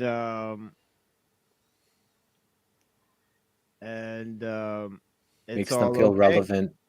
It's all okay. But yeah, I get that energy that it's like, oh, you want this person to be like, come over to your side. But it's almost like, I don't know. I feel like it's too much energy spent on one person at the end of the day. You know, like I could just take like one video. Like I think that EBT and Paul Unslaved video that I have, I think that's the only episode I have to watch and need to watch of that show. You know what I mean? Like it's like I'll just watch that one little clip of that show. That'll be it. You know, because it's like here's a sample, you know, and I could probably extrapolate from this, you know, 0.0001% if I drop this into water and see, like, you know, leave it there, let it ferment over like 10 days, I'm gonna know what this is gonna turn into. Like this is, I know what this is. You know, so all I need to do is take that little sample and just study it. You know, so that is what it is. You know, I get like my little sample of the recording and just study it. And it's the same with all of these with the Jim Bob show. You know, like I don't watch the Jim Bob show, but today I studied the Jim Bob show. Yeah, you have to do some research on your enemy. Well, You I don't. You gotta gather. Yeah. Well, I hope that. Well, Jim Bob actually said that he likes my show. Yeah, I saw that today. You converted him, dude. It took about what 4.5, 5 hours, and you finally Yeah, converted him. he stayed in the chat. You know, I probably said like something he 70% agreed with, and he said, okay, whatever. You know, I'm not even 70% on anything, not even what I ate last night, you know, and you know, just be like, whatever, you know, he just agrees, you know, and it is what it is. But I really don't even care what the fuck this guy thinks. But the thing is that if he comes around here, it's not going to be a special treatment. We don't roll out the red carpet for Made by Jim Bob just because you have so many subscribers, or just because you know, you're some guy, you think you're some guy, you know, that doesn't work for me, you know, because, you know, I don't really think anyone's really important, but I think everyone's special, if you know what I mean. Yeah. So, Yeah. so I've been using that. I've been using that lately. You know, we're all part of a tree that grows. You know, hopefully we all grow together, but some people need to be pruned. You know, they can fall off and go in their own direction, or they can die and go back to the soil, and the larger tree can absorb it, and we all can grow together again. yeah, or some people have roots. We might be separate trees, but the roots connect, and some people Yes. have deep fucking roots that connect to other trees and shit. But other people they're just like they got their little, and they're just The wind blows them over, bro. They're worried about wilting. Oh shit! Oh, here comes a storm. Oh. Here comes the storm. All their leaves get blown off. They're just like, oh. No nutrients. Yeah. But yeah, I think Neuro is gonna come in. Go ahead, Neuro. No, it's funny. I like that we're starting to like do those starting to say those like little Tao aphorisms and shit. Like I like that. And we're I'm getting doing my Paul enslaved impression. Can you tell? You know. I didn't catch that. It was funny.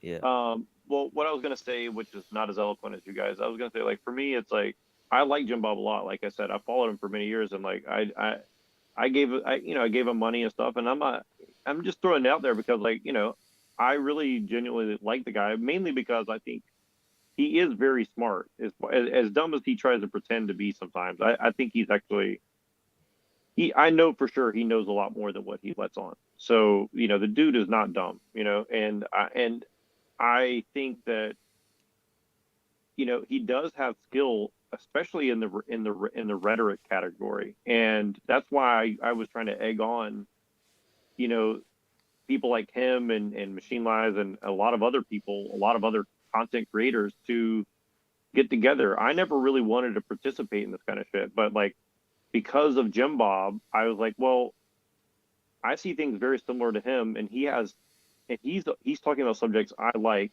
and I think I can actually add to the conversation as far as like a direction of inquiry, right? And I was inspired by that, right? And so for me, it's like, you know, for whatever reason, we're obviously taking different paths, and it's like, to me, I would just like to see that people just, you know, be honest with themselves. Like, what are you really in it for, right? Like, what are you really doing? Like, are we just here to entertain people for free on the internet, or even for a paycheck on the, you know, it's like, is that really what we're here to do? And, you know, I wish I were more entertaining, because I think I am a boring panelist. But having said that, you know, if you really have a problem with the way things are, then we have to start at like looking at what is really going on. You know what I mean? And And if people aren't interested in doing that, that's fine. But then why do you have a problem with people who actually are looking into it? You know, like that is a very interesting question to me. It's like, So, why wouldn't you want people to understand what's going on around them? I have an interesting question. Um, I mean, should we fault people for being guarded and kind of afraid, maybe afraid of talking about these bigger topics that they can't necessarily grasp? Not necessarily grasp, but when it hits them, like it's just gonna shatter their reality.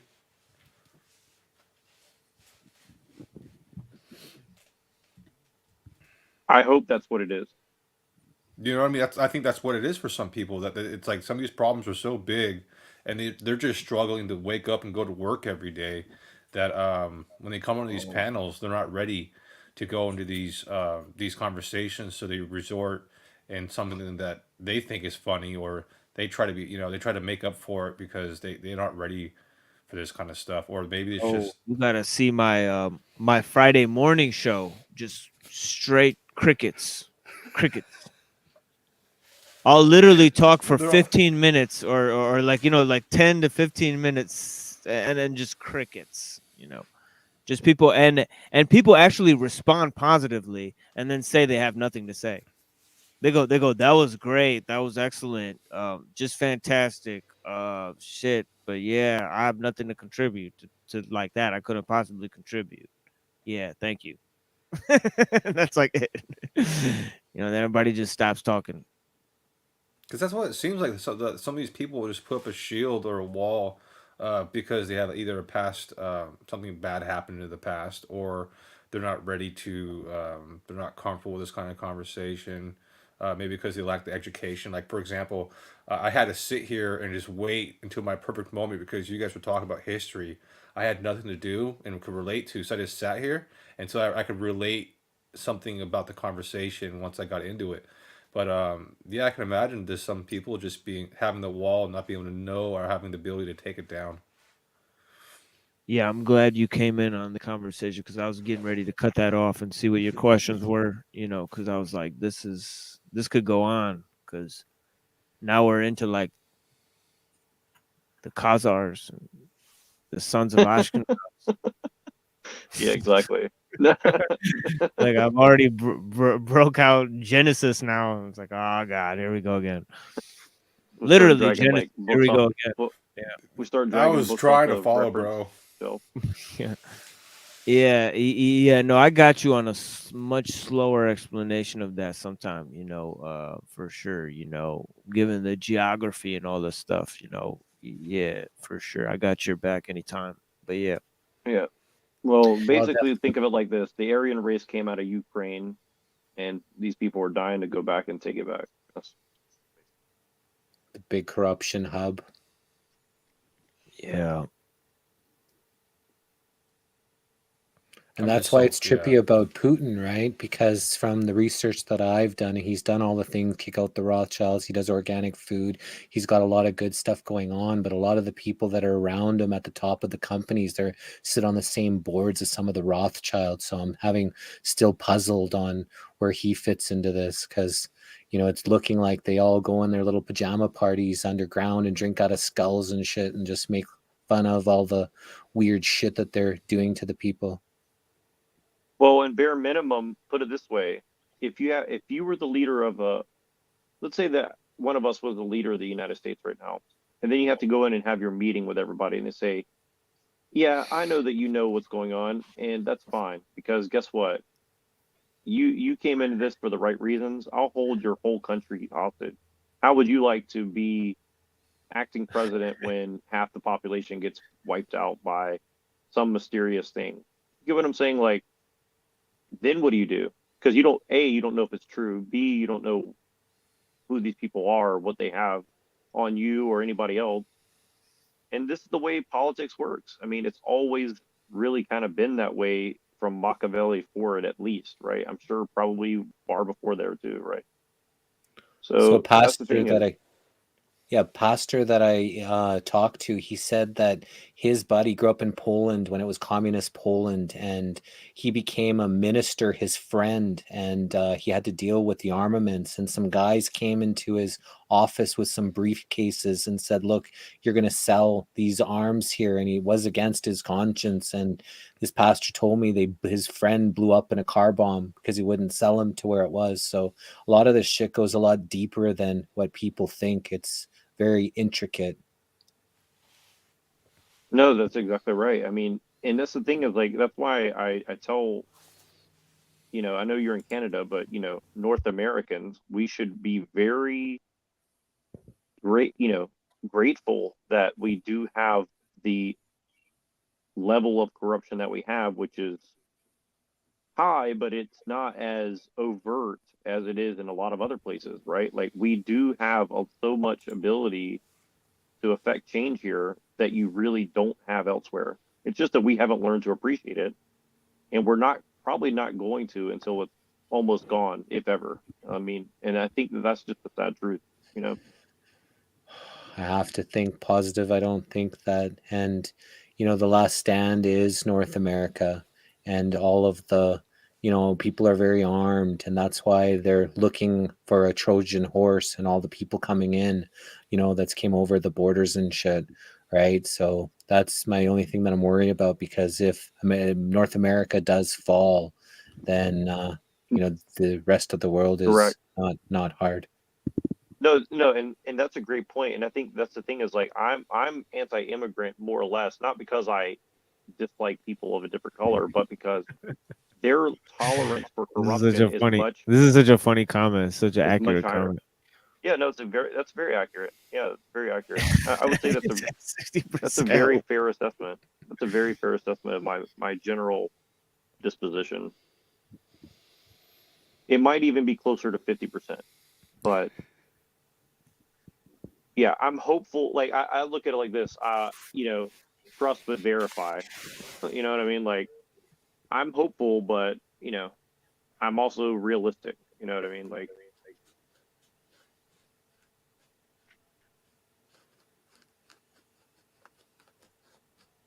I don't know. I'm so confused because when I started thinking about how much freedom we have in the United States, it makes me wonder: is this really going on? Like once you make a certain amount of money, there's like so much you can do when used properly. That's just so freeing. But if you actually went and said, I'll just use an example of a local town here.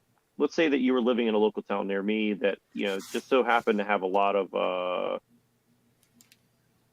giant Silicon Valley corporations in it that said, you know, I just want to buy your town for a very cheap price and change all the laws so we can stack all these B1 visa or whatever you call them. We're just going to bring all these people from other countries, stack them, you know, in these condos and apartment buildings, and also we're going to flood it with illegal immigrants so we have cheap labor just so we can run our own little experiment city here, so we can you know, take advantage of of the fact that people need jobs to afford their $1 million tiny house or condo, you know. You know, if you came in and said, as a wealthy person has said, I'm not going to allow this to happen, how do you think that your life's going to be? It's going to be fucking hell. You know what I mean? Because all these politicians and police chiefs and all this get money more or less legally to betray their own people's interests. You get what I'm saying?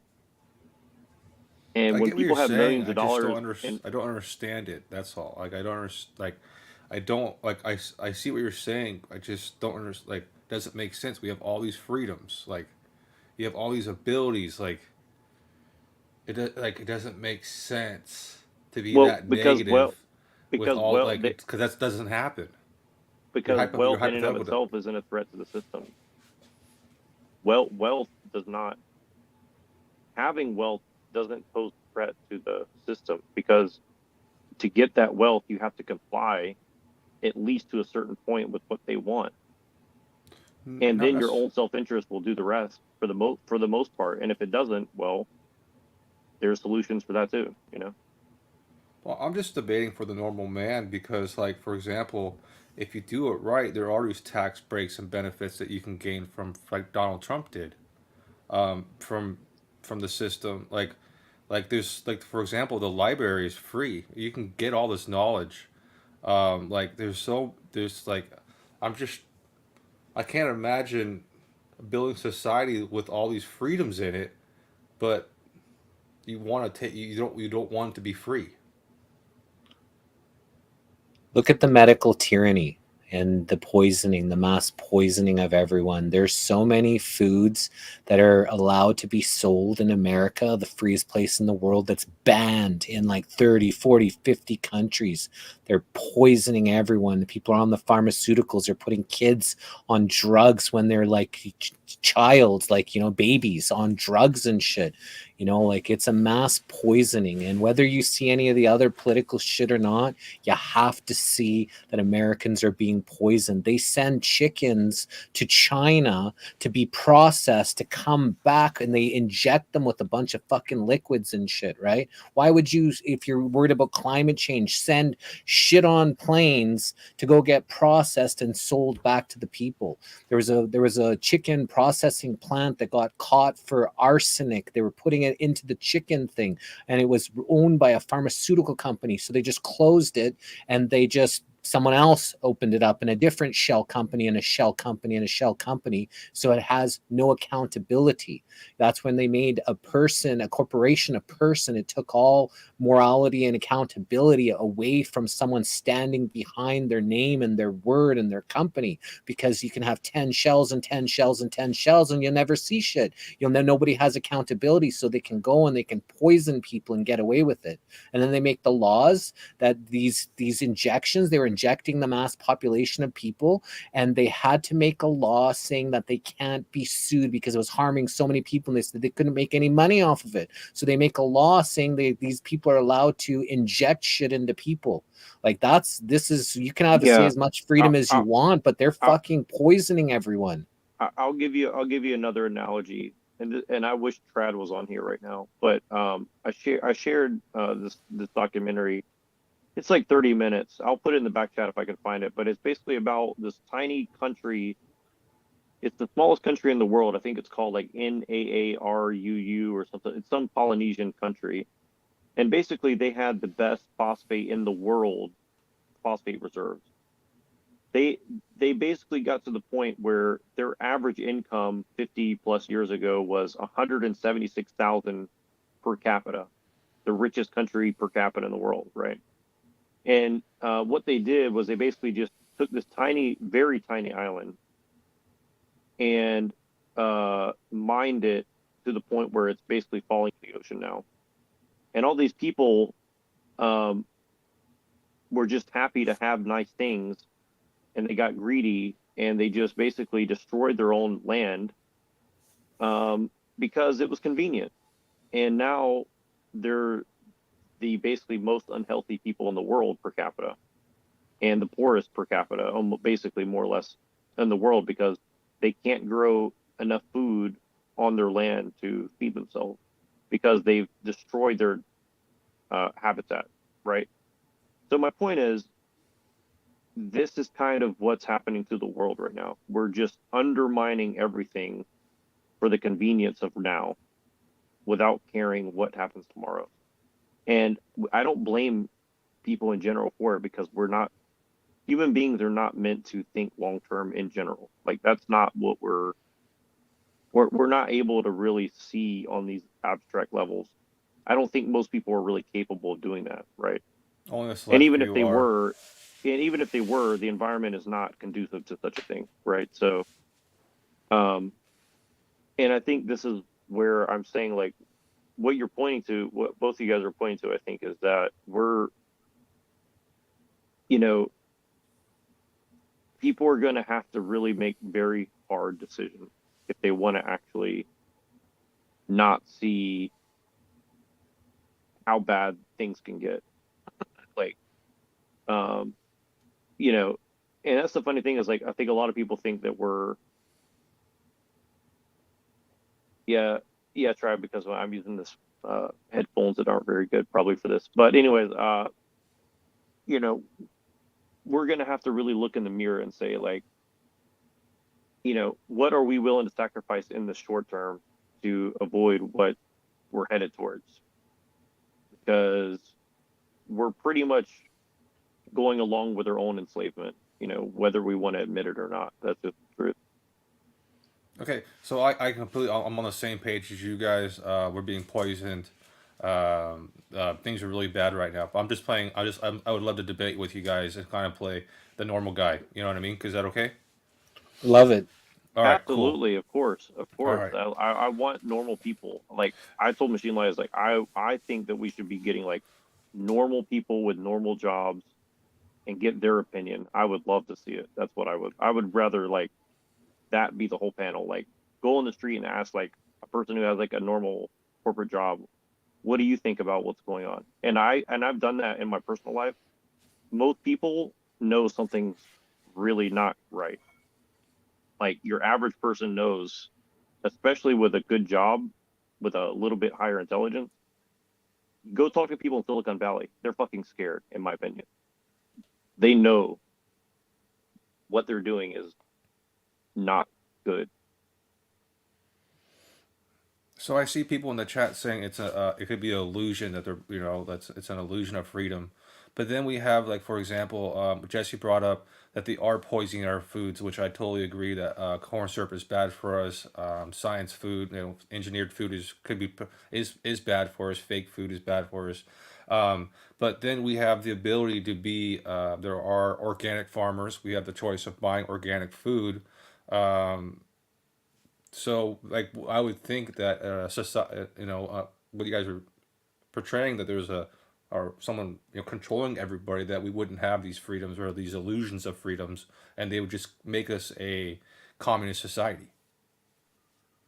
Yeah, we still have freedom of choice, right? And that's, you know, what we do have, right? So there are some freedoms, but when they stack the deck against everyone, and a lot of these freedoms, especially when it comes to food, is more expensive. And when it comes to more expensive, then it cuts out a big majority of the population. So they actually engineer that. And if, you know, 3 days, if they decided to cut off the food supply lines. So what they've done with the food supply lines is made it so everybody's getting food for somewhere else instead of the food being locally, you know, produced for that area. So if something happens globally, you know, in the world where there is some kind of wars or pandemics or whatever, 3 days, no more food, instead of actually the area producing for the food for that area, then they're not dependent on them. And when they're dependent on food security, in 3 days, people can have all the money and all the guns and whatever they want. But if they shut off the food supply lines,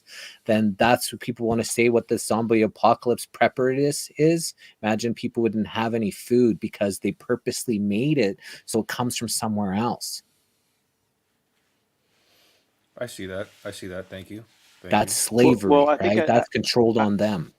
I think I know what you're getting at, Simple Jack, and correct me if I'm wrong, because I think you're both hitting right on the point, and I just want to try to make a tie together, because what you're saying is, why is it better here relative to everywhere else? And I would argue that the reason why is, you know, people working in a gilded cage and who feel more or less as if they earn their freedom through their hard work. You know, I guess the best analogy would be like the Protestant work ethic. That pride of being a productive member of society, which all humans want to be, blinds people, and it makes them zealots for defending the status quo for what the system wants, right? Because they feel that they're participating, and for the most part, they're right that they're doing quote unquote good. But I think kind of what Jesse's also pointing out is an important component of it, which is that as we give up our sovereignty of control of our own life to systems that we don't have any control or leverage upon, even if it works in the short term, there is absolutely zero guarantee that it will continue to be that way, because we have no control over it, right? Like, how could you ever protect your data out in the World Wide Web? You can't. It's impossible. But you have no way to not to opt out and still participate. So what choice do you have? You don't really have a choice if you want to remain that moral person who contributes to society. And so, and I think this is really what 1984 was about. It's not about overt communism. I think that was the end result, but I think what it is it's like, it's that interim phase where people think that what they're doing is right. You know what I mean? Like, people believe that they're spying for Big Brother, who is looking out for their best interest. Whether it's true or not, you would never be able to know, because if you suspect it, they'll beat it out of you. So, you know what I mean? It's like, it's because people believe in it, and it's mostly self-reinforcing, meaning it's not. That's why I don't really like most conspiracy theorists in general, is not because they're wrong. It's because placing the blame on the leadership takes away personal agency from those who have to enact the plans or have to enact the evil, right?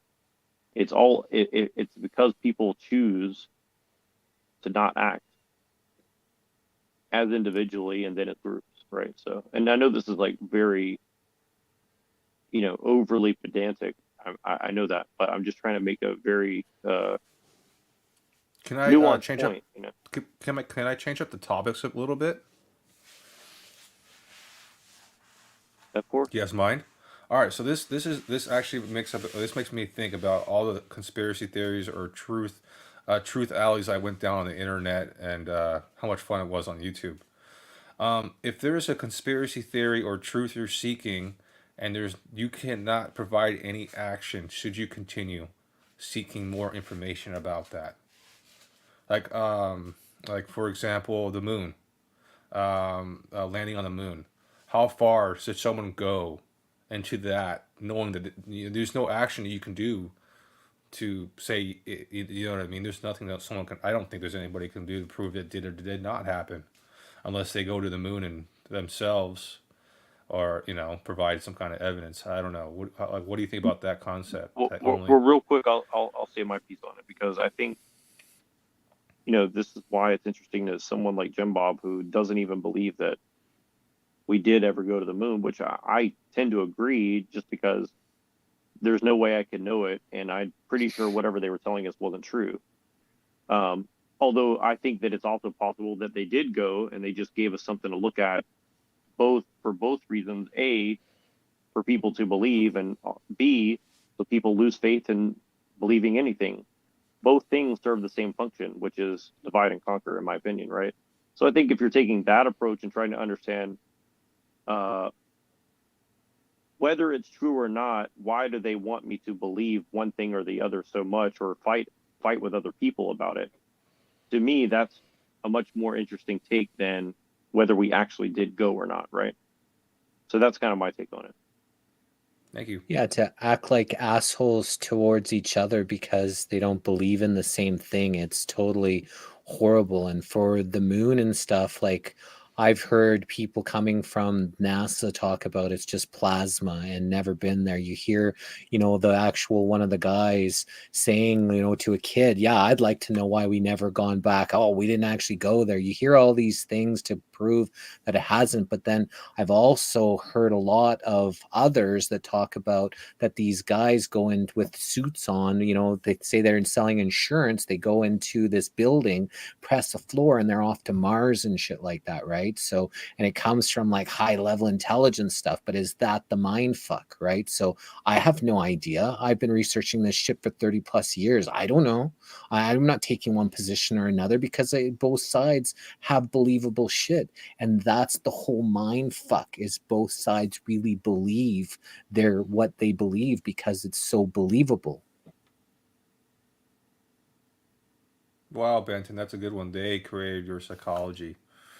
lest we forget. Wow, this is a great. Thank you. This is a great conversation for me. I don't know if the people in the chat are enjoying it, but thank you. I'm really having fun with this tonight, and this is awesome. Hugs. Well, what do you My what do you question. think? What do you think about that? Sorry. Well, my question is, where happened the machine lies? This is his show. I think he's been going in the comments and stuff. Maybe he's taking a break. He's been on for a long time, so. I don't know. I just Yeah, I'm noticed. here. I just went to go grab some coffee and stuff. Cool. But I'm also trying to like post these comments up. I know I don't get a chance to like post the comments up, but it's hard to do everything at once. You know what I mean? I've heard of sometimes creators actually losing their connection to StreamYards, and then the panelists just start like panicking and just like, that's yes, I'm happened to just me. checking you're here, bro. Oh no! Oh no! Oh yeah! Yeah, that happened to me one time. It was just Illumitami, and there was nothing else for like 10 minutes. You know, yeah. And yeah, it's been crazy. Yeah, because obviously we lose like Wi-Fi connection or whatever, like whatever the fuck it is. You know, I mean, if that happens, I have no way to fix it. You know, so I sign in on my cell phone to the Streamyards. I could click to join my own StreamYards, but the cell phone doesn't stay on for that fucking long. You know, so you know you can't run it for like a 9-hour stream. You can't just have a cell phone in on StreamYards for 9 hours. You know, it won't really work. I don't think a But cell phone yeah, was designed for that, dude. but yeah, I think you guys are having a good conversation, so I'll just leave you guys to it. You know what I'm saying? But yeah, you guys are having. But I'm just grabbing coffee. Don't worry about me. Yep. Well, yeah, I'm gonna jump off here in a second because I have to do some stuff before I go to bed. But I definitely would. I don't really want to lead the conversation, so please continue, and I'll stay as long as I can. So I do enjoy the pursuit of knowledge. That's fun. But I also was losing what things in touch, like losing losing sight what was in front of me. I was going so deep into these rabbit holes and trying to debate my side or what my knowledge was against someone else's knowledge. I was losing which was the people in front of me or friends that are on the internet, and all this all because I wanted to be a part of a group maybe or win a war or I don't know what it was, and so I've learned to just kind of stop pursuing that to be more grounded with the people around me, and that's led me in a better path. So I don't know. Well, but wouldn't you say that all those pursuits of knowledge have given you the perspective to also come to where you're at now? What I mean is, like, even though you may not go telling everybody everything you think, like I wrestle with this as well. Like, I'm just kind of saying all these things here that I think now because I know that someone like Machine Lies and some of these other people are committed to understanding some of these things for whatever our motivations may be. For me, I made a very strong commitment to trying to figure out this shit for my own personal reasons. And that's why I'm doing this, right? But having said that, can it get out of control and fuck up your life? Yeah.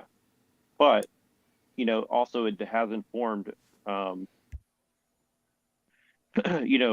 what is my purpose here on this earth? Is it to make as much money as I can before I die and live as comfortably as I possibly can? Which I honestly totally understand why people think and feel that way. Like, I'm not even like putting people down for that, right?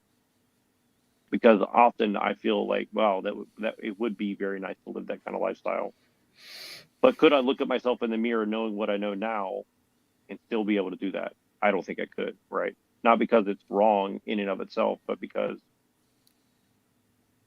in my opinion, it feels as if you have to do a lot of things that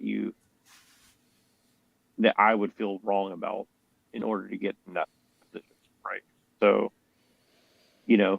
maybe it is to my own detriment, or maybe it's preventing me from participating in something I find immoral, more or less, right? So, and whether you have kids or not is also a big part of it. Is, I mean, not the only thing, but I'm saying in general, like, like, how do you, the example that you set for your children matters, good or bad. Like, I don't particularly like the way my parents treated themselves in their own life, but it certainly taught me a lesson, right? So I respect that about it, because I wouldn't be the person I am with the perspective that I had they not done things that I severely disagreed with, right?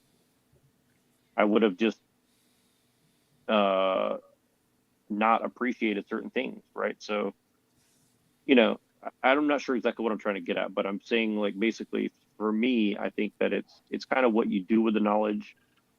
Not that the pursuit of knowledge is in and of itself bad, but it's kind of, you know, do you feel that it's something that you can use for good overall going forward? And if you don't, even if you don't have children, like, like Machine Lies wrote a book, and he's trying to, like, say, I've learned this, and I think this is the foundation of all of society is based on this noble lie that has been told to human beings for a very long time, right? Like, that is a act of love from his perspective of saying, I want to free people, right? And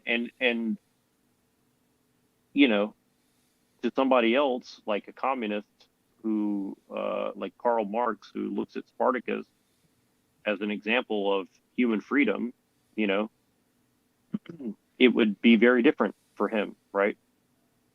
But I'm pretty sure Karl Marx, well, I shouldn't say that, but I'm sure people who are espouse the same thing that what Karl Marx says can look in the mirror and say, well, I like myself, I guess, right? Or maybe they can't, and maybe that's why they do evil shit, right? So I don't know, but we all have to look at ourselves at the end of the day and say, like, can I live with myself with what I'm doing?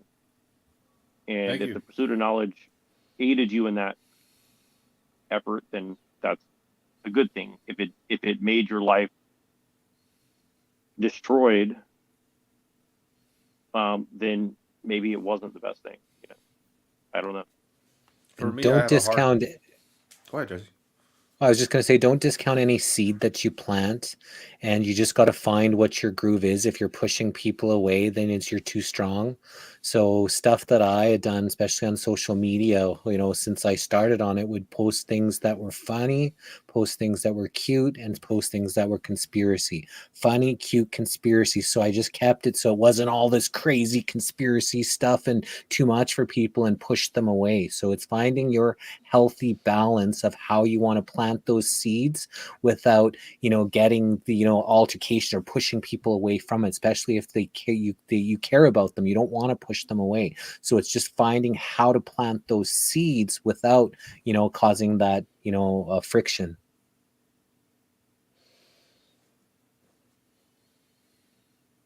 Wow.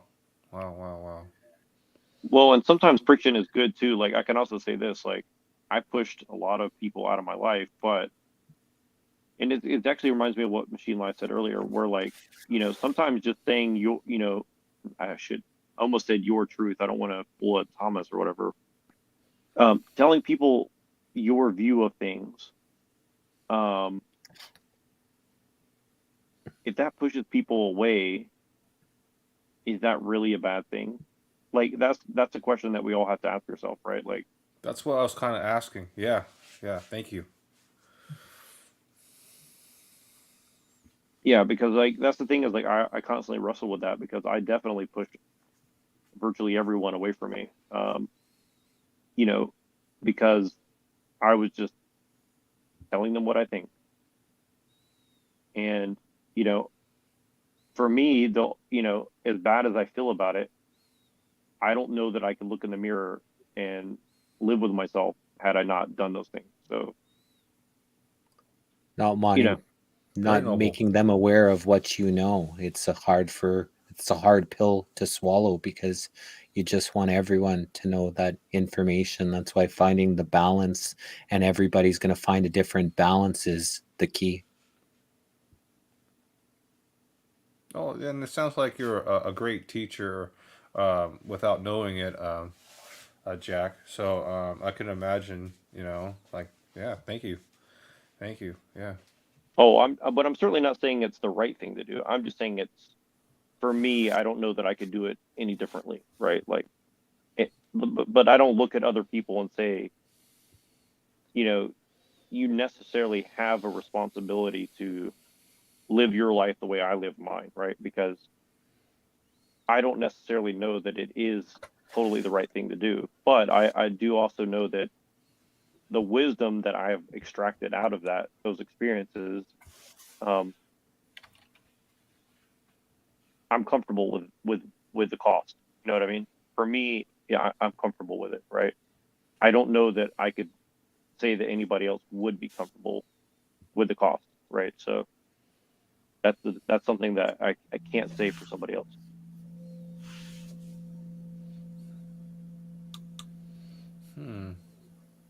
Oh no! Right now, I'm in a position of building community, so I have to be able to embrace everybody's ideas and try to make that work. And it's very interesting right now, dude.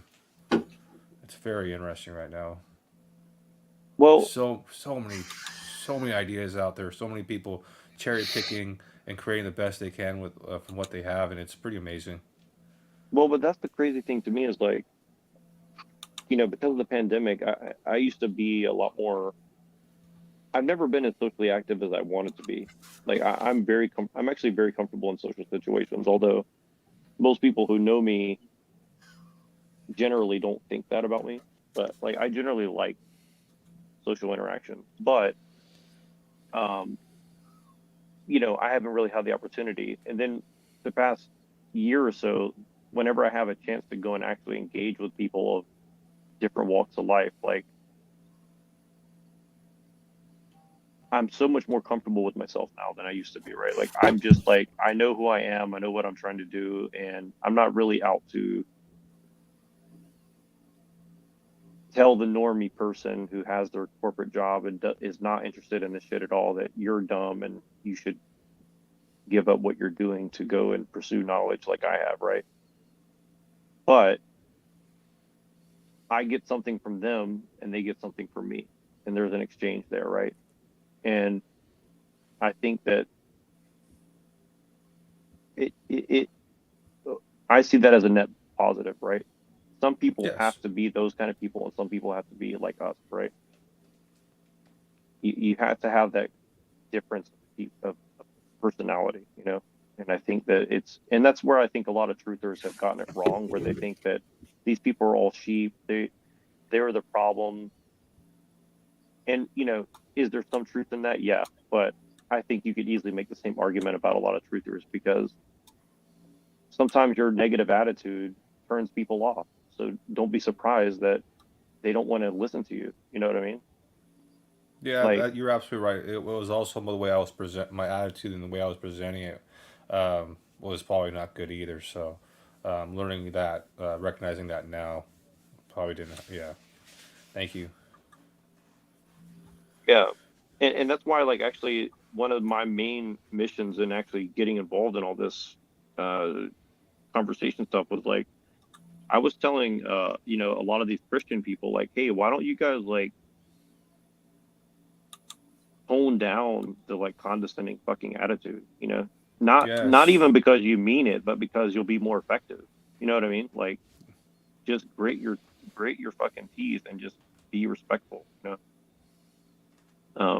Or at least, you know, sell it to them. You know what I mean? Like at the very least, like be charming, right? Like you don't have to be nasty to everybody and expect them to change, unless you just don't want people to change. You know what I mean? Mm-hmm. Why cause more problems?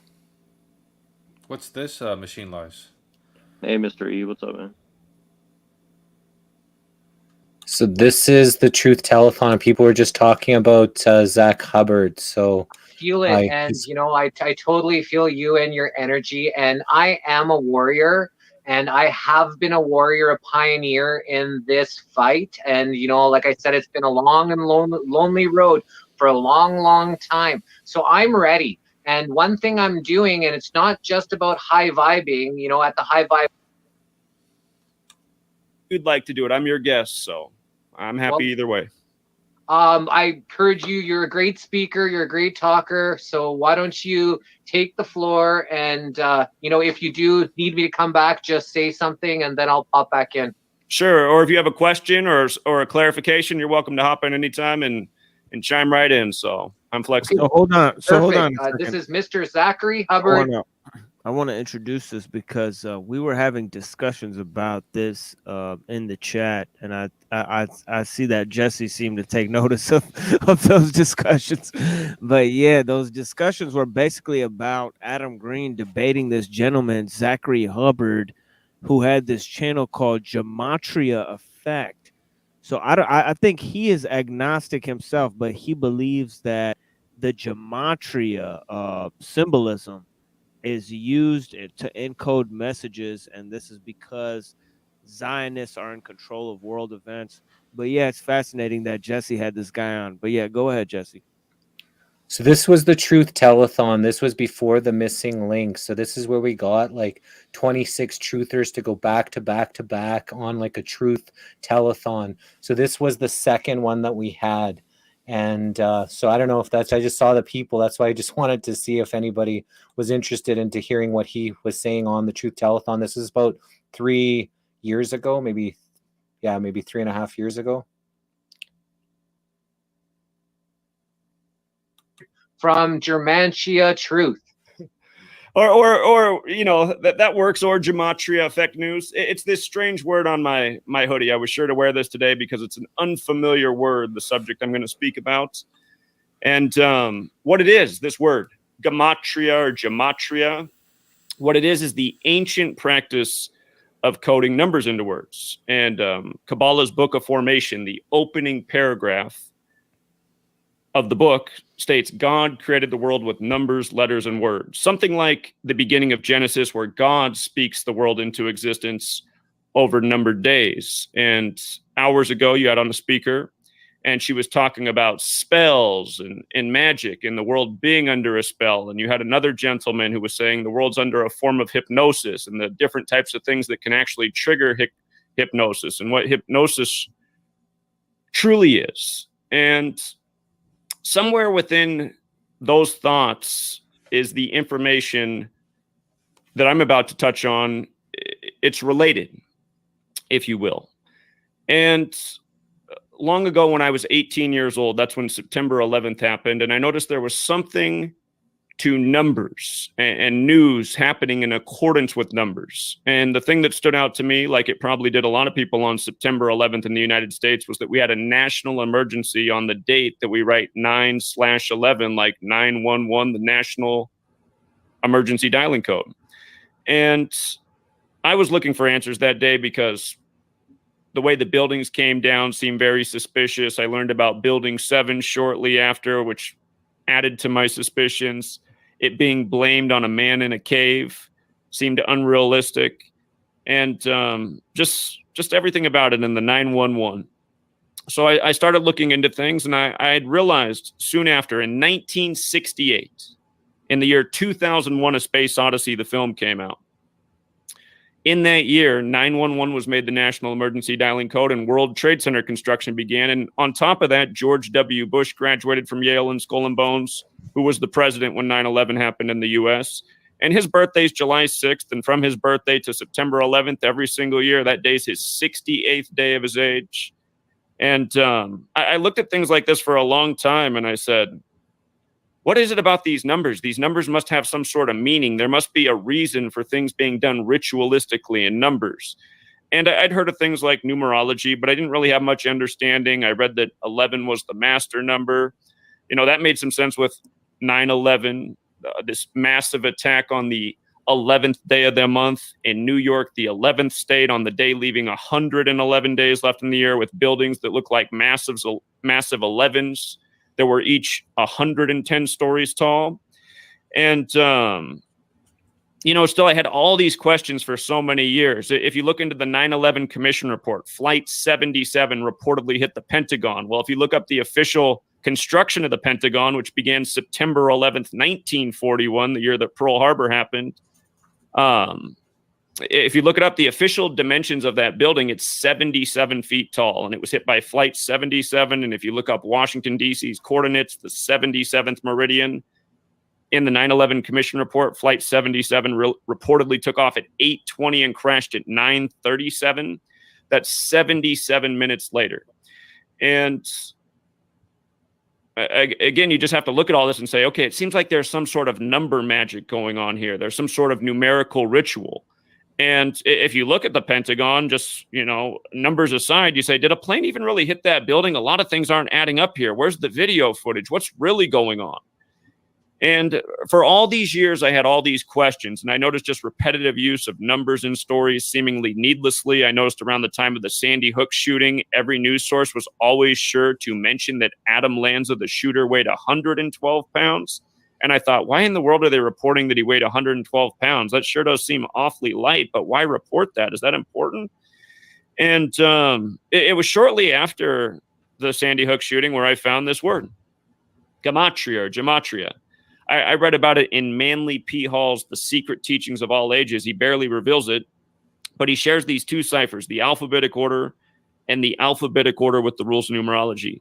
And I studied those ciphers for 3 years, and I was just amazed at how many important things I found.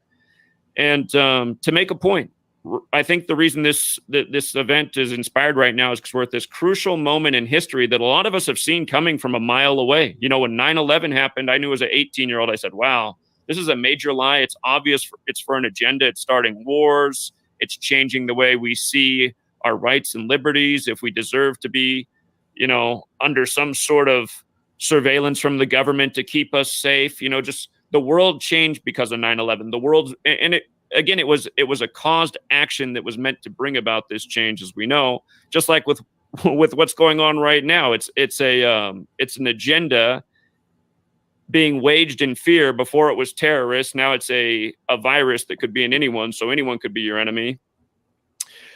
But anyhow, what's going on right now? I've heard a lot of great speakers today, and people are right. We need to stand up, but I haven't heard anyone say yet today who we need to stand against to stop this agenda. And I thought once upon a time, by studying this knowledge, it would allow me to figure out who's pulling the strings in this world, who's really responsible for 9/11. Why are they operating by the code of letters and numbers and dates? Who has the ability to orchestrate this? Why would they orchestrate these things? The who, what, why, when, where? And the thing is, this knowledge, it does allow you to do that and prove it and back it up. And most people in this community are probably aware of Event 201, the pandemic simulation of October 18th, 2019, which took place the exact same day the military. Do you want this playing, TML? Oh yeah, I'm fine with it for now. I have another video too after this. Yeah, like something that Sideways Stewie sent. So I think World Games began in Wuhan, China, and the simulation. If you're not aware, look it up. It was put on by the World Economic Forum in partnership with the Bill and Melinda Gates Foundation, Johns Hopkins University, things like Pfizer, Johnson & Johnson, the same people who are benefiting from this agenda right now. But it was called Event 201. And if you look up their website, they say the reason for calling it Event 201 is because in a typical year, there's 200 epidemics. And what if there was one more than the average and it turned out to be a massive pandemic? And in the event, let's catalyst cut it for off the right pandemic there. is coronavirus. Coincidentally, At this type of yeah, that's why I was asking. Oh, okay. I see where you were going with that now. Just Yeah, when for you sure, started I got talking about that shit, right? So I just no thought worries. maybe. Yeah, no worries. But I got another video that also might get us popped. But it's just I'm gonna get rolling. Gonna hang Yeah, out with for my sure. girl. So thanks again. Thank Good you so conversation. much. Yeah, thanks for bringing that to our attention. And I'm definitely going to finish watching that interview later to learn more about what this chat is talking about. They seem very hotly interested in this person. I know that Paul Enslaved had some type of interaction with this person too. Am I wrong about that? Or does anybody know about that? Let me know in See the ya, chat man. if you guys know.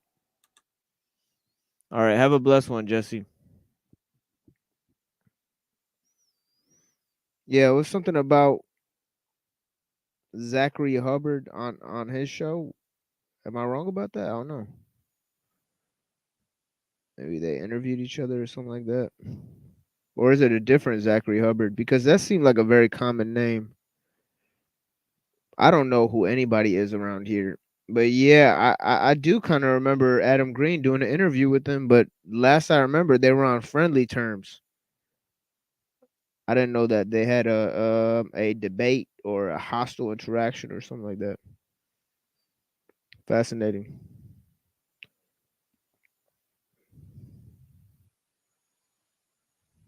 Yeah, cause I think Adam Green and Days of Noah, those are the two guys that I always paid attention to. And I know Neuro made a interesting video about Days of Noah. We're gonna watch that soon. Ugh. And thank you for joining us, Jesse. Very interesting discussions there. And Neuro's gone. Shit, Neuro's gone too.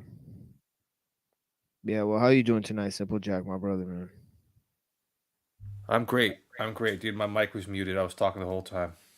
Oh, whoops. I'm great, sorry. dude. Yeah, Jesse. Hugs, dude. You did great. Always a blessing to talk to you and pick your brain, and your perspective. And Jack, Neurojack, same thing. Always great. Thank you for your time and conversation.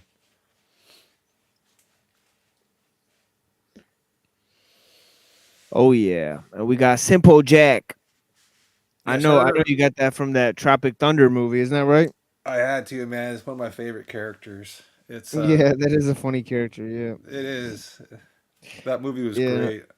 If you guys Now haven't seen it, the Asians are the only people that that like have seen the movie. That's pretty funny.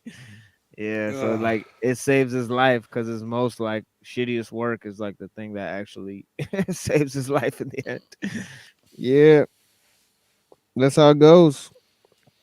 Maybe that's what it's gonna do with my first book. It's gonna be my worst book I ever wrote, but it's gonna save my life or some shit. I'm gonna go to some part of the world. They're gonna be like, this is the guy who wrote that fucking book that are you gonna nobody put it on read. Amazon?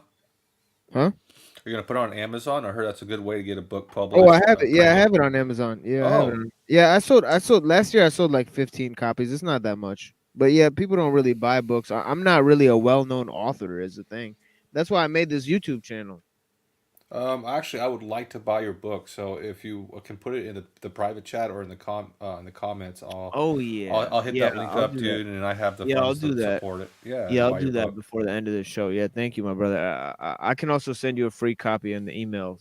So consider that as well. Hard work should be paid for. PDF. Well, then that case, I'll find a way to donate to your show.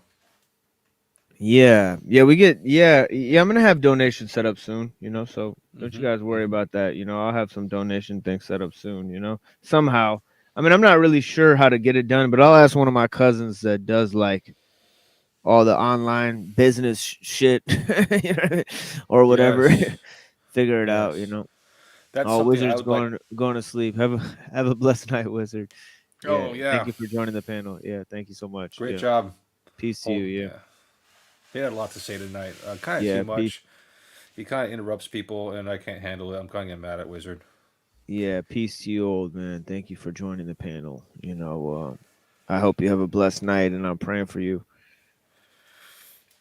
and your family. Good stuff. Good stuff. Yeah, Wizard's always been here on my panel since the very beginning. But yeah, I know you got some normalcy. Normalcy will eventually, I mean, it will gaslight yourself into mediocrity, but if you go with that really like that Black Panther, like free Wakanda,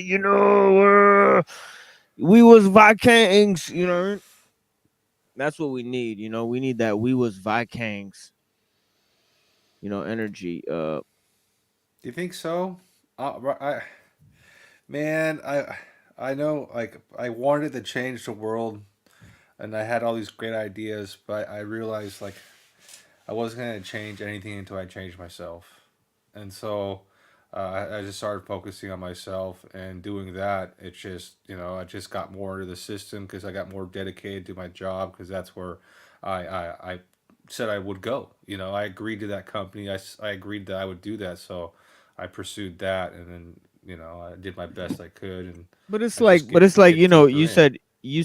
said the best way, if I follow you correctly, you said the best way to do what you need to do to improve the world is to be the best you got to be. So the goal is not to be the best you got to be. The goal is still to improve the world.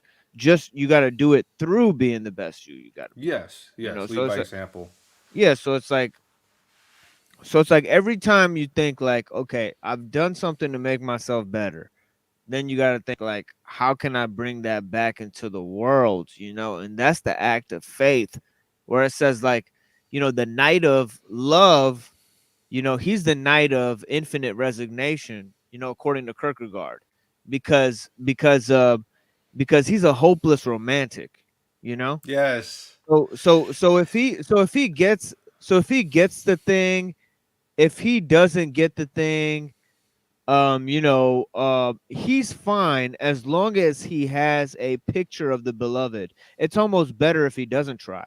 But the knight of faith, he has to come back to the world even after having even after making the movement of infinite resignation to the world. He has to return to the world.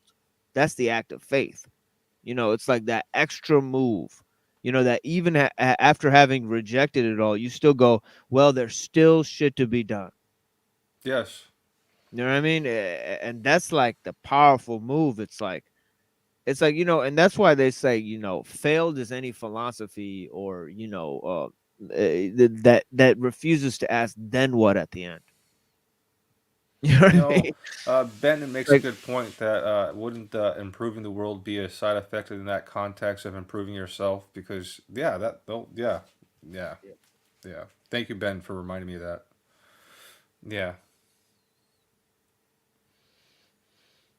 dude, I knew I'd get a lot out of this channel. I just didn't know what I'd get out of this channel. That's why I sat in the back and kind of just learned and kind of just just intaked instead of just come out here and just projecting. Yeah, I think that episode 1, I'm really proud of that one. Machine Lies episode 1. Because I tried to because I didn't have anything going on. I didn't have a show. And I was just like, oh, if I was going to make a show, like, what would it be about? I just sat down and started telling people like what it would be about, So I would do like that one, I would be like, yeah, if I had to tell anybody, be like, what's your like fucking statement, dude, of this fucking channel? I'd be like, the first fucking episode. I really said everything I needed to say that day. It's almost like if I just cut that one tape and just never made a show, I'd be fine. Because I was just like, I just poured my heart out. All of my friends stopped talking to me. They had made their own show called Anti-Tech Collective. And I was like, that's the lamest shit I've ever thought of. I was like, the name I thought of was dope as fuck. The Machine Lies. I was like, that's cool. Like, that makes a statement about technology and it's catchy and all that stuff. They called their show the Anti-Tech Collective. I said, that's the lamest, stupidest shit I've ever heard. First of all, why would you be anti anything? It's like too much. It's like, what anti? It's not Like, welcoming what? at all. Yeah, It's not what. welcoming. It's like you're some sort of rebel outfit. It's like stupid. It's like pretentious, And then you're a collective. A collective? That sounds like some communist shit. Collective. I said, I don't want to be a collective. I want to commune with motherfuckers, not collect with them. You know what I mean? Like condensation. Like, no, I'm a fucking Like I want to build like a village, like a tribe, like like like a guerrilla radio, like what the fuck, Yeah, yeah. On the was it Malcolm in the Middle? Was it that guy? His dad was like into that radio stuff and having his pirate radio station that he could project to the neighborhood. Yeah.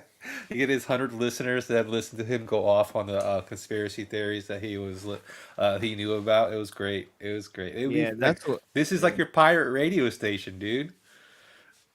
Yeah, and that's what it is because like there's got to be like some sort of battles with the intellectual landscape that's out there, and I think that normal people can do that dirty work. People who are going to work and have jobs and stuff. I don't think it's just the people in the universities that have the privilege of reading those books and being part of those conversations. Or like as long as they are excluded from those conversations, like it'll be like it's not gonna go anywhere because these people are gonna be talking in their rooms about subjects that you've never heard of, and you're just gonna be going about your daily business. I mean, let's just face facts.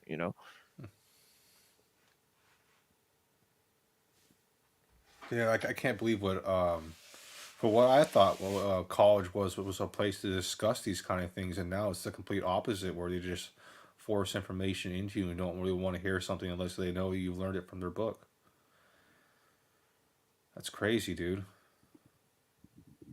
There's almost no study of primary text in philosophy in the university.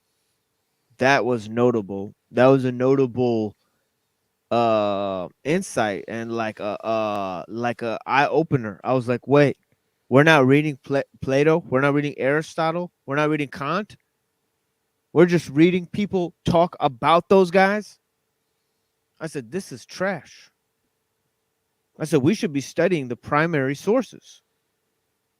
What the fuck is this? Why are we reading studies on shit, on other books? Yes. From all the research you've done, who do you think has the best path to life? Yeah, what group or what area of the world or what group do you think has the best path for life? Because to me, I personally think it's the Christians, but I could be completely wrong in knowledge. I'm definitely open to suggestions. The Christians have an excellent way of life that survived for over 1,500 years.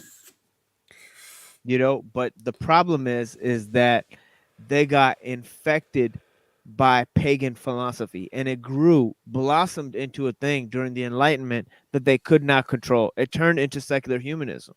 Like a fungus, bro. Like a fungus. Grew into secular humanism and then grew all the way into radical leftism of the 19th and 20th century, which led to all sorts of catastrophes. It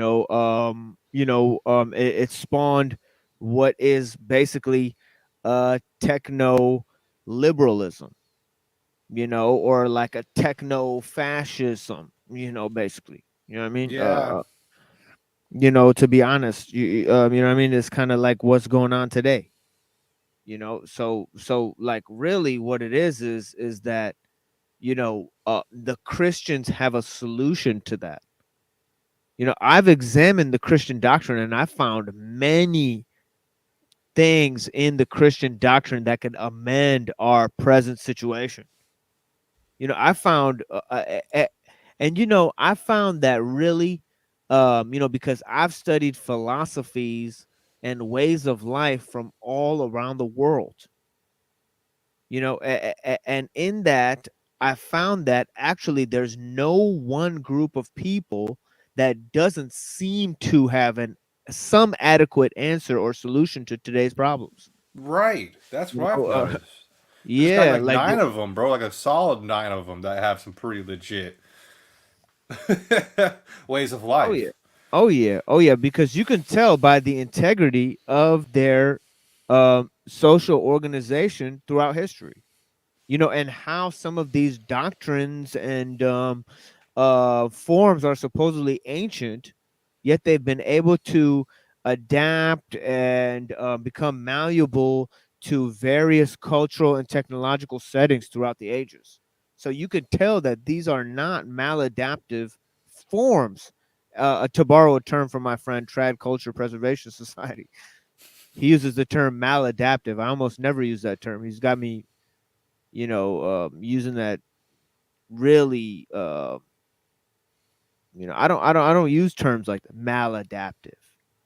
I don't speak in evolutionary lingo. Because I don't believe we came from evolution. I don't believe that's what happens. So I think that Yeah. I think that whatever is going on in the world, see, if I make the statement that every group or culture has something in it that survived or something in it against the present situation, then what is the present situation? As I mentioned before, modern, secular, humanist, techno, liberal, whatever. I Yeah, think right now that that's what it is. Woke. that's the because to me that's the thing that's erasing those things in those cultures that have any integrity, that have kept them alive for 1,500 years. At least, In the yep. East, you have Confucianism. In the from India to North Africa, you had Islam. In Europe, to Eurasia, you had Christianity. And for And Judaism, 1,500, right? well, Judaism for 1,500 years was in a diaspora. They didn't have a civilization for Thank you. 1,500 Thank you. years. Yeah. Yeah. Yeah. I mean, it's important to note that as well, that not only was it not technological, but it was also not, controlled. Mm-hmm.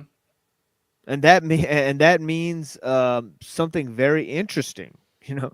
That all amounts to something very interesting. Now, I may not have all the solutions in mind, but I can outline the present problems, outline some key principles, and then try to uh, take care of some of the solutions in my family and in my local surrounding and how I see fit. You know, uh, but the more, I wonder how many of these people talking about psyops, and psyops, and all these things, how many of them have any understanding of history, the occult, philosophy, theology? Have they written anything on the subject? Have they studied any of the works on the subject? And how conscious or aware are they going to be during the present psyops if they have no understanding of history, philosophy, theology, or any of these architectonic arts, the thing that they've used to dupe people and psyop people for thousands of years? How are you going to That was see great. beyond? you know uh That was but there's, freaking great, dude. yeah, there's lots of people talking about, like, this is a psyop, that's a psyop. How would you know? How would you know? Just some understanding about the present culture and some rudimentary understanding of pop psychology and having some bumper sticker philosophy, about your rights and freedoms and all of this type of stuff, that's not going to give you anything. you know uh that's not going to make you see through the deception that's Yeah. going on. Yeah. See through the Because veil. yeah, where did computers come from? Like, why the internet? What is going on there? Like, why books?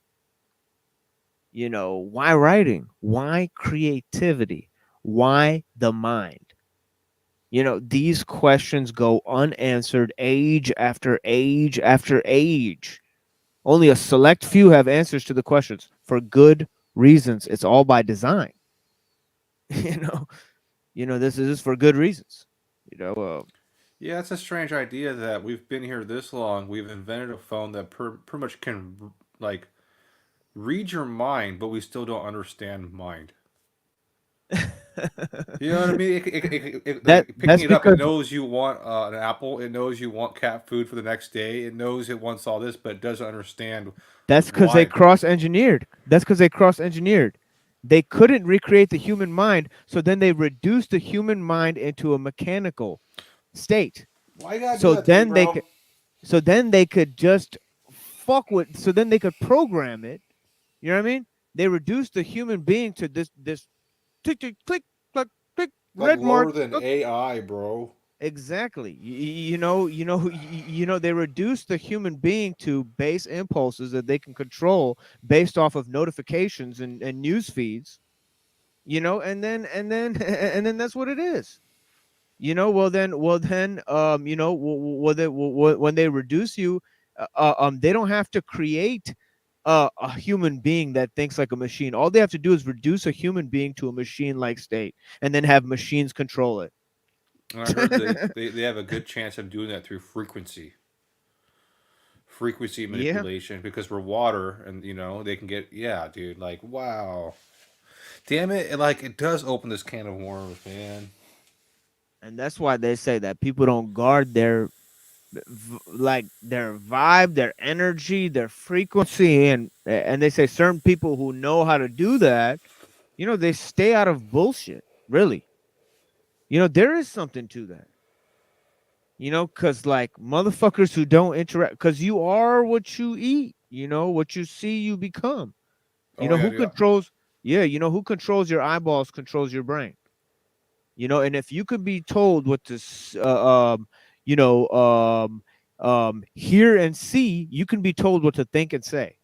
You know what I'm saying? That's what it is. Like Jesse said, people are just consuming all this fake food, just like cows, bro. I had to go to the raw diet. My body was being affected bad, bro. Like, I had to get rid of like all the sugars, all the corn syrup, all that crap. I went to a raw diet. Oh, tote time. I don't know. I completely agree with El Pistolero. We're being dumbed down, but Ben doesn't think that. Well, you could, I guess, go around it. How do you fight being dumbed down by the system? They really want us to be pawns. Self-education, I guess. Be able to find people. I don't know, because how do we find all this information? It's all provide. I don't know. Well, It's a here tough he one, is. dude. Yes. The legend, the mystery, Benton is here. Yeah, I would consider most of what you just said to be based on a false premise. I think we have it, I think you have it backwards. Most people are suffering from the misapprehension that they're on a team. This is a wholly individual experience. So yes, I'm not being dumbed down. If the masses are, that's their problem. Thank you for clarifying. That makes sense. It's the Yeah. masses. Yeah. Yeah, and Yeah, I'm a fucking genius compared to the people that come from where I come from, compared to them. So I've been the opposite of dumbed down compared to the culture environment in which I was socialized. That's right. What's happening, partner? We coming out here. What's happening, partner? Good to see you, brother. Thanks for having me. Hugs. Yeah, that's right. A few of us are not, in that category. So we have to be careful with the we's and the they's, unless we got a mouse in our pocket. You know what I mean? Get my pronoun right, bro. Yeah, that's right. Well, and then, I got people that want to say that I'm dumb. Actually, El Pistolero, if you believe I'm dumb, that means you're dumb. Because I've been tested in the 99th percentile by the federal government. So I don't know what to tell you. The federal government gives a test to people, and I scored as high as possible on that test. So thus proving I cannot be dumb. Now I can do dumb things, as can El Pistolero, right? That's just how it works. I went investigating on that Nick Volt fella. Oh man. Man, oh man. I think man, you know that his tag there said I support Israel. What the fuck is that about? Yeah. Yo, that is some scary shit, honestly. Like coming around, especially like right the next day after I had Adam Green on. That shit is crazy as fuck. And then I seen I don't know who that Cage fella is. Do you guys know who that fella is? He seems smart, and I heard he's young. Oh, so he's about Cage, to he's walk the the line. worst panelist. Yeah, he's the absolute worst panelist there is. My opinion. Second worst is Nubs. Nubs second worst. Yeah. Nubs. Yeah, I don't know who any of these people are. But yeah. I'm sure I'll that's find good. out. That probably says something about you. I'm sure I'll find out now that I'm tangling with this this fella Paul enslaved. But yeah, I know that that Benton's done around a series of broadcasts critiquing Paul Enslaved's work. Yeah, I ran Fascinating. out of steam actually, but yeah, initially I thought there was going to be more to it, but I ran out of steam. But yeah, it's been interesting. It's been interesting, yeah. I just got one video. It's with him and EBT. So so I'll take a look at that one. I know Enslaved by Truth is a unique sort of critic that I have, and developed over time. Especially when I forced my way out of their Discord. Yes. And well, you want to talk about the realm? I mean, just look at the meaning of the word Discord. By the way, I don't use Discord anymore, and I have a brain for Discord, the app, but I mean, it tells you what it is, right? It's a little too on the nose. Lack of harmony. I've never found any harmony on that app, certainly. But I'm only on YouTube now. This is the only thing I fuck with. I've tried Discord. Same experience. I found some good people on there. Well, I'm not saying it's all bad. It's just for me, I'm not able to use it. I can't use it and be mentally healthy, so I'm not on it. Yeah. I think it was that one particular the sodomites in that Discord are excessive. They have excessive commentary on people's lives. Yep. And that I found intriguing. Well, first it was with my friend Neurojack, and then I was like, okay. So then I started coming at these guys, just to test the waters, and they removed me. And I thought, oh my God. So I sent this message to Drew. I said, Drew, there must have been some sort of misunderstanding here. and he sent me back a letter and goes, there's no misunderstanding. And he said, you doxed people in the Discord. I said, what the fuck are you talking about? Like, what are you talking about? And he read this email live on his show. So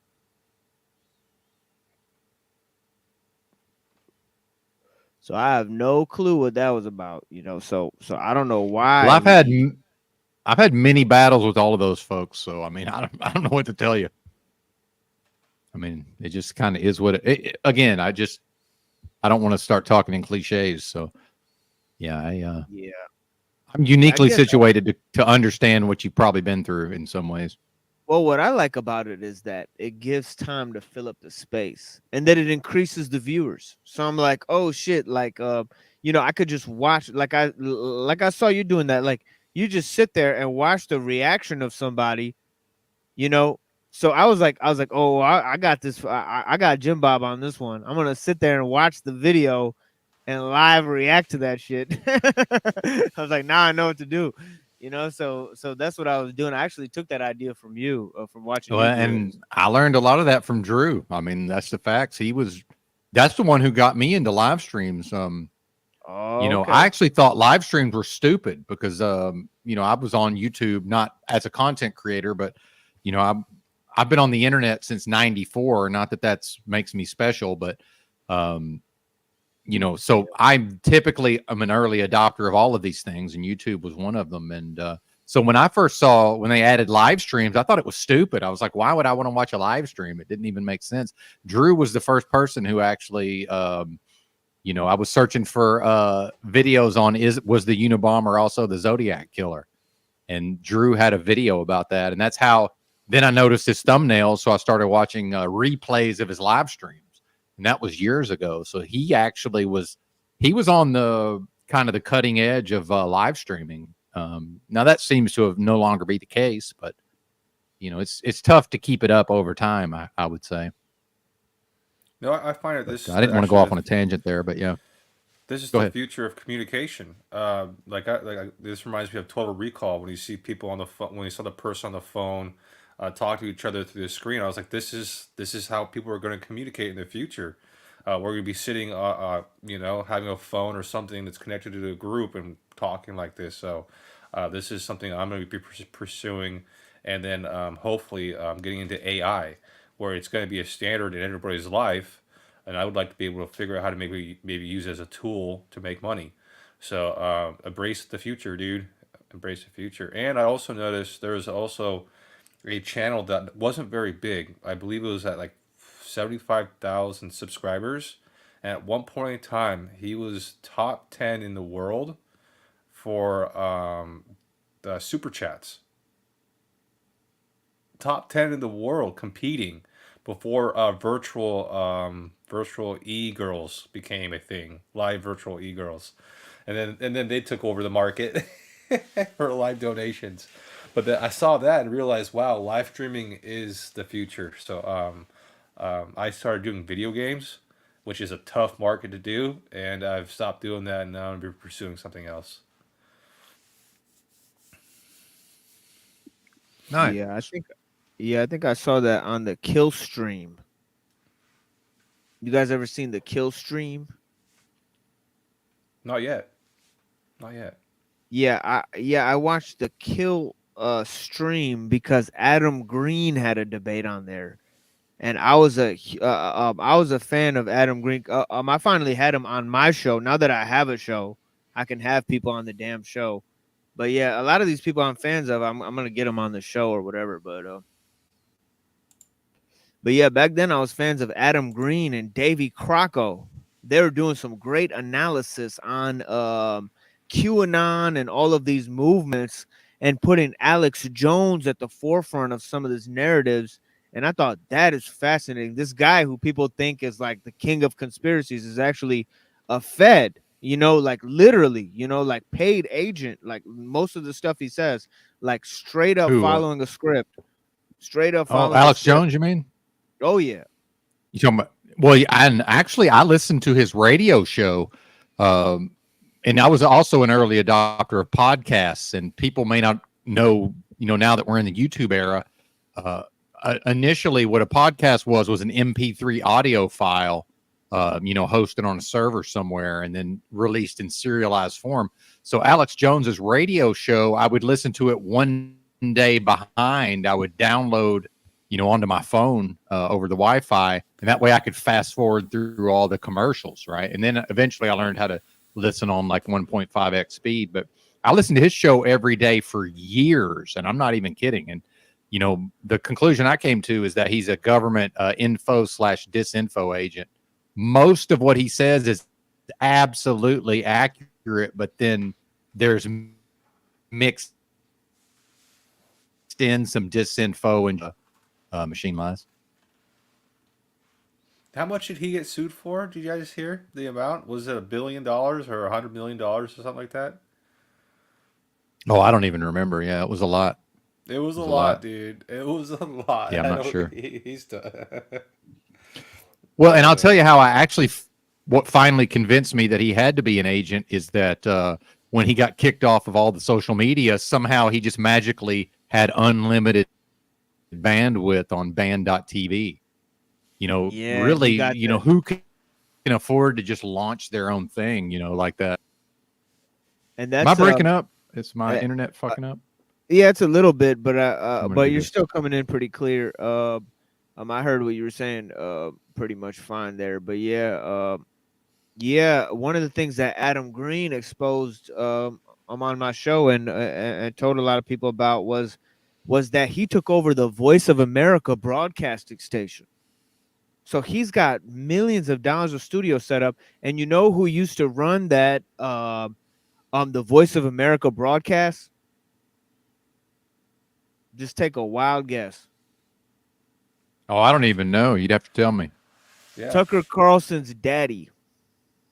Oh, Isn't that some crazy shit right there? Like that's everybody's so interesting. tightly connected and like tightly knit, like it's fucking insane. You know?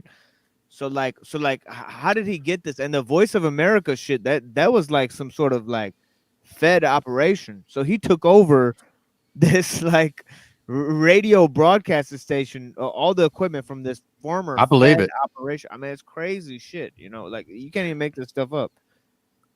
Well, and from Yeah. listening to Alex for so long, one of the things I notice is he's an expert at. He'll have a guest on, and then whenever the guest starts to say something and Alex isn't quite sure where they're going, or maybe they're going to say something counter to the narrative, he's an expert at talking over the second half of their sentence where you don't know what the heck they just said, and then he takes over the conversation. He's so good at it. And I was just like, why is he doing this? Because initially when I thought he was what he claimed to be, I was like, man, Alex, I'd get frustrated. Like, I want to hear what this person is saying. Why do you keep interrupting? And by really observing it, I realized, no, he's doing it on purpose. He's got perfect timing to step on the second half of what they're saying. It's fascinating. And I had to quit listening when all the Trump stuff happened. I just can't listen to that because, Alex is the one who preached, this left-right paradigm for years. And then now all of a sudden he's acting like, Trump and the Republicans is like good for America. So I had to tune out during all of that. So I don't even really listen anymore. Yeah, and when they had Adam Green talking about that stuff, he was debating on the kill stream, and that's where they had the recent debate between Adam Green and Grace Thorpe, who's also been and that's another character who's been criticizing my show on Toilet Bowl Earth's stream. She's a regular guest on the Toilet Bowl Earth stream.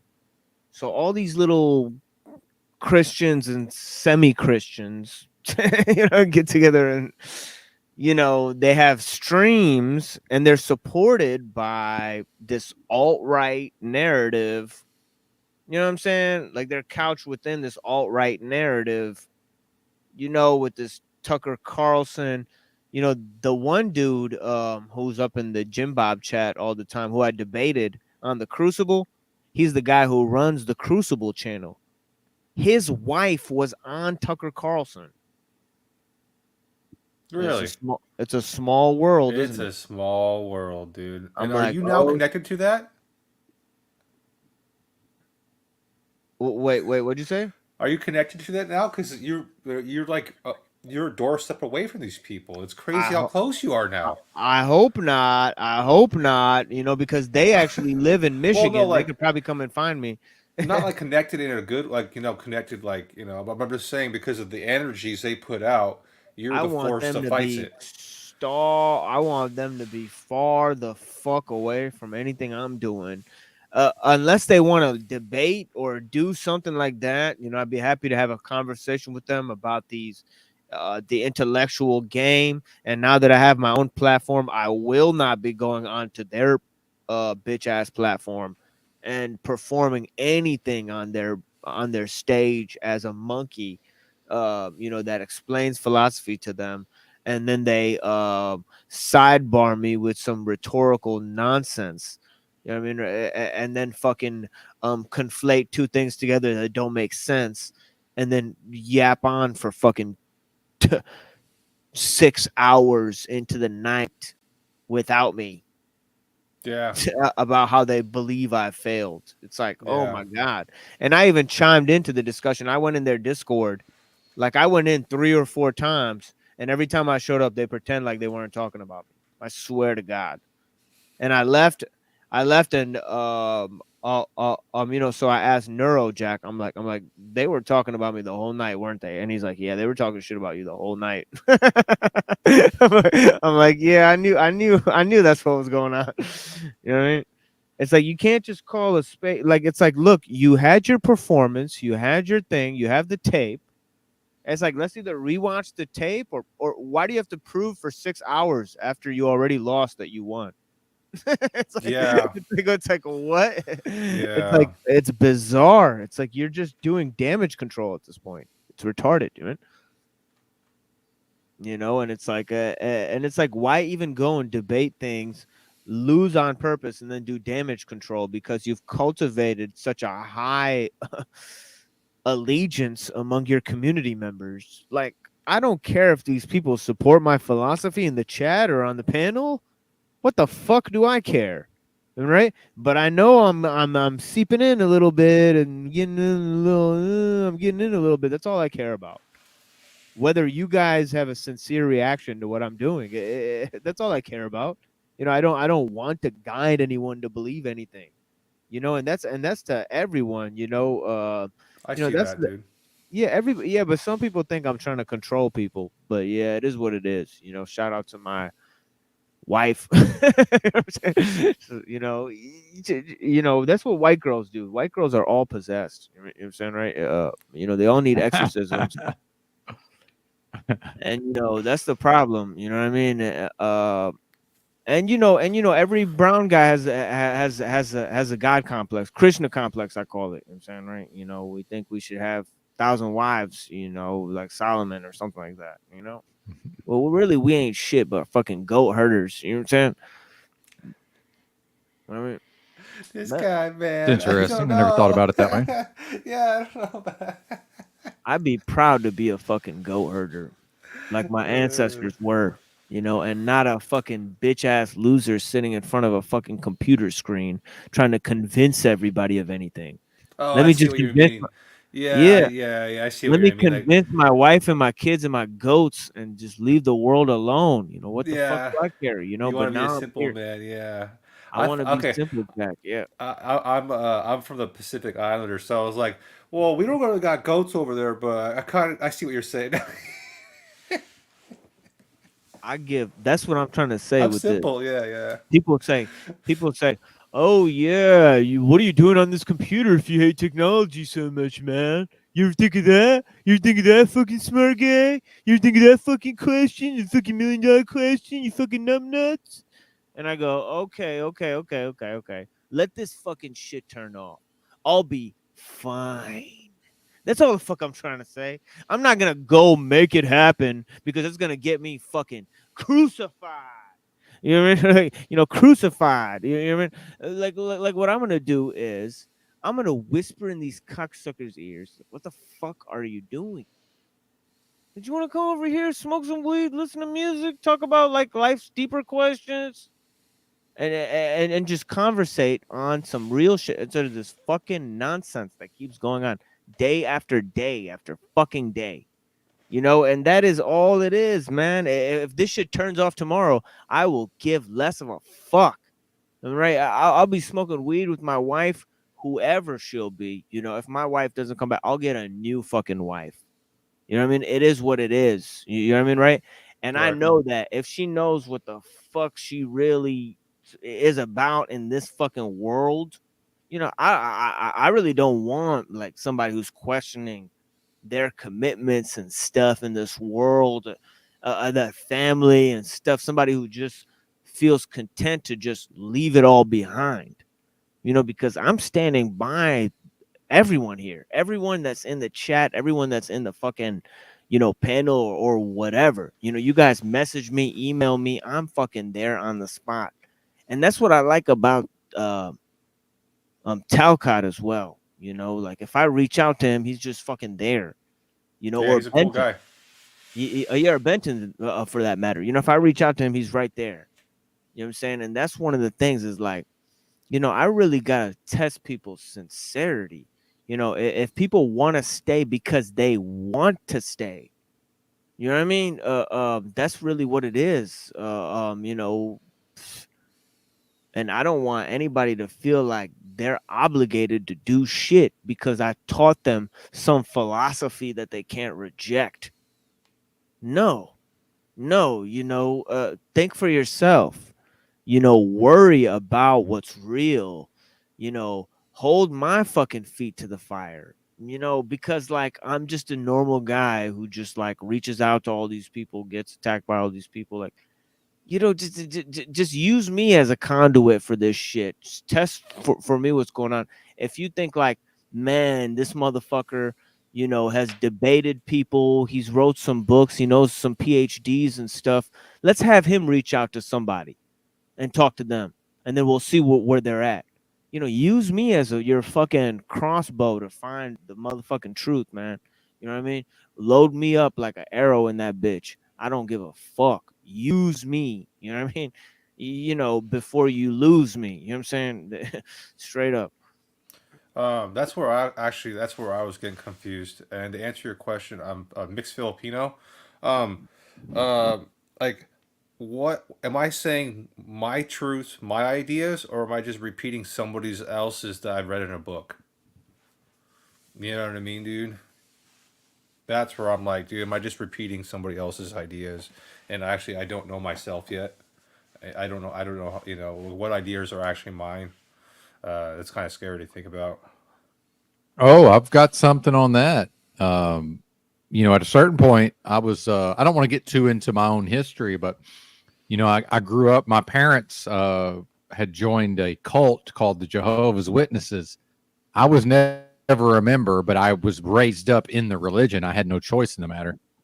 And at a certain point, I could not tell the difference between my actual personality and the cult programming.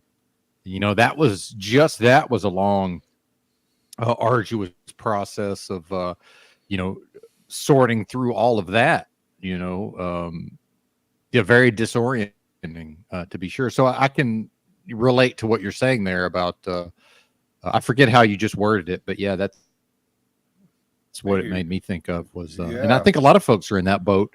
So in order for me to even be able to survive, you know, I found it necessary to get to know myself so well. I know exactly who and what I am. I know exactly what I respond to. I know exactly what works for me, and what anybody else thinks about that is their problem.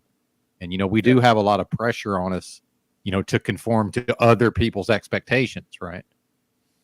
Yes. Well, all right. Well, I'm doing the best I could, man. I'm not usually up this late, so I appreciate the conversations. I appreciate meeting new friends and thinking outside the box. You're Right awesome, on, brother. Machine Lies. Ben, it was nice to meet you. I do watch your show, Ben. Your live shows in the morning.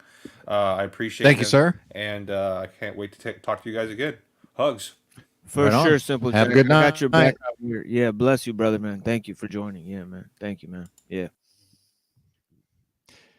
Yeah, I'm so nuts. I've already been to sleep. I woke up around midnight, so yeah, I'm fresh as a daisy. Yeah, that's what's up. I don't know why I feel so awake right now. I should be knocked out at this time. You know, at this point, it's because I didn't smoke that weed yet. You know, I didn't smoke barely any weed this whole time. Yeah, I'm feeling quite wired, but I also get that migraine going in the back of my head. You know. Oh, I hate to hear that. But yeah, we yeah. What's up with the migraines? Is that what it is? Migraines? Yeah, I get that shit all the time. I can't sleep, and I get migraines. Oh, shit. It's two Damn, constant dude. shit that happens to me. Yeah, two constant struggles that happens. Yeah. Does the herb help any or? Not really. Not really. Not really. I'm blessed in that way. I sleep pretty fucking good for the most part, but I have to go to bed super early. I go to sleep like 4 in the afternoon a lot of times. It's crazy, but Sleep really good, wake up super early, but I'm going back to work most likely, so we'll see if I'm able to keep that schedule. Hopefully I will. We'll see. We'll see how Yeah, it goes. I sleep for 4 hours Mm, for 2 days, and then I sleep one day for like 9 hours. okay. So like yeah, it's an extremely strange sleep cycle, but like for 2 days I won't be able to fall asleep. Like my sleep will be dog shit. And then I'll have just increasing mental fatigue and sometimes a migraine, and then I'll just fall the fuck asleep after those 3 days. And that'll be like I see. the shit. It's like after 3 days, I'm pooped out. But like before that, like I have to go for that long. And that's why I do these streams every 3 days. So you guys will notice. To I'll help do like tire you a out, power right? stream. Yeah, I'll do like a power stream every 3 days because that's just really it just comports with my schedule, you know. But yeah.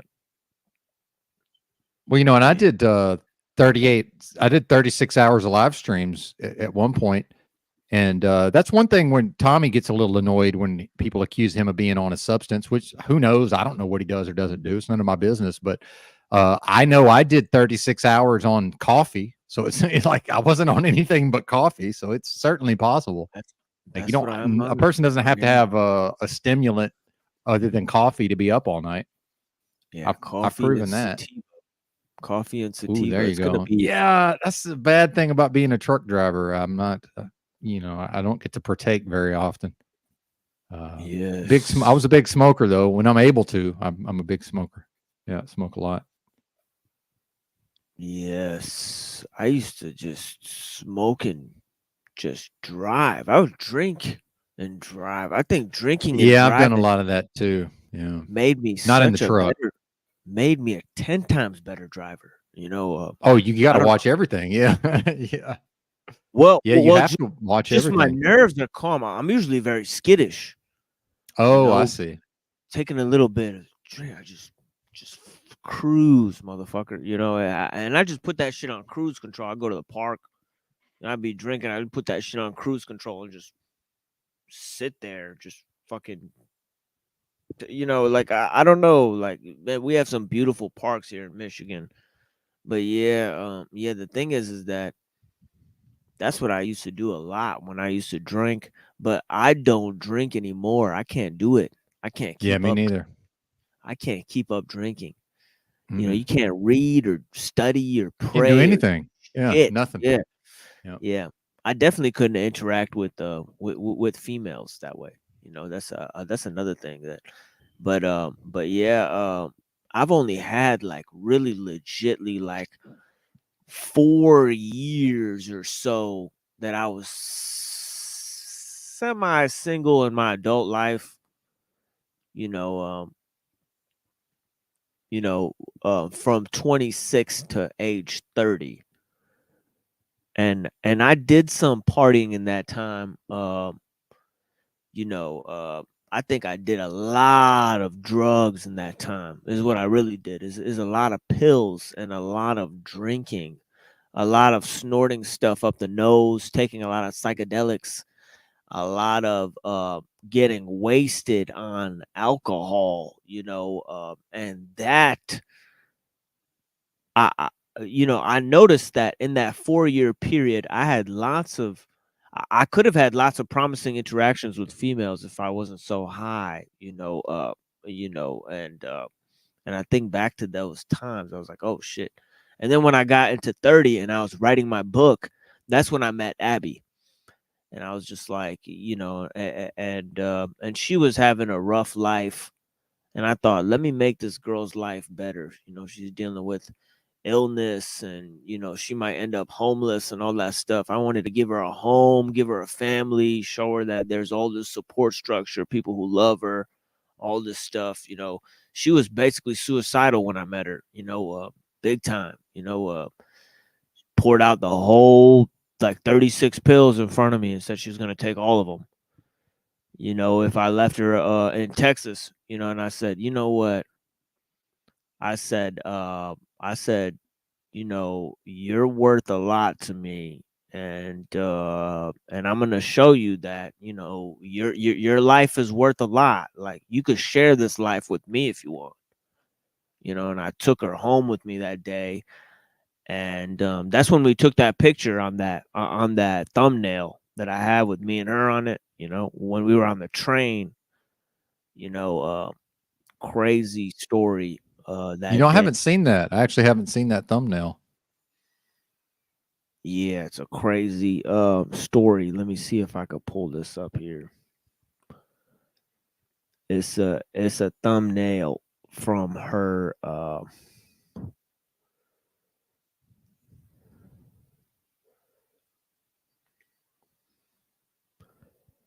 and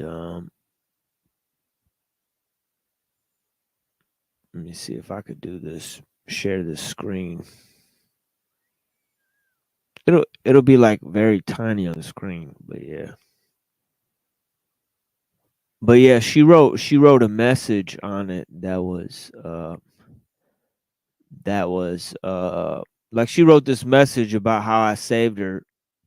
You know, all this stuff about how I like came to Texas, like saved her life, like all this stuff. You know, she wrote all this cute message underneath it, you know, and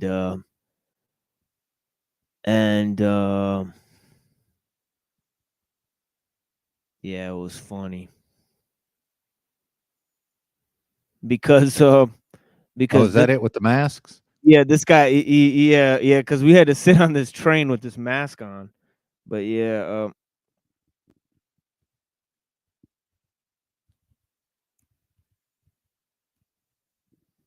trying to magnify the screen. This is the video takedown we did of Chalk Body Outline for having my little for showing my wife on the screen. But yeah, this is my wife right here. Me and my wife getting on the train. You know, one of the first moments. This is really our marriage moment, you know, really, you know, when we were like, you know, we're gonna be together, you know, or whatever. But yeah, man, it was a crazy story. She had a crazy life. I had a crazy life. Came together, you know. But yeah, and it's funny when Drew pulled his Twitter up and started showing the picture. He read the message, and the message was this very beautiful message that she wrote about me and all that stuff. And a lot of people in his chat were like, "That's actually adorable." Yeah. Awesome. Yeah. Yeah, it was funny. Like, he was trying to like clown me for it. Like, he was just like, it was hard to watch. He was like making himself look like a dick, really. But yeah, because it's like, oh shit, man. But yeah, man, he looked like he was hurt. He looked like he got his feelings hurt. But yeah, Austin. Yeah, that was probably back when I was you know, still coming off of the booze and everything. I missed a lot of stuff during that time. Yeah. Yeah. And I fucking I like that place. You know, Texas, you know, that's a cool place, honestly. The little moment I spent there, poof, I was like, man, I'd love to come back here, you know. Where was that, if I may ask? Well, I went to Dallas and Austin. I like Okay, both of yeah. those places. I like both of those places, you know. Yeah, Austin used to be great. It's changed certainly, but that's where I went to truck driving school, was Austin. Yeah, 6th Street. Yeah, 6th Street was popping. Oh yeah. There's so many Yeah. that's one of the things I was thinking about when I was on 6th Street is like, here I am taking this girl home, you know, to be my wife, and there's so many fine women on this street, on this one street, 6th Street. So yeah. many fine, like, just the street is just filled with like just beautiful females, and I was just walking around just hammered, and I was like, wow, I'm gonna go back into this hotel room with this girl who wants to kill herself and give her a new life. You know, just like, you know what I mean? And there's all these just incredible, like, you know, I mean, you know, like, these girls were all dressed up, but they were at least like some 7s walking around, like, you know, 7 or 8, you know, walking around there. I was like, oh shit, like holy crap, you know. But yeah, I've spent a lot of time on near 6th Street, I should say, not really on it so much, but yeah, but I don't really, you know, I'm more of like a married type of guy, you know. If I don't get on my my marriage tip here in a minute, I'll probably get married. You know, but yeah, oh yeah, I gotta shut this down, by the way. I didn't realize we were almost done. I didn't realize I was done either. I just like keep talking, but yeah, I'm just I'm really missed just the part. chatting with you, like, Well, see, I noticed everybody was leaving, so that's why I came up here. I didn't realize you were wrapping up, though. I missed the part where you said you wanted to wrap up, so my fault, sir. no. I just usually go for this long. I just forgot to announce it at all. Okay. See, I was thinking 12 hours, so yeah, I didn't realize. That was my mistake. So I'll get out of here.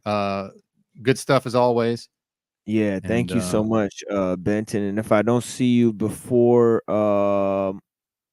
Friday, you know, we're gonna do a Friday stream. Me and Benton. Yes. We'll try to work that out and see how much each one of us can contribute to that, as always. But yeah. Yeah, I'll let you know. My schedule may be a little messed up until I get in the groove with the truck driving, but yeah, we'll let you know for sure. For sure. Looking forward to it. Thank you for having. All right, man. I'm gonna get out of here. Yeah, for sure. Bless you, Brother Benton. And thank you to everyone for being out here on the Machine Lies. You know, we're going to continue this segment next time, bring to you some things about some of these interesting groups online, you know, that have chosen to make videos. You know, I mean, I wouldn't go so deep as to call it like slander or anything, you know, but you know, it's definitely some misguided you know, some misguided sort of themes there, you know what I mean, presented by these guys. Yeah, you guys like the song Weird Fishes by Radiohead? You know, I love that song Weird Fishes by Radiohead, man. You guys ever hear that song, man? Anyways, I'm going to play a couple of songs here for you guys. See if you guys want to be out here with me, man. Bless you guys, man.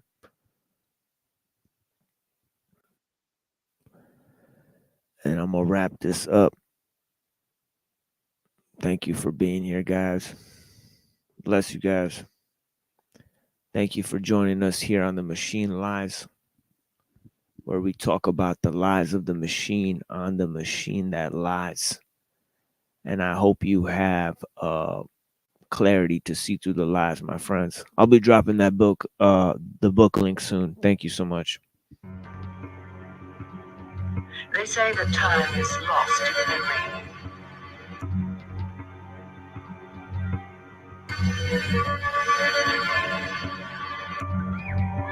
We cannot touch, see, or control time.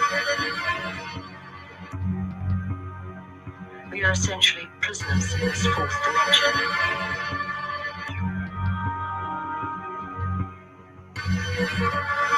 And one day, all of this will be gone. Yet, for some reason, we don't seem to care too much.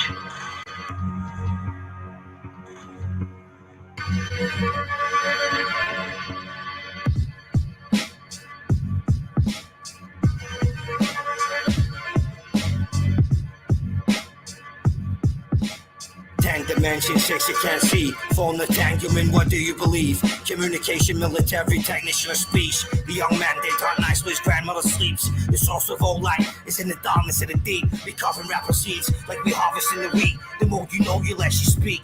You love your own physique, your tears bleeding on the streets. Your organs leaking on the beast. 73 degrees, you're cutting angles off the sea. You hear the last demons teach, strip defeated from the weak.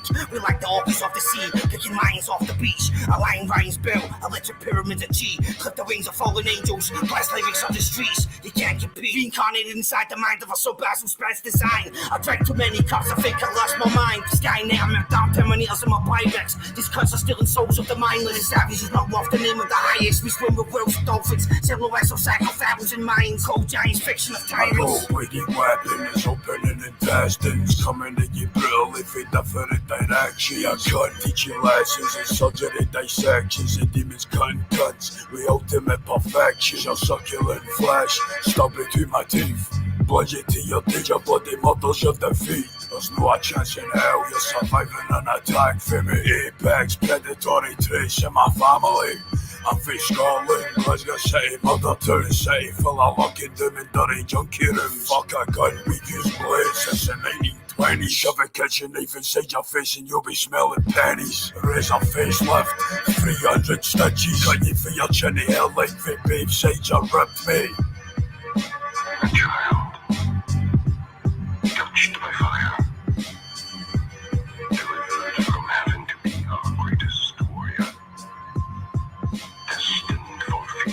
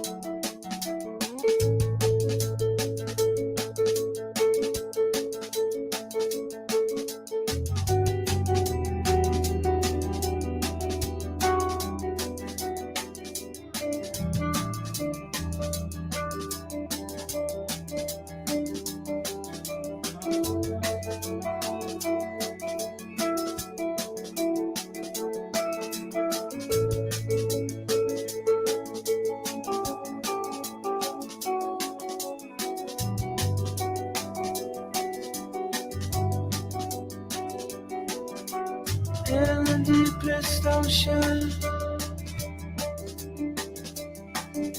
the bottom of the sea, your eyes, they tell me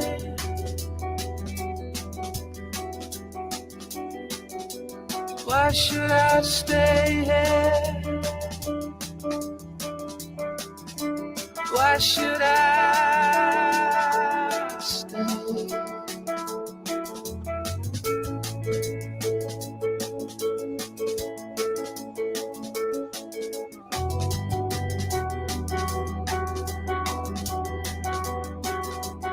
I'd be crazy not to follow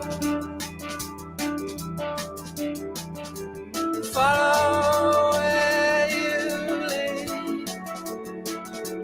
Your eyes, they tell me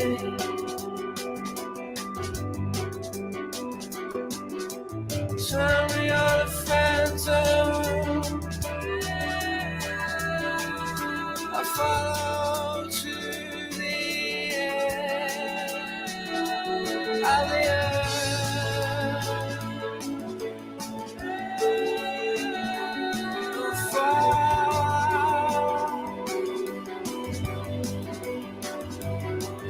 Yeah, everybody leave.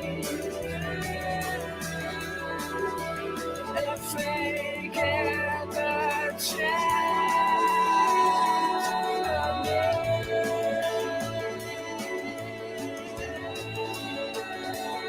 it's my chance. I get eaten by the world and wade fishing, picked over by